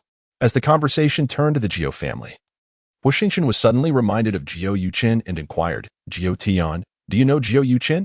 A fleeting glimmer of intensity sparked in Jiu Tian's eyes before he sighed. "Of course I know him. How could I not? We are all family. He is truly the eldest son of the Jiu family, and it would be strange not to know him." Jiu Tian then trembled slightly, exclaiming, "Chen Xiong, have you encountered him?" He continued earnestly, "I advise you to keep your distance from Jiu Yuchen." Huo Xingchen was taken aback by the revelation that both Jiu Tian and Jiu Yuchen belonged to the same family, and he was further astonished by the latter's status as the genuine eldest son of the Jiu lineage. Jiu Tian's final words left him in a state of bewilderment. In his recollection, Jiu Yuchen epitomized the archetype of a wealthy scion, extravagant, spirited, and inherently lazy, with a tongue as sharp as a blade. How could it be that Jiu Tian presented him in such a different light? Huo Xingchen, perplexed, asked, "Why?" Jiu Tian Dao, do not be deceived by Jiu Yuchen's seemingly harmless exterior. His heart is exceptionally ruthless. He presents one facade while concealing another, embodying the essence of a treacherous wolf. We have endured considerable torment at his hands, and he has even turned against those closest to him. Chinyu serves as Jiu Yuchen's loyal hound, though he is not the most unhinged of them all. Huo Xingchen furrowed his brow, scouring his memories of the past life, yet finding no trace of the Jiu family. He pondered whether Jiu Tian's assertions held any truth, that Jiu Yuchen indeed possessed a duplicitous nature. Suddenly, Jiu Tian remarked, "I have heard that the Jiu family has dispatched numerous individuals into the Maudi ruins in search of an object." "What object?" Huo Xingchen inquired. "Are you unaware? Do not place your trust in Jiu Yuchen." With that, Jiu Tian departed, leaving Huo Xingchen in a state of contemplation. Firstly, if Jiu Tian speaks the truth, it implies that Jiu Yuchen has been deceiving him from the outset. Secondly, if Jiu Tian is mistaken, then Jiu Yuchen and Jiu Tian are entirely unrelated, sharing only a surname, and Jiu Tian is merely performing for his benefit. Thirdly, why are they tracking him? Could it be in pursuit of the Dragon Flame Heart Lotus? Fourthly, what exactly is the Dragon Flame Heart Lotus that compels countless powerful beings to vie for it? Fifthly, if all of this is merely a conspiracy, then they are but pawns in this scheme. An overwhelming tide of questions swirled in Huo Xingchen's mind, rendering him unable to focus on his cultivation. However, one certainty emerged. Only he could obtain the Dragon Flame Heart Lotus, and it would be only after he secured it that the entire affair would unveil itself before him. Would he perish? Surely he would not meet his demise. It appears that Jiu Tian has succeeded, yet why has he chosen not to inform us and left behind the artifact? If I am not mistaken, Jiu Tian must have betrayed the Jiu family and allowed Huo Xingchen to escape. That is impossible. Jiu Tian is not that kind of person. I know him well. Are you questioning my judgment? Chapter 58. A millennial encounter amidst blooming flowers in the continent of Fengyun, countless empires stand tall, vying for territory and power. Each year, the names of empires change, with over 1,000 new titles emerging. As one nation falls, another rises. Among these shifting empires are formidable beings who have fought valiantly for their countries, leaving their legacies interred in tombs for the worthy to inherit after their demise. This is the purpose of the ruins' existence and the site of the fiercest competition among martial artists. Huo Xingchen further remarked, however, this woman will not meet a favorable end either. After the demise of this royal kin, the restrictions were triggered, and the woman, unable to resist, attempted to use the body of the royal as a shield to escape the constraints. It is evident that the two intertwined corpses a mere 10 zhang away must be theirs. Moreover, it is remarkable that the body of this royal could withstand such formidable assaults even after death, confirming that he was a body-refining martial artist, belonging to the physical cultivation lineage. Huo Xingchen glanced briefly and noted that the highest level reached was merely the third tier of the Gathering Star realm. Yet he should not be underestimated. This is because the opening of the Demon Flute ruins is exclusively available to martial artists under the age of 18. Those who surpass this age will be directly slain upon entry. This perplexes Huo Xingchen. Could it be that this ruin belongs to a certain empire or domain? How could they possibly ascertain the ages of these individuals? One could surmise that it is the result of past experiences that led future generations to establish such regulations. Those under the age of 18 who can cultivate to the third level of the star-gathering realm are indeed prodigies among prodigies. Some exceptional individuals can even reach the fourth or even fifth levels. The saying, 1,000 years, 100 flowers bloom, circulating this year, serves as a testament to the remarkable martial artists of the present, illustrating the fierce and brutal competition they face. What a lively scene it is. One individual, wielding a white iron fan, exudes an air of elegance and refinement, embodying the very essence of a gentleman. Huo Xingchen silently gasped in admiration. Yet another prodigy. The white iron fan in his hand is at least a fourth-grade spiritual weapon, a truly extraordinary artifact among the younger generation. Not to mention his mastery at the peak of the third level of the star-gathering realm. Should this gentleman with the white iron fan engage in combat with the previous individual, the latter would surely find himself at a disadvantage due to the disparity in their spiritual weapons. Are you all eager to join the fray as well? Huo Xingchen furrowed his brow, realizing he may have misjudged the situation. The other individual exuded an air of confidence, undoubtedly possessing a magical artifact capable of contending with the white iron fan. As the crowd gathered, it became evident that aside from the two formidable competitors, the rest appeared insignificant in their eyes, rendering them worry-free. Brother Rat, you are mistaken. Good things are meant to be shared. How can one be so greedy? The crowd echoed in agreement, expressing their discontent with the individual's overbearing nature. The words of the gentleman with the white iron fan resonated deeply with them. After all, did they not enter the ruins in search of inheritance? Does a higher realm grant one the right to oppress others? Is this not a path leading them to ruin? Huo Xingchen scoffed. The gentleman's words, though elegantly articulated, concealed a dark intent. Turning his attention to the man mockingly referred to as Rat, he noted his frail physique and pointed face, a quintessential rat-like visage. Huo Xingchen nearly burst into laughter, inwardly mocking. Indeed, a name reflects one's essence. Brother Dag, your words are misguided. The strong are revered while the weak are preyed upon. This is an eternal law. Do you believe your heart remains untainted? You likely wish to use them as stepping stones for your own advancement, hoarding the inheritance for yourself. You may articulate your thoughts beautifully, yet one cannot help but feel a pang of discomfort at your hypocrisy. Your methods are beyond my comprehension. I rely on my own abilities while you resort to cunning. We are not of the same ilk, and our clash will ultimately lead to a fight to the death. The previously boisterous crowd fell into a sudden silence, contemplating the validity of Huozi's words, with some even displaying hostility towards Dag. It was unexpected how eloquently Huozi expressed himself, leaving Dag both surprised and admiring. Huo Xingchen mused that while Huozi was indeed ruthless, he possessed a certain integrity. In contrast, Dag seemed somewhat sanctimonious and narrow-minded.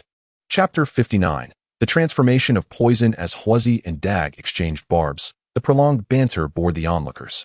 Meanwhile, some individuals, their gazes flickering, began to manipulate the starlight in secret. Seizing the opportunity, one person dashed into the barrier, laughing. I shall go first. You may bicker at your leisure.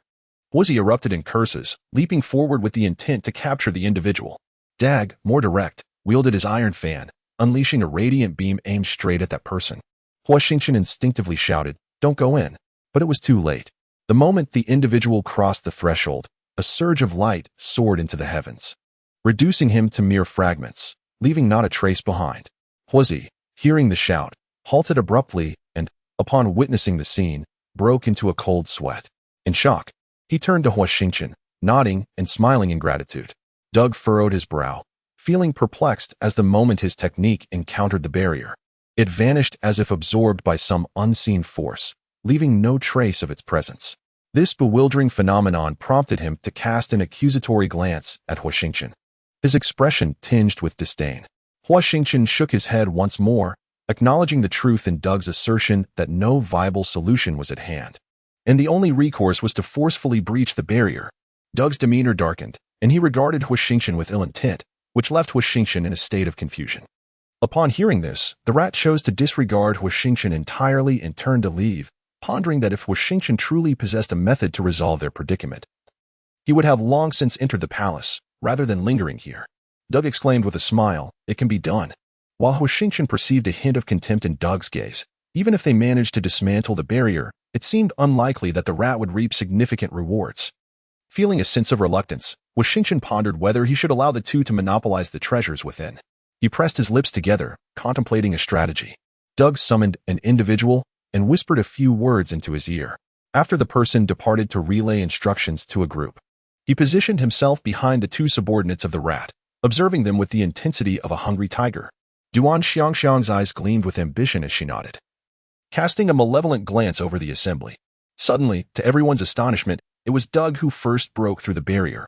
This prompted the rat to lower his guard, unleashing his most potent attack against the barrier. However, when both men directed their strongest techniques at it, their efforts vanished into the void, completely absorbed by the barrier. The two exchanged horrified glances, utterly astonished by the outcome. Doug initially believed that the inadequacy of his martial arts was the reason his emitted fan-shaped light was absorbed. However, witnessing even his most formidable techniques vanish without a trace, he could only conclude that the restrictions were extraordinarily formidable. Simultaneously, he secretly rejoiced at the notion that the inheritance within must be extraordinary. Yet, contemplating the peculiarities of the restrictions, despite his resentment, he had no choice but to relent. "Let us dispense with the superfluous chatter and engage in matters of substance," Doug remarked with a cold smirk. "No wonder you so deliberately refused earlier. It was to carve out a share for yourself." Huo Xingchen did not deny this, stating, "Indeed, it is only when you find yourselves utterly powerless that my life appears of great significance to you. If I had disclosed earlier that you intended to coerce me into revealing a solution, do you truly believe I would be foolish enough to comply? The poison I have implanted within you is known as transformative goo toxin. This toxin will manifest after 7 days, and without an antidote, your demise is inevitable." Huozi, taken aback, retreated several steps, trembling as he inquired, "Are you from the Li family?" Doug, hailing from a prestigious lineage, held little regard for obscure sects and was even less inclined to know them. He inquired, "Huozi, is the Li family particularly formidable?" Huozi scoffed, replying, "Ignorance is no excuse. You are unaware even of the name Li Chan." The mere mention of Li Chan resonated like a thunderclap. Apart from Doug and his companions, the others displayed visible trepidation, with some trembling uncontrollably. Perceiving the unusual reaction, Doug pressed further. "Is she affiliated with the Li family?" Huozi retorted with a cold laugh. "Doug, you would be wise to release that young man. Even if we were to eliminate them, we would still meet our demise." Huozi then posed the question, "What do you intend to do?" Huo Xingchen stated softly, "The inheritance within is something I am determined to obtain." Duj leapt up, exclaiming, "Not a chance." Huo Xingchen spread his hands and replied, "So there's nothing left to discuss?" The rat restrained Duj, signaling him to remain calm, and remarked, "What about us? We exert our efforts yet reap no rewards. Do you think we are fools?"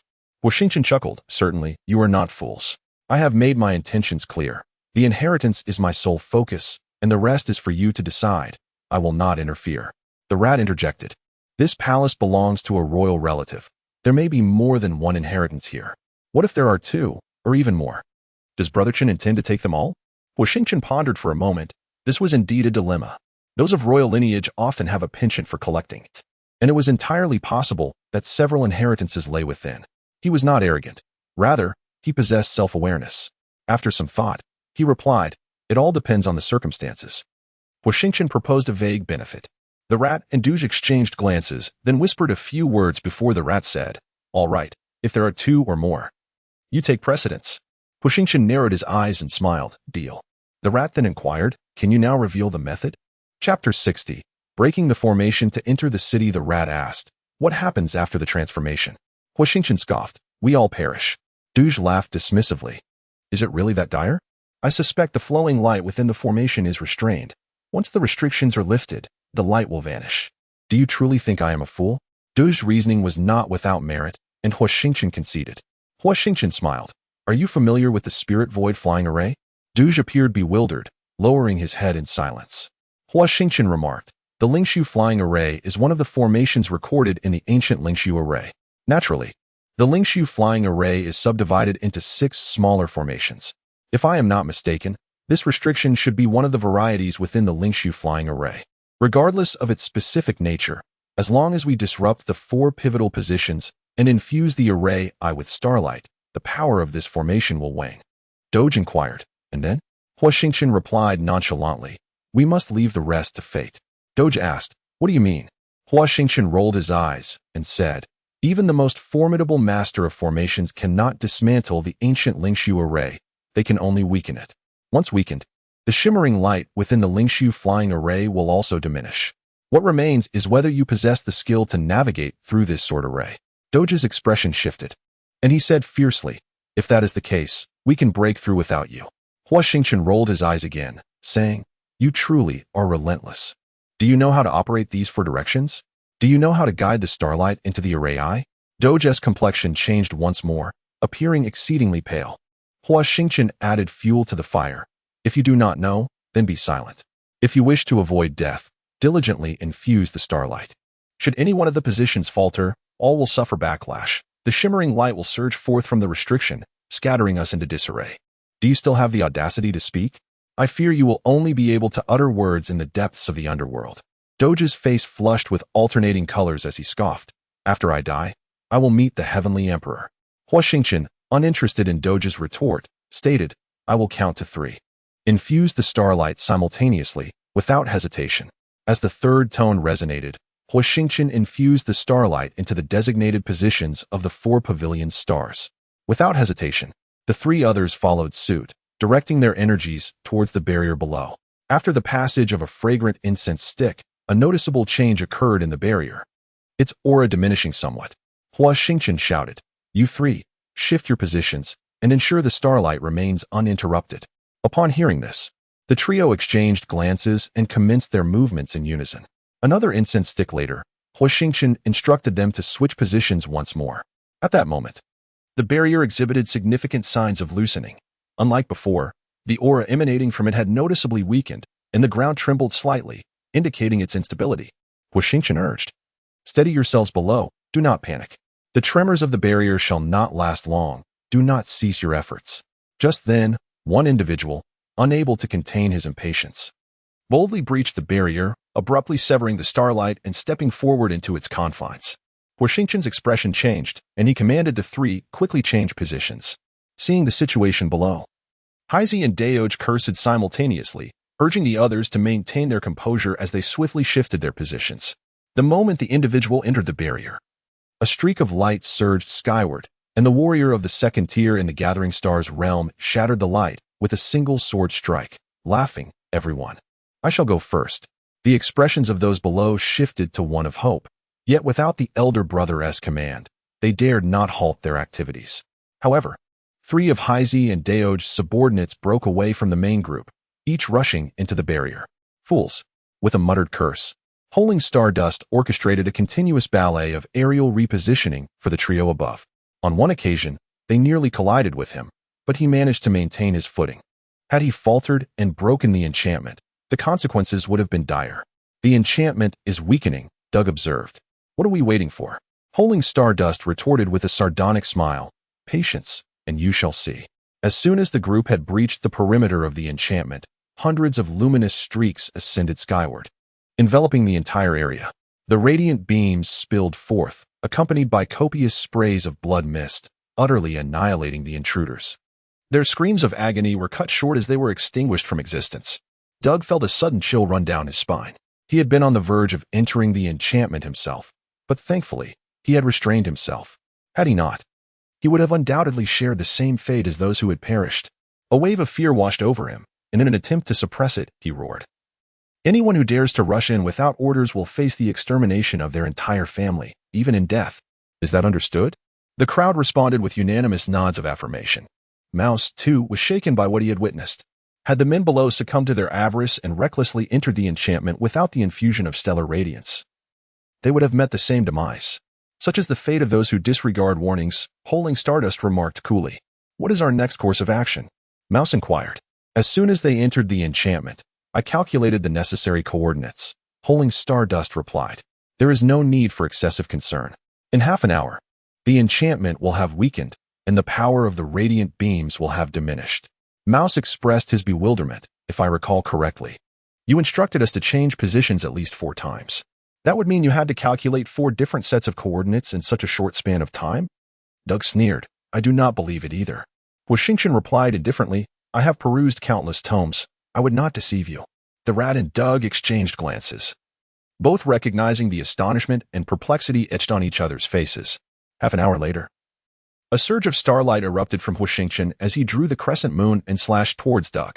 Upon witnessing this, Doug shouted, Damn it, you are resorting to trickery. In their moment of panic, the two stabilized themselves and descended to the ground. Apart from Huo Xingchen, the other 3 had already landed. Suddenly, a mass of chaotic energy materialized, prompting Huo Xingchen to channel the utmost potential of his tome and deliver a decisive strike. With a resounding crash, the chaos was cleaved in 2, subsequently exploding outward in concentric waves, which knocked Huo Xingchen from the skies to the earth below. Each harbored their own thoughts. Apprehensive that Huo Xingchen might flee, however, he did no such thing. Noticing the change in expressions of the 2, Huo Xingchen discerned their unspoken fears and mocked. You may be deceitful and treacherous, but I, Huo Xingchen, am not. The rat and Doug flushed, yet quickly regained their composure. Once all had crossed, they found themselves thwarted by the city gate. Doug cursed under his breath, while the rat furrowed his brow in concern. Huo Xingchen attempted to push open the gate, but it stood immovable like a mountain. Doug signaled for everyone to step back and unleashed a blade of starlight, leaving a deep gash on the gate, exclaiming, What a monstrous anomaly. The rat responded, Precisely because it is so bizarre, the legacy within must be extraordinary. We should devise a way to breach this formidable barrier. Now, the rat and Doug belong to the same faction, and naturally, the rat must soothe Doug. Doug, having calmed down, exchanged a glance with the rat and nodded slightly. Doug inquired, Is there any way to dismantle it? Huo Xingchen understood that Doug was addressing him and replied succinctly, No, just as they were about to discuss further. Huo Xingchen gestured dismissively, stating, There truly is none this time. Upon observing Huo Xingchen's expression, which did not suggest deceit, they began to earnestly investigate. Yet after a considerable time, they yielded no results. I have. A figure emerged, trembling with trepidation, cradling in his hands more than 10 small, black objects, each the size of a finger. He then declared, This is an explosive device. It should suffice to blast open the city gates. Doug snatched it away angrily, exclaiming, Why did you not mention this sooner? You've made me waste time researching. Are you seeking death? The individual, with a mournful countenance, retreated to the side, muttering, You didn't even ask? After carefully placing the explosive device, everyone retreated to a safe distance. Doug harnessed the starlight and struck with a palm, immediately leaping back. Boom. The city gate shattered, and dust billowed forth. Chapter 61. The Great Rock Spreads Its Wings, Part 1. As the dust settled, a vast, straight pathway, paved with granite, revealed itself before them. Flanking the pathway were rows of uniformly arranged buildings. Interspersed between the structures were numerous passageways, and from an aerial perspective, it resembled a replica of a royal city, complete with partitions and identical architectural styles, rendering it indistinguishable. Doug and the rat ascended into the air, with Doug remarking, Strange. This bears a striking resemblance to the layout of the royal city in the vassal state. The vassal state lies to the north of the Dragonbone Empire, separated by the Lishan Empire. The rat asked, Have you been to the vassal state? Doug nodded and remarked that during his last visit to the vassal state with his father, he had observed the architecture there and the layout of the royal city. He fell silent, refraining from further comment. The rat stated that Miss Xiangxiang's words were not without merit. It seemed evident that this place harbored considerable peril, far more complex than its tranquil facade suggested. Turning to the taciturn Huo Xingchen, the rat inquired about his thoughts. Huo Xingchen replied, suggesting they act separately, allowing fate to guide their paths. Given the circumstances, collective action was rendered impossible, and he resolved to proceed thus. Noticing Huo Xingchen's silence, Duan Xiangxiang chose not to press further. They advanced according to the alignment of the stars, yet the distant royal city appeared to fluctuate in proximity.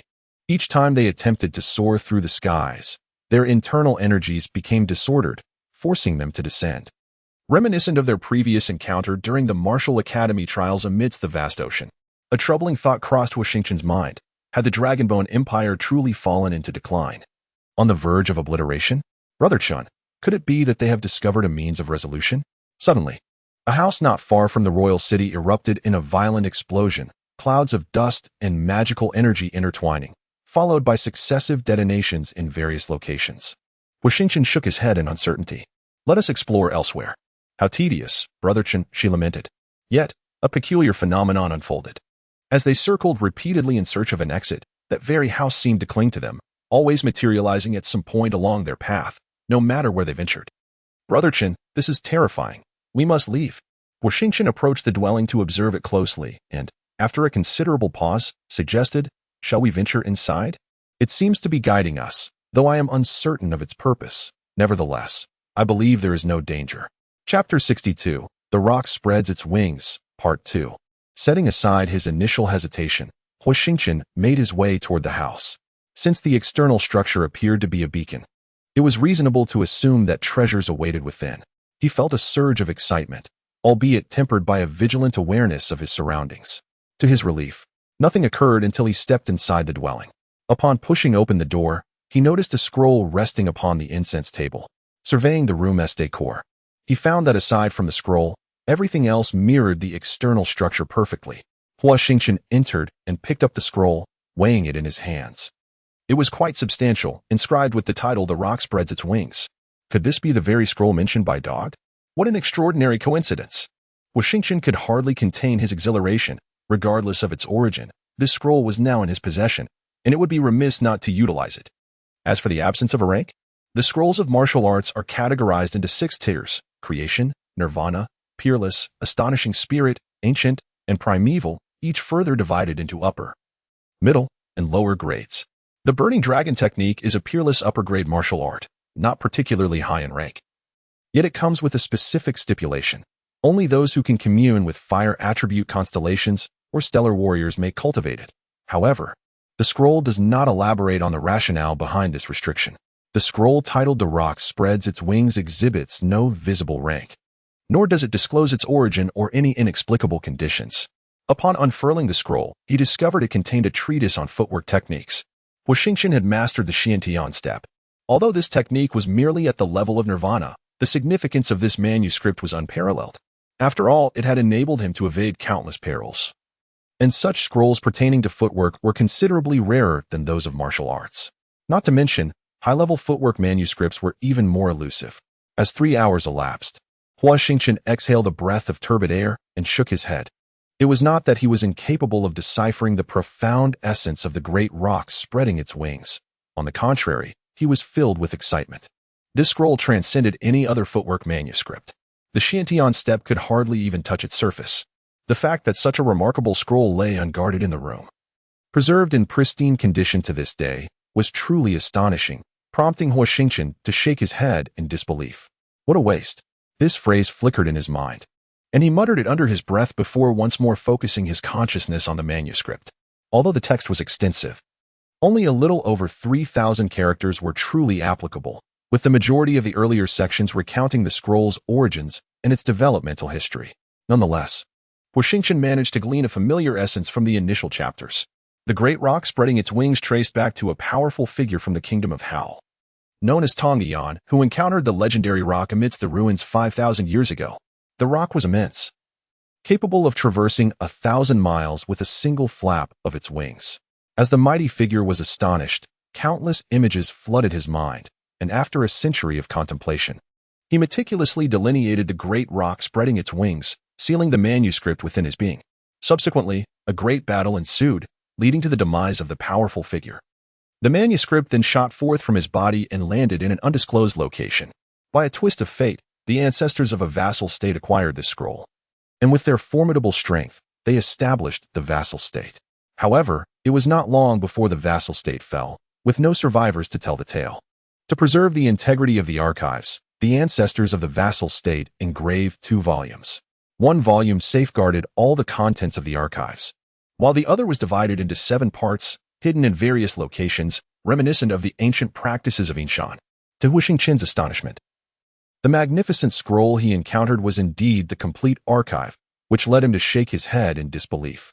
The thought that such an important record could be so carelessly discarded by its possessor filled him with a sense of indignation. Suddenly, he recalled Doug's words. Could this palace city be the resting place of the ancestors of the vassal state? What a remarkable coincidence.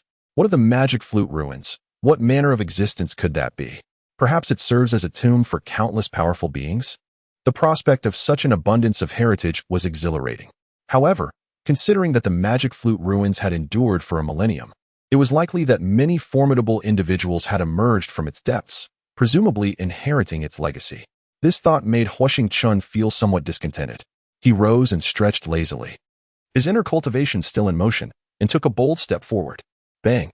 A resounding impact echoed as a streak of blood was left upon a sheer cliff hundreds of miles away, beneath which Huo Xingchen stared wide-eyed. Ignoring the pain, he pondered what words could adequately describe this scroll. After a brief interval, he reluctantly got to his feet, realizing he lacked the vocabulary, perhaps due to insufficient reading. Cautiously, he began to circulate his cultivation method, taking a small step and arriving not far from the dwelling. After countless attempts, he finally grasped the technique of the great rock spreading its wings with precision. Yet, there were still unpracticed portions. Once more, bang, boom, Huo Xingchen burst through the wall, causing the entire structure to collapse with a thunderous crash. Fortunately, this time I was able to traverse the route with some difficulty, although I still remained a yard away from the designated distance. However, with further practice, I would be able to reach the precise location. As Huo Xingchen once again summoned the star domain and prepared to refine his skills further, the entire space suddenly collapsed. Trees, houses, boulders, and even the ground began to shatter, as if blocks of smooth tofu were plummeting downwards. Standing on the transparent ground, Huo Xingchen experienced true illusion for the first time, contemplating what it truly meant to possess great power. A void. Huo Xingchen found himself ensnared in a blank expanse. Nothing existed, the whiteness was almost blinding.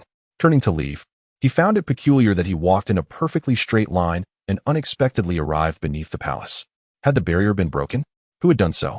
After some reflection, Huo Xingchen surmised that upon entering the vortex and obtaining the inheritance, the formation here had automatically dissipated. The palace lacked a city gate, featuring only a vast open area reminiscent of a military drill ground. Before him stood soldiers as guardians, each tall and imposing, their faces fierce. Each bore a broadsword that was over a yard wide and 5 or 6 yards long, forming an orderly perimeter around the training ground. Within the arena, countless soldiers engaged in various drills. Thrusts, slashes, swordplay, grappling, each type of movement was vividly displayed. After observing for a while, Huo Xingchen initially thought it to be some sort of projected imagery, but in reality, they were merely fixed clay figures posing in a display of combat. Chapter 63, The Performance. Steadying himself, the young heart was once again shaken. A simple arm swing from the clay figure effortlessly hurled him aside, exhibiting an astonishing force. After the initial shock subsided, Huo Xingchen composed himself and stared at the clay figure for a considerable time, yet it remained motionless, standing rigidly with its hollow eyes fixated ahead. With a burst of starlight, he cautiously advanced once more. I must reiterate, do not trespass, should there be a third instance. Do not expect my leniency. The same actions, the same explosive force. Even though Huo Xingchen stubbornly restrained all his strength, he was still propelled backward, his feet landing precisely where they had previously stood. How terrifying. The clay figure exerted its strength with remarkable precision, as if calculated to perfection. These soldiers bore a striking resemblance to the descriptions in ancient texts, depicting humanity's emergence thousands of years ago, in an era devoid of martial artists. With the advent of people came families, with families came cities, and with cities came nations. Soldiers are the stalwart backbone of a country, prepared to sacrifice their lives and shed blood for their homeland. You are formidable. Huo Xingchen pointed at the clay figure and declared, "I wish to challenge you." The clay figure furrowed its brow, fine grains of earth cascading down from its features, its toothless mouth uttering coldly, "You are not my equal." Huo Xingchen replied with a smile, "How can you ascertain that I am not your equal without engaging in battle? You are exceedingly arrogant." The clay figure remained silent for a moment before stating, "Without orders from my superior, I cannot accept your challenge." Superior? It must refer to a commander of some military force. What is the name of your superior, who dares to obstruct my path to the Zhengying Hall? Huo Xingchen casually retorted, for the plaque ahead bore the inscription, Zhengying Hall. Upon hearing this, the clay figure's tone softened slightly as he said, "My lord's surname is Gu. May I ask?" Huo Xingchen interjected, "What does it matter who I am? Summon the one surnamed Gu to meet me, or I shall dismantle your Zhengying Hall." The clay figure seemed to recognize who stood before him and replied, "My lord is currently at the border, engaged in battle, with no known date of return. I implore Prince Jing to temporarily withdraw. Upon my lord's return, I shall promptly relay your message. Please do not make things difficult for me." Huo Xingchen, taken aback, thought, "Indeed, this is an army of a nation." He casually remarked, and the general seemed to believe him, even mentioning the name Prince Jing. Could it be that Prince Jing harbors a grudge against Lord Gu? No, the agreement made back then cannot be nullified. With your lord absent from the capital, this round is mine to claim. I must enter the Zhengying Hall. The clay figure, seeing Huo Xingchen's intention to proceed, blocked his path and said, "Prince Jing, please do not compel me to act against my orders." Huo Xingchen pointed an accusing finger at the clay figure, exclaiming, "What? Are you attempting to rebel?" The clay figure took a step back and clasped his hands in respect, declaring, "I would not dare." As he bowed, dust from his attire fell to the ground. "If you do not dare, then why not hasten to clear the way for me?" The clay figure remained steadfast. Huo Xingchen, suddenly losing his temper, pondered silently that Lord Gu must be a person of military prowess, otherwise, the clay figure would not be so resolute. Discipline, military discipline, can only be enforced by the command of a superior. Even the emperor could not enter without permission, not even at the cost of his life. Huo Xingchen sighed in defeat. "Speak, what must I do to gain entry?" The clay figure remained silent for a long time before finally bowing and saying, "Then I beseech Prince Jing to defeat me, and I shall permit you to enter the Zhengying Hall. Today, witness how this prince teaches you, a mere wooden block, a lesson." Huo Xingchen feigned anger, sweeping his sleeves as he traversed the training ground, leaping onto the stage. The Mudman General inquired, "What shall Prince Jing compare? Blades, spears, or strength of foot?" Huo Xingchen replied with a cold smirk, "In the military, if this prince seeks to learn, why the unnecessary chatter? Let us proceed swiftly." The Mudman General handed a broadsword to a soldier, stating, "In military trials, we naturally commence with foot strength, followed by blades, swords, and spears." The Mudman General, seemingly uncertain, questioned, "Does your highness truly wish to compete?" Huo Xingchen's expression darkened as he retorted, "What nonsense! Why else would I come here, to toy with you gentlemen? Let us begin." Huo Xingchen unleashed a constellation of starlight, firmly planting his stance as he beckoned the Mudman General with a flick of his fingers. The Mudman General clasped his hands together and declared, "I beg your pardon." With a thunderous roar, the Mudman General expelled a clump of earth from his mouth, startling Huo Xingchen, who swiftly turned his head to evade. Seizing the opportunity, the Mudman General grasped Huo Xingchen's wrist and yanked him forward, executing a shoulder throw. "You resort to trickery." Just as Huo Xingchen narrowly dodged the earthen assault, he found himself in a precarious situation, facing the Mudman General's swift maneuver. In a moment of desperation, he plunged his fingers deep into the mud-crafted belt, leveraging the force to propel himself into the air, landing gracefully on his feet. The Mudman General, momentarily taken aback, instinctively released Huo Xingchen. Originally, he believed this prince to be nothing more than a delicate ornament, easily toppled with a simple throw. Yet he was astonished to witness Huo Xingchen's effortless leap and flawless landing. How could Huo Xingchen let this opportunity slip away? With a swift motion of his right hand, he forcefully hurled the Mud General aside. Bang! The Mud General shook his dizzy head, gazing in astonishment at Huo Xingchen. To Huo's surprise, the Mud General's clay body merely released a cloud of dust, remaining intact, which left him rather perplexed. The Mud General rose to his feet and cupped his hands in respect, saying, "Your Highness is indeed remarkable. It seems the rumors outside are not to be trusted. I must concede my defeat in strength." The Mud General continued, "I am a simple man, yet judging by your words and martial prowess, you are not as feeble as the tales suggest. I dare to accept this matter. I will convey it to my superiors, but— Huo Xingchen interjected, but what? Suddenly, the mud general knelt down, tears streaming down his face. Yes, tears, actual tears, emerged from the mud general's eyes, tracing 2 lines down his muddy visage. The mud general spoke. I humbly implore your highness for a promise, and I hope you will grant it. Huo Xingchen replied, you are a commander of soldiers. Why this fuss? Stand and speak. What is it that I can agree to? The mud general remained kneeling, saying, Your Excellency has endured a lifetime of battles, and while being marginalized in court is bearable. Last month my wife and children met with untimely deaths. I wish to seek justice for you. Huo Xingchen furrowed his brow, pondering that he did not even know who the perpetrator was. Could one merely drag someone out to seek vengeance? If one were to kill, it must be done with precision to obtain the justice that is due. Huo Xingchen asked, Can you uncover who did this? The mud general shook his head, then nodded. Huo Xingchen scolded, What do you mean by shaking your head and nodding? Are you mocking me?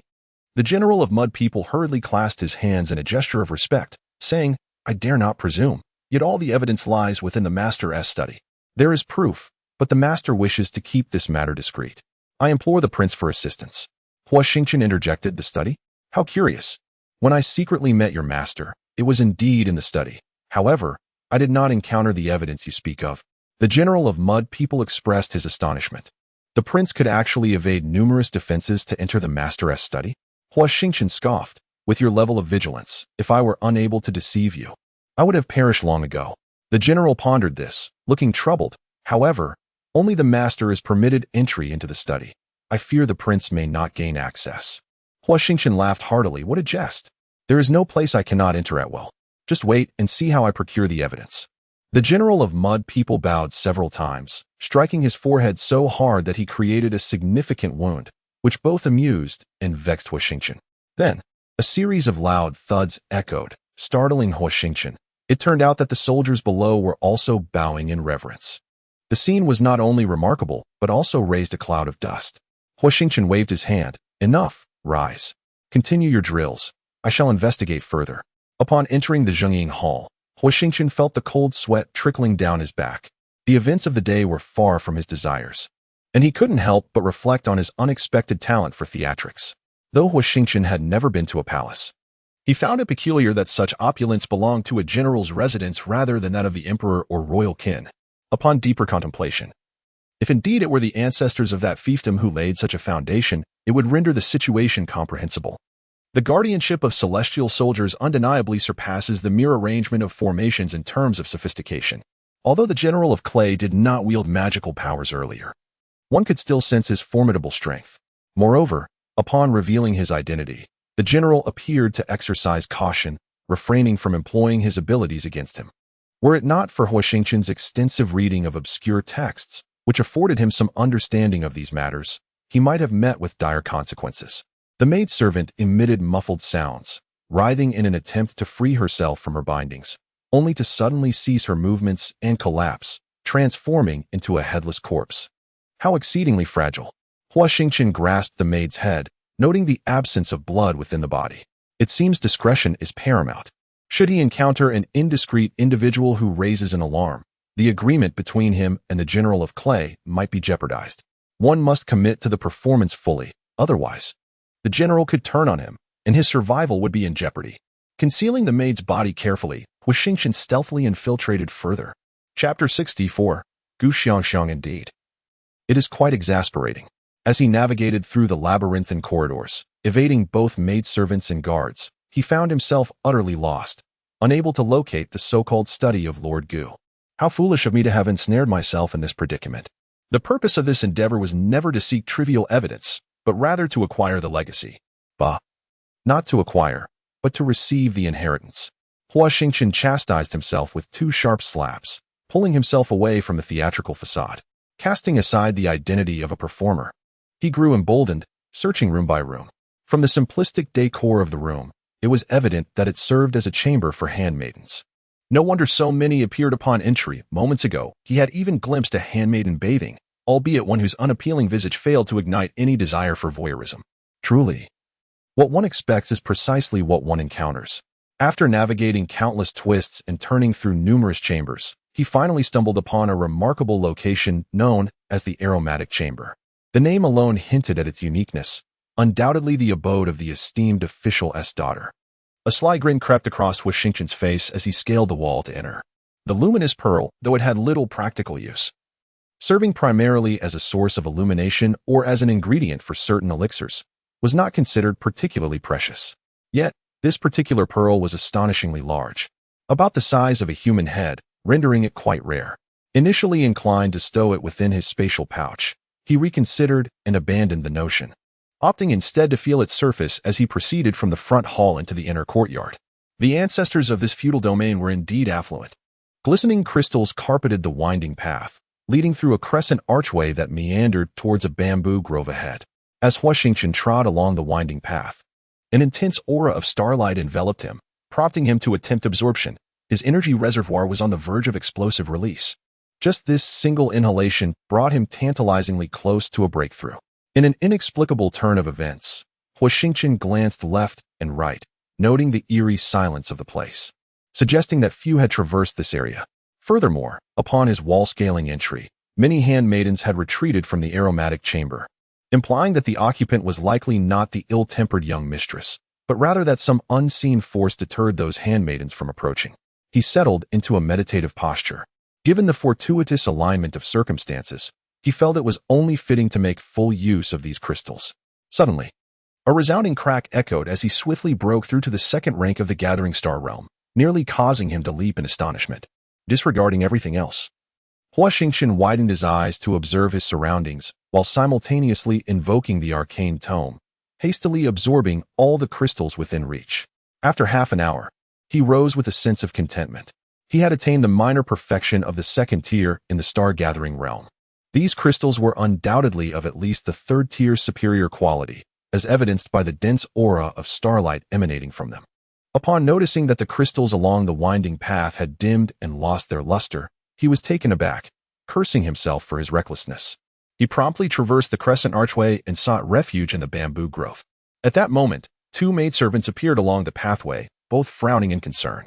The air within the room was imbued with a delightful fragrance, a neatly made bed with folded blankets, a shelf brimming with books, and outside the window lay a sea of flowers. Approaching the bookshelf, he idly flipped through the volumes, discovering only antiquated tomes resembling those of a sage. With a spirit of preservation, he rummaged through the entire shelf, only to feel a sense of disappointment wash over him. The musty scent of aged texts lingered in the air. Muttering a few words, he continued his search within the room, but found nothing of interest, ultimately departing in discontent. As he made his way back along the winding path, he absorbed the remaining energy, astonishingly ascending to a minor peak in the second tier of the star-gathering realm. Just as he was taken aback by this unexpected advancement, he heard a noise and hurriedly scaled the wall to reach another area. How peculiar, he mused. What could be troubling the young lady? After Huo Xingchen leaped over the wall, the two maidservants inexplicably reappeared, their speed astonishing him to the point where he instinctively fled. It was all too strange. As he passed through a courtyard, he halted to observe closely, inadvertently finding himself within the vicinity of Lord Gu's study. Hiding in the shadows, Huo Xingchen was certain of his observations, for the handmaidens carried books while the guards held letters, entering and exiting in a ceaseless cycle. Regaining his composure, Huo Xingchen inquired, "Are you a resident of this place?" He hesitated, uncertain if the young woman truly belonged here or if some martial artists had infiltrated the palace after their arrival. Prompting his question, the girl, pouting slightly, replied, "Of course I live here. How could you not recognize me? Who are you, and what brings you here? If you don't speak, I will scream." No, please, I will tell you," he stammered. "However, if I find your answer unsatisfactory, you shall face dire consequences." Humph. Huo Xingchen declared, "I am the Prince of Jing. Do you know me, or have you heard of me?" The girl elongated her O, feigning enlightenment, and pointed at him. "Ah, so you are the troublemaker." Her excitement bubbled over. "What mischief are you planning this time? Can I join you?" The girl continued, "Goodness, you are audacious indeed. Causing chaos even in the Gu residence. How thrilling." She urged, "Speak quickly. What shall we do next?" Huo Xingchen realized that she must surely be the daughter of Lord Gu, a fellow instigator of trouble. They shared a kindred spirit. Yet, he found himself baffled. Could it be that the ancestors of the vassal state bore the surname Gu, and in constructing the imperial city, some extraordinary means had been employed to restore memories of a past life? Could he, in fact, be the girl's father? An unsettling thought emerged. Had he harbored a dream of becoming a general, only to manifest such a bizarre reality? How grotesque. Terrifying. Alas, it seemed he was to don the mask of a performer once more. Huo Xingchen muttered under his breath and quietly confided in the girl. As she opened her mouth to shout, he swiftly covered her lips with his hand, signaling her to keep silent. Anger flashed across the girl's delicate face. Though it was a charming kind of fury, she unleashed a torrent of curses, uncertain whether they were directed at her father or the sinister individuals responsible for her mother's and brother's demise. Huo Xingchen remarked, "Do not be misled by my penchant for trouble. All my actions are for noble causes. Just days ago, I uncovered this secret, and I have come here discreetly. While Minister Gu fears offending those in power, I do not share his trepidation. It is imperative that I teach them a lesson, to instill in them the understanding that taking a life demands retribution." The girl clenched her fists and declared, "All right, I will assist you. What shall we do?" Huo Xingchen gestured towards the guards and maidservants, saying, "You must drive them all away. Without their absence, we cannot procure evidence." The girl nodded, pivoted, and emerged from another direction, hands on her slender waist, commanding, "You all need to leave this place at once. Cease your wandering." Huo Xingchen frowned, sensing something amiss. That unsettling feeling returned. Upon seeing the girl, the guards and maidservants recoiled in terror, their faces paling as they froze in place, and within mere moments, all hastily retreated. "Brother, it's safe now. You may come out." Huo Xingchen stepped out from the shadows and gave her a thumbs up, exclaiming, "Impressive." The girl lifted her charming face and replied proudly, "Of course, they all fear me." Huo Xingchen inquired, "What is your name?" The girl responded, "My name is Duan Xiangxiang." Huo Xingchen complimented, "A lovely name. Now, let us find the evidence." The girl, brimming with excitement, hopped inside, and the two began to search tirelessly within the study. After half an incense stick's time, the two discovered nothing. The girl, disheartened, remarked, "How could my father possibly hide evidence in the study? We should search elsewhere." Huo Xingchen replied, "But the general mentioned it was here." The girl pondered for a moment before saying, "You mean Uncle Zhong?"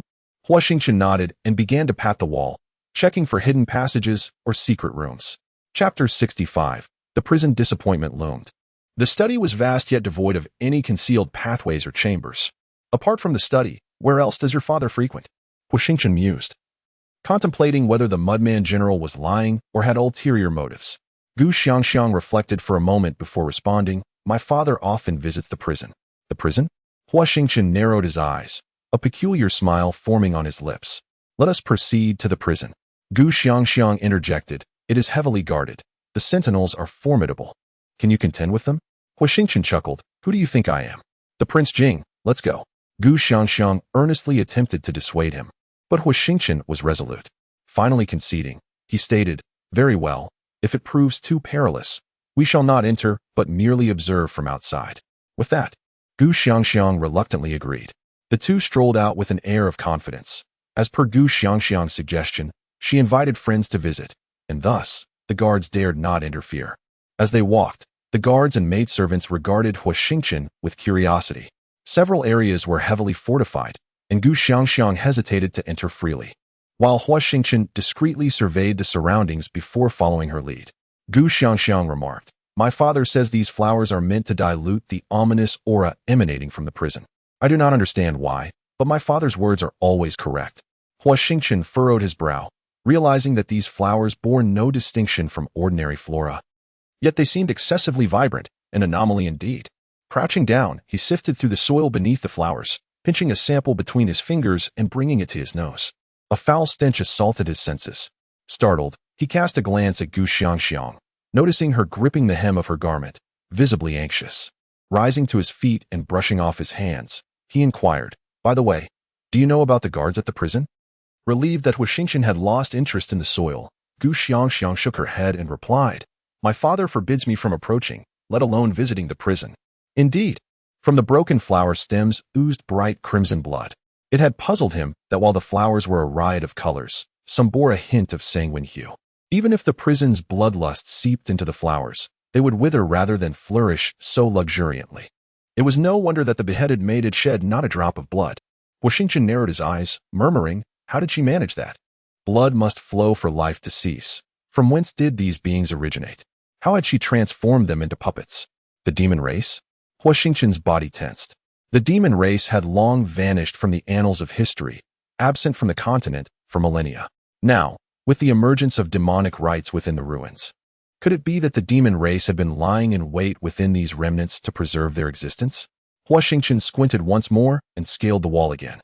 He was under the illusion that these puppets appeared remarkably youthful and ageless, likely the warriors who had ventured into the ruins. The prison was vast, exuding a sinister aura. The iron gate loomed large, its intricate patterns discernible, yet the nature of the design remained elusive.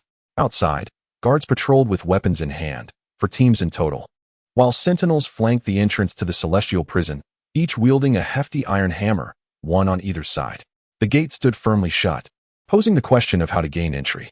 In that moment, Huo Xingchen activated the Great Rock's Wing technique, his form flickering. Who goes there? Startled, Huo Xingchen realized he had not mastered the technique well enough, exposing part of his body, and quickly sought concealment within the terrain. Holding his breath, he waited until the guard's attention had diverted before exhaling a sigh of relief, taking stock of the prison's layout. Suddenly, a glimmer of insight struck him. He noticed a ventilation shaft above the cells, which, upon rough estimation, appeared just large enough to allow passage. However, the shaft presented no footholds, its surface exceptionally smooth. This meant that while employing the Great Rock's Wing, Huo Xingchen would need to calculate his trajectory with precision, akin to a bolt shot from a bow. To enter the shaft seamlessly, summoning the celestial domain, he activated the Great Rock's Wing technique. In an instant, Huo Xingchen found himself in the first position, a mere 10 feet away from the armed patrolling guard. Using the motion of his body, he maneuvered to a stone pedestal. Did you see a figure pass by just now? A figure? No, I did not see anything. Perhaps I am just fatigued and imagining things. Though it was merely a fleeting moment before he was to enter the ventilation shaft, the exchange between the two guards did not escape Huo Xingchen's keen ears. Frowning slightly, he navigated cautiously through the shaft. As his head entered, he immediately began to observe his surroundings. It was better not to look, but upon glancing, my heart nearly leapt from my chest, and my heels almost grazed the edge of the ventilation shaft. The slightest contact at such high speeds would undoubtedly produce a cacophony, inevitably summoning those vigilant guards. After adjusting my stance, I executed a somersault to the ground, patting my chest, my heart still racing as I reflected on the guard's remarkable sensitivity. The scene was utterly horrifying. In one corner lay a macabre collection of severed limbs, while another corner was overwhelmed by a heap of disembodied heads. The remains still oozed blood, which trickled through the crevices of the floor, vanishing into the unknown. It was evident that these souls had perished not long ago. This place resembled a charnel house. The area was confined, merely spanning a few dozen feet, with a staircase to the right. Huo Xingchen cautiously navigated around the corpses, bending low to peer into the darkness, where nothing was discernible. Should I descend? Just then, a series of footsteps echoed, ascending the stairs. Straining to listen, Huo Xingchen swiftly retracted his aura, suppressing his presence. Damn, this cramped space offered no refuge. Glancing at the heads, an icy chill gripped him, yet he had no alternative. Smearing his face with blood, he concealed himself among the grim remains, revealing only his head, with bloodied eyes wide open, presenting a visage of terror as if freshly departed from the mortal coil. A new batch of intruders had arrived, utterly oblivious to their grim fate. Indeed, haha. Today there would be flesh to consume once more. Regrettably, I recently encountered a rather exquisite young lady, rivaling our esteemed miss.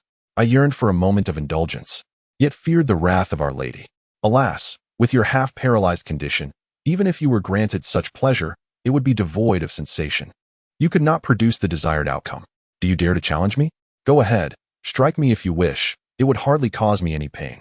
As they conversed, they arrived at the chamber of corpses, cradling severed heads and limbs, and unceremoniously discarded them, striking Huo Xingchen upon the head. The two licked the blood from their hands, wearing expressions of satisfaction. Have you heard?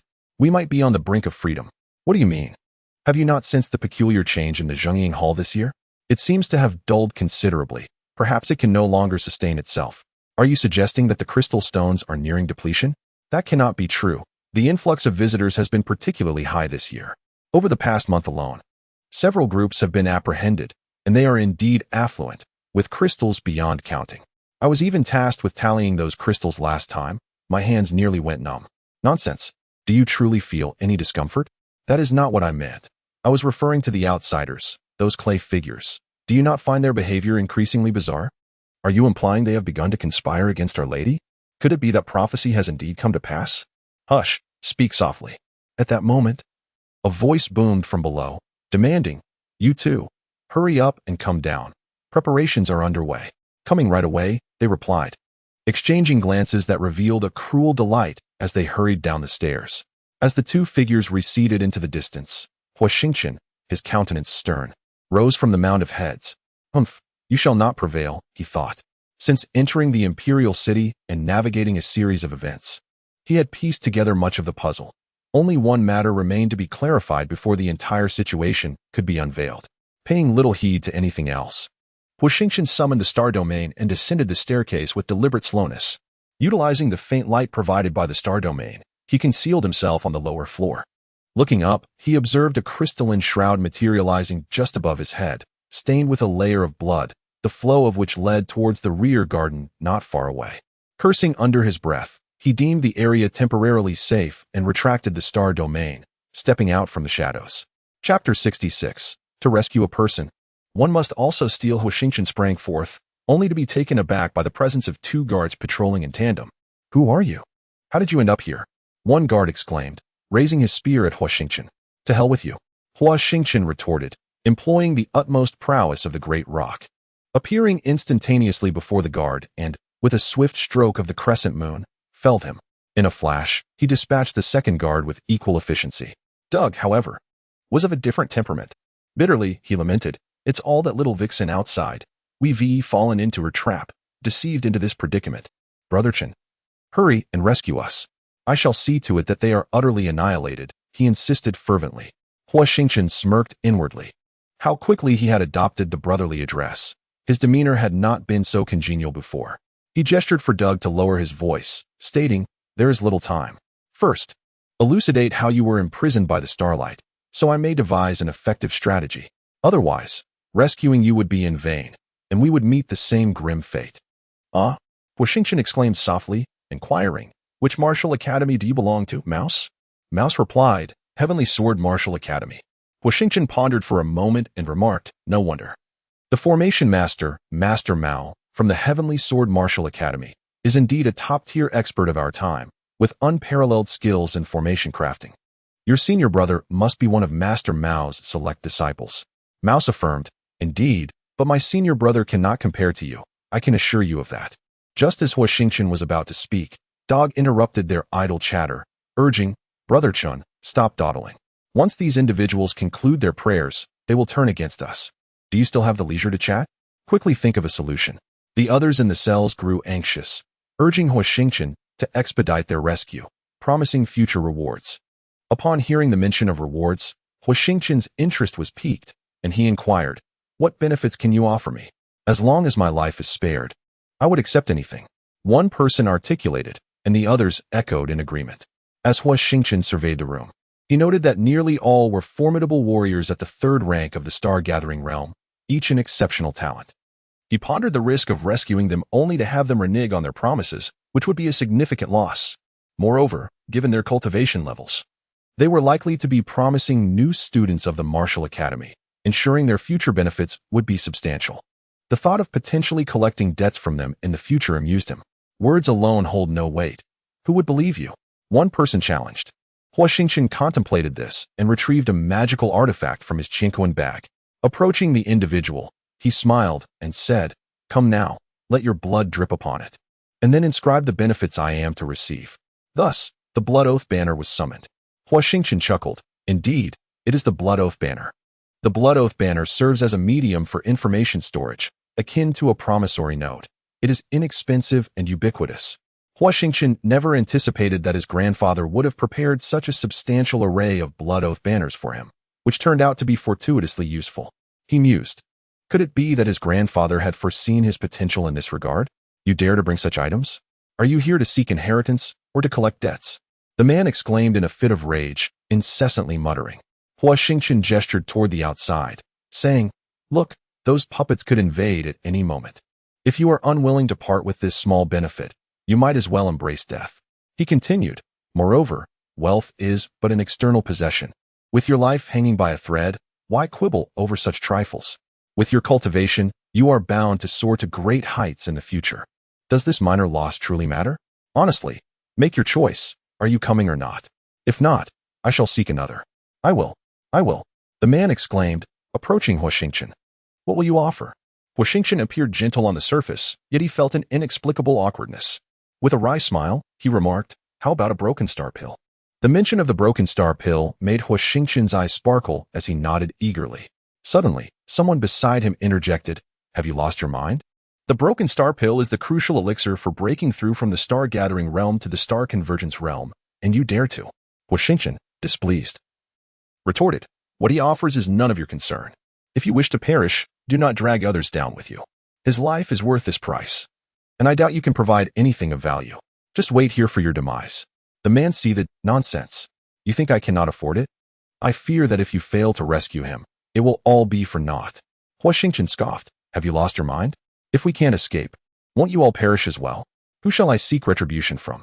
The man paused, murmuring, that is indeed true. Huo Xingchen barked, hurry. If this drags on, not one of you will have the chance to escape. With a swift motion, he cleaved through all the iron doors and commanded, stay close behind me. Do not fall behind. As the starlight surged and the crescent moon gripped firmly in hand, the rat inquired, how is it that you can still wield starlight? Huo Xingchen replied, I am uncertain myself. The rat acknowledged with a soft oh, choosing to remain silent thereafter. Upon reaching the doorway, tension enveloped Huo Xingchen, his grasp on the crescent moon tightening.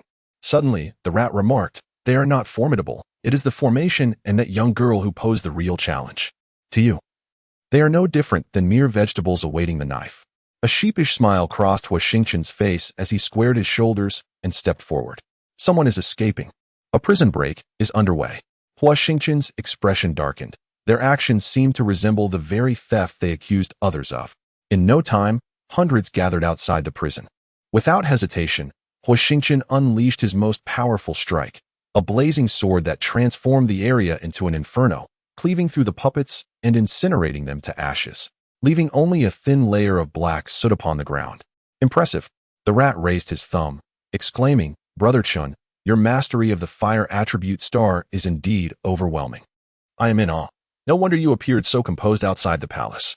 Even if Doug and I join forces, I fear we may not be able to vanquish you. Doug's face clouded with darkness. The rat's words rang true. If it came to a life-and-death struggle, he would indeed be no match for Huo Xingchen. It's over. We are all doomed. Damn it. I should never have placed my trust in that fellow. What a disgrace, all this talk of blood oaths. At that moment, a small figure appeared on a nearby wall, coldly observing the scene within, casting a fleeting glance at the individuals by the entrance. A smirk curling at the corner of their lips. The crowd trembled, retreating once more, just as they were at a loss for what to do. A shadow suddenly materialized before them, startling Doug and Mouse, who mistook it for a guard, and both instinctively kicked out. A sharp sound echoed as their feet made contact, followed by an irate voice. Are you seeking death? Why did you kick me? As Doug and Mouse focused their gaze, they realized it was none other than Huo Xingchen. They exchanged glances, both reflecting astonishment. Mouse awkwardly inquired, Brother Chun, have you perhaps acquired some sort of inheritance? Why didn't you mention it sooner, Mouse? I almost got struck. Huo Xingchen cursed, responding, Indeed, I have. Mouse was taken aback. He had not anticipated such a straightforward admission from Huo Xingchen, fearing they might conspire against him once outside. Chapter 67. You must trust me, not question me. Truly, you are a blockhead. Duan Xiangxiang remarked, You won't live long? It is you who shall not live long. Huo Xingchen replied, If you wish to survive, I have a rather effective method. Duan Xiangxiang's eyes narrowed slightly. What a joke. Do you truly believe you can foresee my demise? First, since we passed through the city gates, all the structures were erected in accordance with the discourse collection following the emergence of humanity. Furthermore, judging by the incense altars and the figures venerated within these buildings, it is evident they seek blessings. Who are they beseeching? Naturally, the Heavenly Emperor. Am I incorrect? Duan Xiangxiang inquired. And then? Secondly, upon inadvertently shattering the incense burner, the atmosphere shifted dramatically. The teleportation array became interconnected with the formation outside the prison, driven by greed. Individuals would inevitably assume it to be the source of inheritance and would surely enter, thus falling into a trap that would transport them into the prison. Within the confines of the prison, the formation binds the starlight, rendering those who enter as powerless as mere husks. Any puppet could easily resolve the situation, wouldn't you agree? The mouse interjected. However, I was not transported here. Rather, I was deceived into coming. This brings me to my third point. The teleportation array requires a considerable quantity of crystal stones. The ruins of the magic flute open once every century and close a year later. To acquire sufficient crystal stones to sustain the teleportation array, one must resort to murder and seize the stones. The beasts here have likely been nearly exterminated by her, and furthermore, she lacks the capability to locate the entrance to the second layer, which is why she employed such methods. The mouse responded, "This is understandable, but why resort to killing? Wouldn't intimidation suffice?" Huo Xingchen explained, "Her motives for murder are fourfold. Firstly, for amusement. Secondly, for crystal stones. Thirdly, for this royal palace. And fourthly, for these puppets." The mouse was perplexed. Huo Xingchen continued, "The third point is quite straightforward. Without crystal stones, the teleportation array cannot function, leading to deviations. When Xiangxiang and I entered the teleportation, she suddenly vanished, which clarifies the situation. The remaining 3 points are interconnected. I still cannot comprehend their relation, but from what I gathered from the guards, this palace city is likely to collapse. The consequences of such an event are unknown. Yet I believe that if we cannot escape, we are destined to perish here, including her." Doge remarked, "As long as we can exit this formation, we should be able to escape." Huo Xingchen remarked, "You are exceedingly naive. This imperial city undoubtedly harbors some form of restriction. Entering is effortless. Yet departing poses a significant challenge. I am certain this is one of the entrances to the second layer. If we cannot access the second layer, we are all doomed." How's he countered, "If that is the case, then as long as someone helps her locate the entrance to the second layer, wouldn't that suffice?" Huo Xingchen replied, "Naivety. After all that has transpired, do you still believe her to be a benevolent soul?" Doge interjected sharply, "So you are one of the demon clan?" Huo Xingchen shook his head, asserting, "She is not of the demon clan." Doge, taken aback, inquired, "Then who is she?" Huo Xingchen answered coolly, "She is a descendant of both the human and demon races." "What?" Huo Xingchen continued, "Perhaps you have not encountered the clay figures outside the Zhengying Hall. These figures may very well have been sculpted by that powerful human, who then bestowed them with life to guard the Zhengying Hall, or perhaps to suppress her. Yet she is but a child." Huo Xingchen added, "This is the very aspect I find perplexing." "How's he?" exclaimed, "You have thoroughly befuddled me. With all this talk of constructing forms, preserving youth, and those clay figures, it is all too intricate." Huo Xingchen explained, "It is precisely due to its complexity that it becomes more challenging to comprehend, yet simultaneously more accessible to understand." How's he slapped himself twice, exclaiming, "What shall we do now?" Huo Xingchen refrained from answering, instead turning to Gu Xiangxiang and asked, "Do you have anything further to say?" Gu Xiangxiang replied coolly, "Nothing." Huo Xingchen inquired, "What do you intend to do with us?" Gu Xiangxiang pondered for a moment before responding, "You claim you can save me?" Huo Xingchen affirmed, "Indeed." Gu Xiangxiang retorted with a cold smile, "And how do you propose to achieve that? The imperial city is on the brink of collapse. The clay figures are poised to betray, and the demon race and humankind are irreconcilable foes. Can you rescue us from this plight?" Huo Xingchen nodded and replied, "I have said it before, I can save us." Gu Xiangxiang shook her head and said, "The demon race can never survive in the territory of humankind. I can preserve my life by hiding here. Venturing out would only lead to certain death." Huo Xingchen insisted, "I have said it before, I can do this. First, you must have faith rather than doubt." Gu Xiangxiang burst into laughter, but suddenly her mirth ceased, and with a snarl, she declared, "You despicable and treacherous humans shall perish." The crowd exchanged glances, unable to comprehend the current demeanor of Huo Xingchen. He turned to face them and said, "Once we step outside, I need you all to assist me with one task." "To kill Gu Xiangxiang?" Huo Xingchen shook his head. "No, I seek to find a piece of evidence." He recounted the events that transpired and concluded, "Perhaps you may think this a ludicrous jest, but if we wish to enter the second tier, we must unearth this evidence." Amidst the rumbling thunder and the fleeting shadows, once everyone had exited the formation, the starlight within them once again filled their entire chi sea. The rat grimaced and remarked, "This great rock spreads its wings." Huo Xingchen jested, "Do you still wish to kill me now?" The rat shook his head, saying, "I wish to navigate the storms for a few more years, just as long as you do not set your sights on me." Huo Xingchen advised, "It is best to form groups of several individuals to guard against Gu Xiangxiang's ambush. This area is not large. If there is any commotion, Others will hasten to provide support, so remain calm. Wait. Huo Xingchen turned around, only to see a person swiftly slaying a puppet with a sword, running over with an expression of excitement, while the two exchanged looks of disdain. The man scratched his head, retrieving a scroll of bamboo slips from his bosom.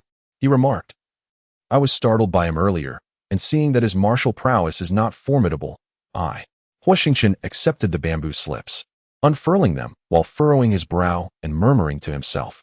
Upon finishing his thoughts, Huo Xingchen was the first to step out of the Zhengying Hall, approaching the Mud General. General, I have found the evidence. The Mud General took the bamboo slips, remaining silent for a long while, before suddenly kneeling and weeping. Thank you, benefactor. It was evident that the Mud General did not recall who Huo Xingchen was. Otherwise, he would have prefixed his address with Your Highness. Nevertheless, the Mud General's wish was ultimately fulfilled. Gather, the Mud General commanded, and all the Mud soldiers lined up in perfect formation. Just as Huo Xingchen anticipated the Mud General would kneel in reverence, a fierce wind arose, swirling dust in tumultuous fury, causing all the Mud soldiers to explode into fragments, coalescing into a vortex that resembled a portal, emanating a powerful current, which ultimately transformed into a genuine teleportation gate. Once everyone had entered the teleportation array, the entire formation began to dim and lose its luster, even starting to collapse. Huo Xingchen squinted and said, Xiangxiang, you go first. No, I want to go with Brother Chen. Be obedient. Each layer you enter will land you randomly. Even if we enter together, we may not end up in the same place. Chapter 68. Bullying the weak. The Imperial City began to crumble the moment the teleportation array manifested. Debris sinking into the earth, from the city gates to the buildings, with half of the remaining structures on the verge of annihilation. Huo Xingchen was perplexed by his insistence on taking Duan Xiangxiang away. Perhaps it was a sense of familiarity, a reluctance to see beauty wither away. Or perhaps it was that profound feeling of knowing life and death in a moment of peril. Sigh, why are you so fixated on this? This is a mystery that has long eluded me. Those who have experienced the brink of death should be indifferent to life. Yet to witness another's impending demise and choose not to intervene. At times I can be ruthless, at other times I allow others their freedom, and sometimes I am filled with compassion. My temperament is ever-changing. Many friends have warned me that kindness can be a flaw, yet I persist in my ways. Huo Xingchen pondered whether Jiu Yuchen could still be considered his friend. Perhaps once, but what of now? Is this what you refer to as a pathological mindset? One might interpret it as such. How will you save me? How will you ensure my survival? Under your wings, or under the control of others? I seldom contemplate such distant matters, unless compelled by necessity to prepare for the unforeseen. In your current predicament, the only option is to accompany me. Preserving life is paramount for any future. If life itself is lost, any notion of a future becomes mere conjecture. You do not resemble a mere 15-year-old. You possess too much understanding. Huo Xingchen hesitated and remarked, a friend of mine, equally beautiful, has said the same to me. I am aware this is not ideal. How am I to depart? Huo Xingchen felt a flicker of joy within, but then furrowed his brow as he gazed at the encroaching danger in the weakening teleportation array. He hastened his words. I possess a small world within my Qiankuan Lian. You can enter it. And then what? Huo Xingchen muttered under his breath, cursing the fact that Duan Xiangxiang, though young, bore a demeanor akin to an old woman. Huo Xingchen was momentarily taken aback, secretly lamenting that she was indeed a difficult wife. There was no further discussion. Whatever came next could wait until later. A flicker of irritation washed over Huo Xingchen, a frustration akin to the exasperation of seeing potential squandered. Very well. As Duan Xiangxiang entered the Qiankuan Lian, Huo Xingchen wasted no time and directly activated the Great Peng's wings to enter the teleportation array. After a moment of dizziness, he found himself firmly on solid ground. Narrowing his eyes to ensure his safety, he projected his consciousness into the Qiankuan Lian. The place was quite splendid, albeit somewhat barren. He envisioned planting flowers and trees, digging a water channel, and subsequently constructing a small house nearby. Since Huo Xingchen had unlocked the Qiankuan Lian, it had offered him a fresh perspective. It not only served as a repository for items, but also contained a minuscule world several hundred miles away. This realm was filled with air, blue skies, clouds, and mist. Huo Xingchen declared, very well, when the time is right, I shall bring you out. Duan Xiangxiang chuckled. In truth, it is quite pleasant here. Let us commence at once. Huo Xingchen rolled his eyes. Suddenly, a tremendous explosion resonated within the Qiankuan Lian. As a massive fissure began to spread, followed by a series of detonating sounds. In no time, a water channel devoid of water was completed. Insufficient. Huo Xingchen gritted his teeth and burrowed several hundred miles further, only to discover another small stream. After draining it once more, Duan Xiangxiang finally appeared satisfied. Let us gather some trees. I wish to build a house. Huo Xingchen found himself at a loss for words. Fortunately, trees were far easier to find than water. He effortlessly collected ancient trees, so large that 10 men could not encircle one, into the Qiankuan with a mere gesture. Come in and lend a hand. With his true form entering the Qiankuan to the outside world, Huo Xingchen seemed to vanish entirely, leaving only a faint trace of his presence lingering behind. Huo Xingchen pondered to himself that he could seek refuge here in times of peril. However, should he find no opportunity to retreat, he would have no choice but to fight with all his might. Are you a carpenter? Huo Xingchen asked, somewhat irritated. Duan Xiangxiang's demands were excessively stringent. Every plank had to be crafted to her precise specifications, with no deviation permissible. Fortunately, his computational skills were quite commendable, rendering the task manageable. I could be considered half a carpenter. I constructed many houses in the imperial city. How old are you? 14. Shouldn't you be several hundred years old? Who said that? But you don't appear to be. After completing the construction of the house, which exhibited an ancient architectural style reminiscent of those in the human realm, he surveyed his surroundings and calculated his bearings before proceeding westward. An hour later, a faint sound resonated within him. With a sudden jolt, Huo Xingchen quickly assumed a cross-legged position, directing his consciousness into his qi. The starlight liquid had long since evaporated, and he immediately began to channel a mysterious text to cleanse his qi. Bang! Huo Xingchen was taken aback. He could hardly comprehend how he had suddenly ascended to a fully fledged third-tier star-gathering realm warrior. With this newfound strength, he resolved to solidify his power. He retrieved several crystal stones and placed them in his palm, activating the enigmatic text to absorb their energy. After a considerable time, Huo Xingchen finally stood, brushing off his garments, and realized he had barely managed to keep pace with the likes of the rats. Not long after setting off, he heard a commotion in the distance. The noise escalated, and it seemed that a confrontation had ensued. Waves of energy rippled across the ground, creating swirling vortices that rustled Huo Xingchen's clothing. The figure clad in the Lingyun Martial Academy's uniform could only be Ding Yi. In a mere span of less than a year, Ding Yi has achieved the pinnacle of the second tier in the Gathering Star realm. To his astonishment, he found himself facing an opponent who had attained the minor completion of the third tier in the same realm.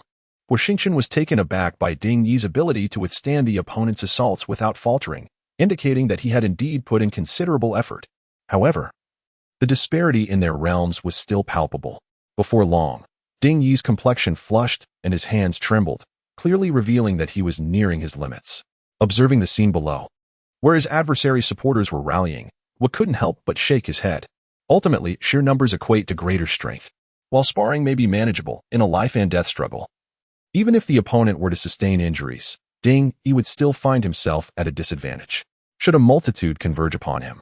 Even with an array of magical artifacts at his disposal, he would be rendered utterly spent. Such auxiliary artifacts are already scarce and belong to a category that depletes upon use. Thus, it becomes evident why warriors flock to the ruins.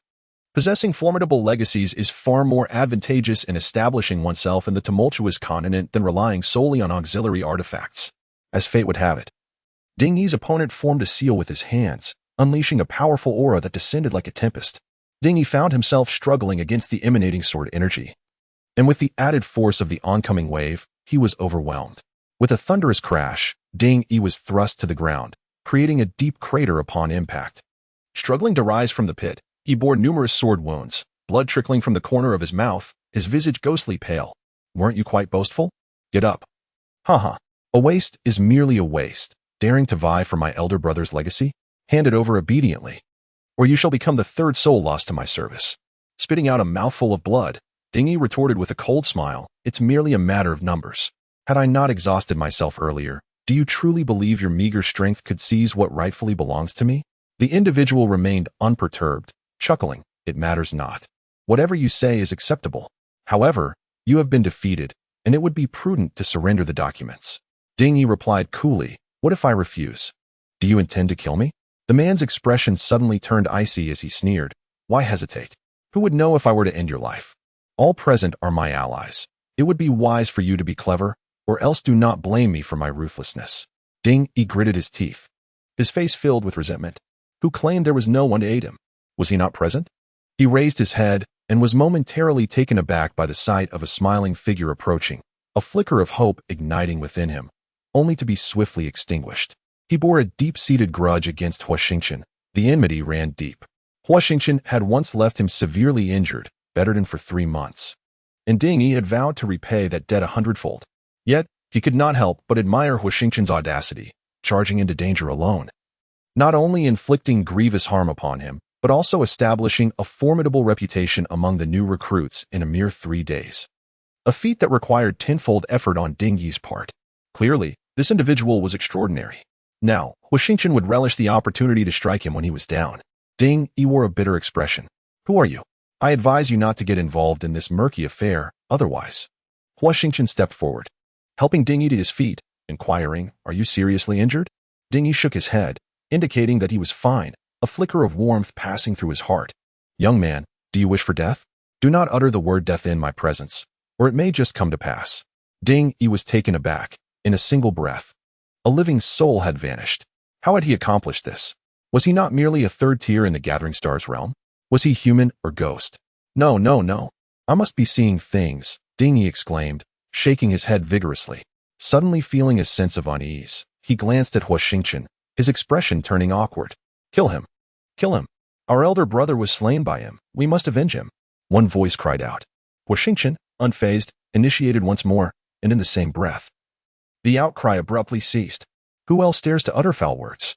The remaining individuals were left astonished, hastily silencing themselves and shaking their heads vigorously, resembling a comical rattle. "Why are you still here? Run. It's a ghost." The others, neglecting to retrieve their elder brother's body, scattered in panic. Thank you," Ding Yi stammered, struggling to express himself. Huo Xingchen, with a smile, leaned in closer and said, "What did you say? I didn't catch that." It was evident that Huo Xingchen was mocking him, yet Ding Yi endured, replying, "I said thank you for saving my life." Huo Xingchen feigned ignorance, leaning in again. "What did you say? Speak louder. I can't hear you." Ding Yi, now furious, shouted, "I said thank you for saving my life." Thank you. Huo Xingchen gasped in surprise, stepping back several paces away from Ding Yi, cupping his ears and grinning. "You could have just said it clearly. Why shout so loudly?" Honestly. Ding Yi glared at Huo Xingchen, seething with anger, wishing he could devour him whole. Suddenly sensing the inappropriateness of his thoughts, he lowered his gaze, unable to meet Huo Xingchen's eyes. Chapter 69. The Murderous Demon, a Sight of Dismay. "Why did you save me?" Ding Yi questioned, bewildered. "Why?" Huo Xingchen replied with a sly smile. "Of course, it is for the object in your possession. Do you truly believe I saved you out of camaraderie? How naive you are." Huo Xingchen coldly stated, "Considering our shared affiliation, surrender your belongings and I may choose to spare your life. Otherwise, even if Ding Shan were to arrive, you would still meet your demise first." Ding Yi replied solemnly, "You have no idea what I possess. Yet you dare to seize it?" Huo Xingchen was momentarily taken aback, then waved his hand dismissively, chuckling, "No matter. Simply hand over your spatial ring and allow me to see what treasures lie within." Ding Yi retorted defiantly, "Not a chance."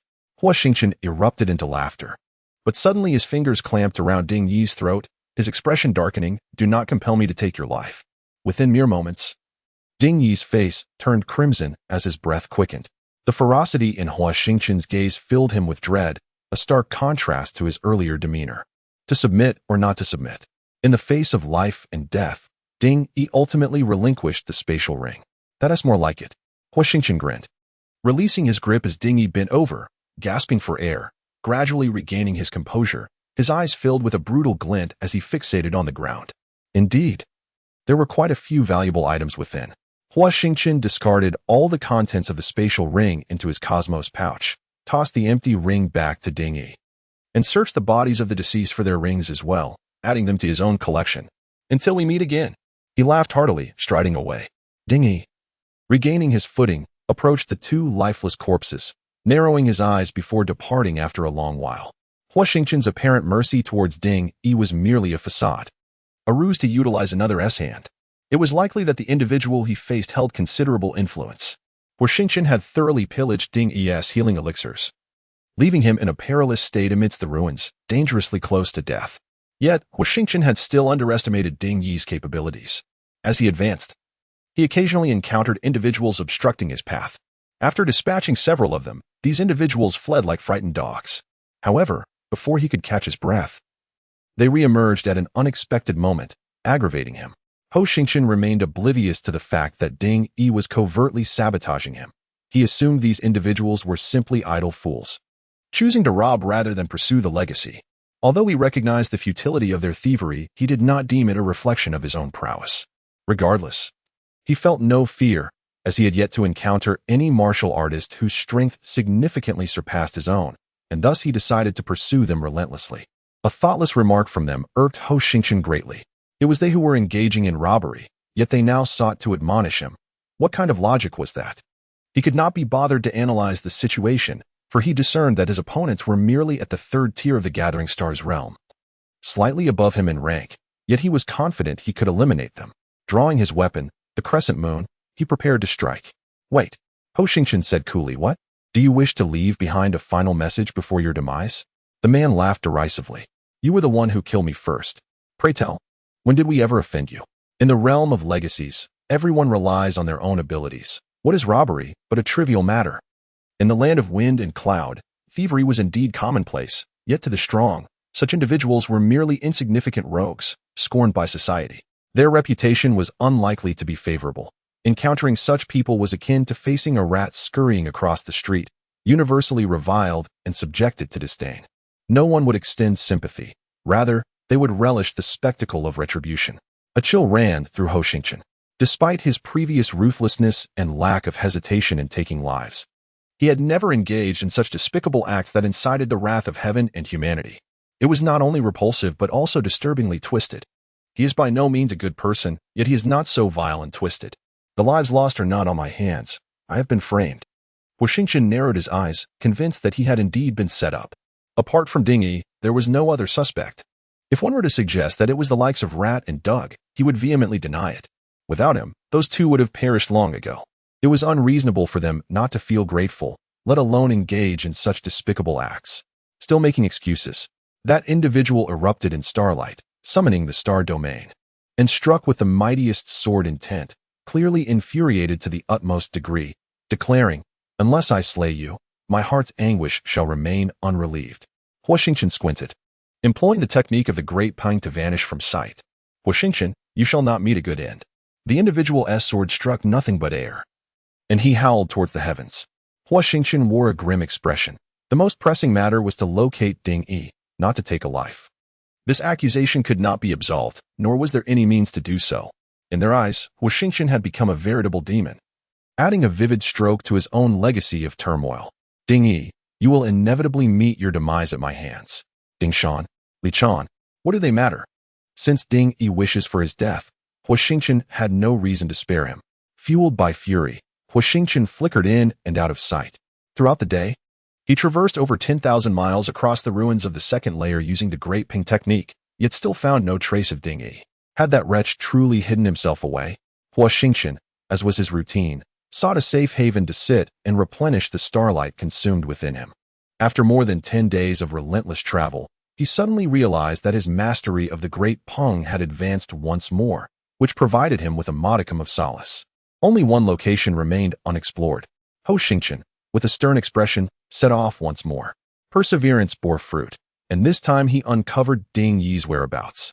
Standing beside a corpse, Huo Xingchen gazed at the name formed from internal organs, his countenance darkened, the air thick with the stench of blood. Yet it could not obscure the lingering essence of Ding Yi. Following the trail, the scent intensified, becoming ever more distinct.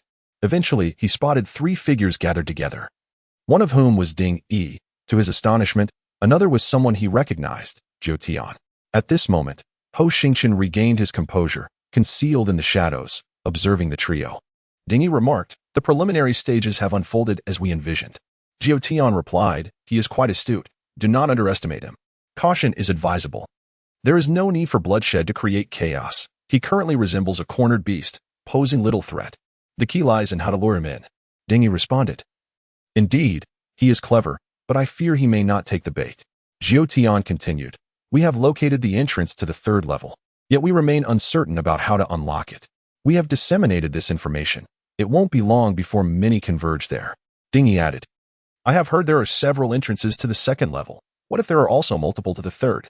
Huo Xingchen is not so foolish, or rather, he may have already discovered another way into the third level. Given his current disreputable standing, how could he possibly walk into a trap? Jiao Tian shook his head. There is only a single entrance to the third level. We have confirmed this. Furthermore, we cannot take his life for the time being, as that is the directive from above. Ding Yi spoke in a deep voice. You were not saying this back then. Jiao Tian replied coldly. There is no need for your reminders. As long as we obtain what we need, his life will naturally be spared for you. But I fear you may not reach the 9th level. Jiao Tian continued. Now we merely await his arrival. Once he seeks the protection of the Jiao family. What else is there to worry about? Ding Yi scoffed. It is best that way, otherwise, I shall make your Jiao family pay a grievous price. Jiao Tian narrowed his eyes and suddenly chuckled.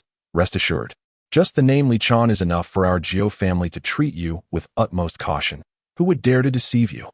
Ding Yi, his expression dark, nodded slightly. Jiao Tian said, let us depart. This place is not suitable for lingering.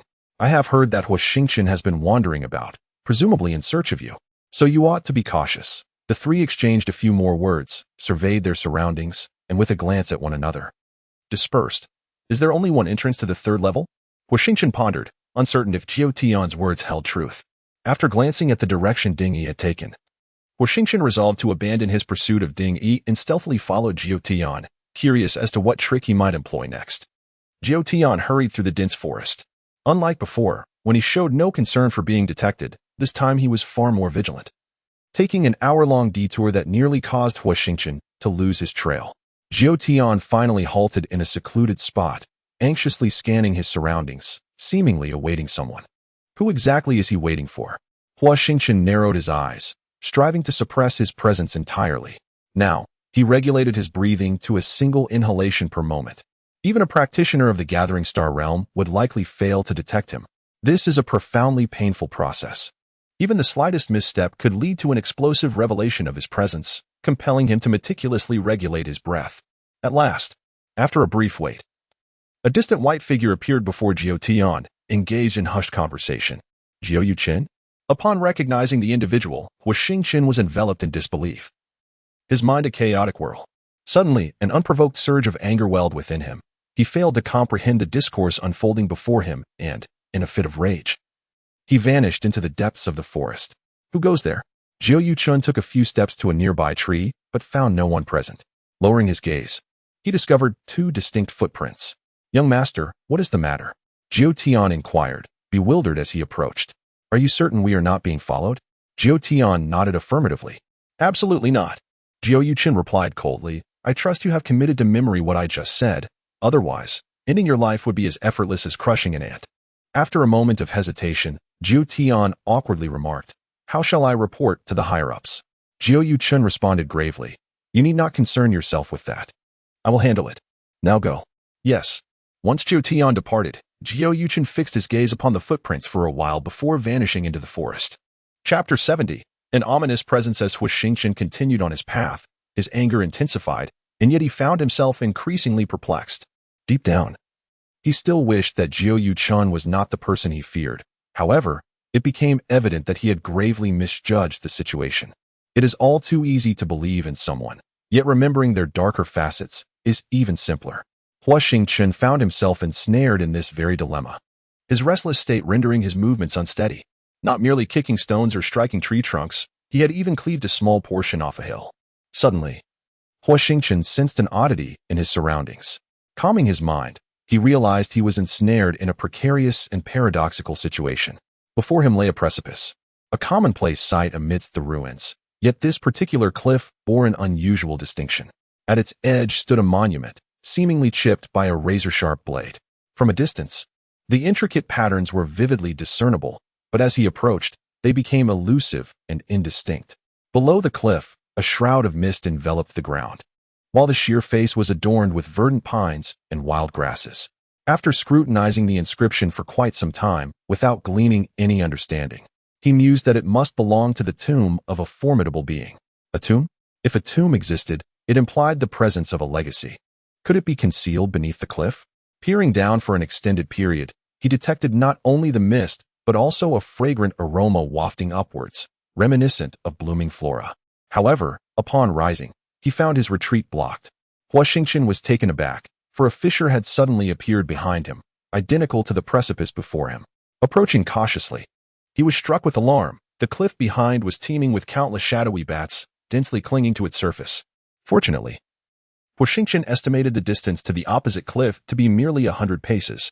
Lacking a spiritual companion and not being in the gathering star realm to fly with a sword, he nonetheless possessed the ability of the Great Peng's soaring wings. With all his might, he could teleport at least a mile away in an instant, rendering the chasm no cause for concern. He pondered whether this was an illusion or a portent of something significant. Once more, he crouched down to examine the monument. The inscription is adorned with delicate, interwoven lines that appear unremarkable, lacking both patterns and characters. Yet, these lines evoke a sense of familiarity. After pondering for quite some time, just as I was about to take flight like the great rock, an inexplicable aura surged within me. Ah, the jade pendant. Suddenly, it dawned upon me that these lines bore a resemblance to those on the pendant. Upon closely comparing the intricate patterns of the inscription with those on the jade pendant, I discovered that the inscription's lines were inverted when juxtaposed with the pendant. Flipping the pendant revealed a near-perfect match, save for a few slender lines that did not align. Who could have possibly chipped away that missing fragment? A meticulous examination revealed that the severed corner did not correspond with the pendant. I shook my head in disappointment. I had hoped the inscription would unveil the connection to the pendant. It now seemed that this inscription might simply be what it appeared to be, devoid of any relation to the pendant, potentially etched by an unknown hand for reasons unknown. Standing at the precipice, I summoned my strength to take flight. What is happening? After several attempts, I confirmed that I had indeed traversed the cliff. Yet, when I gazed back towards the abyss, the ominous, bloodthirsty shadows of the bats remained. I was ensnared. The identity of my captor eluded me. If their intention was to end my life, they would have shown themselves by now. If they sought to spare me, were they compelling me to leap to my demise? Or perhaps, were they guiding me towards the cliff's edge? Narrowing my eyes, I contemplated. If fate has brought me here, I shall descend and explore. Perhaps there truly exists a connection between the inscription and the jade pendant. The cliff on the side of the shadowy bats was too perilous to descend. My only option lay in the cliff behind the inscription. Gazing into the unfathomable abyss of the cliff, Huo Xingchen felt a flicker of trepidation. Resolute in his decision to descend, he scrutinized the precipice for any sign of danger. With a deft motion, he flipped himself over and gripped the edge of the cliff, cautiously placing his feet on solid ground before releasing one hand to seek a stable foothold. Gradually, he inched closer to the shroud of mist. Huo Xingchen felt as though he were traversing through clouds, yet these clouds proved treacherous, threatening to send him plummeting into the depths below. What kind of fruit awaited him? Upon descending just beneath the veil of fog, he beheld luminescent fruit scattered about. He plucked one, watching as it dimmed in radiance, and brought it to his nose. Drawing upon the poison elixirs he had learned from the enigmatic elder, he confidently ascertained that the fruit bore no poison. However, Huo Xingchen overlooked a grave concern, the existence of a colorless, odorless toxin. The fruit was surprisingly sweet. After chewing it for an extended moment and determining it safe, he began to gather the fruits with fervor. Time slipped away unnoticed as he stripped the cliff of its bountiful treasures, eventually finding himself at the base, standing on solid ground. Ah, he muttered to himself, cursing his own greed. The radiant glow of the fruits had once guided him, but now, with the harvest complete, darkness enveloped the cliff's base. Reluctantly, he summoned the starry domain, navigating through the dim illumination it provided. Suddenly, a sharp crack echoed as he stepped upon something solid, the sound resonating through the chasm until it finally faded. Bending down, he groped the ground and lifted the object to his eyes for a closer inspection. To his horror, he realized it was a human bone. Huo Xingchen took a deep breath, cautiously dragging himself along the ground. Just as he was on the verge of losing his sanity, a faint glimmer of light suddenly pierced through the darkness ahead, filling his heart with joy and prompting him to quicken his pace.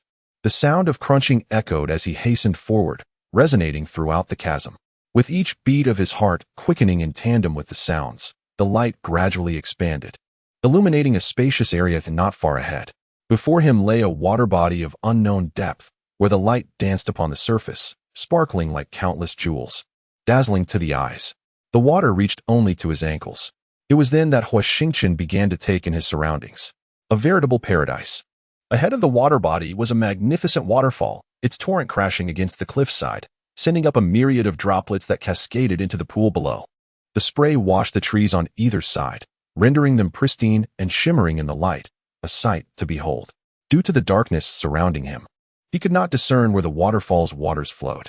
Behind the waterfall, a protruding formation took on the shape of a water cascaded down from around this formation, creating a curtain of water, behind which lay a pitch-black passage devoid of light. Thankfully, the water was not deep. Huo Xingchen felt a surge of apprehension at the thought of encountering some strange creature lurking beneath the surface, as beings thriving in such dark and damp locales could be extraordinarily aggressive and perilous. The unknown was far more daunting than the beasts outside. With no alternatives and paths blocked, he steeled himself to venture through the shaped entrance. Upon crossing through the doorway and stepping onto solid ground, he let out a sigh of relief. What on earth was this place? Huo Xingchen grew increasingly agitated, and with a final strike, he found himself staggered back several paces. Fortunately, the star domain provided protection, otherwise, he would have been injured by the very powers he wielded. Sinking despondently to the ground, Huo Xingchen appeared somewhat helpless. A warm current coursed through him once more, gradually restoring his calm. Sighing, he resigned himself to the situation. Huo Xingchen retrieved a crystal stone to replenish the star radiance and stepped once again into the unfathomable, shadowy passage. The star domain was of low rank, and the light could not illuminate the depths of the corridor. For safety's sake, Huo Xingchen cautiously felt his way along the wall. What is this pattern? In the dim glow, the corridor's walls bore vivid crimson outlines. The outlines were substantial. Even Huo Xingchen, when leaning against them, could not fully discern the design and had to focus on a particular corner of the image. A tiger's claw? Not quite. An eagle's claw? Also not. A dragon's claw? Ah, perhaps it resembles that. Huo Xingchen mused, yet he still could not ascertain what it truly was. With a flicker of joy, he bent low, applying force with both hands to gently push the door open. As the door creaked ajar, light streamed through the crack, gradually intensifying until the entire door swung open, casting a brilliant glow upon Huo Xingchen. Though a chill lingered, he felt an overwhelming warmth. Lo and behold, Huo Xingchen's eyes sparkled with excitement as he approached, as if he had stumbled upon a treasure. Whose remains are these? The bones were remarkably preserved, untouched by decay, save for a conspicuous fracture that marred their surface. Upon the skeletal neck rested a small object reminiscent of a luminous pearl. Though it appeared pitiably diminutive compared to the radiant orb of the Zhengying Hall, measuring no more than the size of a thumb. Beside the skeleton lay a curved blade, its immaculate surface reflecting a chilling gleam that was painfully blinding. Huo Xingchen looked up, the light streaming in from the gaping hole above. He blinked and withdrew a fruit from his Qianquan ring for comparison. The fruit sprouting from the verdant vines overhead was identical to that in his hand. Chapter 71. The Demon Sovereign. He tossed the fruit into his mouth, chewed a few times, and swallowed it down. Apart from the curved blade and the pearl-like object upon the skeleton, there was little of value to be found in this place. It seemed unlikely that it belonged to any particularly formidable being. He picked up the curved blade, noting the intricate patterns upon it, reminiscent of the inscriptions outside. He gently traced it against the rock, leaving a clear gash. Huo Xingchen felt a surge of joy, although he could not ascertain the grade of the blade. Its sharpness suggested it was anything but ordinary. Contemplating for a moment, he decided to stow it within his Qianquan ring. Casting a glance at the pearl-like object on the skeleton, he removed it, lightly running his fingers over its surface before placing it into the Qianquan ring. Following this series of actions, a tremendous aura erupted from the depths below. With a sudden rush, Huo Xingchen hastily summoned his star domain, yet was still thrown back against the rocky wall by the force of the emanation. The ground trembled violently as a coffin ascended from behind the skeleton, wreathed in wisps of azure smoke.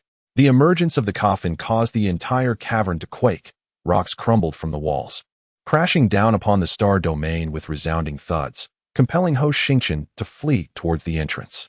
Come forth. The voice was heavy and ethereal. Before Huo Xingchen could discern the source of the sound, the lid of the coffin suddenly exploded upwards, soaring into the air before plummeting down near the entrance. A thick, greenish smoke billowed forth from the shattered coffin, and a desiccated hand emerged, its fingers curling like claws, gripping the edge of the coffin. With a sharp crack, the edge of the coffin crumbled to dust under the pressure of that withered hand. Huo Xingchen's eyes widened in terror. He attempted to flee, yet his legs seemed to betray him, rendering him immobile. With a resounding thud, Another hand grasped the coffin's edge. At that moment, a ghastly corpse abruptly rose. Tendrils of green mist coiling around its form, reminiscent of a specter clawing its way out of the depths of hell. A chilling laughter escaped the corpse, ethereal and piercing, echoing in Huo Xingchen's ears. A shiver coursed through Huo Xingchen's body, and he swung his sword in response. Flames surged through the gaping doorway, aimed at the undead figure. The corpse appeared to mock Huo Xingchen's futile attempt, lifting its left hand as the green smoke expanded, effectively quelling the flames. In an instant, the fire was entirely enveloped by the sinister mist. A tremendous explosion ensued, generating a swirling vortex that charged towards Huo Xingchen. The corpse seemed taken aback, its hollow eyes darting around.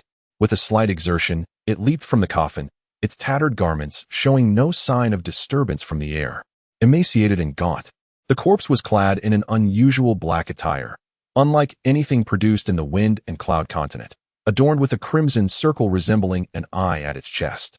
Huo Xingchen was certain that the circle was indeed an eye, glowing with a blood-red hue, mirroring the tones of the rocky walls. "Where's the blade?" The corpse bellowed suddenly, scanning its surroundings. The thunderous roar carried an immense wave of energy, as dust and shattered stones surged forth, violently colliding with the starry domain net. "Where's the demon orb?" The piercing scream assaulted the eardrums. Huo Xingchen felt a sharp pain in his head, wrapping the starlight around his eardrums, which provided some relief. Cursed humans. The dry corpse soared into the sky, its gaunt frame erupting with ferocity. Boom. The starry domain net trembled violently, and the sight of that corpse, a significant portion of its clothing scorched away by the net, howled in defiance at Huo Xingchen. "Ha ha," Huo Xingchen chuckled, saying, "Come on, you're at your wit's end now, aren't you?" Drawing forth a curved blade and the demon orb into his palm. Huo Xingchen added, "If you desire it, come, I await you here." Initially tense, upon witnessing the corpse's fear of the starry domain, Huo Xingchen transformed his anxiety into exhilaration, momentarily losing his composure. "Only I, the Demon Lord, can intimidate others. None can intimidate me." The title of Demon Lord? Huo Xingchen felt a jolt of alarm. He finally understood why this desolate place was called the Demon Flute Ruins. The conflict between humans and demons is irreconcilable. Once, the demon race rampaged unchecked, and human cities were overtaken by demon kin, with mighty warriors striving to resist. It was merely 30 years ago when a warrior and a demon woman bore a child, abruptly altering the atmosphere across the Wind and Cloud continent. This warrior and the demon woman met a tragic fate, besieged by numerous warriors. Shortly thereafter, the demon woman met her untimely end, while the warrior vanished with the infant. Eluding search for over a decade across the continent. As long as one maintains purity of heart, the demon race's techniques represent an exceptional martial art. It appears that the formidable demon lord before me possesses no discernible heritage. The ground is littered with the remnants of countless warriors, suggesting that this being has slaughtered them in droves, perhaps seeking resurrection through their blood. "Who are you, and why do you bear the aura of my demonic kin?" The demon lord ceased his assault on the star domain, and after an extended silence in the cavern, uttered a single phrase. Huo Xingchen pondered whether it was indeed that jade pendant. "And who might you be, demon lord? I do not recognize you. You do not know me?" Huo Xingchen shook his head, for he was genuinely unaware of the tales of yore. Regardless of whether this entity is the demon lord or the monarch of the demonic race, it bears no relevance to him. Huo Xingchen replied, "I truly do not know you. If you desire the curved blade and the demon orb to retract the icy curtain outside, I shall grant them to you." Suddenly, Huo Xingchen observed that the demon lord was repelled by the star domain net, which was positioned a good 3 paces from the entrance, while the demon lord remained steadfast within the cave, unwilling to step beyond the threshold. From the demon lord's words, it could be inferred that this cavern must possess some form of enchantment that binds him.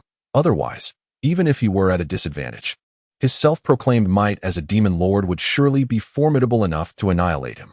Thus, it was evident that the demon lord was ensnared by a restriction. With a flicker of inspiration, Huo Xingchen began to slowly retract the star domain net. Upon observing the demon race, its form visibly wavered before regaining composure. "Huh, you cannot escape, can you?" Huo Xingchen boldly withdrew the star domain net, advancing to stand merely a pace from the grand entrance, locking eyes with the demon lord. "Young one, you possess quite the intellect," the demon lord remarked, raising his withered hand to cast aside the skeletal remains, seating himself upon a throne. With a resounding crash, the bones collided with the rock wall, shattering into countless fragments. Indeed, you claim to be the demon sovereign, the king of the demon clan. Yet you cannot even vanquish one as young as I. It is either due to the restraints that bind you, or because your power has not yet returned to its peak, rendering you no threat to me. Those fallen warriors succumb to their own avarice. Once the coffin is opened, death is inevitable. Huo Xingchen scoffed, that skeleton is likely a bait you have set. I assent it. Once they breach the coffin, they are destined for demise. He further inquired, I am curious, why were you so eager to emerge just now? Oh, I see. It is because my aura carries the scent of the demon clan, leading you to mistake me for one of your progeny, prompting your hasty emergence. I reckon you must be quite disappointed now. The demon sovereign retorted, you certainly have a penchant for verbosity, young one. Huo Xingchen grinned sinisterly. If I were to summon the powerful beings outside, I wonder if you would maintain your composure? With a resounding crash, the demon sovereign, infuriated, leapt up in an attempt to shred the audacious human before him. However, it was only upon the rebound from the restraints that shattered the coffin that he recalled their existence. Startled by the impact, Huo Xingchen instinctively retreated a few steps, his heart still racing. The demon sovereign bellowed, you dare threaten me. Huo Xingchen feigned innocence, shaking his head, I have done no such thing. The demon sovereign proposed. Since escape is impossible, you two shall meet your end. Why not engage in a transaction? A deal between the human race and the demon clan? Huo Xingchen scoffed. No. Thank you. Do you truly believe I cannot escape? Ha! How naive of you, especially for one who styles himself as the demon sovereign. Despite his bravado, Huo Xingchen was uncertain if the true phoenix fire would be effective. If it were not, he would indeed be facing a dead end. He must now avert such a scenario, ensuring the demon lord's arrogance is subdued. The demon lord inquired frigidly, what, then, do you propose? Responded nonchalantly, I merely seek egress to dispel the ice barrier, thus settling our score. This fellow is deranged. Shrugged, very well, negotiations are at an impasse. I shall summon them hither and witness whether you descend into perdition or retreat to your damnable demonic flute. With these words, feigned an attempt to retrieve his magical artifact. Hold, the demon lord interjected. Jested, do you cower, youth? The demon lord quivered with rage, nearly disarticulating his skeletal frame. Save for the demonic flute sovereign. None dared address him as youth before his presence, igniting his fury. Chapter 72. Soul-seizing Xidigarba Pearl. The demon lord's vacant gaze swiveled as he conceded to diplomacy. Brute force having failed, the demon lord harbored reservations regarding the veracity of the human's assertions. Should his words prove true, he could not only escape but also summon reinforcements, leaving the demon lord with scarce refuge. He still required the flesh and blood of these lowly humans to regenerate his physique, now at the most critical juncture. He must first deceive this youth, ensuring his tranquil departure, which would constitute a flawless resolution. But what if he reneged on his word upon departing? Humans were notoriously cunning. Yet he seemed to possess no superior recourse, leaving him no choice but to gamble. The demon lord proclaimed, Fear? You underestimate me, mortal. I have endured for millennia and possess unparalleled arcane arts, far beyond the ken of an ignorant human such as yourself. The demon lord had indeed survived for 10,000 years. S eyes gleamed, musing that if he could acquire this secret art, he might achieve resurrection. Lost in thought, he suddenly felt a wave of melancholy. While this secret method was indeed remarkable, the prospect of becoming an ancient demon, isolated for millennia, was an unbearable torment. Ultimately, what difference would it make, having it or not? However, possessing it would undoubtedly yield certain benefits. Observing the flicker of interest in Huo Xingchen's eyes, the demon lord felt a surge of elation and feigned, What is this? Are you tempted? Huo Xingchen replied with a smile. Tempted is too strong a word. I am merely intrigued. The demon lord continued, If you agree not to let anyone from the outside come in, and simultaneously swear a toxic oath in the name of the heavenly emperor, perhaps I might consider your request. Huo Xingchen pondered this. The demon clan was notorious for its treacherous customs. Did they truly believe that by swearing an oath, they would incur divine wrath for breaking it? How naive the demon lord was. Did he think he was well acquainted with the heavenly emperor? Who was he, after all? Noticing the flicker of hesitation in Huo Xingchen's gaze, the demon lord couldn't help but chuckle inwardly and cleared his throat, saying, Well, what do you think of this proposal? Huo Xingchen responded coolly. You demons are notoriously cunning and vengeful. Who would believe you? Unless you swear first, and I mean the most potent and binding vow. You. What do you mean by that? I knew you were just an old trickster, trying to deceive a tender youth like me. How naive you truly are.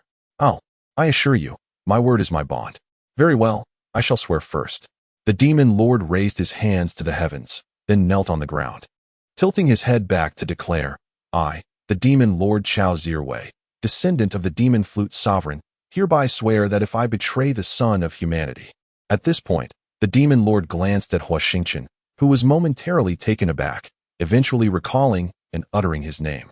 In the name of the esteemed master of the demon flute, the demon sovereign Chao Zhui solemnly vows that should he betray the child of humanity, Huo Xingchen, he shall face the wrath of all spirits, his bones shall be rendered to dust, he shall be engulfed in the oil of despair, struck by heavenly thunder, and condemned to the abyss of demonic souls, eternally deprived of rebirth. The demon sovereign lowered his hands gracefully, adopting a posture of reverence upon the ground. He then prostrated himself for a brief moment, repeating this gesture twice before rising once more. It is now your turn, Huo Xingchen remarked with a cold smirk. Raising his hand, I, Huo Xingchen, vow in the name of the heavenly emperor that should I betray the offspring of the demon clan, Chao Zhui, I shall incur divine retribution and be forever unable to rise again. The demon sovereign chuckled, exclaiming several times, well done. Huo Xingchen insisted, now, disclose the secret technique. The demon sovereign, without hesitation, articulated the secret method word by word. Upon completion, he added, this secret technique is unlike any common human martial art. The primary doctrine of demonic arts allows for regeneration, even if you lose your head or limbs, as long as you remain alive. Through this technique, you may regenerate within a year or even half a year. However, there are both advantages and disadvantages. Noticing Huo Xingchen's growing interest, the demon sovereign continued. While practicing the primary doctrine, a demonic aura will manifest within you.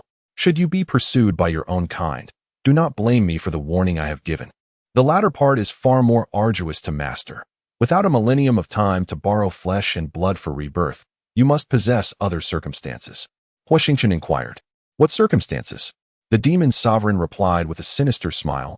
You must venture to the 9th level to find a certain object. However, judging by your current state, it seems unlikely you will reach the 9th level. Another mention of the 9th level, Huo Xingchen said. What is this object? How can you be so certain that there is indeed something at the 9th level? Huo Xingchen pressed. The demon sovereign sneered. I am fully aware of it. After a prolonged exchange of trivialities, Huo Xingchen was unable to extract any useful information. As he prepared to leave, he remarked, you'd best not deceive me. If I cannot locate the soul-collecting earth-restraining pearl on the 9th level, you shall face dire consequences. The demon lord replied with a cold sneer. Do you truly believe you are capable? Huo Xingchen dismissed the demon lord's words and had not ventured far when a robust beam of light surged from behind, dissipating the chill within the passage and restoring warmth. Not far from the entrance, the sound of rushing water could be heard, indicating that the demon lord had kept his word. Upon reaching the summit of the cliff, everything had returned to its original state. Glancing at the inscription, then at the seemingly bottomless abyss, Huo Xingchen was uncertain whether his actions were prudent and what consequences might arise. A vague sense of unease flickered within him, leaving him perplexed as to whether it portended good or ill. Suddenly, a thunderous roar erupted from the depths of the chasm. Despicable human. Return my demon blade and demon pearl. Huo Xingchen let out a derisive laugh and swiftly fled, truly unsure whether the demon lord was merely foolish or truly dim-witted. Finding himself in a secluded spot, Huo Xingchen directed his consciousness into the Qiankuan Lian. Get out, Duan Xiangxiang exclaimed. My father has informed me that the demon flute sovereign is indeed dead. Huo Xingchen detected a hint of intrigue in her words. Why is your father so certain? He inquired. Because he claims to have witnessed the demon flute sovereign spirit, Duan Xiangxiang replied. And who is your father to possess such prowess? Huo Xingchen asked, intrigued. Duan Xiangxiang's expression hardened. Do not presume I am unaware of your ulterior motives. I will not divulge anything. Feeling somewhat embarrassed, Huo Xingchen chuckled awkwardly. I have always held great admiration for such formidable beings. I merely inquired out of curiosity. Humph. After a brief silence, Duan Xiangxiang sighed. In truth, I harbor a deep disdain for my mother. Ah, Huo Xingchen opened his mouth, uncertain of how to respond, yet he ventured to ask, why? Duan Xiangxiang shook her head and replied coolly, it's nothing. Do not disturb me unless you are prepared to meet your demise. Furthermore, notify me upon your entrance next time, or I shall pluck out your eyes. With that, Gu Xiangxiang slipped into the Qian Kuan Lian. Huo Xingchen opened his mouth once more, then pouted. I did not do it on purpose. 3 months later, Huo Xingchen had completely absorbed all the herbs and elixirs within the Qian Kuan Lian, elevating his cultivation to the 5th minor perfection of the star-gathering realm. He also perfected the 3rd form of the Burning Dragon technique, the Burning Body Seal. To his surprise, this Burning Body Seal manifested as a defensive entity. When he activated the Burning Dragon technique, a small portion of starlight enveloped his entire being, forming a formidable golden defense, reminiscent of the wonders of the starry domain. Moreover, the starlight consumed was negligible, contrasting sharply with the starlight expended during cultivation, one being minimal, the other substantial. Now endowed with dual layers of defense, he remained undaunted by any assault. Even in the desolate ruins of the demon flute, none could rival the enduring aura of starlight he possessed. With a swift motion, akin to the great rock spreading its wings, Huo Xingchen vanished from his original position, making his way toward the entrance of the 3rd level. Truly relentless, he thought, as he observed a dense throng of people standing not far off, numbering no less than 10,000, a spectacle of grand proportions. Are they all waiting for me? Huo Xingchen chuckled to himself, reflecting that he hardly possessed such allure to warrant their attention. However, his fearsome reputation had likely spread far and wide, a source of vexation in its own right. Huo Xingchen sauntered forward leisurely, positioning himself behind the crowd. Everyone, remain calm, steady yourselves. As Huo Xingchen gazed down, he observed an individual directing a multitude, with hundreds standing together, unleashing a barrage of formidable techniques. The sheer number obstructed his view, rendering the target of their onslaught indiscernible. TSK. The majority appeared to be at the pinnacle of the stellar gathering realm, 3rd tier. And 5th tier, great perfection? Huo Xingchen smacked his lips, pondering the vibrant display of prowess. Upon counting, he discerned 6 at this realm, alongside 12 who were at the minor perfection of the 5th tier. He patted a nearby individual on the shoulder and inquired, what are they doing? The person glanced at Huo Xingchen, astonished by his cultivation level, and awkwardly replied, they are assaulting a sword formation. Why aren't you assisting? Huo Xingchen chuckled, I have just arrived. The individual nodded, appearing somewhat despondent. When will I ever reach your level of excellence, Sai? Huo Xingchen comforted him with a reassuring pat on the shoulder. Do not lose heart. There are ample legacies and opportunities here. After a brief conversation, the individual found Huo Xingchen to be quite amiable, in stark contrast to the arrogance typically exhibited by those of higher realms. He asked, may I inquire your esteemed surname? Huo Xingchen responded with a mysterious smile. I am called Huo Xingchen. What? A ghost? The individual promptly leaped back, distancing himself from Huo Xingchen, his face a mask of terror, before hastily diving into the crowd. Huo Xingchen scratched his nose, suppressing a wry smile.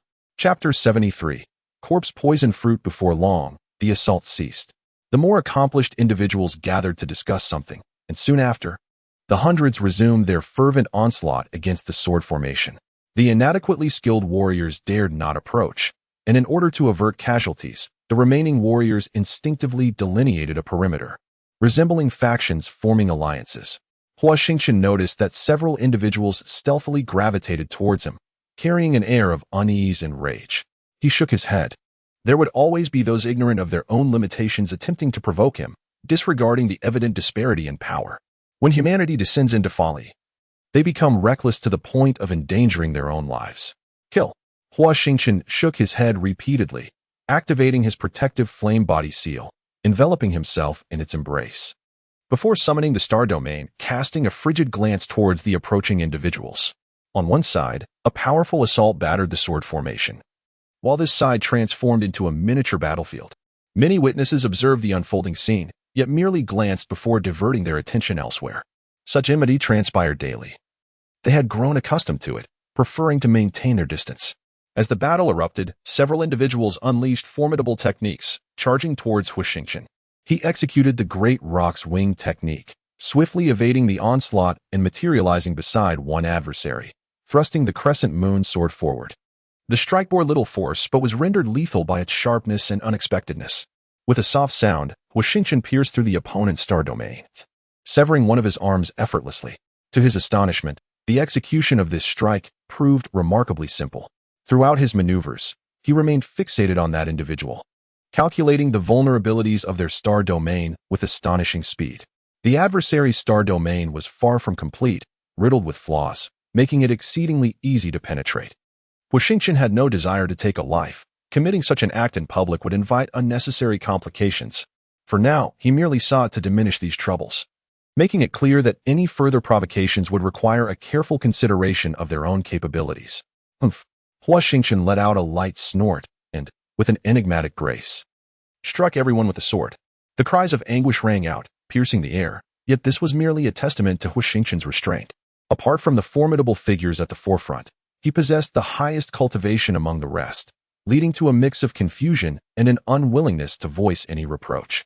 After all, might makes right. Having effortlessly dispatched his adversaries, the atmosphere fell into a deceptive calm, though a few foolish souls still harbored the delusion of a successful ambush. Huo Xingchen shook his head in silence. These individuals resembled flies drawn to a sweet delicacy, oblivious to the potential fatality it could bring. Death. This time, Huo Xingchen showed no mercy, dispatching each assailant with the same ease as chopping vegetables. Despite being a mere skirmish, the commotion attracted many practitioners eager to witness the spectacle. Huo Xingchen detested such scrutiny and subtly shifted his position, concealing himself among the crowd. Unfortunately, no one was willing to let him escape. After all, the number of lives lost at his hands was not fewer than 100, and he had become a scapegoat for Ding Yi's actions, with no evidence to absolve himself. Thus he bore the indignity in silence. He welcomed all challengers, slaying one after another. It wasn't until the scent of blood wafted from the rear that the crowd truly stirred. He is Huo Xingchen. He has slain my brother. Let us join forces and wear him down. Yes, let us exhaust him. The cacophony of insults persisted, yet few truly dared to strike. Huo Xingchen relished his leisure, casually dispatching one after another, stripping them of their possessions while taunting those who dared to approach. To his surprise, these individuals abruptly altered their strategy, inciting the sentiments of the crowd. Before long, Huo Xingchen found himself ensnared in a maelstrom of discourse. Fortunately, having cultivated a tranquil heart, he dismissed their words, although he furrowed his brow at the discomfort in his ears, choosing not to engage in their disputes. Strangely, a circle of onlookers had formed several dozen paces away. Their gazes fixed upon him in accusation, yet none dared to take a step closer. Intriguingly, this encircling throng continued to expand, isolating Huo Xingchen within their midst. For a moment, the spittle flew in abundance, nearly drowning him in their vitriol. What was transpiring over there? Unclear. Yet it appeared that the individual at the center had offended many. Fascinating. A fifth-tier minor perfection in the Gathering Star realm? To which faction does he belong? Given the circumstances, he seemed to be a lone cultivator. A solitary practitioner? While the masses were intoxicated, he alone remained sober, quite intriguing. We must devise a way to draw him to our side. A young solitary cultivator who has attained such mastery must undoubtedly be a formidable figure, an excellent asset in combat. Huo Xingchen possessed only a single set of robes. The one he wore had become tattered from previous battles, prompting him to don a garment from the Tin Sword Sect, leading to his mistaken identity as a lone practitioner. But where did that azure mist originate? Huo Xingchen was taken aback. Could it be those luminescent fruits? He retrieved the fruits, but found nothing amiss. Suddenly, an unsettling sensation washed over him, a harbinger of impending events. The consciousness entered the Qianquan wheel, lingering outside that small world. Huo Xingchen did not forget Duan Xiangxiang's instructions. Although this Qianquan wheel belonged to him, no one could open it without his command. Duan Xiangxiang wished to exit, unless she obtained Huo Xingchen's consent or he perished. Her situation was hardly different from being under house arrest. Nonetheless, he would still respect Duan Xiangxiang, for during their time in the imperial city, she had not secretly impeded their progress, allowing them to successfully find evidence and subsequently enter the teleportation array. For this reason alone, he would not impose any grievances upon her. What is it? Duan Xiangxiang's languid voice emerged, as if she had just awakened. Looking around, he noticed that the area surrounding the newly constructed house had been cultivated, with some plants, presumably flowers and herbs. Huo Xingchen handed her the fruits he held and said, "Please examine these fruits and discern any peculiarities." Duan Xiangxiang accepted them, examining and sniffing them, when suddenly her expression changed. "Where did you gather these corpse poison fruits? From the Demon Lord?" Huo Xingchen observed her grave demeanor and, feeling uneasy, nodded slightly while briefly recounting the circumstances. The very name corpse poison fruit was disconcerting, not to mention that Huo Xingchen had ingested them. "How many did you consume?" Duan Xiangxiang inquired. "2, Huo Xingchen replied. "Be honest, how many did you truly eat?" After a moment's contemplation, Huo Xingchen affirmed. Indeed, it was too. Fortunately, Duan Xiangxiang held up the fruit and remarked, "This corpse poison fruit has a growth period of at least 1,000 years, exuding a potent toxicity. Typically, the gases produced from decaying human bones are absorbed by the fruit, and over the years, it begins to radiate a glow. The corpse poison is colorless and tasteless. The reason it tastes sweet when consumed is due to the fruit's decomposition." Huo Xingchen murmured, "No wonder I found so many human bones on the ground after entering the canyon." He then inquired, "Is there any way to resolve this?" Duan Xiangxiang pondered for a moment before responding, "I have heard my father speak of this type of corpse poison, but your current situation is different. No technique can eradicate this poison. Fortunately, you have only consumed 2 of the fruits, so there is still hope." However, Huo Xingchen frowned and asked, "However, what?" Duan Xiangxiang replied with a cold smile, "To detoxify, one must find a specific item." Huo Xingchen felt irritated, wondering why those from the demon race were so fond of speaking in riddles, yet he still asked, "What item?" Duan Xiangxiang said, "The soul-controlling earth-hiding pearl." Again, "The soul-controlling earth-hiding pearl?" Duan Xiangxiang continued, "This pearl is crafted by the demon flute sovereign using his own essence as a catalyst. It can dispel myriad poisons. But it also has its drawbacks. I fear that, like me, you may find remnants of demonic energy within your body, and you could end up wandering the world just as I have."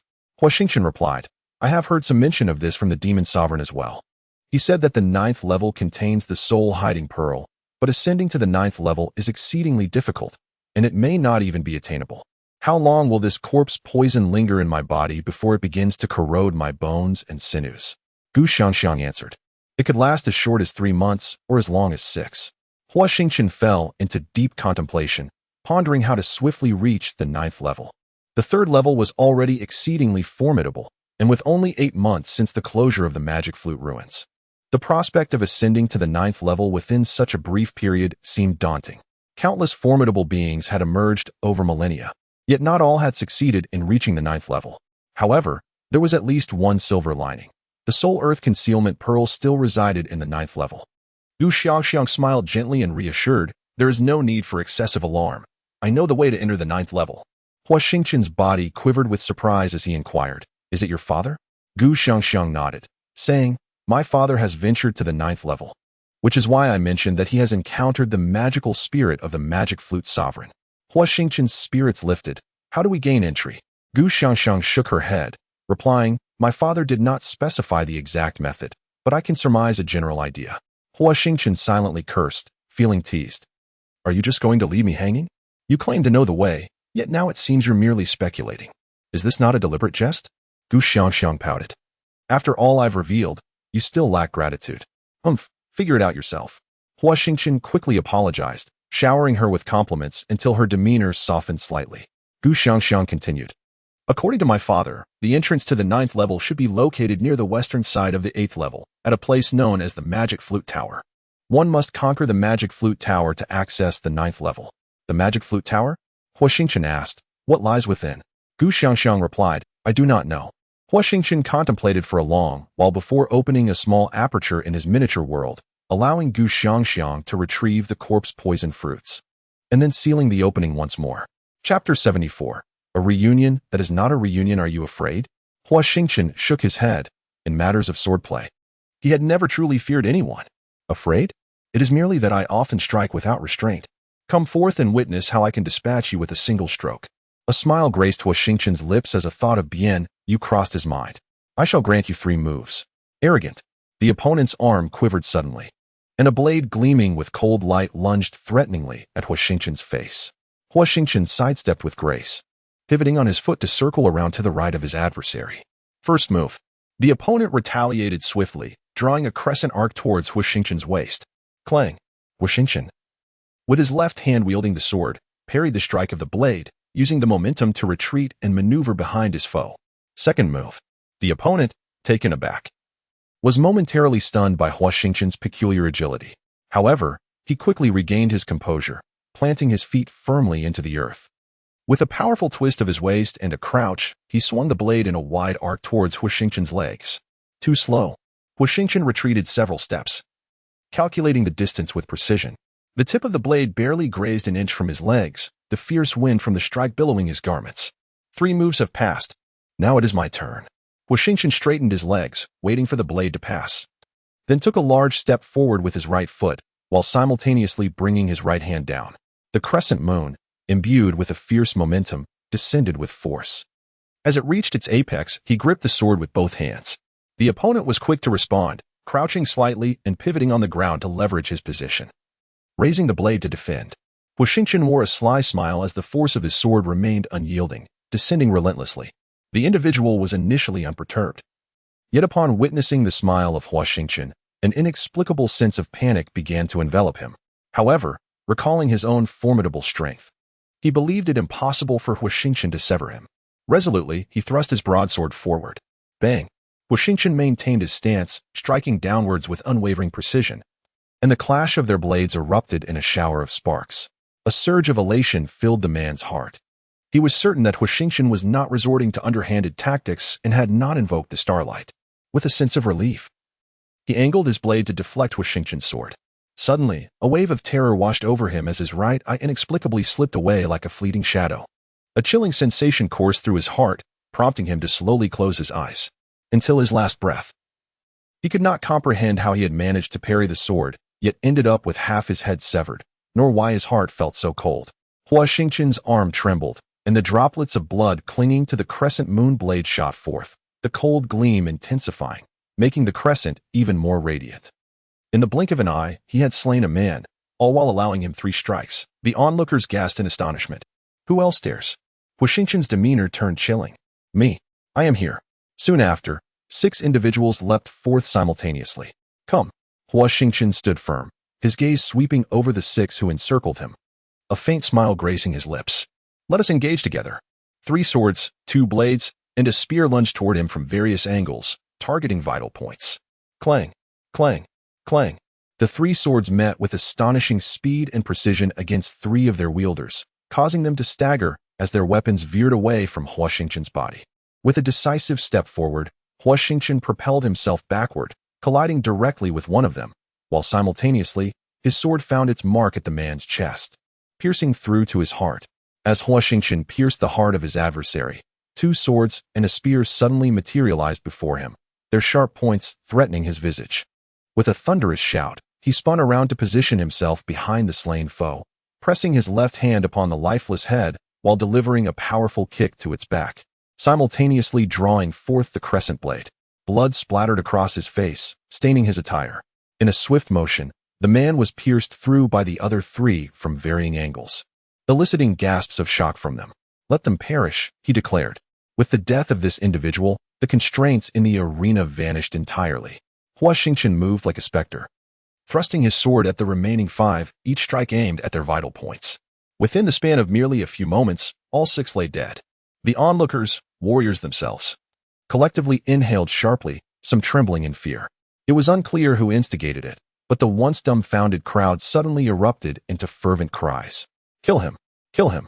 Huo Xingchen scoffed, unleashing a radiant sword strike that incinerated the 7 adversaries entirely. This act seemed to incite the wrath of the crowd, as a dozen individuals stepped forward, unleashing their most potent techniques in a concerted assault against him. At this juncture, Huo Xingchen could no longer maintain his composure. He swiftly activated the Burning Body Seal and summoned the Star Domain, employing a formidable stance to maximize the Heavenly Flame Sword, swinging it with great force. How audacious! One observer exclaimed in astonishment to his companion.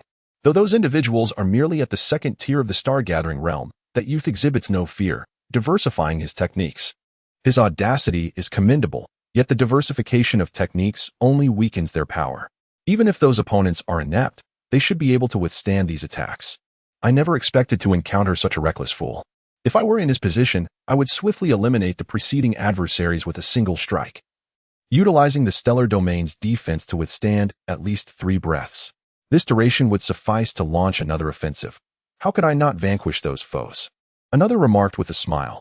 Brother, you speak wisely, yet it appears that Huo Xingchen remains oblivious to this reality. Let us bide our time.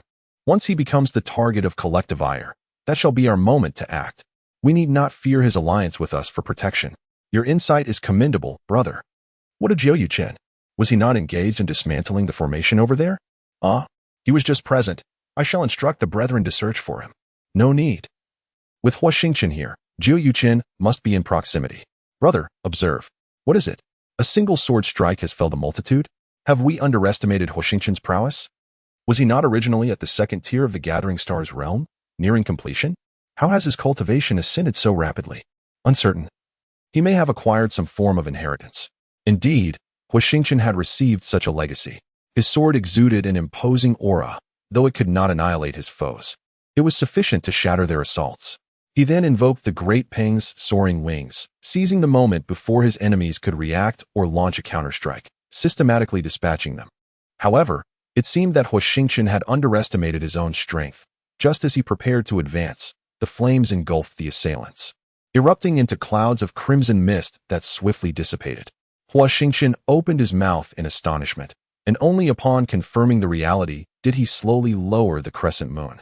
He felt a mix of nostalgia and exhilaration. Combat is not merely a process. It is also a means of enhancing one's experience. Huo Xingchen slowly absorbed the experiences gained from battle, and after a considerable time, he lifted his head to silently mock those who still seemed restless. At that moment, a graceful figure appeared before him. Well done, Huo Xingchen. You've actually reached the minor perfection of the 5th tier in the star-gathering realm, she remarked. You're not doing too badly yourself. It seems you've reaped quite a few benefits, she added with a playful tone. Hee indeed. I owe it all to my sister and Miss Lin. Exchanging a knowing glance with the veiled Lin Ji, Huo Xingchen nodded in acknowledgement. Shan Ruhua continued. Impressive, Huo Xingchen. Who would have thought you'd achieve such prowess? Huo Xingchen was momentarily taken aback, then chuckled. I can no longer doubt whether you and Mu Xiaoxin are sisters.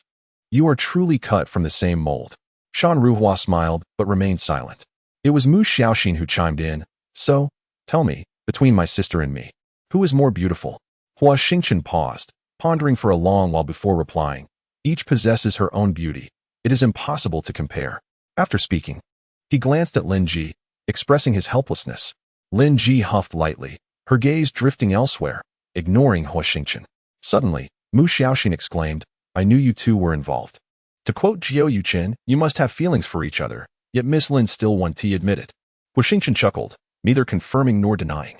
Mu Xiaoxin pressed on. Look at you. It's evident that things are far from simple. She muttered softly, my sister is in for a tough time. Shan Ruhua casually nudged Mu Xiaoxin and shot her a fierce glare. Oh, brotherchen. Huo Xingchen covered his face, wishing fervently for a crack in the ground to swallow him whole. What a coincidence. Huo Xingchen found himself at a loss for words, surrounded by 4 women, each harboring their own thoughts, compounded by a circle of fierce-eyed warriors, fresh from a recent battle. He felt somewhat out of place. Suddenly, Huo Xingchen's smiling face appeared, teasingly exclaiming, Wow, brotherchen, you're quite the charmer, embracing both sides after such a long time. Mu Xiaoxin retorted, Shut your mouth. Huo Xingchen approached and patted Huo Xingchen on the shoulder, saying, Impressive indeed. You've reached the 5th level of the Gathering Stars realm, surpassing us by a significant margin. It seems my judgment was astute. Sticking with you guarantees a meal. Huo Xingchen replied nonchalantly, No, I cannot bear such a lofty compliment. Noticing Huo Xingchen's indifferent demeanor, Huo Xingchen awkwardly smiled, fully aware of the underlying reasons. Chapter 75. From Love Springs Hatred. Huo Xingchen coldly remarked, I am well aware of your thoughts. It is not as simple as you wish. First, you must overcome my challenges. Huo Xingchen remained unfazed, shrugging his shoulders and saying, The eldest son of the Jiao family indeed speaks with great authority in front of us subordinates. Huo Xingchen scoffed, I will recount everything to my father. Let us see how long you can keep your secrets. Huo Xingchen ignored Huo Xingchen and turned to Huo Xingchen, asking, Brotherchen, what are your thoughts? His inquiry seemed somewhat absurd. To others, the two with the surname Jiao were undoubtedly family. Yet seeking Huo Xingchen's opinion appeared inexplicable. Nevertheless, Huo Xingchen understood at least a fragment of the situation. He merely could not discern who intended to ensnare him. Perhaps Huo Xingchen's remarks were simply a ploy to convey a message from Huo Xingchen. As everyone engages in a fierce struggle, you choose to indulge in idle chatter? A frown creased Huo Xingchen's brow. Who is this person, so audacious? Huo Xingchen whispered in his ear.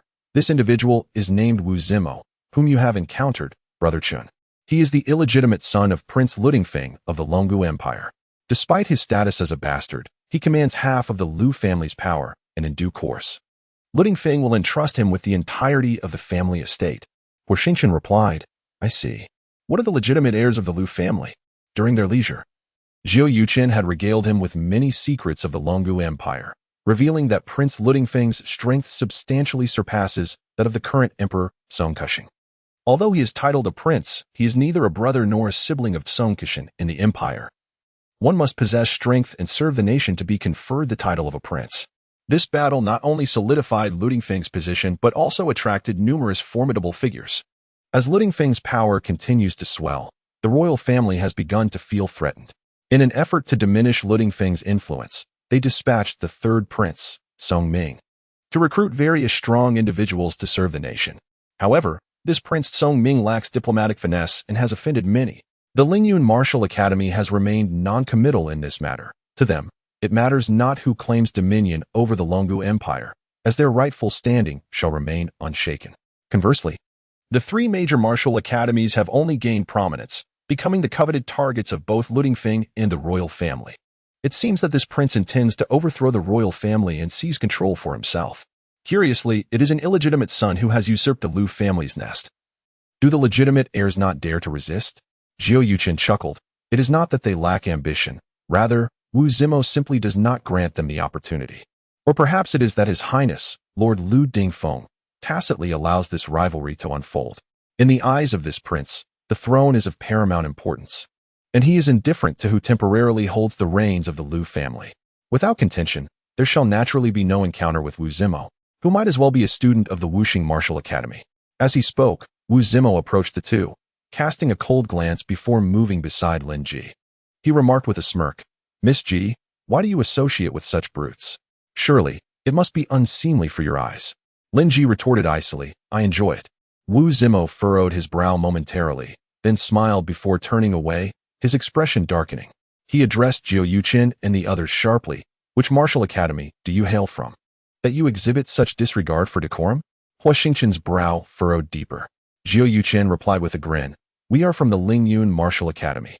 Huo Xingchen glanced at Huo Xingchen, who, despite his smile, revealed a fleeting glimmer of coldness in his eyes, quickly concealed. It seemed not everyone was inclined to show Wu Zimo respect, although Huo Xingchen had merely reached the pinnacle of the fourth rank in the Gathering Stars realm. As a direct disciple of the Divine Cultivation Pavilion, he undoubtedly carried the legacy of Su Lingyan. And who is Su Lingyan? She is a woman whom the other martial pavilions of the Lingyun Martial Academy regard with trepidation. According to Huo Xingchen, she ranks among the elite across the three major martial academies, known for her fiercely protective nature. Should she be displeased, she would not hesitate to demand an explanation from the other academies. Huo Xingchen chuckled. But it is certainly much better than some martial academies that presume themselves to be the best and issue commands to others. Have they ever considered that without the assistance of our other martial academies, could your Wanxing Academy alone breach the sword formation before the entrance to the third level? Wu Zimo replied coolly, "Yet it is preferable to those who hide away, paralyzed by fear, and choose to stir trouble from the shadows. It is truly perplexing how your martial academy produces such students." Huo Xingchen feigned enlightenment, saying, "I see. Then you ought to keep a close watch on your students. One day they may provoke someone and end up without even a corpse to recover." Humph. Wu Zimo, unwilling to engage in a war of words with Huo Xingchen, turned to Huo Xingchen and remarked, "I have heard that you have been pillaging and burning on the second level, and many of our Wanxing Academy's students have perished at your hands. Is this true?" Huo Xingchen responded nonchalantly, "They sought death themselves. If I did not kill them, should I merely tickle them?" Wu Zimo retorted coldly, "But the information I have received tells a different story." Huo Xingchen replied, "And what of it? Do you intend to seek justice on their behalf?" Wu Zimo stated, "If it were possible." Huo Xingchen countered, "I am always up for a challenge. Are you afraid of being defeated by me?" Huo Xingchen shook his head, saying, "I fear you may die." Wu Zimo darkly repeated, "What did you say?" Then, Wu Zimo burst into uproarious laughter, turning to his companions and pointing at Huo Xingchen, exclaiming, "Did you hear that? He wishes for my demise. How frightening." The crowd behind Wu Zimo erupted in laughter, mocking Huo Xingchen for his overestimation of his abilities. Looking again at Huo Xingchen, although he too has reached the fifth minor perfection of the Gathering Stars realm and is capable of killing without hesitation, there remains a significant gap between minor and major perfection. It appears inevitable that he will face defeat. While it seems the two are equal, the reality is quite different. The number of people standing by Wu Zimo far exceeds that of Huo Xingchen and many students from Lingyun Martial Academy share this sentiment. Believing it impossible for Huo Xingchen to surpass Wu Zimo, thus lamenting the fate of such a favored new student at the Apothecary Pavilion. To Huo Xingchen's surprise, Huo Xingchen is also on his side. This feeling is rather subtle, leaving him uncertain about the dynamics between them. Wu Zimo unleashed his starlight and summoned his star domain, proclaiming, "Come, meet your demise." Huo Xingchen narrowed his eyes, continuously calculating in his mind, yet he could not find a single flaw in Wu Zimo's star domain. Lin Ji was indeed correct. Wu Zimo is exceptionally formidable, as evidenced solely by his star domain. In Chapter 76, I Am Lin Changfeng, Wu Zimo brandished the ghostly spear, radiating a chilling light while emanating a tempestuous aura, forming an intense vortex around him. Huo Xingchen's expression grew grave as he activated the burning body seal to its utmost. Summoning his star domain, the waning moon settled in his hand, exuding an ancient and serene presence without revealing any hint of sharpness. "Your star domain is quite powerful," Wu Zimo remarked, his earlier arrogance dissipating, his expression now mirroring Huo Xingchen's solemnity. "Yours is as well," Huo Xingchen sincerely acknowledged, expressing admiration for Wu Zimo's nearly flawless star domain from the very beginning, coupled with deep respect for him. In the face of a formidable opponent on the battlefield, one must first show respect, which is essential to ultimately overcoming them. What sort? Wu Zimo was not captivated by the seemingly ordinary yet extraordinary sword in Huo Xingchen's hand. Rather, he sensed a subtle threat. Of course, apart from the incident at the Qinqing Palace, also known as the Heavenly Palace. Although the plaque at Qinqing Palace bore the name Qinqing Palace, Huo Xingchen preferred to refer to it as the Heavenly Palace. With a flick of his wrist, the Crescent Moon Sword emitted a clear and melodious sound. What a remarkable sword! Wu Zimo narrowed his eyes, scrutinizing Huo Xingchen's every movement in hopes of uncovering a flaw. Huo Xingchen was equally diligent, continuously calculating the vulnerabilities within Wu Zimo's star domain, even before the battle had commenced. He had already begun to assess the positions of the stars. Such calculations were mentally taxing, demanding immense fortitude, especially when both parties were ensnared in a tense atmosphere. A slight misstep could lead to unimaginable predicaments. For a considerable span, akin to the burning of incense, the two stood locked in a gaze. The Yuming Spear, a 7th-grade spiritual weapon, was rumored to have once belonged to a prominent leader of the demon clan, steeped in the blood of countless beings. The materials required to refine this spear were exceedingly rare, not to mention the necessity for the wielder to resonate with it. Wu Zimo was indeed remarkable. It was said that he had acquired this refined Yuming spear at a tender age and had been accompanied by it for a decade, establishing a profound connection. Should he fail to triumph in this confrontation, he risked being devoured by the very spear he wielded. Was it truly that severe? Allegedly. This spear had yet to be fully refined and required several exceedingly rare herbs. Rumors suggested that such herbs could be found within the Devil's Flute ruins. Yet it remained uncertain if these tales held any truth. Furthermore, one of the required herbs was purportedly located on the 9th level, which was indeed daunting. Entering the 3rd layer proves to be exceedingly arduous. To ascend to the 9th layer without formidable prowess or serendipitous fortune, merely surviving this ordeal would be quite an achievement. As 2 incense sticks burned down, Huo Xingchen's right hand appeared somewhat rigid, suddenly twitching slightly before once again settling into stillness. This is dire. Huo Yuchen did not anticipate that Huo Xingchen would make the first move. This was not the Huo Xingchen he knew. How could he have moved, even a fraction? Huo Xingchen's situation was precarious. Based on my understanding of Wu Zimo, the emergence of the nether gun would undoubtedly unleash a tempest of relentless fury, affording Huo Xingchen no respite. Curse it! Huo Yuchen felt a surge of frustration, silently cursing Huo Xingchen for not allowing Wu Zimo to act first. Suddenly, Wu Zimo's eyes widened as he unleashed a shot, seizing the opportunity presented by Huo Xingchen's movement.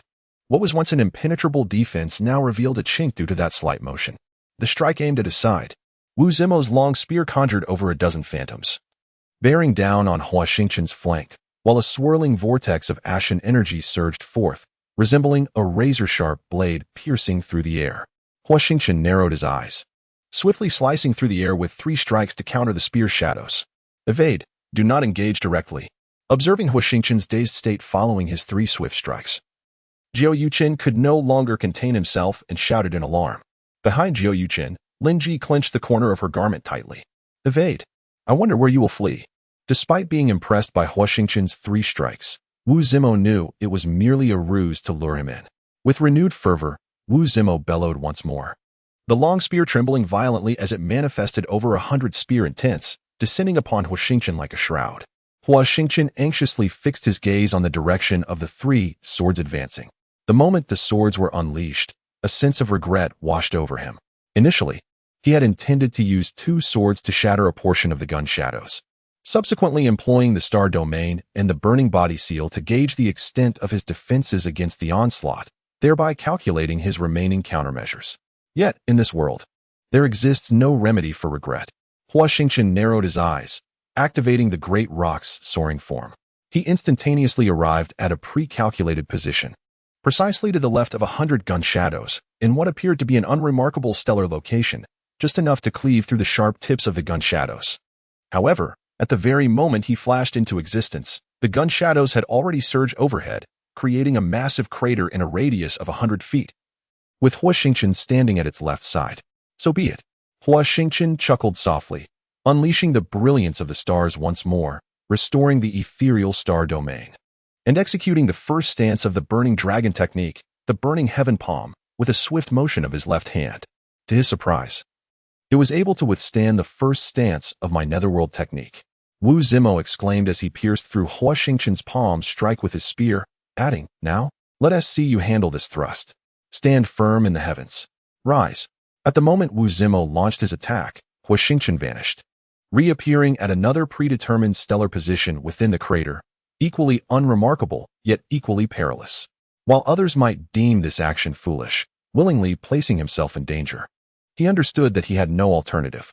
Stand firm in the heavens. Out. Suddenly, the entire sky transformed into an abyss of darkness. A brutal aura cascaded from above, the atmosphere shifting dramatically, the air compressing rapidly, akin to a farmer's pot lid forcing down boiling steam, enveloping all in an overwhelming sense of oppression. The surrounding martial artists, acutely sensing the overwhelming suffocation, hurriedly jostled one another, striving to escape the tempestuous circle of gunfire. Huo Xingchen found it increasingly difficult to breathe, gasping for air in deep heaves. Truly, it was aptly named establishing heaven and earth. With great effort, Huo Xingchen endeavored to cleave through the oppressive atmosphere, his form swaying repeatedly. With each shift, he unleashed 3 strikes, inching closer to Wu Zimo with each appearance. He executed this trio of strikes 21 times. The reason Huo Xingchen limited himself to 3 strikes was that they represented a certain threshold of his power. He needed to conserve sufficient momentum, lest he exhaust his celestial energy. Once more, he swayed, delivering his 22nd set of 3 strikes. Bang! The shadow of the gun descended, crashing down upon the star domain, which suddenly extinguished, then forcefully struck the burning body seal. Crack! The burning body seal fractured, yielding countless fissures of varying sizes, with several fragments vanishing entirely. Huo Xingchen's complexion flushed as he knelt upon one knee. Indeed, you managed to withstand my assault this time, but your capacity for combat has now waned. I shall not afford you another opportunity to invoke the star domain. Is that so? You may attempt it. Humph, utterly deluded. Let us see how you endure my final move. The third form of the Netherworld decisive technique, Heavenly Slash, commence. Wu Zimo's spear whirled in the air, and within mere moments, it generated an immense gravitational force, drawing in dust, debris, and weeds alike. In an instant, the very earth trembled, already beginning to fracture. Deep fissures carved the land before Wu Zimo, fragmenting it into countless irregular cracks.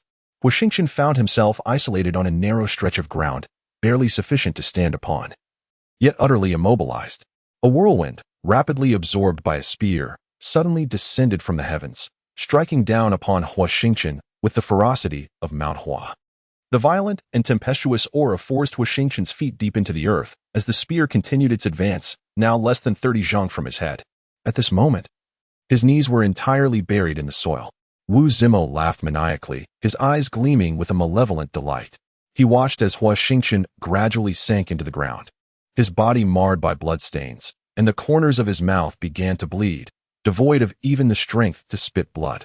Now you finally comprehend my prowess, haha. Huo Xingchen, with hands braced against the ground, his face flushed and teeth clenched, struggled to lift himself, resisting the oppressive force threatening to pin him down. If he were to be subdued to the earth, all his efforts would be rendered futile. Lin Ji nodded, seemingly convinced by Jiao Yuchen's words. Jiao Xinjia shook his head, lamenting, what a pity. Jiao Yuchen, rarely engaging in Huo Xingchen's discourse, echoed the sentiment. Indeed, it is a pity. There were two types of regret, one for Huo Xingchen, and the other for Wu Zimo. Huo Xingchen had made his choice. Wu Zimo gazed as the ghostly figure drew near, gradually coming into focus, a smiling face. A bloodied visage grinning at him, sword raised above its head. Should that smiling face will it, at such close proximity, Wu Zimo would have no means to evade, left only to endure the onslaught with the resilience of the star domain. The intensity of rage equaled the ferocity of the burning sky sword. With a single, decisive sweep, Huo Xingchen offered Wu Zimo no chance to react. Flames enveloped Wu Zimo entirely, the searing fire crackling ominously as it ignited the starry expanse, before erupting violently. Fissures spreading forth. The sword aura pierced through a certain section of the starry realm, heading straight for Wu Zimo's underarm. With a thud, Wu Zimo was propelled backward, his body creating a sizable crater upon impact with the ground. As he struggled to emerge, his face was ashen, and he uttered, "How did you perceive it?" This question bore profound implications. How could you withstand my final move? The bright star domain has already perished, and you lack the time or the excess starlight to summon the domain. How did you manage to crawl out of the pit? Why are you standing before me? How did you discern the weaknesses of my star domain? Why? Why is this so? Wu Zimo suddenly erupted in anguish, shouting at Huo Xingchen in a fit of desperation. Huo Xingchen lowered the crescent blade, no longer facing Wu Zimo, for there was no longer any necessity. Why? Do you wish to know? Wu Zimo fell silent, gazing into Huo Xingchen's eyes. It is simple. I desire your demise. Thus I shall assuredly triumph. It is that straightforward. Indeed, it is that simple. And now? Why do you not slay me? There is no reason. I simply do not wish to kill you. But perhaps next time, fortune may not favor you so. After a lengthy pause, Wu Zimo forced a sorrowful smile and said, "Thank you. No need for that." Huo Xingchen turned to leave, but after taking just a few steps, he could no longer contain the turmoil within, spitting blood onto the ground before collapsing. "Huo Xingchen, it is your folly to spare my life." Wu Zimo suddenly leaped forth, a formidable aura emanating from his palms, aimed directly at Huo Xingchen. "Brother Chen, Wu Zimo, you are utterly despicable. May you meet a wretched fate."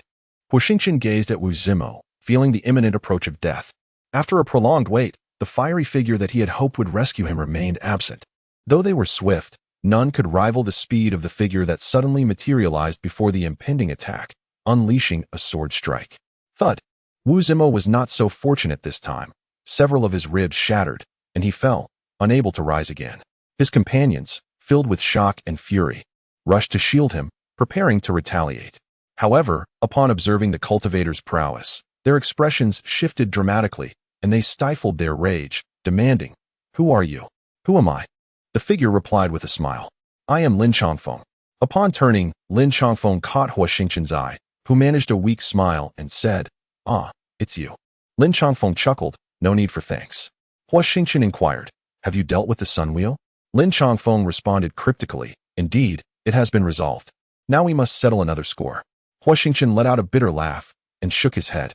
Lin Xiangxiang sneered, "You saved my life once, and now I have returned the favor, thus balancing the scales. However, the grudge for your father's death must also be addressed." Chapter 77. Quite speechless, you are taking advantage of a crisis.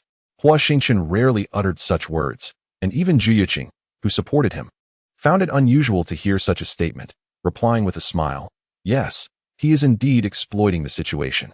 With us here, he cannot harm you." Huo Xingchen rolled his eyes and swallowed the healing medicine handed to him by Lin Ji. After a moment's respite, he stood up and said, "Your father brought this upon himself. The intricacies of the matter need not be elaborated. You are well aware of what your father did." Lin Xiangxiang sighed and replied, "Though my father is not a good man, he remains my father. I cannot be an unfilial son." Huo Xingchen inquired, "How do you intend to resolve this?" Lin Xiangxiang shook his head, stating, "You are gravely injured. I will not take advantage of your plight. Until we leave the Demon Flute ruins, I shall not trouble you, nor will I allow you to perish here. At the Martial Academy's grand competition, I will personally put an end to you, to bring solace to my father's spirit in the afterlife." Huo Xingchen nodded, recognizing this as the Lin Xiangxiang he knew, benevolent yet resolute. However, such a virtuous man does not live long. Lin Xiangxiang lacks the ruthlessness. Had it been Huo Xingchen, he would have pierced his enemy's heart with a single blade. Even if it meant taking advantage of their vulnerability, vengeance would take precedence over all else. Thus, Huo Xingchen remarked that Lin Chongfeng's goodness would lead to his demise. As for why he refrained from killing Wu Zimo, he had already provided his reasoning. It was not a matter of fear, but rather a belief in its futility. He was neither intimidated by Wu Zimo's status nor by the Wanqing Martial Academy, nor was he concerned about being besieged by the masses. He simply found it bothersome. He had his own aspirations to pursue on the 9th level, so avoiding unnecessary complications, particularly those brought by formidable adversaries like Wu Zimo, was preferable. Yet now, with Lin Chongfeng's impending strike, it appeared that trouble was inevitable. Then let us meet at the Martial Academy's grand competition, Huo Xingchen declared. What are your plans now? Lin Chongfeng smiled faintly and remarked, the individuals from the Wanqing Martial Academy are not to be trifled with. I shall accompany you to avoid any untimely demise. Huo Xingchen laughed heartily. How fortunate to have a 6th-grade perfected warrior from the Gathering Stars realm as a protector. Lin Chongfeng chuckled. Brother, do you truly intend to join them? A graceful figure appeared beside Lin Chongfeng, evidently displeased with his decision, casting a gaze filled with animosity towards Huo Xingchen. Junior sister, you should know that once I make a decision, I never waver. I understand, but this is too perilous. Lin Chongfeng was aware that his junior sister was referring to Wu Zimo, yet regardless of the circumstances, Huo Xingchen must not come to harm, at least not before the grand competition at the Martial Academy. He could not afford to die. Lin Chongfeng reassured, no worries. Your elder brother is tough. Jiu Yuqin whispered to Huo Xingchen, she is Lu Rong. Huo Xingchen was secretly alarmed.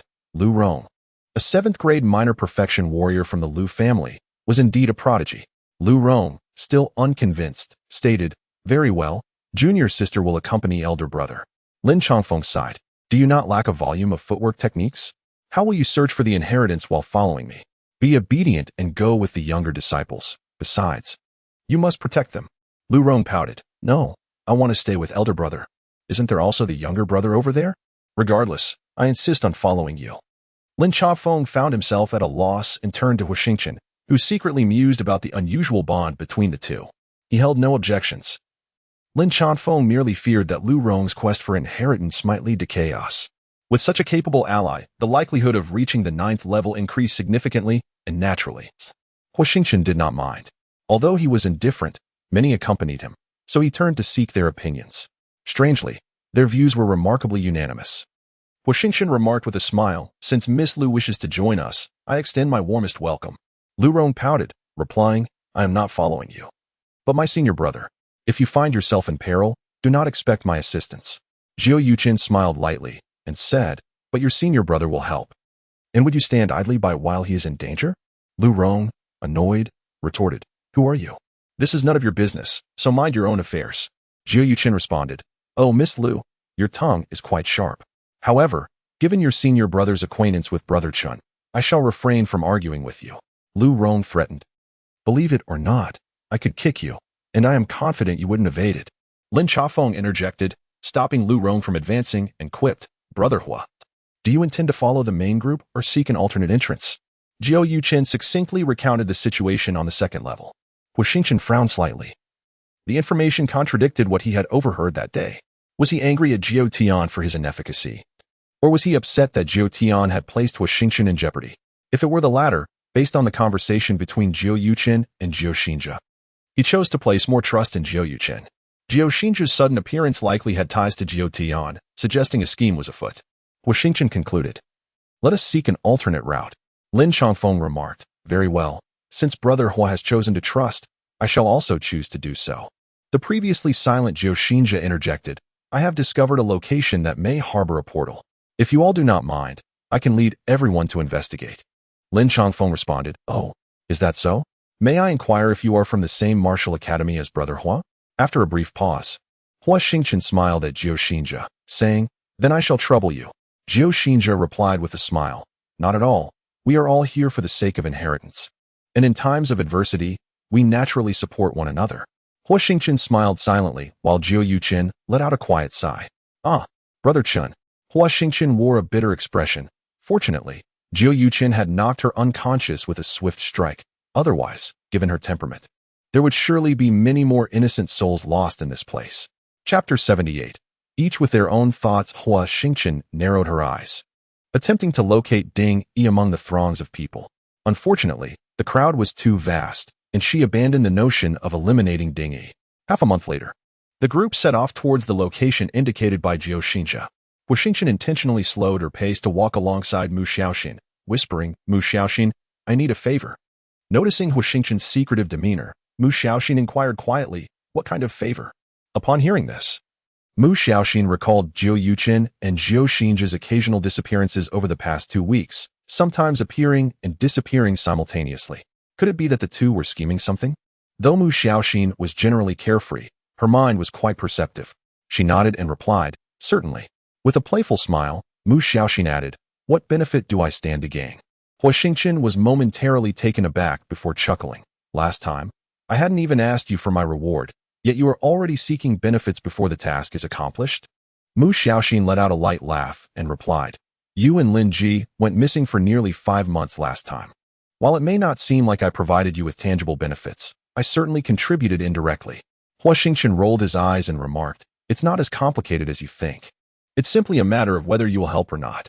This reflects the differences among people." With a sigh, Huo Xingchen advanced to walk alongside Jiu Xingzhe. Along the way, they encountered little resistance from the demon beasts, as their well-defined teams swiftly dispatched each one in their path, leading them to their designated location in no time. "That is the place," Jiu Xingzhe indicated towards a sparse grove ahead, teeming with numerous demon beasts. Though few were particularly formidable, Huo Xingchen inquired, "Brother Lin, what are your thoughts?" He was not the leader of the team. Lin Changfeng was the highest in cultivation among them, and Lu Rong followed closely behind him, adhering to his every word. Regardless of Lin Changfeng's opinion, it was evident that Lu Rong would heed her senior brother's counsel. Thus, Huo Xingchen only needed to seek Lin Changfeng's input. Lin Changfeng smiled and said, "Brother Huo, the decision rests with you. I have no particular preference." By pushing Huo Xingchen into a position of leadership, Lin Changfeng had his reasons. For one must know both oneself and the enemy in order to achieve victory in every battle. Huo Xingchen once more sought the opinions of the others, and to his surprise, their views were remarkably unified, clearly regarding him as their leader. After all, they had witnessed Huo Xingchen's prowess during the previous battle. Realizing that not everyone possessed such capability and wisdom, which they had deeply experienced during Huo Xingchen's confrontation with Wu Zimo, Huo Xingchen, feeling rather helpless, remarked with a shake of his head, "You all seem to be enjoying your leisure." Jiu Xingzhe chuckled, "With greater ability comes greater responsibility." Huo Xingchen narrowed his eyes and, after a moment, replied with a smile, "In that case, I shall not shy away from my duties." Jiu Xingzhe responded, "Well said." Huo Xingchen continued, "Although these beasts may not be of high rank, one cannot dismiss the possibility of encountering formidable creatures among them. Should we face such a threat, we must attack in unison and remain closely together, for this forest is rather peculiar." The group nodded in agreement and quickened their pace. Before long, a horde of beasts charged towards them, and each member of the party unleashed their skills, vanquishing the approaching creatures with great efficiency. Huo Xingchen was taken aback. It seemed that Lin Changfeng was indeed a learned individual. Rarely does one encounter someone willing to peruse such seemingly useless records, yet Lin Changfeng had done so, likely due to the connection with the sun will within him. Like Huo Xingchen, he sought to resolve his own issues through esoteric texts. Jiu Xingzhe commented, "Are you two perhaps overthinking this? To me, the forest merely appears slightly larger and more sparse, with no apparent anomalies." Huo Xingchen shook his head, advising caution. Jiu Xingzhe silently considered whether they were being overly cautious. As he pondered, Huo Xingchen suddenly laughed, "Brother Lin, do you know why those beasts came forth one by one to their demise rather than attacking as a group?" Lin Changfeng replied, "Are you suggesting that these beasts were ensnared by some method, allowing us to dispatch them effortlessly and subsequently lure us deeper into the forest?" Huo Xingchen affirmed, "Precisely. That is my thought." Lin Changfeng slightly opened his eyes and inquired, "Could it be that Brother Huo has discerned something?" Huo Xingchen shook his head, replying, "I cannot say for certain, but I once encountered a similar formation in a book of folklore. It described a configuration using stone pillars, referred to as the Misty Heaven Formation, which bears a striking resemblance to the arrangement in this forest." Lin Changfeng pondered for a considerable time before nodding, saying, "Upon your mention, Brother Huo, I do indeed recall it. It closely resembles the Misty Heaven Formation." Lu Rong, her lips slightly parted, exclaimed, "How extraordinary! Senior brother has such profound insight into this formation. It is truly impressive." Noticing Lu Rong's admiring expression, Lin Chongfeng's face flushed slightly as he remarked, "If not for Brother Huo's suggestion, I would not have recalled it. You are the truly remarkable one." Huo Xingchen responded, "You flatter me, Lin brother." Lu Rong pouted and asked, "So how shall we proceed?" Huo Xingchen turned to Lin Chongfeng, indicating that he should decipher the formation. Though Lin Chongfeng was perplexed, he still scrutinized the surroundings intently. The forest was vast, and after an hour, Lin Chongfeng, feeling somewhat fatigued, addressed Huo Xingchen, "Brother Huo, I still need to ascertain the position of the Lehigh stars within the Misty Heaven formation. But we have yet to reach the Gathering Stars realm and cannot traverse the skies on our swords. We are truly at an impasse." Huo Xingchen smiled and glanced at Lin Ji, who nodded and summoned the Qingyao, gazing quietly at Lin Chongfeng. "Come up." Lin Chongfeng opened his mouth, his face reddening once more as he stepped onto the Qingyao. "Thank you for your assistance, Miss Ji." With a flicker of her consciousness, Lin Ji lifted Lin Chongfeng into the skies, stopping at a designated point under his direction. Shan Ruyu approached Huo Xingchen and whispered, "In truth, you must have had a strategy all along. Why then did you allow Lin Chongfeng to decipher the formation?" Huo Xingchen smiled and remarked, "To know oneself and to know one's enemy is the key to winning every battle. You have heard, he harbors a vendetta against my father. I am quite familiar with Lin Chongfeng. His disposition mirrors that of Xing Xiu, yet his thoughts are far more intricate. It would be troublesome to not ascertain his true capabilities." Shan Ruhua replied, "Your intentions are commendable, but such actions may fortify your adversary, making them even more formidable in the future." Huo Xingchen shook his head and said, "I have never regarded Lin Chongfeng as a rival. Although his strength surpasses mine significantly, he is still somewhat inexperienced when it comes to vengeance." After a moment of contemplation, Huo Xingchen continued, "Lin Chongfeng possesses a straightforward nature and lacks adaptability. Should I wish to manipulate him in the future, he would likely fall into my trap. As for the art of controlling others, I am confident that my skills are not inferior to anyone else's." Shan Ruhua inquired, "Are you suggesting that he may still serve a purpose for you in the future?" Huo Xingchen replied with a smile, "That is a matter for another time. For now, I am merely assessing his capabilities, a precautionary measure for what lies ahead." Shan Ruhua chuckled, "Are you not afraid that I might reveal this to Lin Chongfeng?" Huo Xingchen laughed, "We are of the same origin. Why rush to harm one another? We are in the same institution and wouldn't he want to sever our ties, would we?"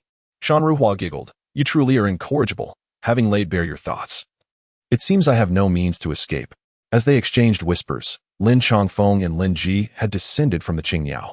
Lin Chongfeng appeared buoyant, as if he had successfully unraveled the formation. Huo Xingchen smiled and said, "Brother Lin, please lead the way." Lin Chongfeng nodded slightly and addressed the group, "Everyone, stay close and do not lag behind, lest you fall prey to the confusion of the formation." The crowd nodded in unison. Lin Chongfeng took the lead, with Lu Rong walking alongside him. In a hushed tone, Lu Rong suggested, "Since Huo Xingchen harbors a deep grudge against you, perhaps we should eliminate him right here in the forest to honor Uncle's spirit." Lin Chongfeng shook his head, replying, "That cannot be. Though Huo Xingchen is treacherous and cunning, it was my father who wronged him first. Were I in his position, I too would have sought vengeance against my father. He once saved my life, and I vowed not to strike against him in the ruins of the Devil's Flute, but rather to protect his life." Lu Rong, understanding Lin Chongfeng's character, was about to urge him again when he stopped her. After a moment of contemplation, Lin Chongfeng sighed, "Sister, do not press me further. In truth, I had considered ambushing Huo Xingchen during his battle with Wu Zimo, but if I were to do so, it would be better for me to end my own life with a single sword stroke. I must avenge my father honorably, ensuring that no one can accuse me of ingratitude. Otherwise, how could I establish myself in the realm of the winds and clouds?" Lu Rong fell silent, letting out a gentle sigh. As Lin Chongfeng led the group safely to the edge of the forest, the tension on their faces began to ease. Just as they were about to exit the woods, for reasons unknown, Jiu Xinjia and Jiu Yuchen began to quarrel and soon escalated to blows. The others urged them to cease, but the ground trembled violently. Huo Xingchen called out, "Quickly, everyone form a line and hold hands." With that, Huo Xingchen grasped Shan Ruhua's hand firmly. Shan Ruhua shouted, "Xiao Xin, hurry over." Boom. The ground trembled violently in all directions, and Shan Ruhua stumbled, toppling over Huo Xingchen, the two of them tumbling into a heap. "Damn it." Huo Xingchen propped Shan Ruhua up, confirming she had merely fainted before he felt a sense of relief. Turning to check on Mu Xiaoxin, who had been grasped by Shan Ruhua, he found her in a similar state of unconsciousness. Huo Xingchen squinted and meticulously scanned their surroundings, finding no anomalies before settling the two sisters comfortably. After a while, Shan Ruhua was the first to awaken. Upon opening her eyes, she saw Huo Xingchen sitting cross-legged beside her with his eyes closed. A warm feeling flickered in her heart as she hurried to check on Mu Xiaoxin. There was no need to look further. She had fallen victim to a spell. A soft voice echoed, prompting Shan Ruhua to inquire, "What does that mean?" Huo Xingchen opened his eyes and replied, "The demon spirit is drawing near." Unfamiliar with the concept of a demon spirit, but sensing Huo Xingchen's grave demeanor, Shan Ruhua urgently asked, "What should we do?" After a moment's contemplation, Huo Xingchen suggested, "We must first exit this place." "Is there danger?" Shan Ruhua asked, referring not to the forest, but to Mu Xiaoxin. Huo Xingchen shook his head. "I am uncertain, but for now, we are safe. What may transpire later is beyond my knowledge." The wild texts state that escaping the Mishinshin formation will dispel the demon spirit. Do not inquire about the nature of the demon spirit. I too am in the dark. Our priority is to find a way out of the Mishinshin formation first. Huo Xingchen, look at Xiaoxin's eyes. At her words, Huo Xingchen approached. He noticed that Mu Xiaoxin's eyelids had turned a shade of dark ink, and he signaled for Shan Ruhua to lift her eyelids, revealing that her pupils had transformed into a brilliant gold. Shan Ruhua was suddenly filled with panic. Unable to contain her emotions, she whispered through her tears, "I promised my mother to take good care of Huo Xingchen, but now." Huo Xingchen furrowed his brows, at a loss for words on how to console Shan Ruhua. She continued, "Why do Huo Xingchen's eyes have a golden hue? How can you be certain that she is possessed by a spirit?" Huo Xingchen refrained from responding, realizing he could not reveal Gu Xiangxiang's secret, for her eyes were also golden. Upon seeing Mu Xiangxiang's eyelids, he could ascertain her condition without needing to pry further. After a lengthy pause, Huo Xingchen's expression softened as he recalled, "By the way, you once mentioned that you hail from Tiyuan Town, correct?" Shan Ruhua nodded in affirmation. Huo Xingchen inquired, "Are you aware of the 24 spirits of the Earth Zhe?" Shan Ruhua shook her head. Huo Xingchen urged, "Think carefully. There seems to be a scroll regarding the passage of spring and autumn." After a long moment of contemplation, Shan Ruhua murmured, "You must be referring to the tale of the bone demon." Huo Xingchen, momentarily bewildered, asked, "What is the tale of the bone demon?" Shan Ruhua recounted the story. It was about a creature known as the bone demon, who, enchanted by the seasons of spring, summer, autumn, and winter, remained ensnared in the mountains until it perished. Soon, Huo Xingchen fell silent, pondering how to unravel the enigma. Spring brings forth life, enhancing both formations and the prowess of warriors, allowing all things to flourish. Summer thrives, augmenting the cultivation of martial artists. Autumn withers, rendering all things feeble. Winter extinguishes, leading to decay and destruction. These four elements constitute the legendary 24 spirits of the Earth Zhe. Huo Xingchen swiftly arranged the positions of the four celestial bodies, rising to cradle Mu Xiaoxin in his arms. He addressed Shan Ruhua, "The time has come for you to act." Confused, Shan Ruhua inquired, "What am I supposed to do?" Huo Xingchen replied, "The forest represents the yin, and women also embody the yin. The reason Mu Xiaoxin has attracted the malevolent spirit is due to her gathering of yang energy, hence it falls upon you to intervene. If I were to take action, I fear I would be devoured by the spirit before even standing upon these celestial points." Shan Ruhua responded, "I still do not comprehend. Isn't it true that yin attracts yin? Shouldn't I refrain from intervening?" Huo Xingchen smiled, "Indeed, you are correct in your assessment, but the situation is different now. Here, within the Misty Heaven formation, we cannot afford to dwell on conventional wisdom. We must act contrary to it." Although still perplexed, Shan Ruhua chose not to press further. Huo Xingchen instructed, "Remember, first step upon the corner star and channel your inner starlight into it. Next, the empty star. Wield your sword and strike at the 11 o'clock position on its right side. Then, the ruler star, while infusing it with starlight, sever the heavens with a single stroke. Finally, the ghost star. Regardless of what you encounter, do not panic. Simply pass through the gaps between those entities." He added, "The most crucial point is to act swiftly, without the slightest hesitation. Do you understand?" Shan Ruhua nodded and glanced at Mu Xiaoxin. After 10 breaths, Huo Xingchen urged her to take her position, stating, 3 parts out, 7 parts in. After 11 breaths, descend." Shan Ruhua complied and unleashed her sword. Before her, a vortex materialized, struck by an enigmatic light, producing ethereal sounds. The light then entwined upwards, ultimately vanishing above them. "Descend, now." The mountains, like a painting, moved swiftly, poised to infuse the starlight, when Huo Xingchen abruptly halted them. What is it? Shan Ruhu asked anxiously. Huo Xingchen replied with a smile, they are quite astute. You shall summon the star domain and await my command. Hastily, Shan Ruhu summoned the star domain, her previously calm demeanor inexplicably giving way to anxiety. The summoned star domain was both rapid and chaotic, and she clutched her sleeve sword tightly. Beads of sweat formed at the corners of her eyes, and she wiped them away, her breathing growing labored. Observing this, Huo Xingchen chuckled. What are you so nervous about? It is they who should be anxious. Can't you see how they are glaring at us? Clearly, they are terrified. You ought to relax. Confused, Shan Ruhu responded. But there is nothing ahead. Huo Xingchen laughed. You cannot see because of your tension and the excessive energy being expended. Shan Ruhu inquired. If I were not tense, would I be able to see? Huo Xingchen shook his head. No, even if you were calm, you still wouldn't see. In truth, I was deceiving you. I cannot see either. Haha. Initially anxious due to Huo Xingchen's antics, Shan Ru suddenly burst into laughter, chastising. You always falter at critical moments. Can you not be serious? This remark held a dual meaning, leaving Shan Ruhu uncertain if Huo Xingchen grasped her implication. Huo Xingchen appeared melancholic. He had merely wished to adopt a sense of humor akin to Jiu Yuching's, but it seemed ineffective. Although Shan Ruhu laughed, her expression remained intensely tense. Huo Xingchen sighed inwardly, acknowledging that humor was not his forte. Prepare, he commanded, focusing intently on a particular direction. For there was an unusual aura emanating from that place. Infused with starlight, he cleaved the heavens. Huo Xingchen bellowed, casting dozens of crystalline stones from the Qian Kuanlian into the air, and then, like a painting of mountains, he struck upward with his sword. The crystals detonated, transforming the entire sky into a shroud of dark gray.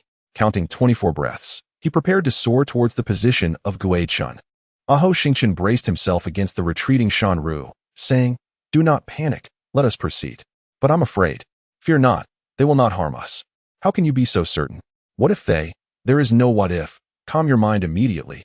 Do not let them perceive any weakness. Shan Ruhu took a deep breath, adjusted his attire, and slowly approached. The demon spirit, smeared with blood, grinned at him with egg-sized, golden eyes, its sharp teeth bared as it clawed at him, incessantly rubbing against his face. At that moment, Huo Xingchen's visage was not only marred with blood but also etched with numerous wounds from the creature's assaults. The chilling aura emanating from the demon was relentlessly corroding his injuries, and he began to falter, his hands trembling. Chapter 80. The entrance to the third layer. I'm sorry. Upon exiting the forest, Shan Ruhu slipped away from Huo Xingchen, nervously fidgeting with the hem of his garment. Huo Xingchen gently set Mu Xiaoxin down. At this moment, the darkness beneath her eyelids had begun to recede. Once it had fully faded, Huo Xingchen lifted her eyelid, discovering that the golden hue in her pupils had vanished. At last, he breathed a sigh of relief. However, as soon as he relaxed, a piercing pain surged through him. Not only was a gash drawn upon the calf, but countless bloodstains marred the front of his attire, rendering it tattered and resembling a ragged cloth. He truly did not anticipate that Shan Ruhu would turn around. The situation was dire, and he had not even the time to summon his star domain. Fortunately, the star domain summoned by Shan Ruhu protected his back from the assault. Otherwise, he could scarcely imagine the consequences. How did your chest come to look like this? Upon witnessing Huo Xingchen in such a state, Shan Ruhu's eyes brimmed with tears as she hurried forward to assist him in removing his garment, revealing his robust physique. I will apply the medicine. Shan Ruhu retrieved a medicinal pill and crushed it, preparing to tend to Huo Xingchen's wounds. Huo Xingchen gestured to stop her, saying, For wounds inflicted by those demonic spirits, no other remedy will suffice. We must expel the cold poison. The correctness of his thought became evident. The cold poison had infiltrated his skin, gradually spreading to every inch. Although Huo Xingchen exerted great effort to expel the poison and the wound had begun to scab, it was but a drop in the bucket. He directed his consciousness into the Qian Kuanlian and conveyed his condition to Duan Xiangxiang. After a moment of contemplation, she shook her head, stating, We must still locate the soul-subduing Earth Store Pearl. Huo Xingchen then asked, What of Mu Xiaoxin? Shan Ruhu shook her head, her expression bitter. She remains unconscious. Huo Xingchen nodded, surveying his surroundings, only to realize they were at the foot of a mountain. A narrow path meandered down the slope, flanked by wild grass. Huo Xingchen donned a garment, shouldered Mu Xiaoxin, and said to Shan Ruhu, Let us proceed.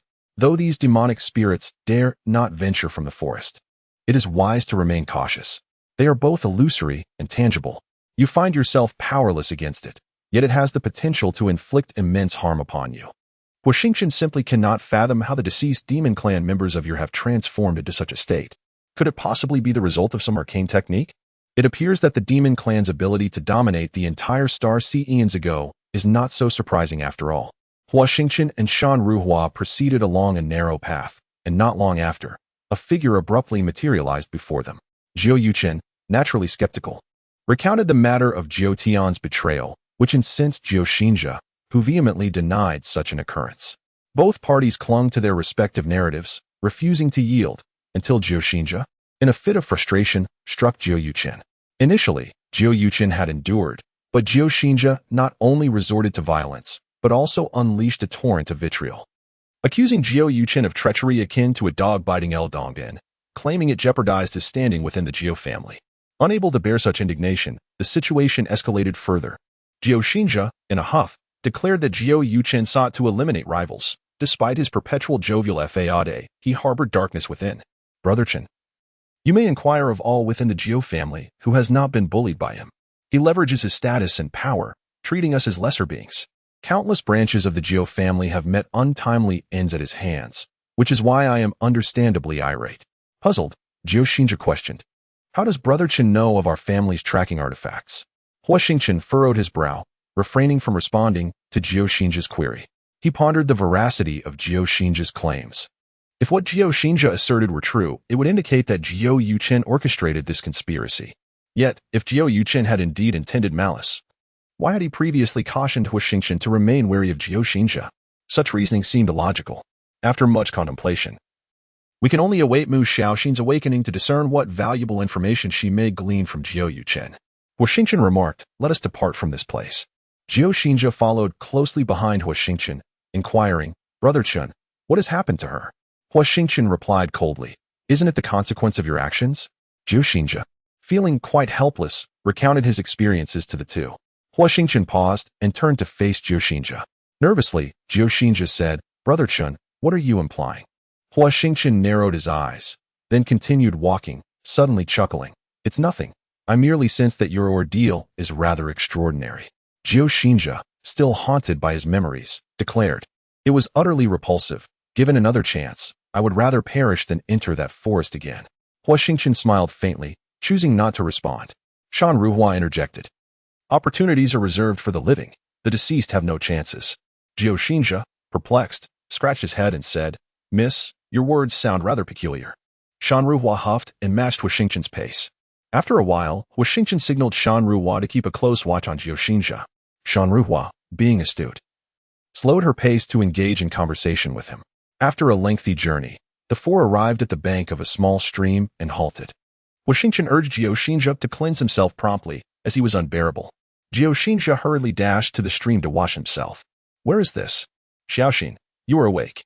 Huo Xingchen placed a finger to his lips, signaling Shan Ruhua to be quiet. He then smiled, saying, of course, I understand how to cherish a delicate flower, which is precisely why I advised you to feign sleep. You must not let Jiao Xingchen know that you have awakened. Mu Xiaoxin glanced at Jiao Xingchen, who was joyfully washing in the creek, and turned to inquire, what is the reason for this? Huo Xingchen replied, you will understand in due time. Mu Xiaoxin responded, all right. But this time you must provide double the compensation. Shan Ruhua admonished Xiaoxin, do not be foolish. Huo Xingchen nearly sacrificed his life in the forest to save us sisters. Do not act capriciously. Mu Xiaoxin, feeling a twinge of fear towards her sister, pouted and said, I understand. Brother Chen, I am ready. We can set off now. Jiao Xingchen called from a distance. Huo Xingchen exchanged glances with the two sisters, then lifted Mu Xiaoxin onto his back. The three of them reunited with Jiao Xingchen and continued along the narrow path until they halted before a grand canyon. Be cautious. Jiao Xingchen swiftly positioned himself in front of the trio and struck out with his sword. With a swift motion, several dark creatures were cleaved asunder, tumbling to the ground. Upon closer inspection, Huo Xingchen realized they were shadow bats. Shan Ruhua exclaimed, this canyon appears devoid of darkness. How could there be so many shadow bats? Shan Ruhua asked. Then how shall we find you? Huo Xingchen smiled reassuringly. I shall find you without fail. With that, he gestured to Jiao Xingchen. and the two soon ventured into the canyon. Mu Xiaoxin descended from Shan Ruhua's back and teased, "Sister, why are you so anxious? Are you afraid that your brother Chen might perish there? Fear not. He is quite capable and will be just fine." Shan Ruhua's face flushed with indignation as she retorted, "You are so talkative. Let us wait for them by the creek." Mu Xiaoxin smiled faintly and followed Shan Ruhua. For some inexplicable reason, her heart suddenly raced, and she covered her face, quickening her pace. The mountains appeared picturesque as Mu Xiaoxin dashed past, feeling inexplicably perplexed, calling out, "Slow down, wait for me, sister." Chapter 81. They both share the surname Huo. On the periphery of the canyon, the two found themselves awkwardly hiding in the underbrush. Huo Xingchen fared somewhat better, for he hailed from the star constellation domain, whereas Huo Xingchen was merely from the starry domain, thus enduring greater hardships. "Brother Chen, we have charged in 5 times. Yet we cannot penetrate at all," Huo Xingchen lamented, his expression clouded with frustration. Despite their equal cultivation levels, Huo Xingchen seemed to navigate the trials with such ease. Huo Xingchen replied, "If 5 attempts are insufficient, then let us try 10. Onward." Sighing, Huo Xingchen found himself uncertain whether following Huo Xingchen was a blessing or a curse. Huo Xingchen's obstinate temperament was not something easily restrained. The two plunged once more into the canyon, unleashing a flurry of blades upon the shadow bats. Just as they were about to exhaust their internal starlight and retreat, much like their previous attempts, the swarm of shadow bats unexpectedly altered their formation and surged deeper into the canyon. Why did they retreat? Huo Xingchen wondered aloud, perplexed. It is unclear. Let us replenish our starlight first and investigate later. He settled down to meditate, absorbing energy while inquiring, "Brother Chun, are you aware of Lu Dingfeng?" Huo Xingchen nodded. He had heard tales of this individual's legendary exploits from Huo Yuchen. In his view, had it not been for Lu Dingfeng's esteemed position, he would have long since become a local overlord, rather than remaining in the princely seat of the Dragon Bone Empire. Perhaps Lu Dingfeng harbored his own ambitions, indifferent to the disturbances of others. Huo Xingchen continued, "In truth, there are reasons behind Lord Lu Dingfeng's desire to dominate the Dragon Bone Empire." Huo Xingchen responded, "Pray, enlighten me."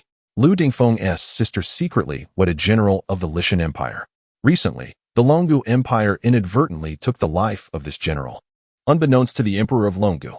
It was at this moment that Lu Dingfeng's sinister intentions began to take shape. It is unlikely that matters are so straightforward. Indeed, they are far from simple. Lu Dingfeng harbors grand ambitions and seeks to acquire even more.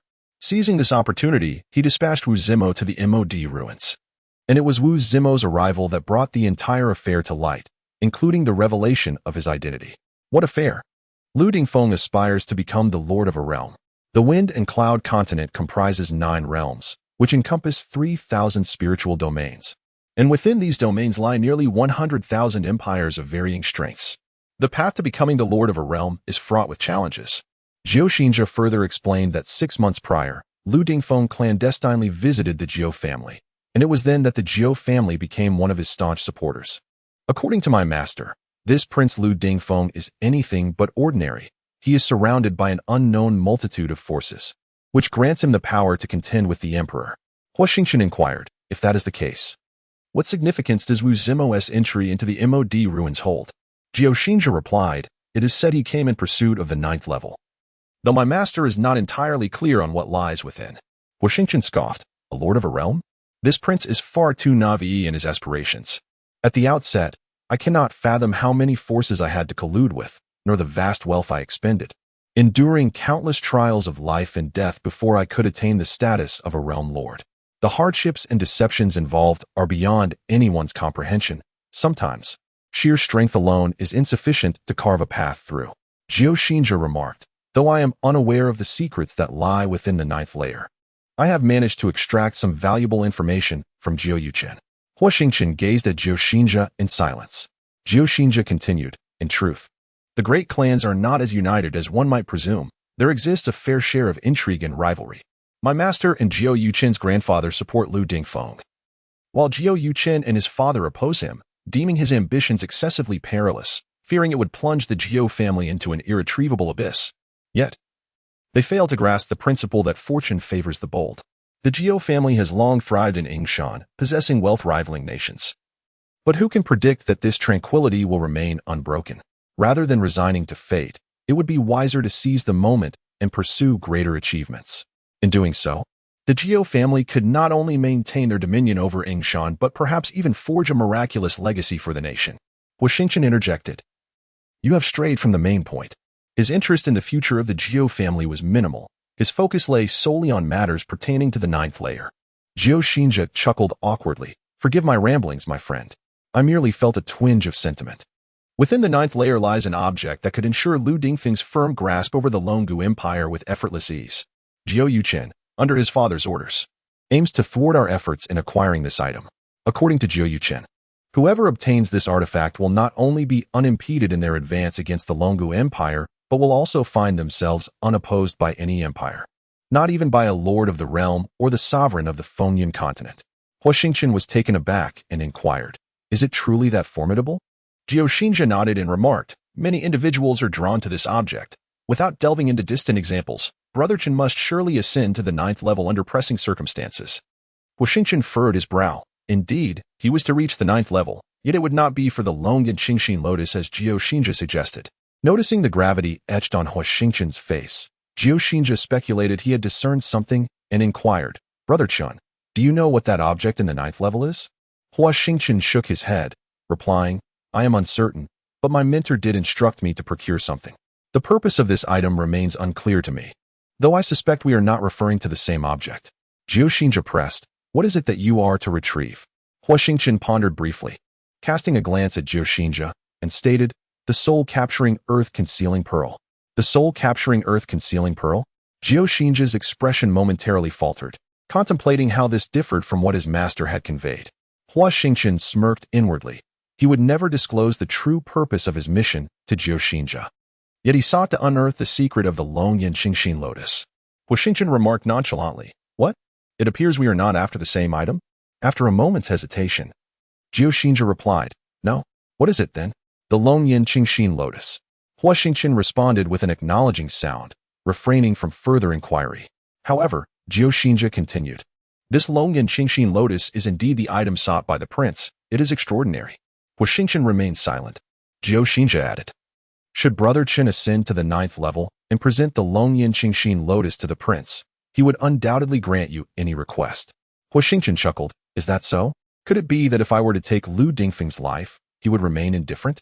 Jiao Xingchen, after a moment's contemplation, replied awkwardly, Brother Chen, your request is indeed intriguing. Do you harbor a grudge against the prince? Huo Xingchen replied, it is premature to discuss this matter. If ascending to the ninth level were so trivial, our predecessors would have already thoroughly scavenged it long ago. If it is not Lu Dingfeng, it is highly likely that it is someone he has sent. No matter how formidable Li Chan may be, can she surpass Lu Dingfeng? The reason for her compromise must be that Lu Dingfeng holds her life in his grasp, compelling her obedience. Had it been in accordance with Li Chan's previous disposition, coercing her into submission would have led to a dead end. It appears that this prince of the Longu Empire is indeed no ordinary figure. Huo Xingchen chuckled. What a coincidence. Li Chan also claimed I could ascend. Now, I find myself questioning the underlying implications of this matter. Why are they so certain? This is the only aspect that raises my suspicion. Jiao Xingchen gasped. Are you referring to the infamous poison mistress, Li Chan? Huo Xingchen replied nonchalantly. Who else could it be? Jiao Xingchen remarked. How peculiar. Jiao Yuchen's grandfather once mentioned someone in a similar vein, but it was not in reference to you, Brother Chen. Huo Xingchen inquired. Then who was it? Jiao Xingchen pondered for a long while before exclaiming, it seems to be someone with the title of Zun. Ah, I remember now. His name is Huo Zun. He shares the same surname as you, Brother Chen. Huo Xingchen scoffed. You cannot possibly believe that anyone with the surname Huo can ascend to the ninth level. That is utterly absurd. We might as well gather all individuals with the surname Huo from the Fengyan continent to collectively scour the entire demonic flute ruins instead of fixating on me. Jiao Xingchen awkwardly remarked, I did not mean it that way. Huo Xingchen replied, our primary concern now should be to investigate the canyon. We can address these matters later. I care not for your desires. Whoever dares to covet the soul-absorbing earthly pearl shall pay with their life. With a surge of starry brilliance, the two summoned their astral domains and ventured deeper into the canyon. The canyon was vast, yet it exuded a warmth rather than a chill. Huo Xingchen was certain that the shadow bats had been lured here by some unseen temptation. The pair traversed cautiously, flanked by jagged stalagmites that jutted out sharply, their surfaces smooth and glistening, marked sporadically by the sharp claws of the shadow bats. However, the deeper they delved, the more intense the warmth became, starkly contrasting with the bat's affinity for darkness. "Brother Chen, look at that monument." Huo Xingchen turned his gaze, only to find it was not a monument, but rather the headstone of a grave.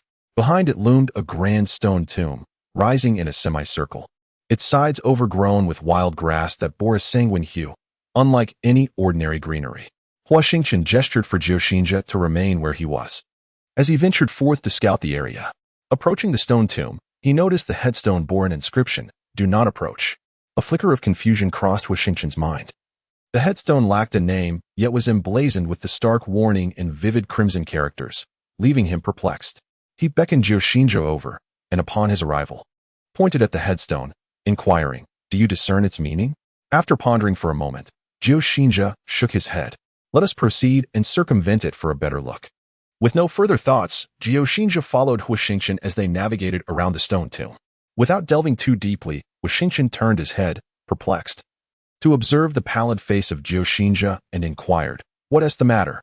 Huo Xingchen replied, "I cannot quite discern it. I feel an intense chill, a wave of cold energy wreaking havoc within me, causing my entire energy sea to become disordered." Huo Xingchen furrowed his brow, saying, "Yet I feel nothing at all." Huo Xingchen exclaimed in urgency, "Brother Chen, do you think I am deceiving you? What benefit would that bring me?" Huo Xingchen scoffed, "I am well aware of your thoughts. Are you implying that you wish for me to enter alone while you remain behind?" Huo Xingchen found himself at a loss for words, unable to refute the assertion. Indeed, there was a palpable chill pressing towards his energy sea, and he inwardly cursed himself for having revealed such matters. He pondered the intentions of his master. Huo Xingchen no longer trusted him, casting doubt on their subsequent plans. Fortunately, Huo Xingchen did not have to wait long, for Huo Xingchen soon permitted him to exit. Relieved as if granted amnesty, Huo Xingchen hurriedly turned and fled. Chapter 82. The red vine's grasp a piercing sound persisted for quite some time. Huo Xingchen too was subjected to this terrifying noise, calling out Huo Xingchen's name, urging him to emerge swiftly. Meanwhile, within the canyon, Huo Xingchen furrowed his brow slightly, as he thought he heard someone calling his name, albeit indistinctly, akin to whispers at a low volume, unclear yet palpable. Could it be Huo Xingchen? Unlikely. That coward should have fled far away by now. However, instinctively turning his head, he was startled to find Huo Xingchen, visibly anxious, standing right behind him. Huo Xingchen remarked, "Do you not have cold energy within you? What purpose do you have in coming here?" Huo Xingchen forced a smile and replied, "It is safer for me to stay with you." "What nonsense!" Huo Xingchen retorted, urging Huo Xingchen to follow closely as he drew the crescent moon and advanced deeper into the gorge. The further they ventured, the narrower the canyon became, until a stone wall abruptly obstructed their path.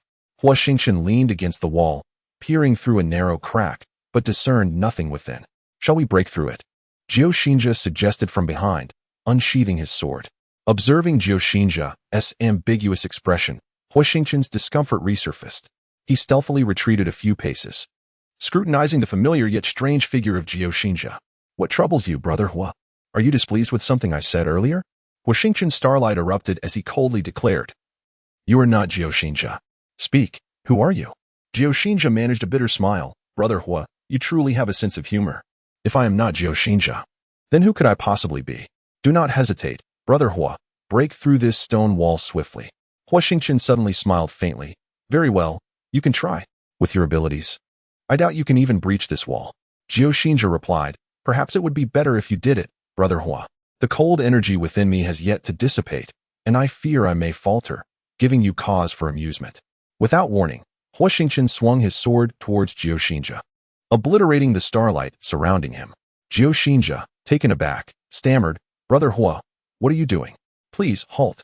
Nevertheless, he did not dare to slacken his efforts, summoning his starlight once more and striking back with his sword.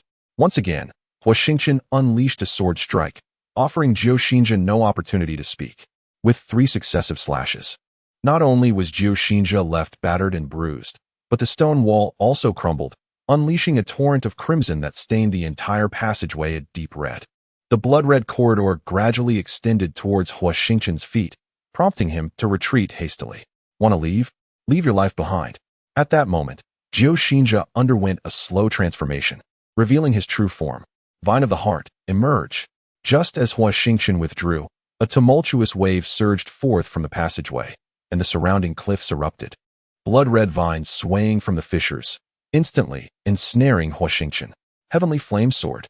Huo Xingchen summoned a formidable technique, severing a vine that threatened to ensnare his ankle, swiftly executing the Great Pang's soaring movement to escape the grasp of the vines. You have indeed acquired the legacy of Old Gu.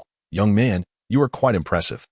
Huo Xingchen flickered about, yet could not evade the relentless onslaught of the crimson vines, repeatedly employing the Heavenly Flame Sword. To his dismay, he realized that his escape route had been entirely severed. A wall of red vines now loomed behind him, eagerly awaiting his surrender. Who are you? Huo Xingchen continued to execute the Great Pang's soaring technique, tirelessly dispatching the advancing vines. Who am I? Oh heavens, how could you insignificant humans have forgotten me? Cursed be it, truly cursed. Huo Xingchen, in a fit of inexplicable fervor, summoned the true phoenix fire from within, striking forward to incinerate a vast expanse of the blood-red vines. The crimson vines suddenly let out a piercing scream, with some unable to withstand the bizarre heat of the flames, swiftly burrowing into the rock wall, while others plunged into the earth below. What manner of fire is this? The grotesque figure swayed and moved behind the flames, striking down with a hand, extinguishing the blaze, and releasing a cloud of black smoke that spread between the two. Without hesitation, Huo Xingchen drew forth a strand of true phoenix fire and directed it towards the vine wall behind him. With a hissing sound, the crimson vines erupted violently. There is no escape. The hideous figure reached out, its translucent arm extending rapidly to grasp Huo Xingchen's ankle. Huo Xingchen was taken aback, astonished that this repulsive being could discern the direction of his movements. He swiftly swung his sword towards the arm. Bang! Flames surged forth, crackling as they ignited upon the grotesque arm. Drawing another strand of true phoenix fire from within, Huo Xingchen struck down without a moment's hesitation. Ah! The hideous figure screamed as its entire arm was seared off, releasing a foul stench. Return my demonic arm. The grotesque visage twisted into a snarl as another arm struck out towards Huo Xingchen with blinding speed. Even with the grandeur of the great rock, the repulsive figure could still perceive Huo Xingchen's trajectory, delivering a devastating blow that shattered the entire star domain. Initially thought to merely fracture the star domain, Huo Xingchen did not anticipate that this seemingly casual strike harbored immense power. At the moment he unleashed the burning body seal, the hand descended once more upon his back. Bang! Huo Xingchen was propelled backward with force, crashing into the stone tomb, fracturing it with countless cracks, and sending the tombstone tumbling far before coming to a halt. The fragmented headstone descended beside him, the stark inscription "Keep away" emblazoned before his eyes. Enduring the throes of pain, Huo Xingchen braced to flee upon impact. Yet a sidelong glance at the grotesque figure prompted him to recline upon the earth, recuperating his strength. Huo Xingchen's audacity stemmed from the creature's evident dread of transgressing the stone tomb's perimeter. It regarded the sepulchre with trepidation, recoiling several paces before halting. Once his body was primed, Huo Xingchen rose to survey the stone tomb. Turning his gaze upon the unsightly man, he inquired with a smile. "May I ask your esteemed name, senior?" The disfigured man demurred, retorting with a sneer, "Consider yourself fortunate, whelp. Should I apprehend you again, there will be no mercy." Huo Xingchen, adopting the customary prostration offered to parents throughout the wind and cloud continent, knelt before the stone tomb. He then clasped his hands, placing them upon his forehead. Before touching the ground, a complete act of reverence. After 3 such obeisances, Huo Xingchen arose and offered another salute, concluding the ritual. Casting a rueful glance into the chasm's depths, Huo Xingchen mused with a wry smile that this was likely not the gateway to the 3rd level, resolving to seek elsewhere. As he pivoted to depart, the grotesque man materialized, startling him. Suspecting the creature had discovered a means to overcome his phobia of the stone tomb and sought to seize him, Huo Xingchen swiftly invoked the great Peng spreads its wings, darting away. "Halt, boy! I have something to ask you. Stop, I implore you. I truly wish to speak with you." Huo Xingchen, maintaining a considerable distance, furrowed his brow. Observing the grotesque man's trembling frame and the furtive glances cast toward the stone tomb, he ascertained that the creature's fear of the sepulchre remained potent. He materialized once more before the stone tomb, offering another series of reverent bows. Seizing the broken headstone in his grasp, he fixed the grotesque man with a frigid stare. "Hurry and ask." The unsightly man, seeing Huo Xingchen grasping the tombstone, forced a smile and inquired, "Young man, from whence do you hail, and whither are you bound?" Huo Xingchen replied with confusion, "Is that truly the question you wish to pose? Very well, farewell." The unsightly man swiftly intervened, asking, "Have you indeed encountered the Lord of Demons?" Huo Xingchen retorted, "Lord of Demons? You mean to say you are his subordinate?" The unsightly man asserted, "I am a loyal guardian of the Lord of Demons, not merely a subordinate." Huo Xingchen scoffed, "Yet you remain a servant, commanded just the same. And you speak with such solemnity." The unsightly man pressed on, "Is it true that you have met the Lord of Demons?" Huo Xingchen, feeling vexed, declared, "Of course I have met him. We are like brothers." "What of it? Do you take issue with that?" He continued, "By the way, you are his subordinate, whilst I am his elder brother. How dare you lay a hand on me? Just wait. When I emerge, I shall summon that little scoundrel, the Lord of Demons, to deal with you. How audacious of you, a subordinate, to bully your elder brother. Truly, you seek your own demise." Chapter 83. The deceit of Babadi. Huo Xingchen narrowed his eyes and cast a glance into the depths of the canyon, suddenly exclaiming, "You dare to deceive me? Do you truly believe I would be so easily fooled? It seems you are unwilling to relinquish hope of the demon realm. If I cannot handle you, I shall certainly call upon that scoundrel, the Lord of Demons, to deal with you." Babadi fell to his knees once more, weeping and wailing, "My lord, I would never dare to deceive you." Suddenly, Babadi appeared perplexed and asked, "Has the Lord of Demons not communicated the secret of the teleportation entrance to you?" Startled, Huo Xingchen swiftly regained his composure, retorting icily, "It's hardly likely that the demon lord would apprise me of such matters. He prattles on about honing my skills so that I might master arcane arts. Utter poppycock. Does one as dashing, debonair, and intellectually superior as myself truly require such trials?" With a wry smile, Babadi rose to his feet, musing that the adult's temperament bore a striking resemblance to that of the demon lord. Small wonder they were able to fraternize so readily. Their tastes were indeed kindred. Huo Xingchen continued, "Enough with the prattle, lad. I remain unconvinced. Why not simply take your own life? I shall ensure your demonic essence reaches the demon lord, that your spirit may find solace." Babadi replied earnestly, "I have no desire to perish. I would fain follow you and unite the tempestuous realm." Huo Xingchen scoffed, "I am of the human race, destined to play the role of a sleeper agent among them. As a denizen of the demonic realm, were I to keep you by my side, I shudder to think how I might meet my end." Babadi chuckled, "You need not fret so, my lord. You must understand that we demons possess the art of telepathy. Should I ever betray you, a mere invocation of the demon deity would suffice to obliterate me entirely. Moreover, this arcane art can beguile even humans, posing no impediment to your future endeavors." Huo Xingchen inquired, "What precisely is this demon deity?"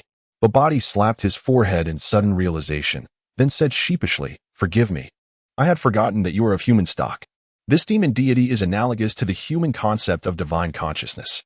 Huo Xingchen remarked, "I see. Very well. But how shall you accompany me without arousing the suspicions of the human race?"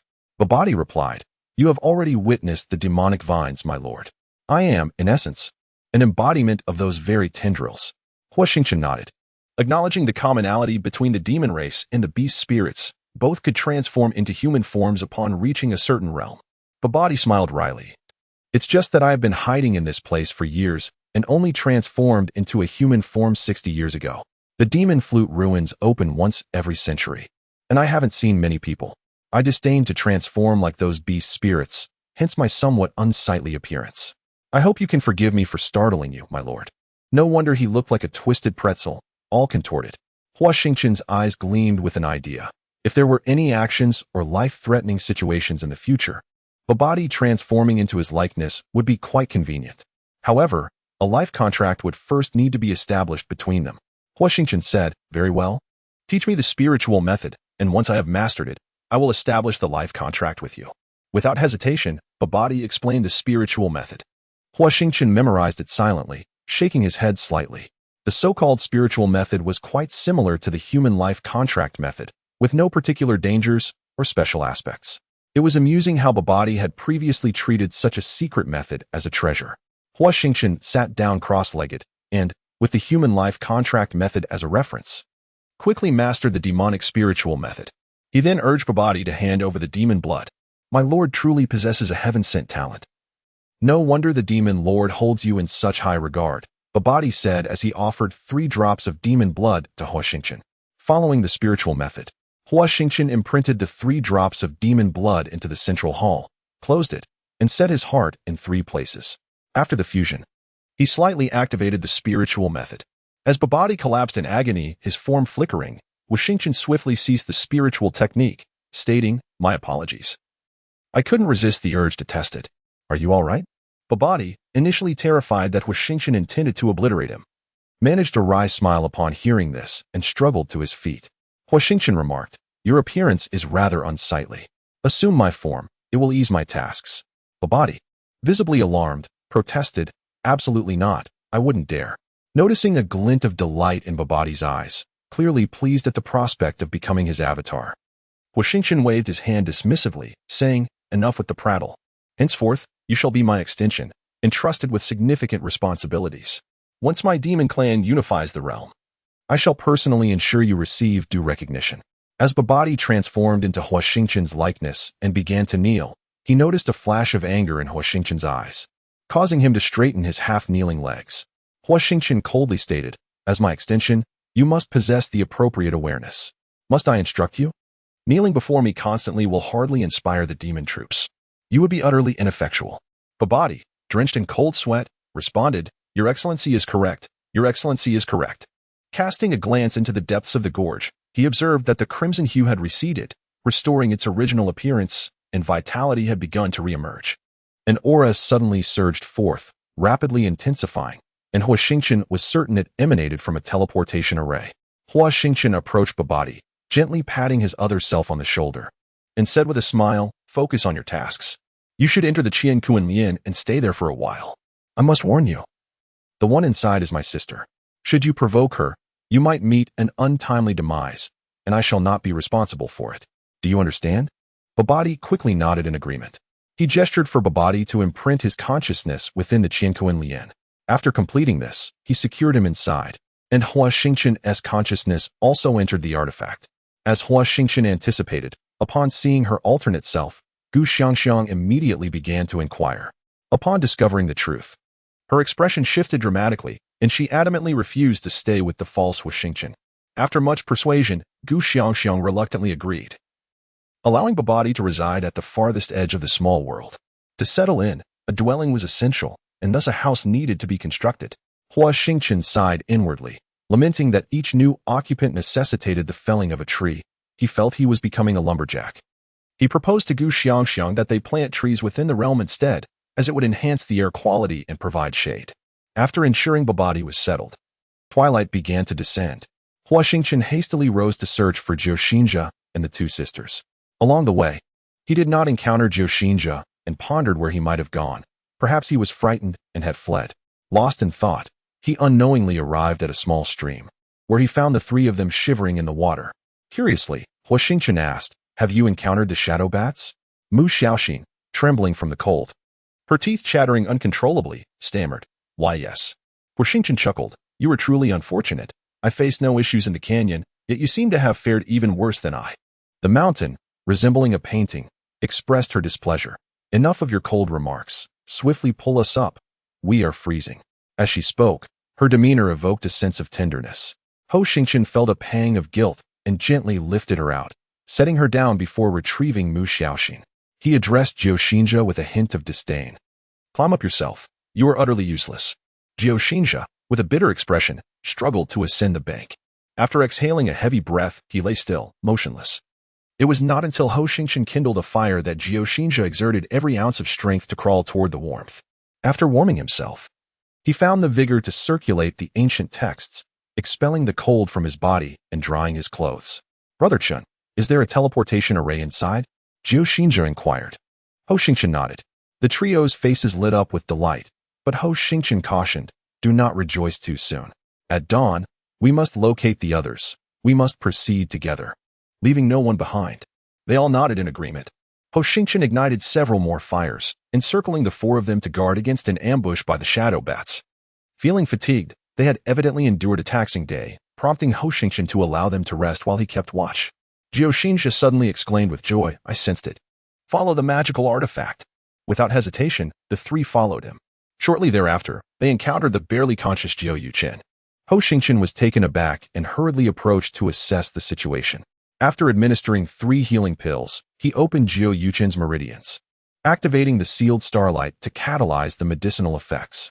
After a stick of incense burned, Huo Xingchen gradually regained consciousness. Shan Ruhu, rarely exposed to such ribald humor, felt her cheeks flush with embarrassment. Pointing towards Huo Xingchen, Huo Xingchen remarked, "Were it not for Huo Xingchen, I fear we would not have located you. Perchance, you might have obsequiously clung to the celestial emperor." Huo Xingchen remained silent for a moment, then addressed Huo Xingchen, "I thank you." Huo Xingchen waved his hand dismissively, saying, "Though we often contend, we are, after all, of the same lineage. In moments of peril, gratitude is superfluous." Upon hearing this, the assembly fell silent. Huo Xingchen mused to himself that Huo Xingchen possessed a commendable sense of propriety. Eldest brother, Brother Huo. Lin Ji and his entourage came rushing towards them in a disheveled state, their faces smeared with blood. Chapter 84, Embraced in Slumber Confounded. Huo Xingchen led the group towards the entrance of the third level, signaling for them to depart first. Lin Ji gave a thumbs up, exclaiming, "Brother Huo is indeed formidable." Huo Xingchen responded with a faint smile, "A mere coincidence." Lin Ji cast a glance at Huo Xingchen and said, upon entering the third level, "I shall endeavor to reunite with Brother Huo." Huo Xingchen shook his head with a wry smile, thinking that Lin Ji was truly a dutiful bodyguard. As the group successively entered the teleportation array, which had begun to flicker intermittently and likely would not endure for long, Huo Xingchen turned to Huo Xingchen with a touch of sentiment, inquiring, "Do you feel any better?" Huo Xingchen replied, "I shall not perish." Huo Xingchen produced several medicinal pills, saying, "Upon entering the third level, seek refuge and recuperate. These pills should suffice for your recovery." 3 days later, Huo Xingchen halted at a location northwards. Picking up a strip of cloth from the ground and scrutinizing it intently, he then knelt down, pinched the dried bloodstains on the ground with his fingers, brought them to his lips to taste, surveyed the surroundings, and gazed towards the heavens. Who, pray tell, has abducted her? Over the course of 3 days, Huo Xingchen traversed the entire perimeter of the forest, discovering numerous signs of conflict, including both human and beastly footprints. A particular set of tracks extended from the west to the north, varying in depth, yet consistent in size, clearly indicative of a staggered gait resulting from injury. However, considering Lin Ji's possession of a clear bird, it seemed unlikely that she would resort to fleeing or hiding on foot. It probably was not her. But who could it be? Huo Xingchen resumed his search along the trail of blood, which abruptly vanished at the foot of the mountain. Lin Ji bore no visible wounds. Her black veil lost to the unknown, her complexion pale, lips darkening to a shade of purplish black, and her breath faint. Her hand, clutching the long whip, trembled involuntarily. "Do not concern yourself with me. She has arrived," Lin Ji murmured, as if speaking in her sleep. Huo Xingchen's body jolted, leaning closer to catch her words. "I shall take you away." Without hesitation, he lifted Lin Ji onto his back, retrieved the long whip from the ground, and secured it within his Qingquan bracelet. After glancing back at the path he had taken, he pondered for a moment before deciding to venture deeper into the heart of the forest. His form swayed as he navigated through the underbrush, eventually halting in a dense thicket. Entering the foliage, he cleared a substantial patch of ground and laid Lin Ji upon a thick bed of grass. Retracing his steps, he struck each tree with a forceful palm, gathering several trunks together. The illusions of the forest began to shift, yet Huo Xingchen paid little mind, methodically severing the trees and driving them into the earth with a punch, encircling the thicket. As the last trunk was embedded, he stepped into the underbrush with a peculiar gait. Lin Ji was now not only trembling, but her lips also began to quiver. Fine beads of sweat emerging from her forehead, and soon her entire body started to shake. Supporting her, Huo Xingchen grasped her hands and infused her with starlight for an examination. He discovered that an unnamed chill was wreaking havoc throughout her body, and her meridians had begun to weaken, rendering the starlight incapable of functioning normally, while her blood had begun to congeal. Huo Xingchen was uncertain of the symptoms and dared not administer a cold-repelling elixir to Lin Ji recklessly. He could only repeatedly channel starlight into her, aiding her in dispelling the chill while also dissolving the congealed blood. After 3 hours, Lin Ji's blood began to flow, yet the chill still lingered within her, refusing to dissipate. Huo Xingchen pondered for a moment, as if engaged in a fierce internal struggle, before finally deciding to remove Lin Ji's outer garments. "Calm yourself." Taking a deep breath to steady his emotions, he positioned his fingers like claws atop Lin Ji's crown, while his left palm pressed against her dantian, slowly infusing her with starlight. Gritting his teeth, Huo Xingchen vowed to capture this malicious woman without fail. So cold. He hastily withdrew his mental focus and probed Lin Ji's heart pulse, finding no abnormalities. As long as the heart pulse showed no irregularities, it was a positive sign. However, Huo Xingchen could not expel the chill from Lin Ji's body in her stead. He could only wait for her to awaken and use her own techniques to suppress it. This was the terrifying aspect of the mountain moon snow. The only course of action now was to alleviate Lin Ji's suffering until she regained consciousness. Yet he found himself at a loss for how to awaken her, which filled him with immense anxiety. Before long, Lin Ji began to tremble uncontrollably. Her hands instinctively clasped against her chest. Upon closer inspection, a delicate layer of frost had formed on her eyebrows and lips. And soon her entire charming face was enveloped in a veil of snow and ice. Wiping the frost from Lin Ji's face, Huo Xingchen grit his teeth and said, "I apologize for the offense. I only sought to rescue you." Just as Huo Xingchen reclined, making contact with Lin Ji's body, she coiled around him like a sinuous serpent, her little head burrowing into his embrace. Huo Xingchen's body jolted, not from the tingling sensation of their physical connection, but rather from the realization that Lin Ji was utterly drenched. After a prolonged silence, he gently pushed her away, and without hesitation, he stripped Lin Ji of her garments, tossing them aside to dry. He then removed his own clothing and enveloped both of them in a shared warmth, using the discarded clothes as a cover. It was only after a considerable time that Lin Ji's body gradually regained its composure. Huo Xingchen diligently circulated his inner energy to maintain a stable temperature. And after 3 hours, Lin Ji finally succumbed to a peaceful slumber, allowing him a sigh of relief. "Sister, it took me tremendous effort to find you. Why must you conceal yourself so deeply, leaving me momentarily adrift? Do you even know who she is? Are you not indirectly causing distress to our mother? Sister, do not presume that I am unaware of your thoughts. She is your rival in affection. I merely offered you assistance, yet instead of gratitude, you resort to threatening me. How disheartening. Xiao Juanru, do set aside your beguiling charms. They are truly irksome." Xiao Juanru was not displeased, and said calmly, "Elder sister has been out of Yinshan for quite some time, and may not be aware of the current situation of the Li family. The Silkworm Devourer Sect has taken the Emperor's side, while we are on the Prince's side. If we don't eliminate the strength of the Silkworm Devourer Sect, the Li family will suffer a great loss once the two families fight." Duan Xiangxiang said coldly, "Huo Xingchen was once poisoned by my shining Yueshue. Once I find Lin Ji and find out the symptoms in her body, he will definitely point the finger at me. How can you ask me to approach him in the future? How can I make him willingly hand over the dragon flame Qingxin lotus to me?" Xiao Juanru realized the seriousness of the matter at this time, and quickly said, "Can it be remedied?" Chapter 85. Woman is a strange creature. A crisp and full sound resounded through the sky. "What are you shouting for? If you attract the demon spirits later, we will all die." Huo Xingchen tried his best to control the agitation in his heart, but the damned Lin Ji rubbed against his body. A burst of numbness swept through his body.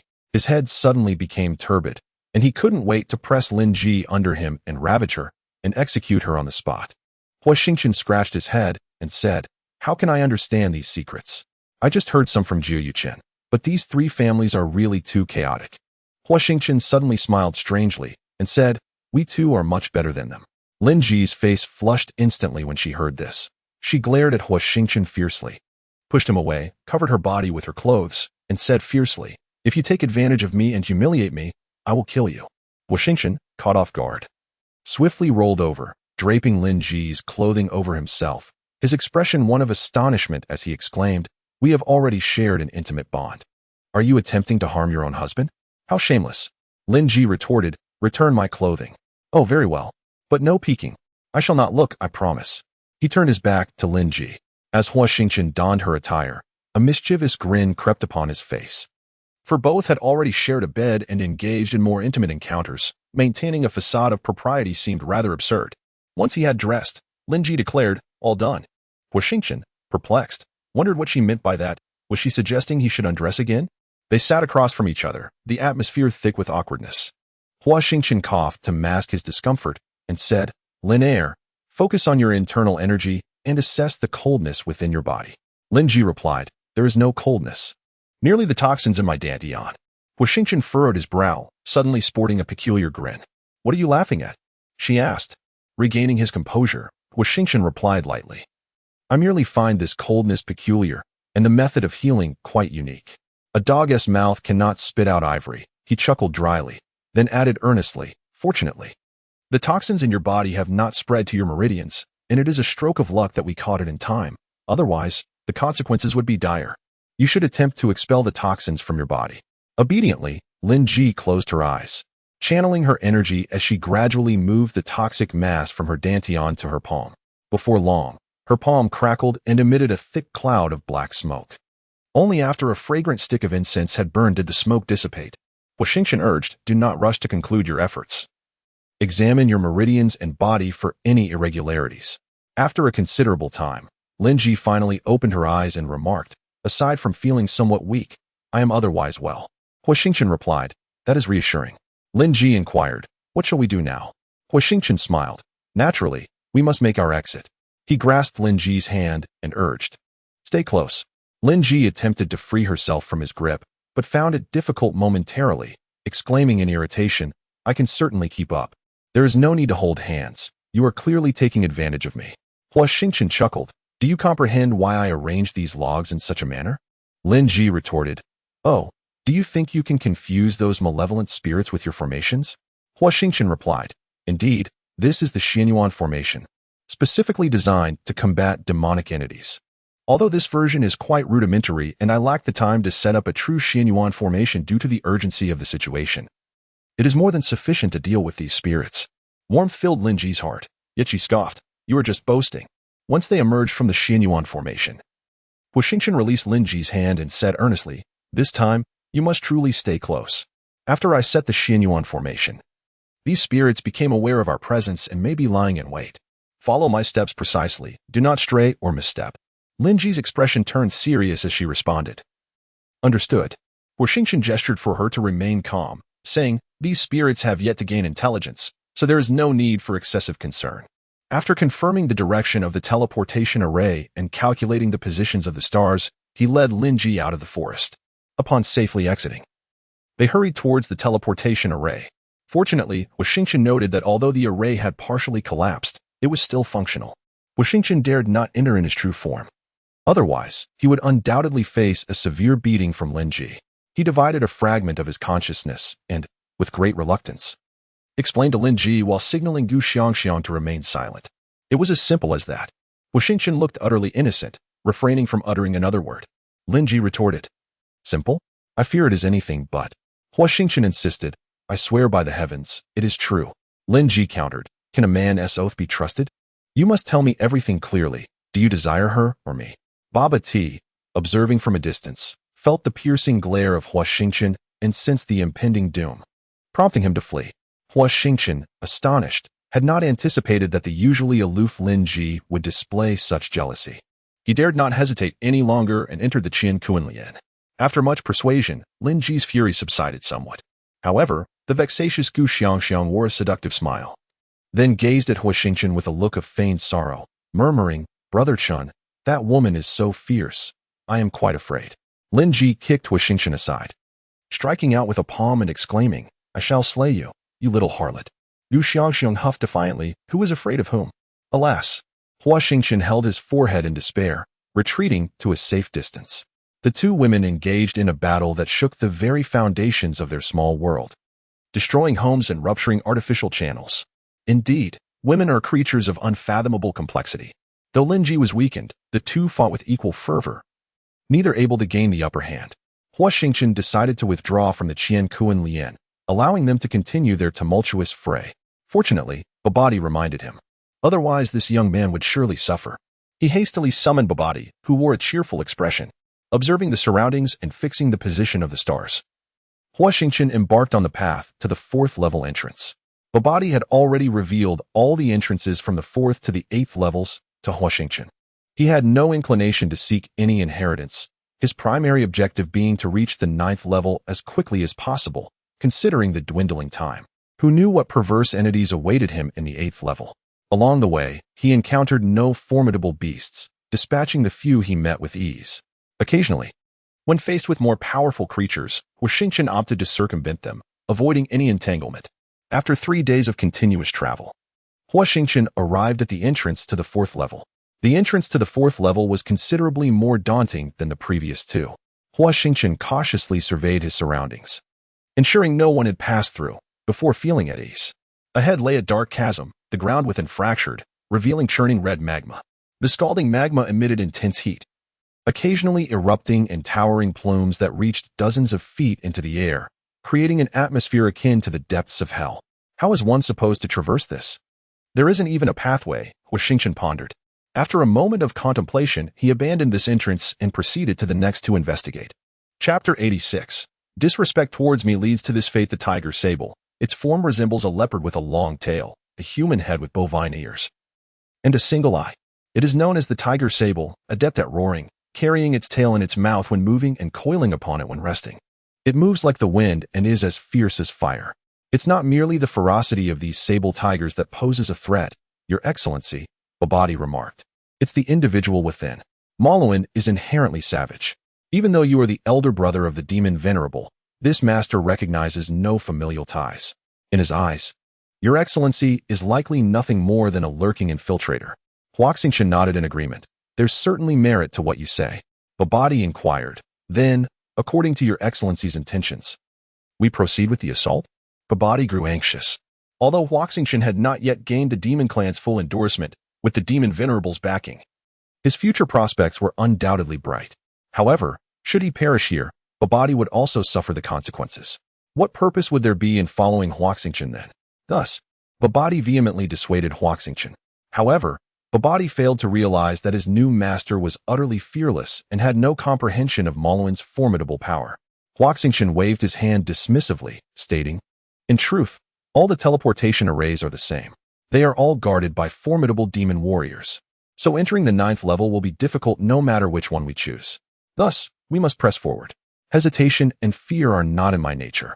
Babadi hardened his resolve and solemnly declared, very well. Then I shall pave the way for Your Excellency, while you conserve your strength to confront Maluan. Huo Xingchen smiled. That's the right attitude. Babadi chanted an incantation, suddenly burrowing into the earth before erupting from the ground with a thunderous boom. Hundreds of demon vines swayed in the air, lunging directly at the sable tigers. The sable tigers, as if facing their doom, roared and charged forward, tearing at the demon vines. After the last sable tiger was strangled and absorbed by the demon vines, Babadi licked his lips and appeared before Huo Xingchen, bowing respectfully. Huo Xingchen gave a slight nod. Awakening from his shock and forced a smile, you are truly twisted. Babadi's heart filled with joy, casting aside his previous worries. He had no desire to dissuade Huo Xingchen. Following this master would undoubtedly ensure a daily intake of blood, as exemplified today. He realized that absorbing such a copious amount of tiger sable blood had further refined his cultivation. At this rate, he would likely transcend the realm of the demon marshal in short order. The hierarchy of demonic cultivation diverges from that of humans, comprising 9 distinct realms, each subdivided into initial and advanced stages: demon spirit, demon tyrant, demon king, demon general, demon marshal, demon emperor, demon saint, demon lord, and demon emperor. Barbados was at the apex of the demon general realm, poised to ascend to the demon marshal level. Chao Zirwei was in the demon lord realm, but due to his imprisonment, his cultivation was suppressed, preventing him from exhibiting his full power. The master of this ruin was Modi, also at the pinnacle of the demon emperor realm. Given a millennium, he might have surpassed the god-level peak of the celestial emperor, reaching the imperishable realm. In the imperishable realm, even if the physical body were shattered, the demon god would not perish by merely possessing a host. They could return to this state in a matter of decades or centuries. Hence, the celestial emperor spared no expense in leading the Star Sea people to slay Modi. Had Modi been allowed to persist, the entire Star Sea might have been annihilated. The demon will Barbados mentioned was in the demon saint realm, equivalent to the human realm of solar convergence, while Huo Xingchen was merely at the stellar convergence realm, illustrating the demon wheel's formidable strength. Of course, the demon wheel's power was certainly diminished at present. Babadi participated in the Star Sea battle, originally at the level of the demon saint. After the fierce conflict, he sustained severe injuries, causing his cultivation to plummet to that of a demon king. Had he not fled swiftly, he would likely have met the same fate as the demon flute.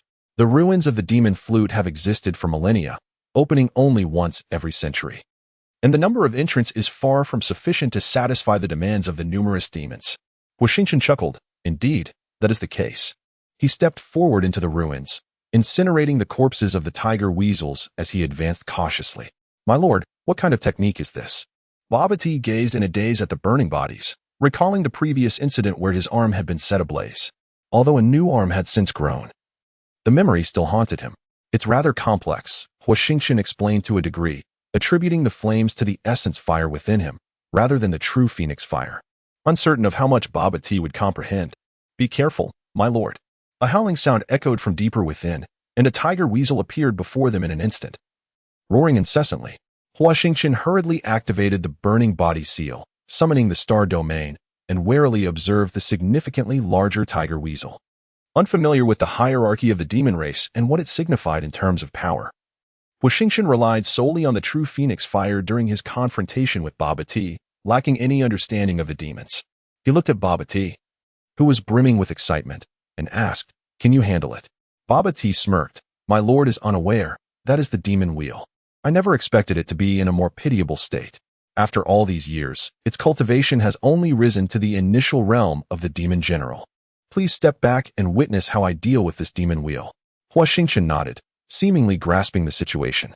Huo Xingchen pondered for a moment, and suddenly a peculiar smile crept across his face. Wouldn't it be easier to ascend to the 9th level this way? A chilling scream pierced the air.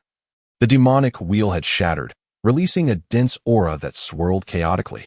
The writhing demonic vines seemed to revel in this process, voraciously absorbing the essence floating in the atmosphere. After this infusion, the vines underwent a subtle transformation, becoming somewhat translucent, revealing the flow of blood within. As the vines morphed into a humanoid form, the aura within Babadi surged violently towards Huo Xingchen. Huo Xingchen was struck with terror, contemplating. Has Babadi, after his enhancement, broken free from the constraints of the summoning method?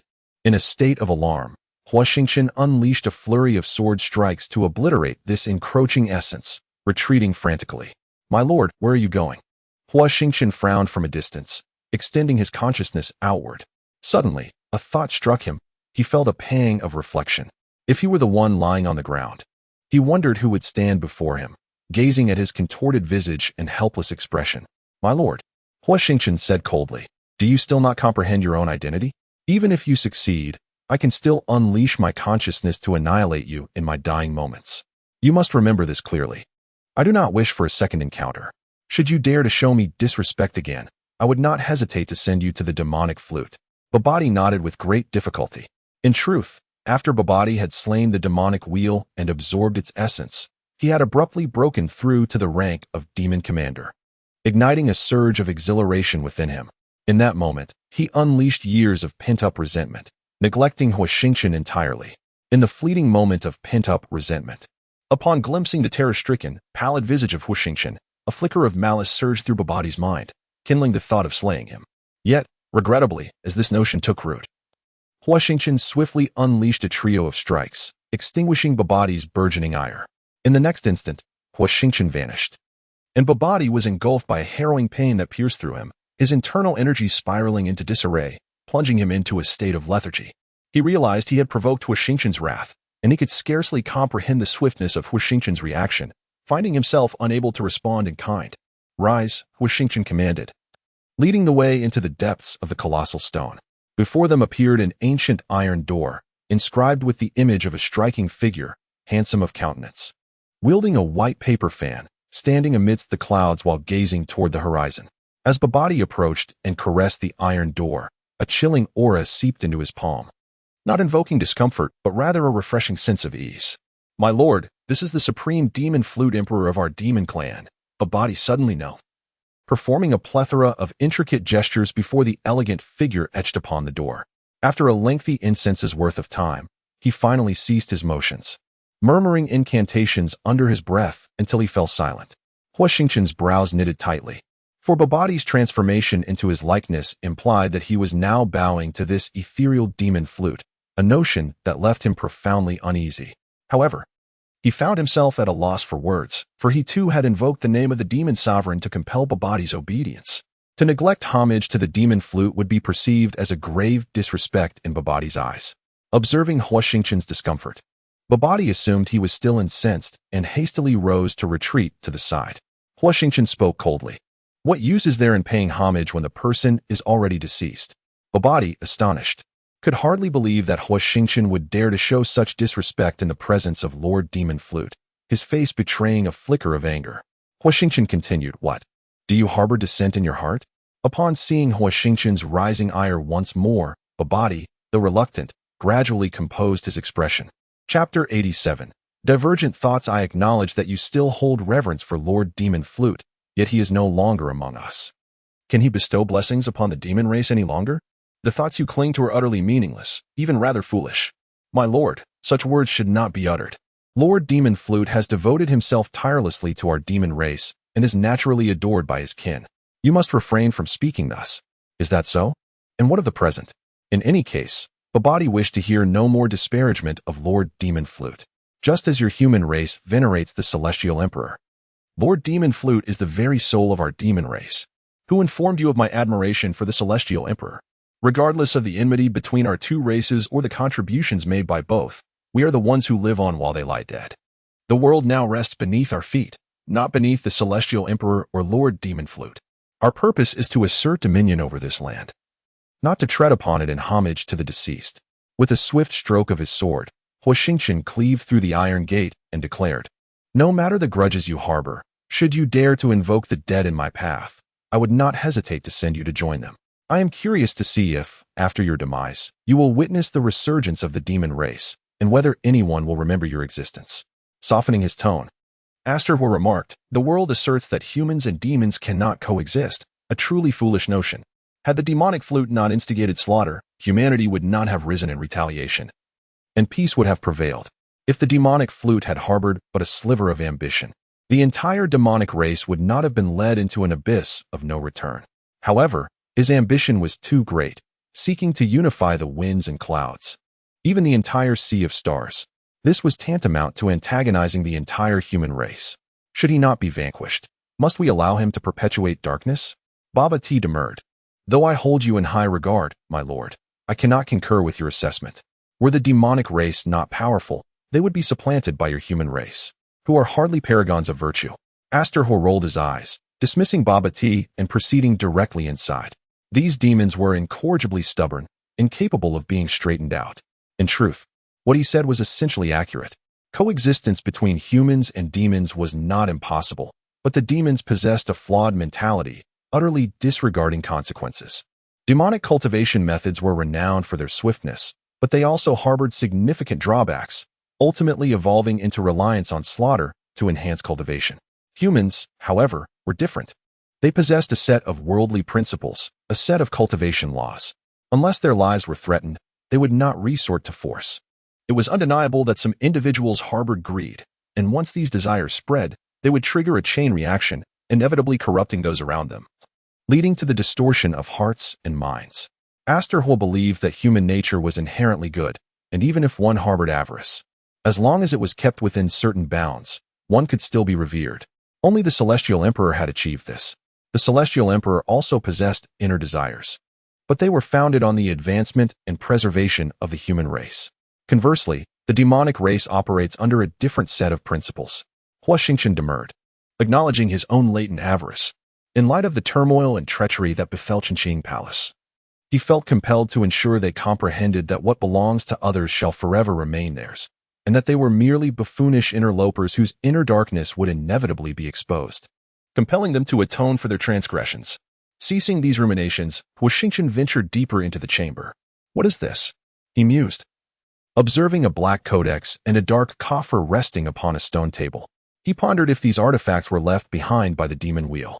Surveying the surroundings, he noted the near emptiness of the space, devoid of any discernible teleportation array or even a trace of residual energy. "Could you be mistaken?"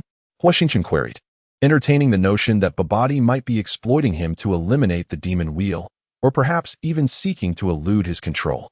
Huo Xingchen's suspicions were not unfounded. Prior to accompanying him from the third-level entrance, Babadi had exhibited a profound reverence for the stone tomb, refraining from approaching it. Even after being brought out, Babadi, though outwardly compliant, frequently averted his gaze, revealing a flicker of unease in his eyes. Initially, Huo Xingchen had attributed this behavior to fear, but he now questioned that assumption. How could a demon saint, inherently proud and solitary, readily submit to a human? If Babadi's words were deceitful, then Huo Xingchen's pretense had been superfluous, even imprudent. Huo Xingchen narrowed his eyes, sensing that he was harboring a ticking time bomb, poised to detonate and claim his life at any moment. Yet, he was presently unable to dispose of this threat, as Babadi still served a greater purpose. With these thoughts in mind, Huo Xingchen resolved to shelve the matter temporarily, intending to devise a solution at a later juncture. It is impossible. I distinctly recall there being one here. Babadi searched around, hoping to activate the teleportation array. You search here. I will investigate outside. Yes, my lord. Huo Xingchen swiftly moved outside, scrutinizing the peculiar stones. This area was expansive, home to thousands of tiger ferrets. To prevent these creatures from inadvertently entering the teleportation array, the demon will either conceal the array or employ some mechanism to activate it. Akin to the situation in the Imperial City, Babadi, having found nothing inside, also emerged. This is inconceivable. Lord Magic Flute informed Lord Demon about all the entrances. And it is Lord Demon who assigned us to guard them. I once secretly observed those locations and committed them to memory. How could they possibly be absent now? Babadi's audacity was remarkable, daring to peek during Lord Demon's most formidable moments, unafraid of being struck down by his hand. Huo Xingchen shook his head, saying, "Perhaps you are mistaken, or have misremembered." Babadi asserted confidently, "I assure you, that is not the case." Huo Xingchen chose to disregard Babadi, instead leaping onto a large rock to gaze into the distance. After a while, Babadi suddenly exclaimed, "I remember now. At that time, I heard Lord Demon mention that some entrances do not lead to a teleportation array. They require a certain item to activate. My lord, could it be the object in your possession?" Huo Xingchen was roused by Babadi's insight and retrieved the scroll and the soul-driving wood. "My lord, why not attempt to cultivate this soul-driving technique? It may lead to new discoveries." Huo Xingchen remained silent, for he had contemplated this as well. However, the inner principles were obscure and difficult to comprehend, and it was fundamentally unsuitable for the cultivation of the human race. Huo Xingchen tossed the scroll to Babadi and said, "You practice it. I am incapable of doing so." Babadi looked astonished, but soon came to terms with it. Although there are similarities between the techniques of humanity and the demon race, Huo Xingchen was still too young to modify them as he pleased. "What are you dawdling for? Hurry up and practice," Huo Xingchen urged impatiently, while he stepped outside to observe any movements, taking on the role of guardian for Babadi. Babadi, no longer hesitating, retreated inside to delve into the soul-driving technique. 2 days later, Babadi emerged with an expression of excitement. Though mere 2 days may seem fleeting for Huo Xingchen, it felt interminable. Within the Qian Kuan Lian, the two enchanting women, after days of turmoil, had finally settled down. The scene that unfolded before him left him utterly astounded. The two women sat by the newly created water channel, laughing and chatting like sisters, their beautiful legs playfully splashing in the water, occasionally whispering secrets and giggling.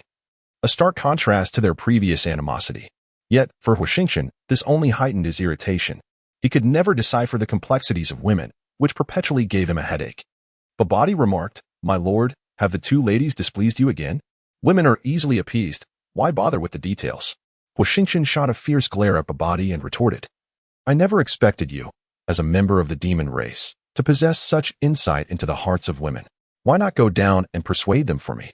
Babadi quickly waved his hands, chuckling bitterly, "No, no, no.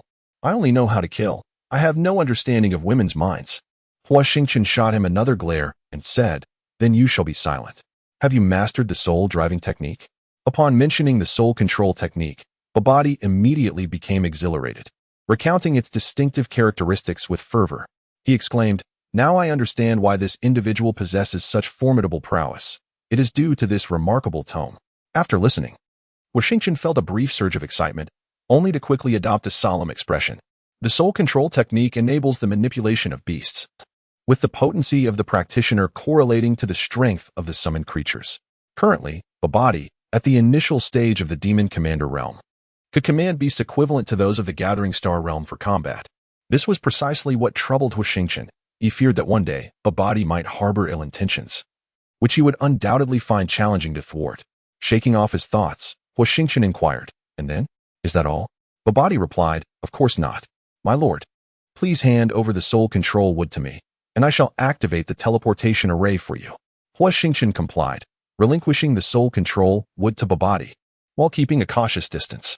Suddenly, a powerful surge erupted skyward, propelling Babadi away, who fortuitously landed at Huo Xingchen's feet, stirring up a cloud of dust. Chapter 88. Madness is terrifying. Upon entering the 4th layer, Huo Xingchen made a beeline for the entrance to the 5th layer. As anticipated, The demonic sentinels at the 5th layer's entrance were significantly weaker than the previous demonic wheel, and Babadi dispatched them effortlessly, requiring no assistance from Huo Xingchen. However, what vexed Huo Xingchen was the prolonged search for the entrance and its activation. It took nearly 2 months to reach the 8th layer. The most astonishing aspect for Huo Xingchen was Babadi himself. Since ascending to the 4th level, the number of demonic beasts has increased significantly, with magic spirits and soldiers obstructing the path. Upon entering each layer, Babadi transformed into a vine of chaos, ruthlessly slaughtering all in his way. By the time he reached the 8th level, Babadi was on the verge of breaking through to the realm of the demon sovereign. This development filled Huo Xingchen with both joy and trepidation towards the frenzied demon. He dared not release Babadi again, opting instead to transform him into a seed and conceal him within his storage ring. The thought of Babadi entering the Qian Kuan Lian and potentially taking the 2 women hostage left Huo Xingchen at a loss for what to do. In that instant of entering the 8th level, the atmosphere shifted dramatically. A towering 3-story pavilion emerged before him, with no paths leading away. The entire structure emanated an eerie aura, with waves of black infernal light radiating from its outer layers, causing the very air to tremble. The Demon Flute Pavilion. Huo Xingchen gazed contemplatively at the plaque adorning the pavilion, taking some time to regain his composure. Activating the Burning Body Seal, he summoned the stellar domain to separate himself from the oppressive atmosphere surrounding him. The absence of an escape route indicated that this Demon Flute Pavilion was the entrance to the 9th level. With a deep exhale, Huo Xingchen adjusted himself to optimal condition and cautiously advanced. As he approached the entrance, a chilling aura washed over him, making him involuntarily shiver. He instinctively retreated a few steps, yet after a moment of inner conflict, he resolved to enter the Demon Flute Pavilion. Stepping through the gaping, dark doorway, the atmosphere shifted once more, and with a resounding bang, the door slammed shut behind him. You are commendable, being the second human to step inside, and yet, I also mourn for you. Surrounded by an enveloping darkness, ethereal sounds reverberated around his body, resonating with a heavy metallic essence reminiscent of a blacksmith's forge. This oppressive metallic clamor relentlessly pounded against his soul, inducing a sense of disquiet. The cacophony did not persist for long. Through his closed eyelids, Huo Xingchen sensed a radiant light piercing through. Once his eyes acclimated to this brightness, he gradually opened them. This scene bore a resemblance to the Fuxi Tower, yet differed in that the images surrounding him were not tangible realities, merely ephemeral reflections. As an hour passed, these phantoms began to dissipate, revealing a narrative of the origin, evolution, and eventual demise of the demon race. The metamorphosis of the demons, their tumultuous rise, and their ultimate annihilation unfolded before him. It was only now that he comprehended why the refined visage at the entrance to the 4th layer belonged to a demon, and why he was heralded as the demon emperor of an era. He realized that this formidable being was none other than the powerful Luchan from a millennium ago, a Luchan that shared a profound connection with Lin Ji. A sudden wave of trepidation washed over Huo Xingchen. Such a potent Luchan had lain dormant, biding its time since the moment Lin Ji had settled into her fate. But why had Luchan chosen her? Did it intend to transform Lin Ji into a female tyrant? Huo Xingchen, while indifferent to the notion of a strong woman, found himself grappling with discomfort, akin to how he dismissed the label of venomous woman associated with Luchan, yet struggled to imagine a woman so intimately connected with him evolving into a female demon lord. This notion was profoundly difficult to accept. Reality remained unchanged, regardless of Huo Xingchen's willingness to embrace it, leaving his thoughts clouded and tumultuous.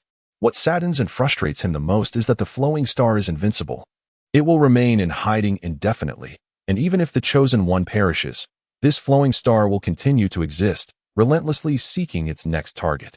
What should he do? Huo Xingchen pondered. Should he eliminate Lin Ji? His body trembled slightly. Could he truly do it? In truth, Huo Xingchen found himself unable to act, as his heart was persistently rebelling against the thought, making it impossible for him to envision the scene of personally extinguishing Lin Ji's life. He felt a deep anguish, struggling to maintain his balance and prevent his faltering body from collapsing. The sounds within the magic flute tower did not allow his thoughts to linger for too long. To ascend to the 9th level, one must overcome 3 trials. Each trial conquered will unlock a door leading to the subsequent challenge. Of course, until you have navigated the magic flute tower, no one who arrives here can access the upper floors. You have a mere 6 months. Time is fleeting. The last person who succeeded in traversing the magic flute tower took 8 months. He was exceptionally strong, while you were quite weak. Be prudent. Boom. The scene shifted. Huo Xingchen now found himself in a sealed, spacious room, meticulously arranged, exuding a warmth reminiscent of home. The sound of metal slicing through the air echoed once more. You have only 1 month for the first level. The second and third levels have no time limit. Huo Xingchen inquired, what happens after a month? If I choose to abandon the challenge midway, can I exit? This was Huo Xingchen's first inquiry, yet the voice seemed preordained, offering him no genuine response to his thoughts. Good luck. The metallic voice faded, replaced by an overwhelming silence and infinite quietude. There were no birds chirping, no insects buzzing, not a single sound. Save for the rhythm of his own heartbeat. The oppressive atmosphere weighed heavily upon him, and before an hour had passed, Huo Xingchen found himself increasingly restless.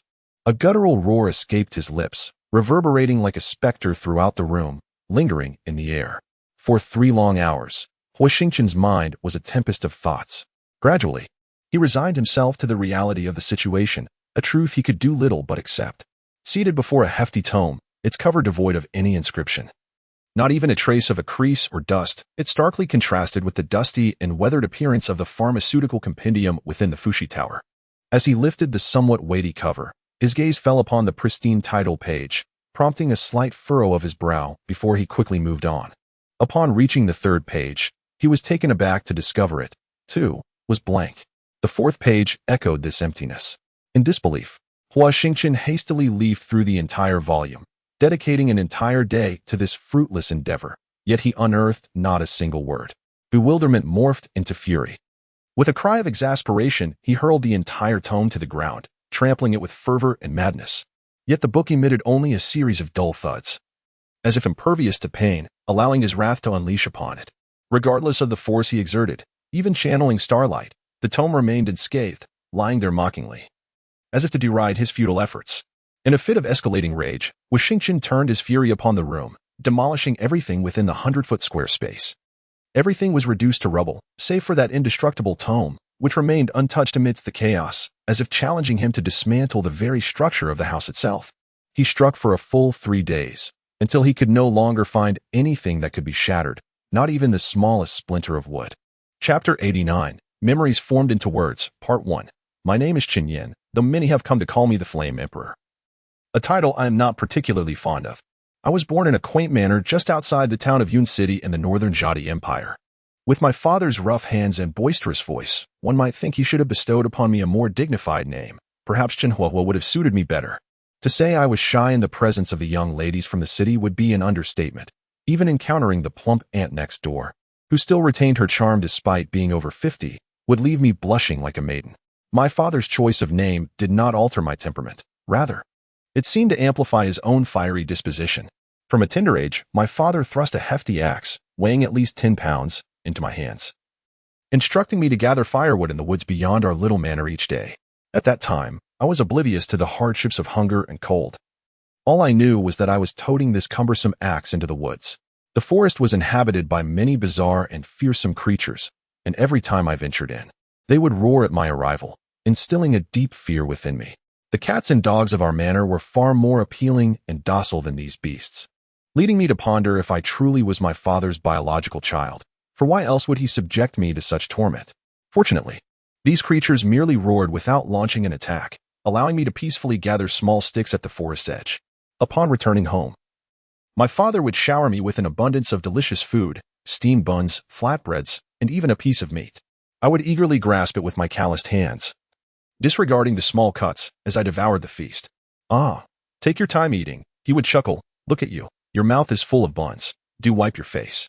I turned my head to evade my father's rough fingers, pouting and mumbling. Father, please tell me about the happenings in the city. Wasn't it the young lady of the Liu family who struck that ruffian? What became of that scoundrel? Did he, like me, wield a machete to seek vengeance upon the Liu lady? Vengeance? What nonsense. That ruffian was no match for the Liu lady. She is a formidable warrior. With a mere pinky finger, she knocked him to the ground and then whipped him soundly. His cries were akin to that of a wailing pig. Really? Was it as pitiful as the squeals of the little piglet belonging to the young master? Indeed, you are correct. It was just like that. Father, what is a warrior? When you grow up, I shall tell you. I nodded with a smile, discarding the piece of bread I had grown weary of, grasping a morsel of meat, inhaling its aroma before tasting it cautiously, afraid that my saliva would drown out its savory essence. I swallowed hard, then gingerly took a small bite, grinning foolishly at my father. At the tender age of 4, I had learned the term warrior, yet I did not grasp the significance of their existence. I simply perceived warriors as powerful beings capable of reducing others to tears, even besting that indolent young master Chao Tian. I eagerly longed to grow up swiftly and become a warrior. This aspiration sustained me through the most arduous yet delightful moments of my childhood. A demonic beast, which I had previously bested with my bare hands several times, gazed at me from a distance, its eyes filled with reluctance and fear, yet scheming to ambush me from behind. I beckoned the beast with a flick of my finger, saying, "Come on, let us see if I want to deal with you." The beast had fled, provoking a fit of laughter from me. In that moment, I felt a swell of pride and admiration for my father's foresight. I mused to myself that today was unlike any other. I thought, even if he intended to mold me into a warrior, there was no need for such solemnity. My father abstained from his meal, and I, too, hesitated to pick up my chopsticks, leaving us in a prolonged silence. It was only when my stomach let out a growl that my father sighed, managing a faint smile as he said, "Let us eat." His smile seemed peculiar, his aged face contorting in an unnatural manner. Fearing his wrath, I cautiously lifted my bowl, fixating on him as I gingerly picked up a wild vegetable and placed it in my mouth. A touch salty, I mused, as I took a mouthful of rice to dilute the briny taste. Upon hearing another sigh, I promptly set down my bowl and chopsticks, awaiting my father's admonition in silence. It was nothing out of the ordinary. I understood that the thought of me becoming a warrior weighed heavily on him. I found it perplexing. What was wrong with becoming a warrior? It would allow me to fight, to take down that scoundrel Chao Tian. I had heard that Miss Lu had gained the strength to kill. "Yinner," my father solemnly inquired once more, "is becoming a warrior truly what you desire?" I could not fathom why he posed the question so many times, yet today felt distinctly different. The atmosphere was not as it had been before.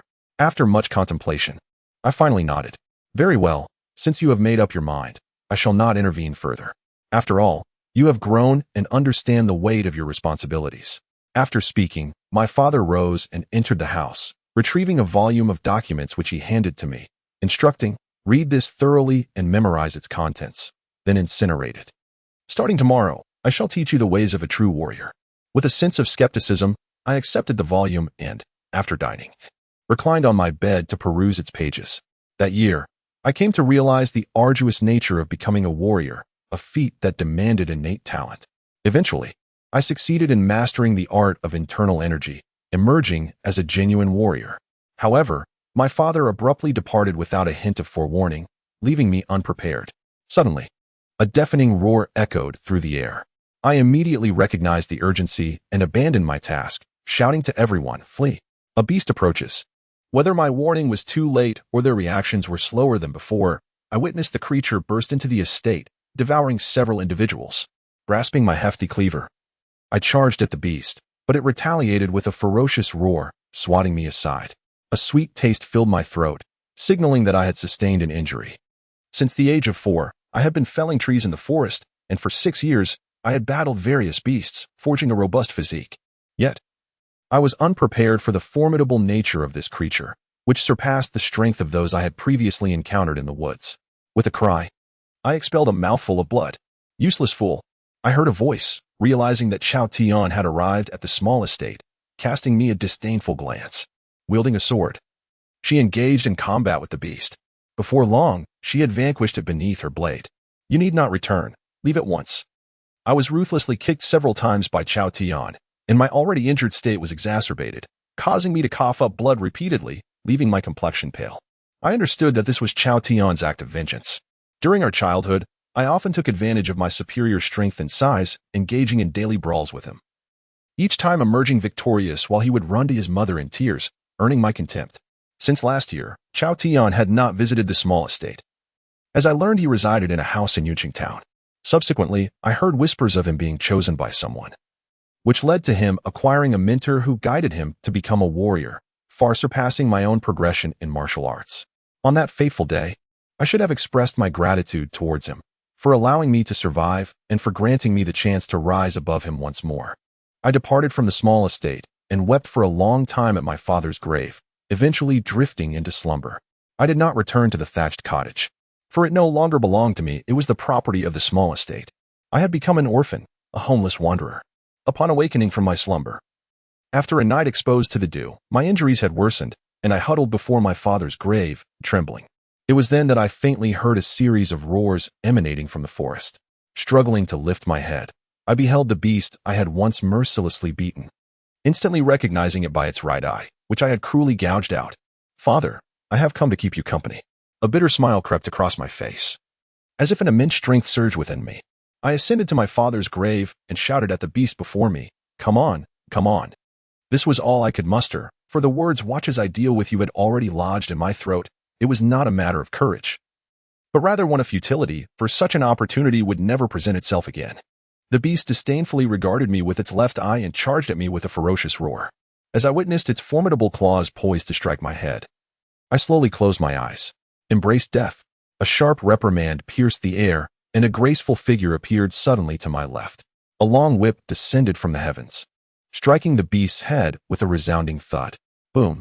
The beast's skull shattered, its massive form crashing to the ground, stirring a cloud of dust. "Are you all right?" That day, I encountered a woman who would forever alter my life, the poised and refreshing Miss Lu Lin of the Lu family. She tossed me a healing potion, a remedy that would change my fate, before turning and drifting away. I stood there, dazed, gazing at the healing elixir in my hand. Then towards the direction where Miss Lu had vanished, silently vowing, "I shall grow stronger, I shall marry her." Chapter 90. Memories Woven into a Tome. Part 2. They too have dreams, yet theirs are tainted and vile, built upon the foundation of greed.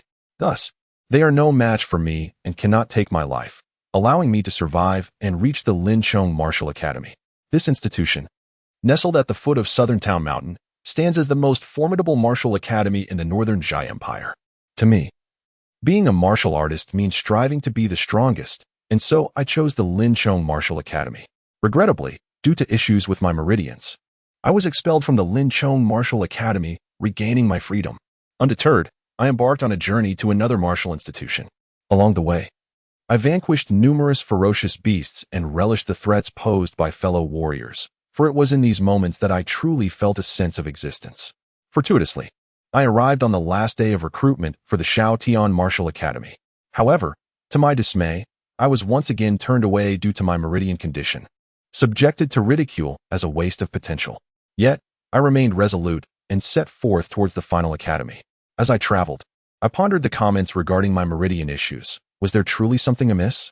In a state of confusion, I practiced the techniques imparted by my father, executing the simple maneuvers illustrated in the scrolls with ease. At that moment, I spotted a seemingly straggling beast and engaged in combat, swiftly defeating it with my fists. Filled with renewed confidence, I continued my journey. After nearly 3 months of traversing mountains and valleys, I finally stood before the gates of the last martial academy, Xingchen Martial Academy. This was the place where my dreams would unfurl, and where I would meet my life mentor, Chao Ji. Master Chao Ji, upon our first encounter, expressed that it was my tenacity, my unwavering dedication, and my dreams that warranted an exception for my admission into the academy and his faction. However, he also cautioned that due to my meridian issues, I would initially need to work in the auxiliary department to gradually enhance my cultivation and steadily address the problems posed by my meridians.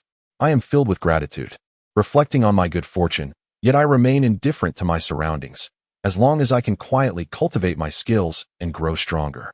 My location is of little consequence. However, I realize my thoughts may have been somewhat naive.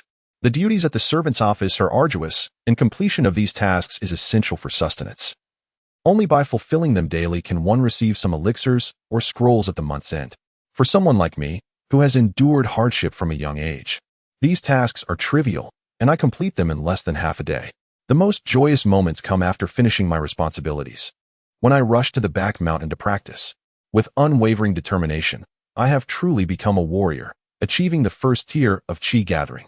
Although I am still far from perfection, I believe that diligence will be rewarded, and this hurdle is merely a stepping stone.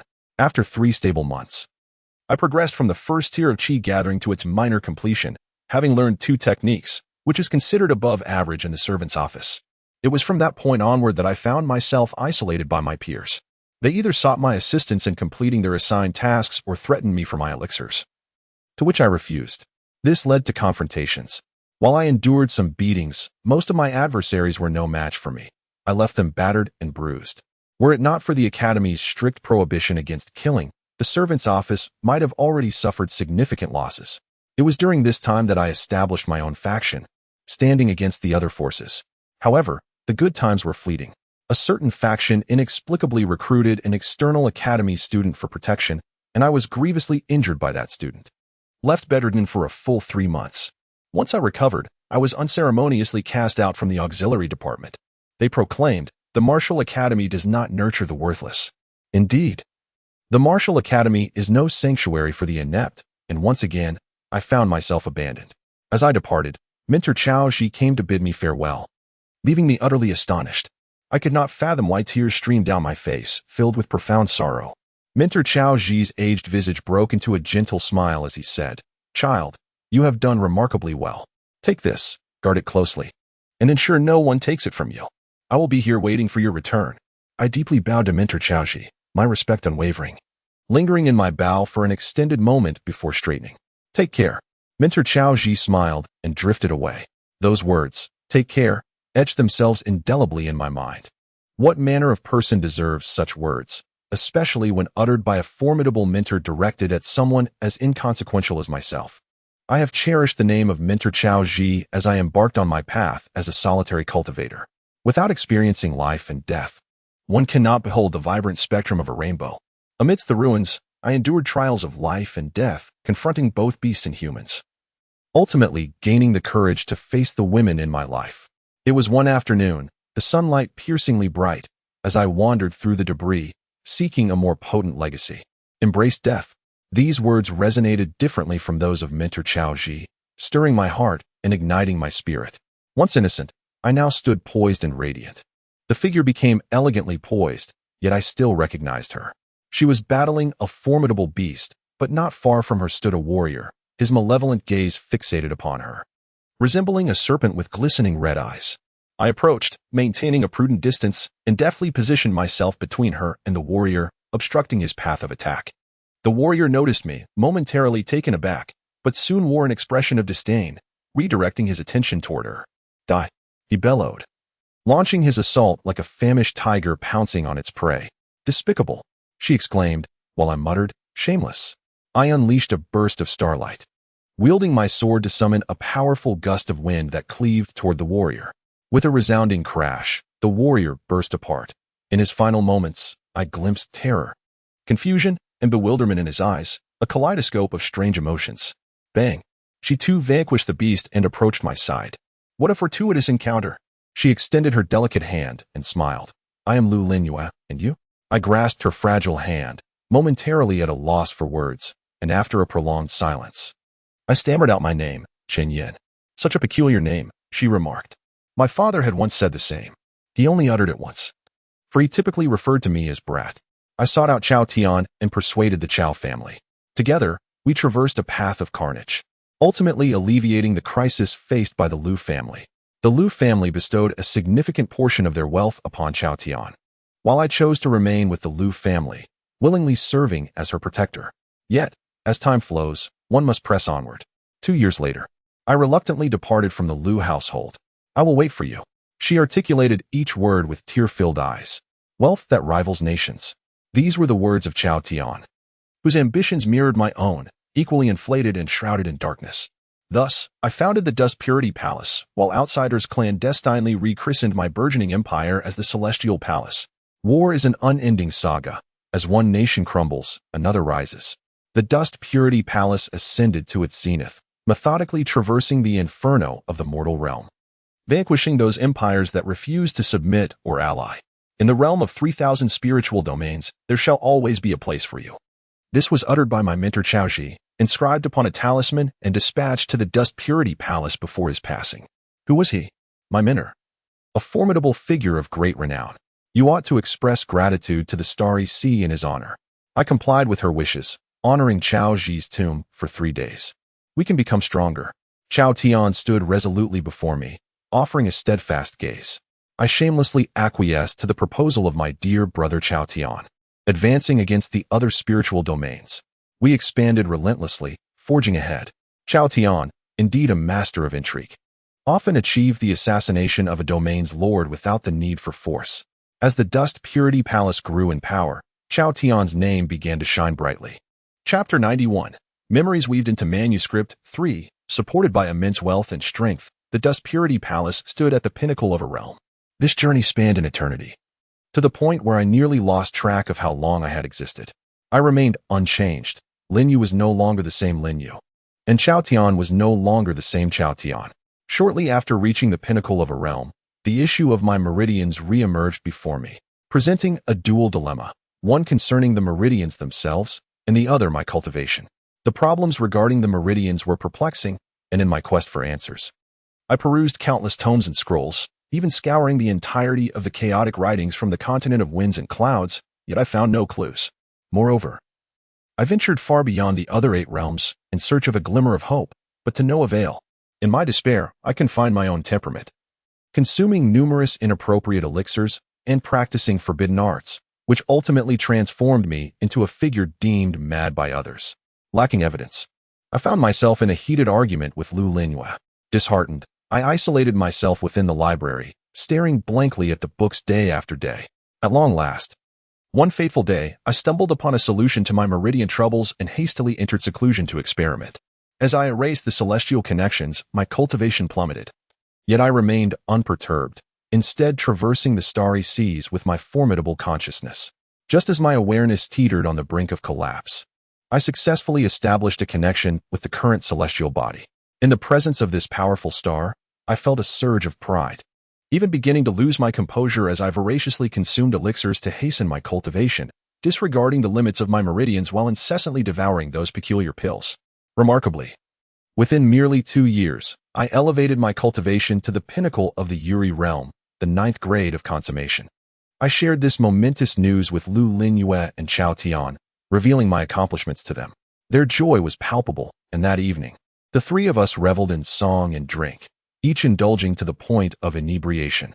The following day, I divulged my plans to them. 3 days later, everything was in readiness. I sat cross-legged in the alchemy chamber, guarded by 2 individuals. I had left the waning moon within the room, and it was this fateful decision that pierced my heart.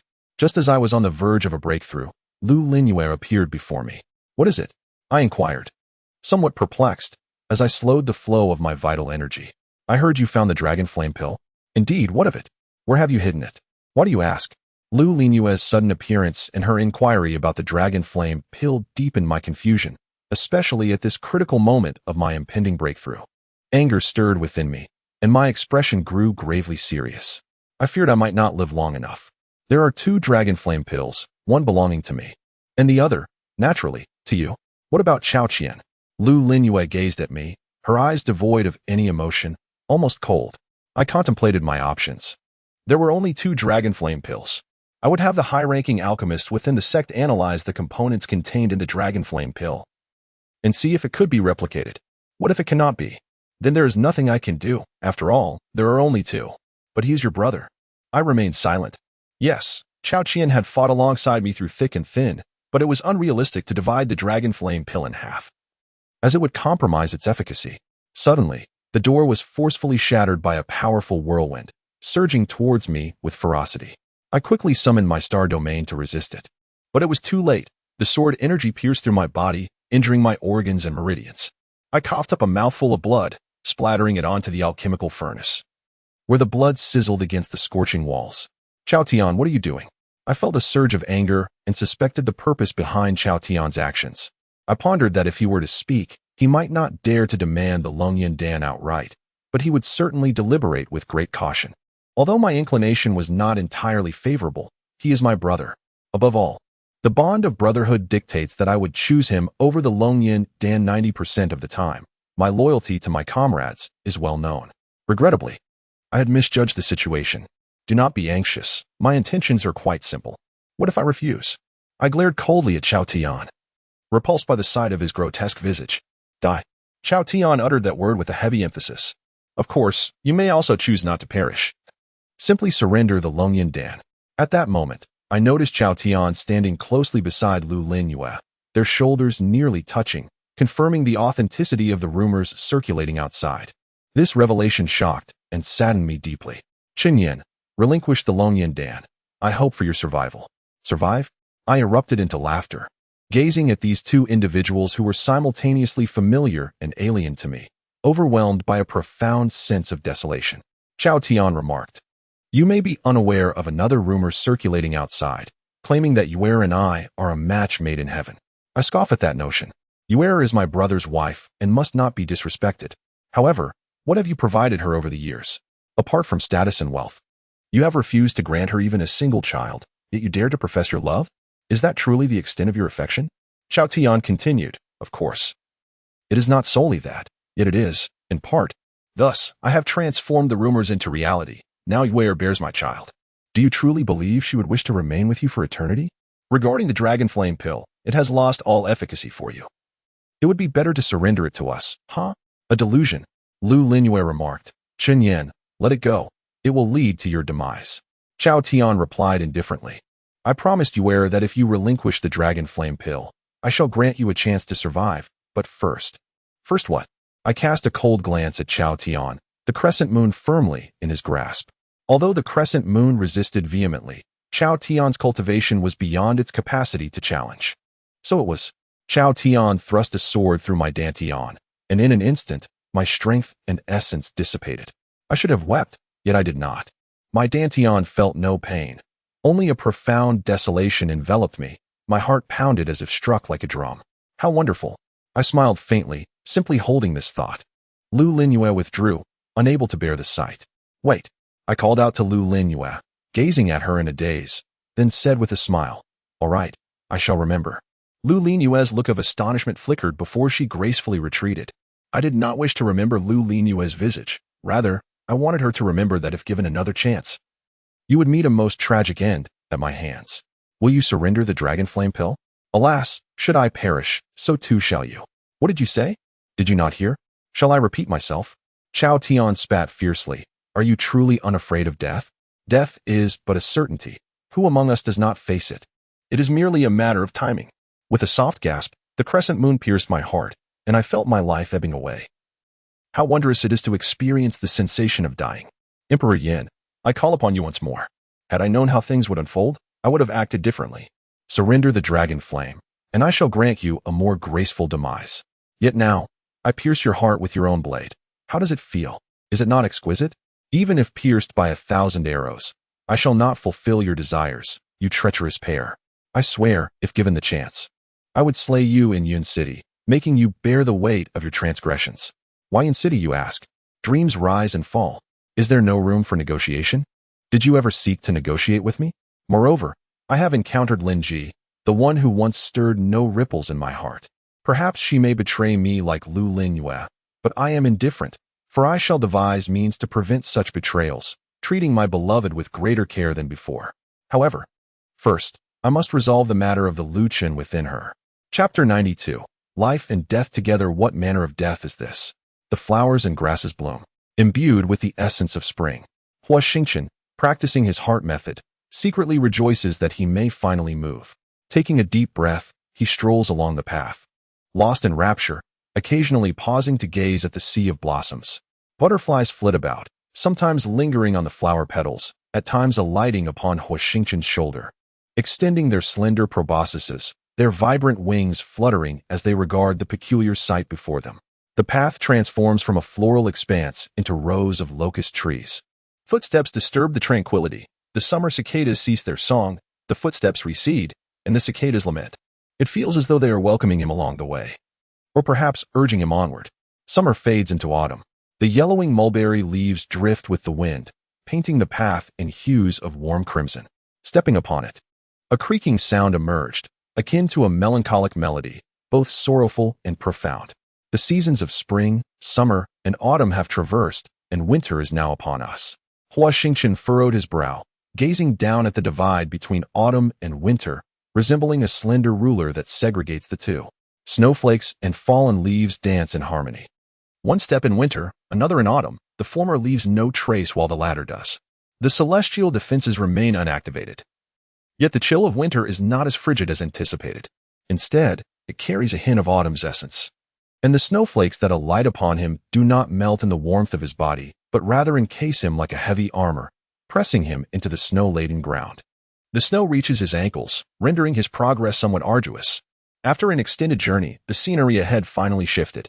Huo Xingchen laboriously extracted his last foot, ensnared in the snow. And the view behind him began to fade, as if it had never existed. He brushed off the accumulated snow from his body. As it fell, it melted instantly, forming a puddle of water. Huo Xingchen addressed the figures before him. "Though you all bear resemblance, you are not me." 5 identical faces locked gazes, embodying the essence of spring, summer, autumn, winter, and the unknown.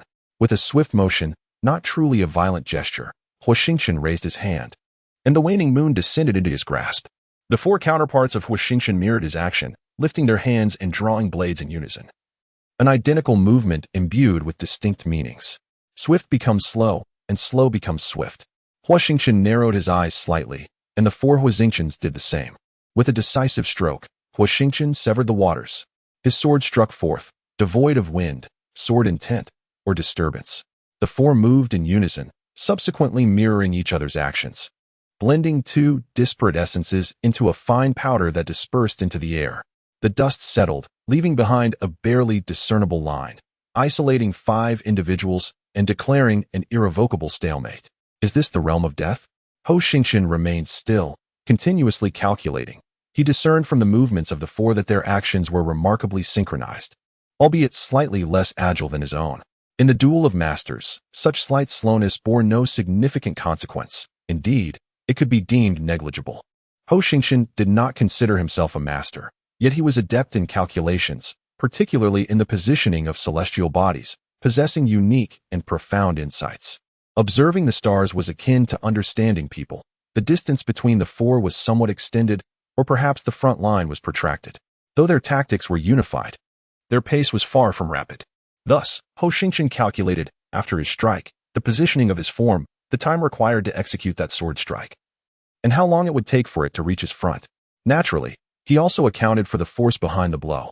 Regrettably, Huo Xingchen abruptly abandoned this line of thought. He had no intention of employing magical powers. He would rely solely on his sword. The path of the sword itself held no discrepancies. The distinction lay within the wielder, one imbued with spirit, the other devoid of it.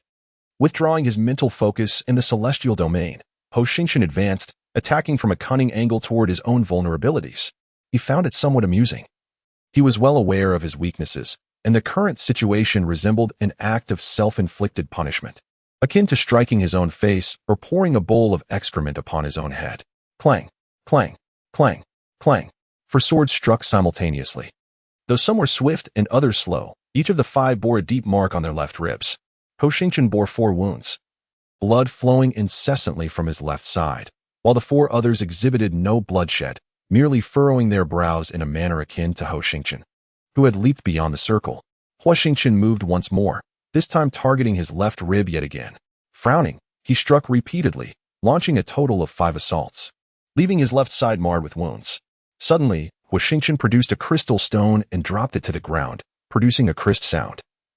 The 4 Huo Xingchen replicas mirrored his actions, yet emitted no sound at all. Again, he threw another stone, and shortly thereafter, Huo Xingchen let out a hearty laugh. "You are not as formidable as you believe." He summoned Babadi and commanded, "Eliminate them."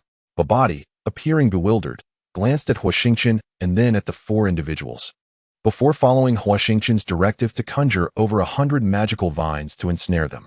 The vines wrapped around the 4, and suddenly, a piercing pain coursed through Huo Xingchen's body, as he too was lifted into the air, ensnared by the very vines. Regardless of the circumstances, the 4 represented him, his soul and corporeal form intertwined with theirs. This tactic proved effective. What manner of existence was the magical flute that could replicate a being so vividly? No, it was not merely replication. It was the creation of 4 corporeal forms that were his equal. When a person dies, the light extinguishes. No, it is the light that fades first, leading to death. Huo Xingchen pondered for a long time before summoning the 2 women from the Qiankuan Lian. He quickly interjected, "Let us call it a day. We shall discuss this outside." Babadi hesitated for a moment and remarked, "My lord, we are on the 8th level, are we not?" Huo Xingchen shook his head and replied, "No, this is a realm of death." After briefly recounting the earlier events, Huo Xingchen fell into a prolonged silence, a glimmer of light suddenly flashing in his eyes. Babadi did not notice and muttered, "If that is the case, it seems we may not ascend." Lin Ji approached Huo Xingchen and gently embraced him, murmuring, "Are we destined to perish?"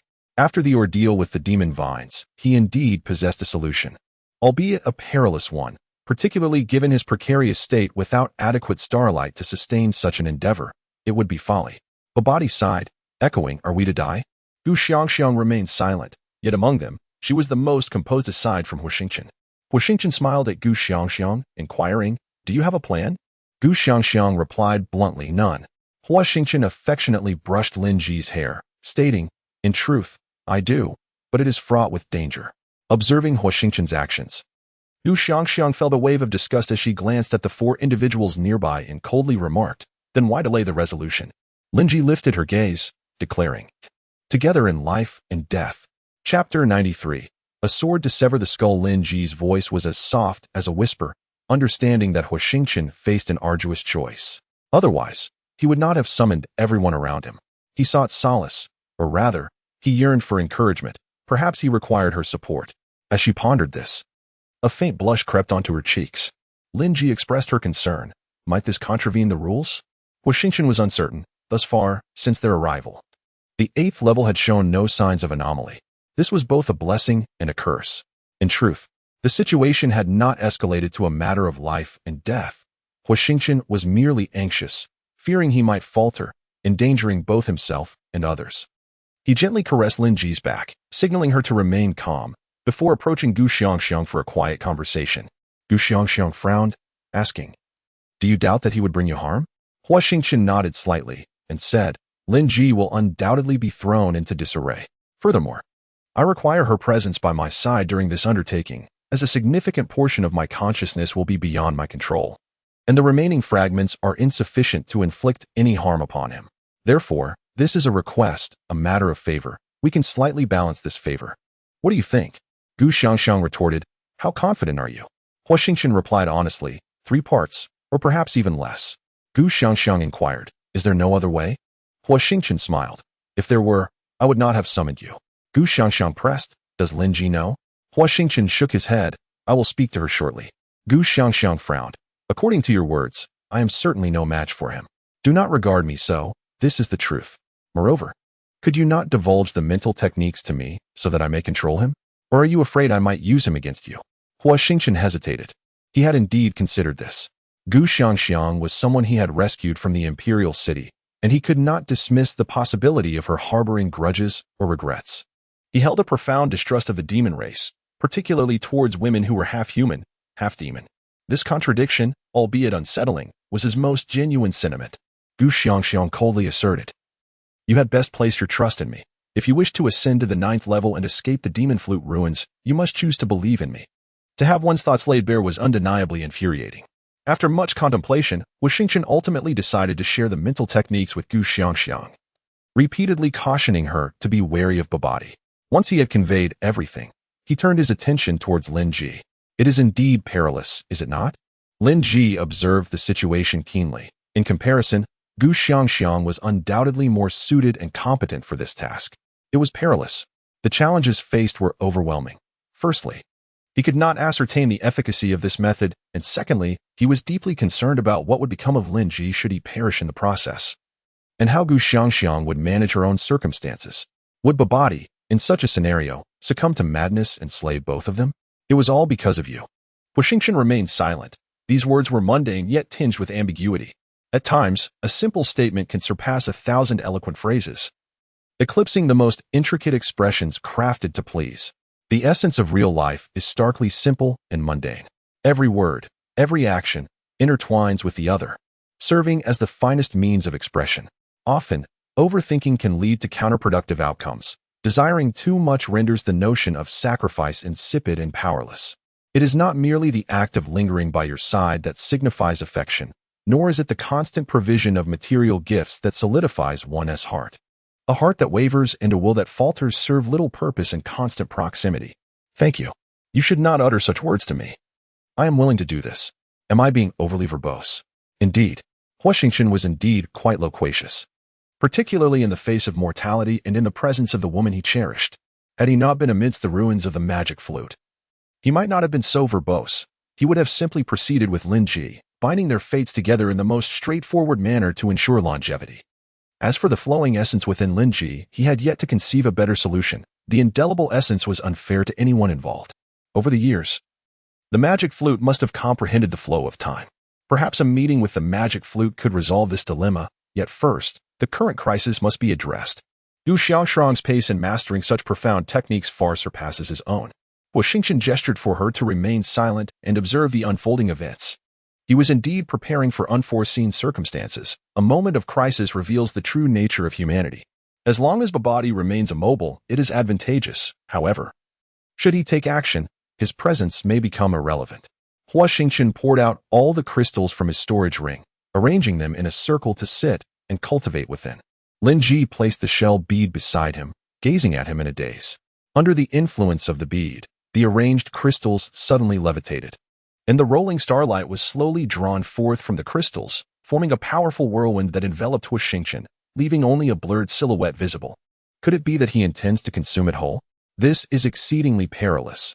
Even with robust meridians, he cannot withstand the energy emitted by primal herbs. I have faith in him. Lin Ji was aware that Huo Xingchen lacked meridians, but she did not intend to disclose this to Duan Xiangxiang. Casting a glance at Lin Ji, Duan Xiangxiang remarked, "You are being blindly loyal." Lin Ji fell silent. Her blindness had always been rooted in trust. She had always trusted him. Perhaps it was in the ocean realm that he displayed remarkable strength, guiding her by the hand as they entered the sea, repeatedly advising her not to overexert herself, assuring her that he could manage. Perhaps it was amidst the ruins that he displayed unwavering determination. She found him foolish yet admirable in his sense of responsibility. In truth, he could have chosen to flee, and she would not have held it against him. For only if he escaped would she find it easier to extricate herself from that formidable star-gathering realm expert. His foolishness was endearing, allowing her to leave first. Both of them sustained severe injuries, and at that moment, the thought crossed her mind to exchange her life for his. She struggled internally until she met his unwavering gaze. Though her mind resisted, she ultimately complied. In that instant, her feelings towards him were laced with a peculiar hatred, yet it felt somewhat ethereal. For were they not both striving for survival? Life, indeed, is a curious and indifferent entity.